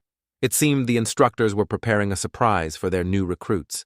Back to the training school, Chi-Ye lay awake, unable to sleep anymore. He sat up to check the clock. It was already 5:30 a.m. Where's the whistle? Chi-Ye woke up, took a towel to go to the bathroom, his mind constantly thinking, normally at 5 o'clock the instructor would have blown the whistle to call us. Why is there no movement at all today, even now? Entering the toilet, Chi-Ye also saw Cao Yuan there. Cao Yuan immediately asked him, "Chi-Ye, you're awake too." "It's just that I don't know why the whistle wasn't blown today. I feel something isn't right. Could it be that today the instructors are in a good mood and want to let us sleep a little longer?" Chi-Ye stared at the clock. He sat thinking, Something isn't quite right. MM was like a rogue, snoring loudly and still not wanting to wake up. Chi-ye slapped him hard. Chi-ye hit him like that and he still didn't wake up. This guy was number one at sleeping in. No one was number two. Shinge suddenly entered Chi-ye's room panting. It's very strange. Li Liang's group is still sleeping soundly. No matter how we call them, they don't wake up. Them too. It seems it's not natural sleep, but they've fallen into some kind of mental trap. Not just them. In our entire dormitory, 70% of the people are in this state. Ki-ye immediately asked him, "Then where are the instructors? I went looking for them just now." The strangest part is here. Instructors, logistics. All of them have disappeared. Now in the entire training camp, only a few of us new recruits are left. Are there any signs of a fight? No, Chi-ye was thinking he didn't know what the instructors were up to. It turned out this was premeditated. Cao Yuan also just arrived and immediately asked, "Chi-ye, what have you figured out?" If I'm not mistaken, this is probably a drill or an inspection. The instructors and others all disappeared, and there are no signs of a fight. This can only prove that they left voluntarily, and their movements were very discreet. The instructors are all experts at the Chuanjing realm, and above Chief Yuangang is a Haijing realm expert. How could such a lineup be eliminated without a sound? Xiao Yuan agreed with what Chi-ye said. Now all the instructors have disappeared. It's just to create a kind of situation. A situation where no one provides support, isolating only us, new recruits. I guess right now they are observing our every move. Shengu raised his finger towards the camera. What the fuck? Damn it, playing with us again. What kind of inspection is this? Indeed, they weren't wrong. The instructors were observing every action of the new recruits. Lao Hong commented hot-tempered acts on impulse. In his hand, Lao Ta was holding a notebook. It was a character inspection list. Lao Hong marked down 1 point for Shen Qingju. Lao Han approached him from behind and said, "Lao Hong releasing 3 Chuanjing realm mysterious entities into the training camp, really. Is it okay? The highest realm among the new recruits is only Qijing. If there are casualties, what should we do? Don't worry. This can also be considered a traditional item of the training camp. These 3 mysterious entities have all been shackled. Actually, their strength has been reduced, Kafi. Moreover, if it really comes to a critical moment, we can also control their life and death remotely. Besides, there's a Chief Enzuchi distribution group hiding in the camp. At a critical moment, they can also take action. Nothing will happen." Lao Han wondered what Chief Enzu was. Why is it called that? Lao Hong smiled. You'll know when the time comes. The group of new recruits began to move to the rooftop. These were all the ones who were still conscious. At this time, standing apart from the group of new recruits were Shenge, Chi-ye, and Cao Yuan. Chi-ye spoke up. "What time did you guys wake up?" They began to answer one by one. "I woke up at 5:20 and went to wash my face. I woke up after 5:40. I woke up around 5:22. Indeed, everyone present here, no one woke up after 6 o'clock. What does this have to do with the time we woke up? If I'm not mistaken, 6 o'clock is very likely a time contact point. Those who don't wake up before 6 o'clock, their spirits will all be pulled into some place, and they will keep sleeping soundly like that." Shenga turned around. "Is this all the instructors doing? I don't know, but this kind of sleeping in behavior won't have a good outcome. It's very much like something the instructors would do. Then what should we do now? You quickly think of a way." Ki-ye was silent. Chen Si pondered if everything is a drill arranged by the instructors for us, then what would be the goal to complete this drill? Wake the others up, but if the mental trap was directly set by the instructors, how should we break it? After thinking for a while, Chi-ye asked everyone, "Does anyone have a mental attack type forbidden zone?" The new recruit raised his hand. "I know a female student named Zhang Xiaoxiao. Her forbidden zone is related to the mental aspect." He pointed towards the female dormitory. But now the atmosphere around the female student dormitory is very strange. It seems like no one is awake, not even a slight movement. Ki-ye had come up with a plan and started mobilizing everyone. Now we need to call that female student. Zhang Xiaoxiao. A few people stay behind to protect this building. The rest come with me to the armory to get weapons, then to the female student dormitory. As soon as he finished speaking, Chi-ye rushed off like a gust of wind. The group of new recruits stood before the armory, but it was locked. While they were unsure how to proceed, Shenge used his technique to blow out small bubbles. Those bubbles slowly floated towards the armory door, and then he snapped his fingers. Boom! The compressed air in the bubbles created an explosion that shattered the door. and so they successfully entered the armory to get weapons. Kie commanded everyone, "Quickly get weapons, remember to bring some for those protecting the building." Suddenly, there was a terrified scream from the front of the building. Shengu immediately said it came from the cafeteria. "Which way should we go?" Shengu ordered to the source of the tragic cry first. Hearing the sound from the cafeteria, they remained silent to assess the situation before acting. Shengu approached the door and smelled something strange. "I smell the stench of blood here," Kiye reminded. "Everyone to be careful." Kiye ordered everyone to follow him. He slowly opened the door and found it filled with dense spider webs. The group was astonished to find a spider's nest inside this room. When had it formed, and how could it be so large? Holding their weapons, they slowly moved deeper inside. The room was covered in spider webs, making movement difficult. Kiye held a layer of the woven spider web in his hand and concluded it wasn't ordinary spider silk, but likely from some spider-related mystical creature. Deeper inside, they found a body lying on the ground. Xiao Yuan exclaimed, "Over there isn't that Wang Li? He lives on the second floor. How did he end up like this?" The danger intensified as they witnessed their brother die tragically in the room full of spider webs. They said to each other, "Isn't this just a drill? How is Wang Li no longer intact?" They began to fear this wasn't a drill. This place truly had a very strong, mystical presence. Cao Yuan worried about the new recruits in the school, but then thought of the instructors wondering where they had gone. These damn instructors deserved to die. Everyone was disoriented by Wang Li's death. Qiye angrily shouted, "Silence." Only then did everyone calm down a bit and start listening to Qiye's explanation. He said, "From the time we heard the scream until we appeared here, the interval definitely didn't exceed 2 minutes. After a moment of thought, Qiye drew his sword, calculating the hunting time. This mystical creature is very likely still hiding here." Xiao Yuan understood Qiye's intention, but still wanted to stop him. "Don't risk your life like this," he called out. "Qiye, rest assured I have a plan in mind." Qiye led the way for Chao Yuan and Shen Ge to enter. He didn't forget to instruct the rest. Others don't come in. The more people who enter, the higher the chance of touching the spider webs, and conversely, the easier it is to fall into danger. The group that stayed behind looked terrified, sweating profusely. "Okay, we'll wait outside for everyone." The deeper they went, the denser the spider webs became. Qiye heard something coming from within the layers of spider webs. A giant spirit spider appeared before them, resembling a dry skeleton. Upon seeing the spider, Qiye's forbidden zone began to activate, glowing and emitting star-like rays of light. The Yulan Guardian Forbidden Zone has been activated. Will this spider attack mentally? Not caring anymore, he began to attack the spirit spider. Qiye threw his blade towards it. "Well, I'll strike first and then figure it out."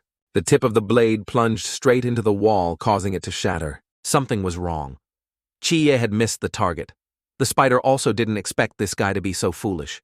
The two friends behind him chuckled. "Qiye, what's the meaning of this? I've never seen anyone's accuracy be this bad." Qiye was stunned, not knowing why. He said, "My Jianshenshu can now only be deployed within 20 meters. Within 20 meters, I can aim accurately. There, but beyond 20 meters, it's all up to fate." So that was why he missed.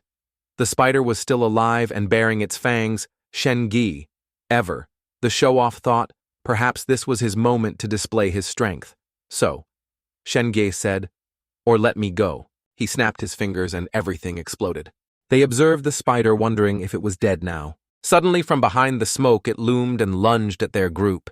The spider emitted a purple light, and Qiye immediately knew it was a scene-traversing mystical creature. Hello! Why is it running in that direction, not attacking anymore? 3 pairs of eyes looked in the same direction. This sight greatly surprised them. Instructor Hong watched the new recruits from the camera. He said, "Why is this spider so timid, only knowing how to flee? How can it put pressure on this group of new recruits?" Lao Han, also standing there, said, "So this is what you meant by the group-dividing aura. Wang Li's body in such a state has already scared the new recruits. However, it seems some new recruits weren't scared." The image of Lin Chi appearing showed that the instructors held him in high regard. Lao Hong said, "After all, he's the representative of the twin gods chosen by 2 deities. How could he not have skills? But rest assured, the good part of the show is yet to come. We won't let them pass easily." They started thinking about what just happened. Qiye, the group leader, spoke up. "It's strange. With such a large gap in strength between us, Why did it have to run? He thought this wasn't very logical. So what should we do next? That spider's speed is very fast, and its strength is also great. It's best we don't chase it and stick to the original plan to go to building number 3 first. However, to prevent it from robbing the house, attacking unexpectedly, we must leave a few more people to protect those still sound asleep in the dormitory. Shenga volunteered. I will be the one to go back and protect them. Chiye patted his shoulder and said, All right, your strength is sufficient. Even if that spider comes, you can probably hold it off for some time. Outside, everything was normal. Then suddenly something caused the gravel to shake. That tremor was caused by the spirit spider itself. It was running very fast. Its eyes looked like they were about to cry, seemingly very scared, its mouth uttering, What to do, what to do. It recalled the image of the new recruits earlier. That guy who threw the blade earlier looked so fierce. And then this man, whichever direction he points to, will explode. His gaze looks like he wants to tear me into 8 pieces. I was clearly very harmless, just wanted to find a place to sleep. After saying that the spirit spider transformed into a boy of about 10-something years old, with a dejected and pitiful expression saying, Why do they want to hit me? It cried out wailing, This place is too dangerous, I have to get out. But no. The boy remembered Lao Hong's words, If you little brat dare to sneak away, I won't mind eating braised spider. Remembering his words, the boy suddenly regained his strength. No, I can't go out. He was frustrated but had no other way. No other choice. They are bad people, all bad people. What should I do? The boy tried to remember what the instructors had asked him to do. Oh no, I have to run quickly to the dormitory. Yes, I must control the minds of those who are sleeping well, then find a place to hide. The boy was approaching the armory. He looked inside to see if anyone was there.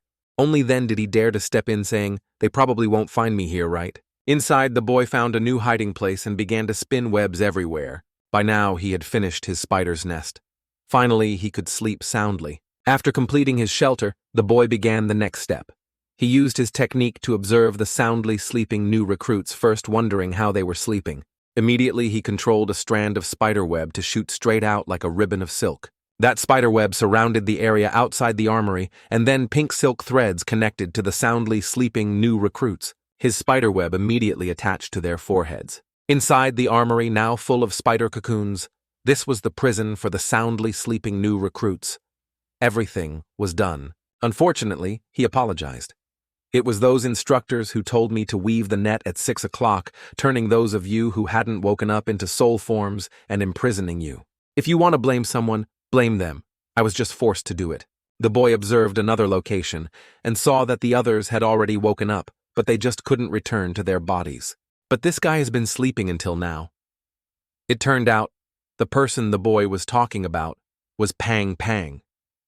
Even now, he hadn't realized what had happened. He approached and looked at Pang Pang.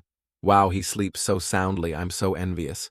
After the boy left, Pang Pang had slept his fill and now finally decided to wake up. He sat up, his eyes still closed, and said, Why did I sleep so comfortably today?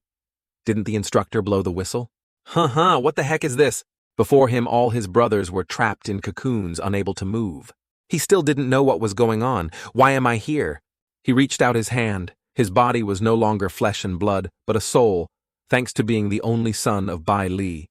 His family has a whole warehouse of forbidden items, so he immediately knew this was a mental-type forbidden void that could separate soul and body. This forbidden void is truly rare. Not to mention it anymore, let's leave here first. Pang Pang looked at his ring and began to use the forbidden item. It emitted red rays of light.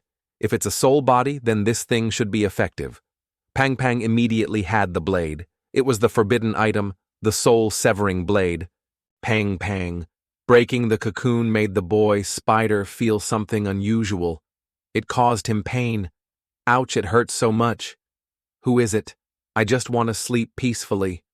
Why are you hitting me? He stepped down from the spider's nest and saw that Pang Pang's cocoon position had been broken. He said, where did that fatty go? Could it be that fatty can damage my soul function? Pang Pang escaped from that cocoon, returned to his normal body, and stepped out of the room. He ran away in fear. Damn, there's a monster. At this moment, Shenga also approached from a distance and asked him, Why are you awake? Pang Pang recounted everything, speaking at length.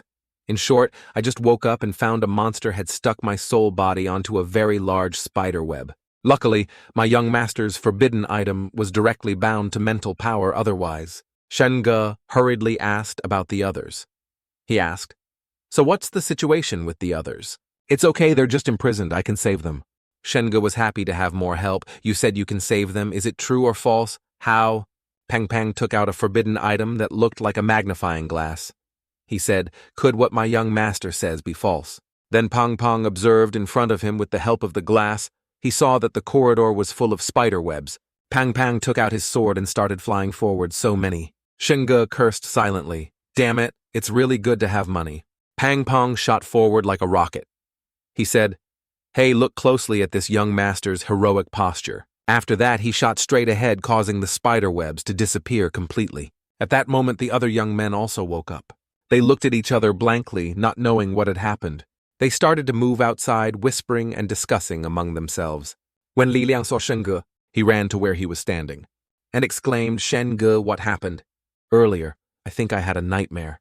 I dreamed I was imprisoned on a web by a very large spider. No matter how I struggled, I couldn't wake up." Pang gave a refreshing smile and asked him, "Oh really? Then do you remember how you escaped imprisonment?" Li Liang scratched his head. "I remember it seems there was a glowing sow flying in the sky, and then somehow I returned." Pang thought he should tell him everything. Pang spoke while skillfully gesturing. "Just now, this young master with feet treading on divine light and hands holding the soul-severing blade saved you all from ice and fire. But the result in your vision, I was a sow ascending to heaven. What's that about?" Pang was angry, looking at Li Liang as if he wanted to eat him alive. Li Liang was sweating profusely. "Huh, that sow was you." As he was speaking, Shen-ge punched him in the head and then scolded him, "You trash getting your soul body snatched like that. What kind of night watchman will you be in the future? Go back to the countryside, till the land and grow vegetables, old man. If someone hadn't saved you, you'd still be sleeping like a pig." He rubbed his head, stammering, "Shen-ge, Pang thought that was enough shouting and said, "Forget it. This young master is magnanimous and won't bicker with you guys." Pang had discovered something. Checked it. He said that spider is hiding in the armory. Now all the new recruits are awake. We have strength in numbers. We can even crush that spider to death. Shen-ge interrupted Pang, stopping him. "You can't calculate it like that. That spider will really kill people." Pang was surprised. "But isn't this supposed to be a drill set up by the instructors?" "Sigh, but someone has really sacrificed themselves already, and their death condition was very tragic. Even if there are many of us directly confronting such a strong scene, traversing mystical creature will definitely result in casualties. We need to think of a way to both deal with that spider and try to minimize casualties as much as possible." Pang thought to himself. "In my impression, Shen Qingzhu has always been the type of hot-tempered, brainless brute. Unexpectedly, when faced with a truly urgent situation, he's calmer than anyone." Suddenly he remembered, looked left and right, then asked Shen-ge, "That's right. Where is Chi-ye?" Shen-ge said he took people to the female soldiers' dormitory. "There's a possibility of a mystical creature in that building." "The female soldiers' dormitory has a mystical creature. Doesn't that mean Mo Li is in danger?" He hurriedly ran, following the call of his heart. Mentioning girls made his eyes light up.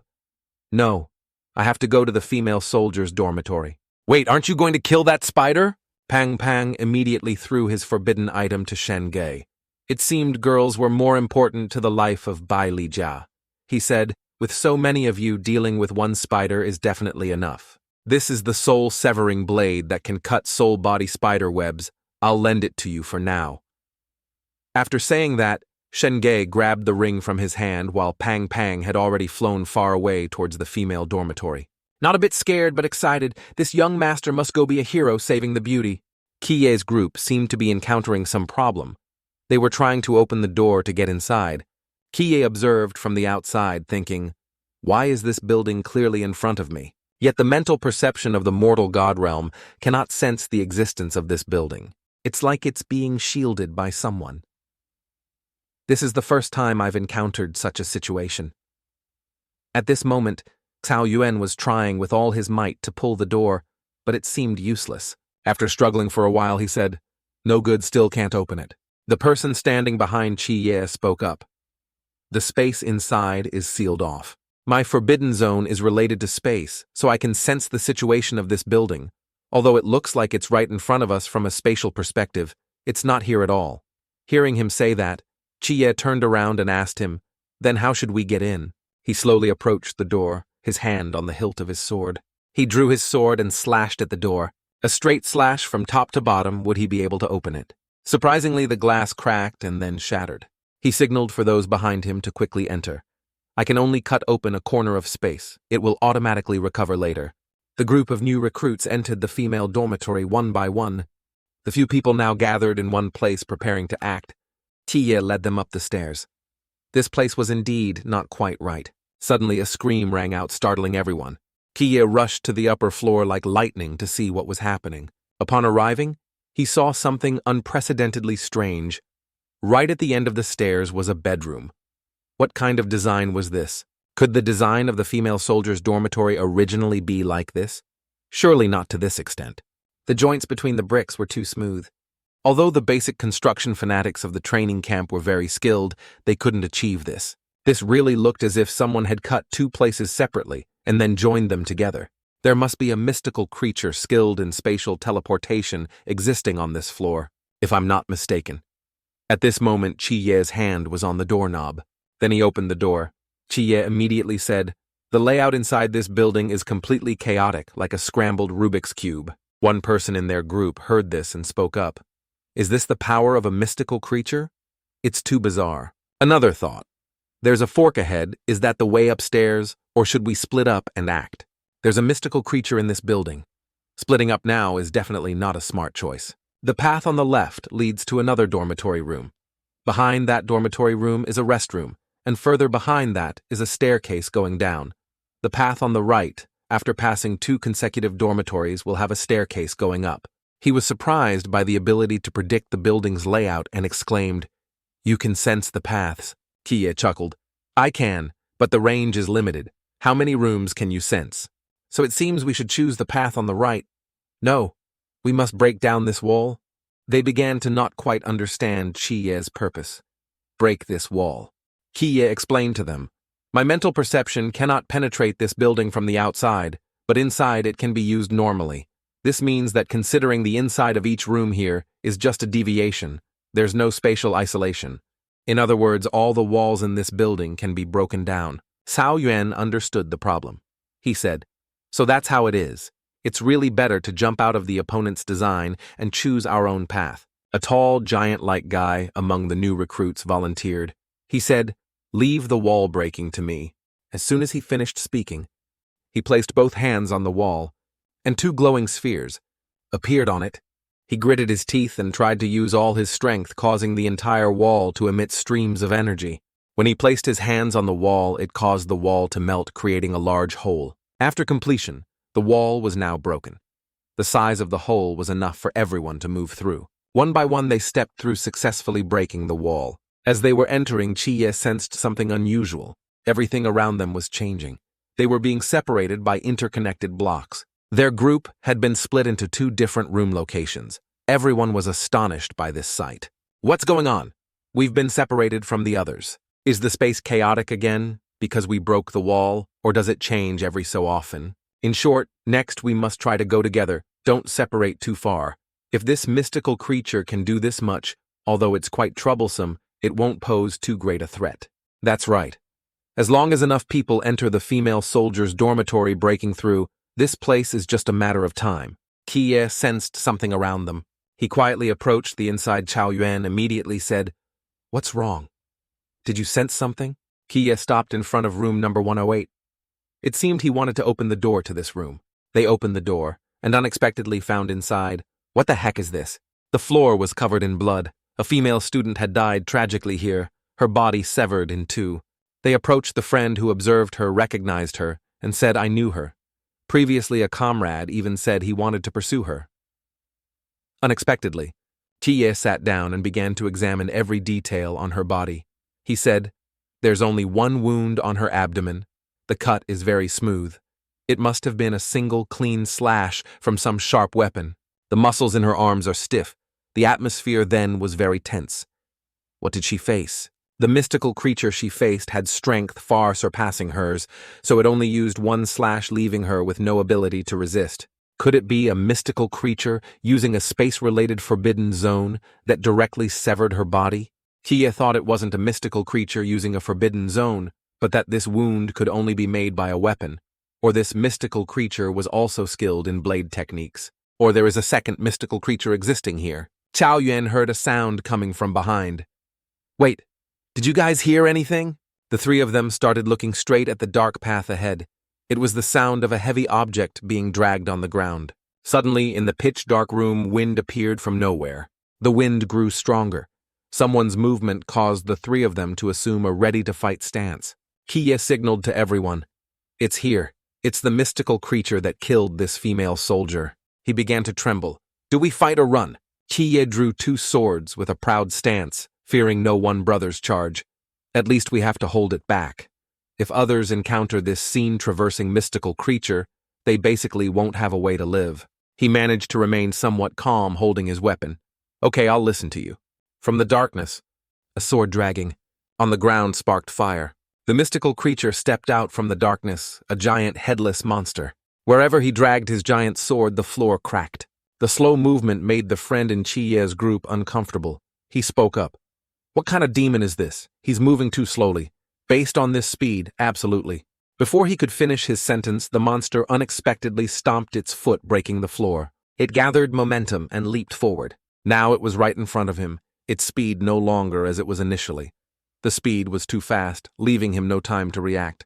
He froze, looking up at the monster, unable to react in time. Immediately after, a slash cut across his body, instantly splitting it in two. Because the opponent's speed was too fast, Cao Yuan still hadn't reacted. He could only stand and watch his comrade fall. Chiye immediately grabbed Cao Yuan's hand, stopping him from counterattacking.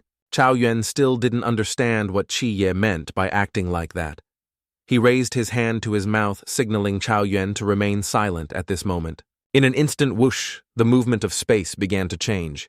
The movement of everything became faster than normal. After a while, everything returned to normal. Cao Yuan thought of Li Shaoguang and became sad.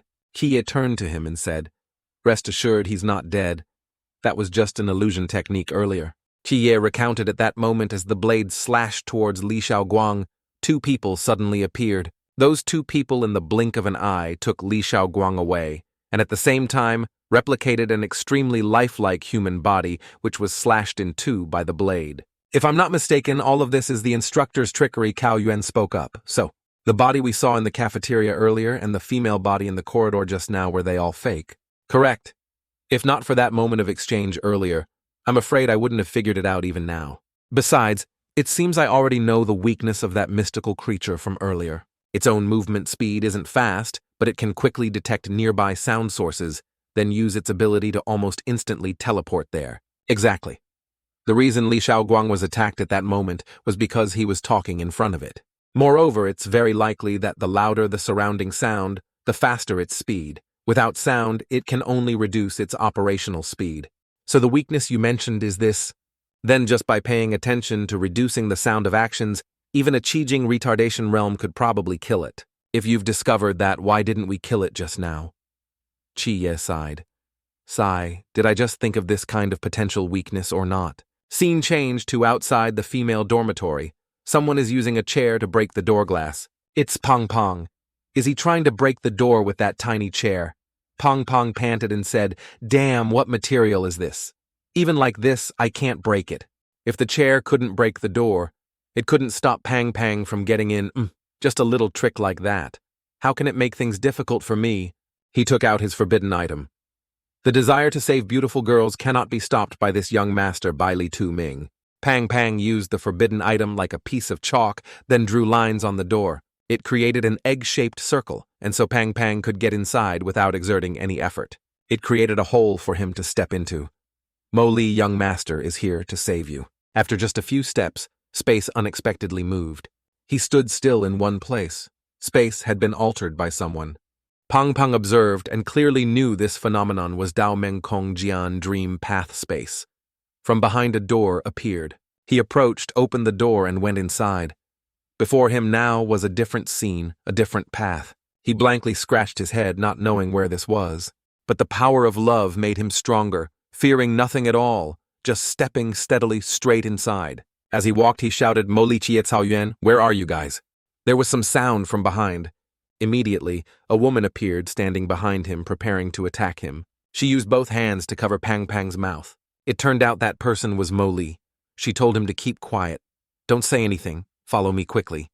After that, someone's hand from behind was slowly approaching them, grabbing Mo Li's shirt and pulling them into another world. It turned out they led Pang Pang to where they were hiding. She said it's safe now. Pang Pang hadn't understood what was happening when he was inexplicably grabbed by the collar by Mo Li. She shouted, "Were you trying to get yourself killed by shouting so loudly just now?" Pong Pong hesitated and stammered, "Why can't I talk? What on earth was that thing earlier?" The girl next to her spoke up. "That's a scene-traversing mystical creature. We call it the Sound Hunter." Sound Hunter. What the heck is that? It's tracking the source of sound. Moreover, the louder the surrounding sound, the stronger it becomes. This intel was obtained at the cost of over a dozen sisters. Suddenly, Mo Li's eyes glowed. She must be very angry with this headless, mystical creature. "Are you saying that over a dozen new recruits have really died in battle? Isn't this a drill?" Mo Li shouted. "Drill my ass! What kind of drill costs over a dozen lives? Anyway, I must kill that mystical creature with my own hands." Before them was a group of female soldiers discussing strategies. Pang Pang immediately asked Mo Li, "What are they doing?" Mo Li approached, patted her shoulder, and said, "Xiao Xiao, pull him into your mental link." She silently pointed her hand straight at Pang Pang. A pink thread immediately appeared, approaching him. The connecting thread entered Pang Pang's head, and a string of information appeared. Not right earlier. Sister Mo Li scouted and said, "Next to the room, number 46 is not a bedroom, but a corridor rotated 90 degrees. Sister Ling has finished drawing the room distribution map of area number 5. Sister, see if you can match it with area number 4 or not. Let me see the composite map. And 10 minutes ago, I think I understood something." Mo Li spoke up. "They are drawing a map of the actual spatial distribution of the female dormitory. The space-controlling mystical creature has teamed up with the Sound Hunter. We tried to kill the Sound Hunter several times before, but each time, just when we were about to succeed, the space would be directly disrupted. So you guys want to find the pattern of each spatial disruption, right?" Pang Pong held the map drawn by the female soldiers. He was surprised and praised. "Impressive. How did you guys think of this? Everyone has their strengths. Among us female soldiers, there is also a very resourceful and intelligent person, just like Lin Chi. Luckily, Aziz has always been commanding us. She was the first to discover the Sound Hunter's killing body. Finding the pattern of spatial transformation was also her suggestion." Aziz muttered in her head. "Horizontal direction, 19, 27, 33, 20, 17, etc. Could it be I know?" Aziz suddenly exclaimed, having understood the pattern of spatial change. Returning to Qi Ye and Cao Yuan, both were sitting and discussing strategy. Cao Yuan said, "Qi Ye, what did you say you knew earlier?" "Vertical direction, 04, 09, 37, 18, 23. Indeed, I now know the pattern for each time the space is disrupted. Chaotic space looks complicated, but in reality there are only two most basic types of transformations: horizontal rotation and vertical rotation. Moreover, the angle of each rotation is an integer, multiple of a right angle." Cao Yuan scratched his head and said, "So can you now predict the pattern of spatial transformation?" "No, the information I have is quite one-sided and the number of observations isn't high. It's just that I feel this method of transformation is somewhat familiar." Cao Yuan still didn't understand what familiar meant. While talking, they heard a strange sound coming from behind. At this moment, the two of them stood up and began to observe everything around them. Cao Yuan used gestures to communicate with Qi Ye. "The space here is narrow. Can't evade, disadvantageous for us. Let's change to another place." Hearing Cao Yuan say that, Qi Ye immediately opened another door, but there seemed to be something wrong inside. "Damn it, it's a trap, brothers." Qi Ye hurriedly shouted, "It's bad. This door has a problem." Boom. Everything around them exploded, set by someone beforehand. The two of them rushed outside quickly. Cao Yuan maintained his balance, calmly observing. Right at this moment, the headless mystical creature appeared before them. Qi Ye used his gestures to communicate and exchange information with Cao Yuan. After that, both of them rushed straight towards the headless mystical creature. Cao Yuan and Qi Ye split into two directions to attack this monster. Suddenly, the monster threw a blade towards Cao Yuan, leaving him no time to react. The unexpected slash sent him flying quite a distance. This time it was Qi Ye's turn. He used 2 blades to stab straight into its chest. Suddenly, its body became harder. My blades are stuck. Qi Ye had fallen into its trap. Its seemed sound not only increased its speed, but also enhanced its attributes in other aspects. Furthermore, this guy's IQ was probably not low. It knew to create sound at critical moments to enhance itself. While thinking of a way, it immediately used its hand to attack Qi Ye. Qi had seen its action. Immediately using his legs to jump back, he dodged an attack from this monster. Without hesitation, Qi Ye immediately used his Jian Shenshu Dark Mind, True Field technique to deal with this monster. Immediately, the 2 blades were pulled out from its body without any effort. Qi Ye, with outstanding demeanor, took the blade and proudly looked straight into its eyes. The 2 faced each other. Qi Ye was determined to fight and kill it to the end. Suddenly, behind the white smoke, Cao Yuan stood up, laughing heartily. At this moment, that slash had triggered his rage. The forbidden void within him began to appear, emitting an aura that enveloped his body. His eyes were full of killing, intent, accompanied by a crazed smile. Cao Wen gathered momentum and stomped his foot, causing the foundation to shatter. He rushed towards the headless monster. But ironically, this monster would increase its speed based on sound, and Cao Yuan kept laughing heartily. Unfortunately, it was unknown how this battle would turn out. He had just slashed once, when it already knew which direction and easily parried, Qi Ye observed, and his mind raced Cao Yuan's. Still has his senses now. But if he stops that foolish laughter and moves gently, this guy would have been dealt with by him long ago. If I had known this earlier, I shouldn't have asked Cao Yuan to attack. Then, the situation is unpredictable. Suddenly, space began to become chaotic. All movement happened in an instant. Space continued to change. Immediately, Qi Ye was in another place. It seemed the second mystical creature hiding in this building didn't want him to interfere in their duel. Its IQ wasn't low either. However, it might not be aware that if that headless one is held down by Cao Yuan, then I don't need to stand by idly anymore. Qi Ye immediately rushed straight ahead, breaking all the walls he passed through. While moving, he discovered something in the space. Qi Ye used his technique to observe and saw the map of the female dormitory. It showed everything in detail, and then an incomplete Rubik's Cube appeared in front of him. It seems this is the second mystical creature. However, until now, all the mystical creatures I've encountered have been living beings. I've never seen an object with this shape, and it's even a modern-style Rubik's Cube. While observing the Rubik's Cube, wait, what happened? Thanks to that transformation, Qi Ye had found the pattern of the second mystical creature. Scene changed to inside the female soldier's room. Pang Pang was listening to them say something related to Rubik, but still didn't understand. Aziz explained, "This is a Rubik's Cube. If we consider each room as a small cube on the Rubik's Cube, then these entire 3 buildings are actually an n-degree Rubik's Cube with an irregular appearance. Each time the space is chaotic, it can actually be considered as the Rubik's Cube being quickly scrambled.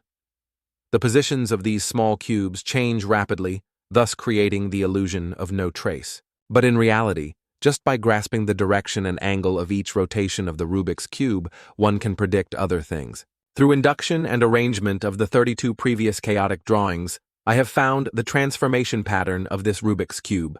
That is to say, starting from the next time I can predict the trajectory of the transformation. Not only that, I already know the hiding place of this mystical creature.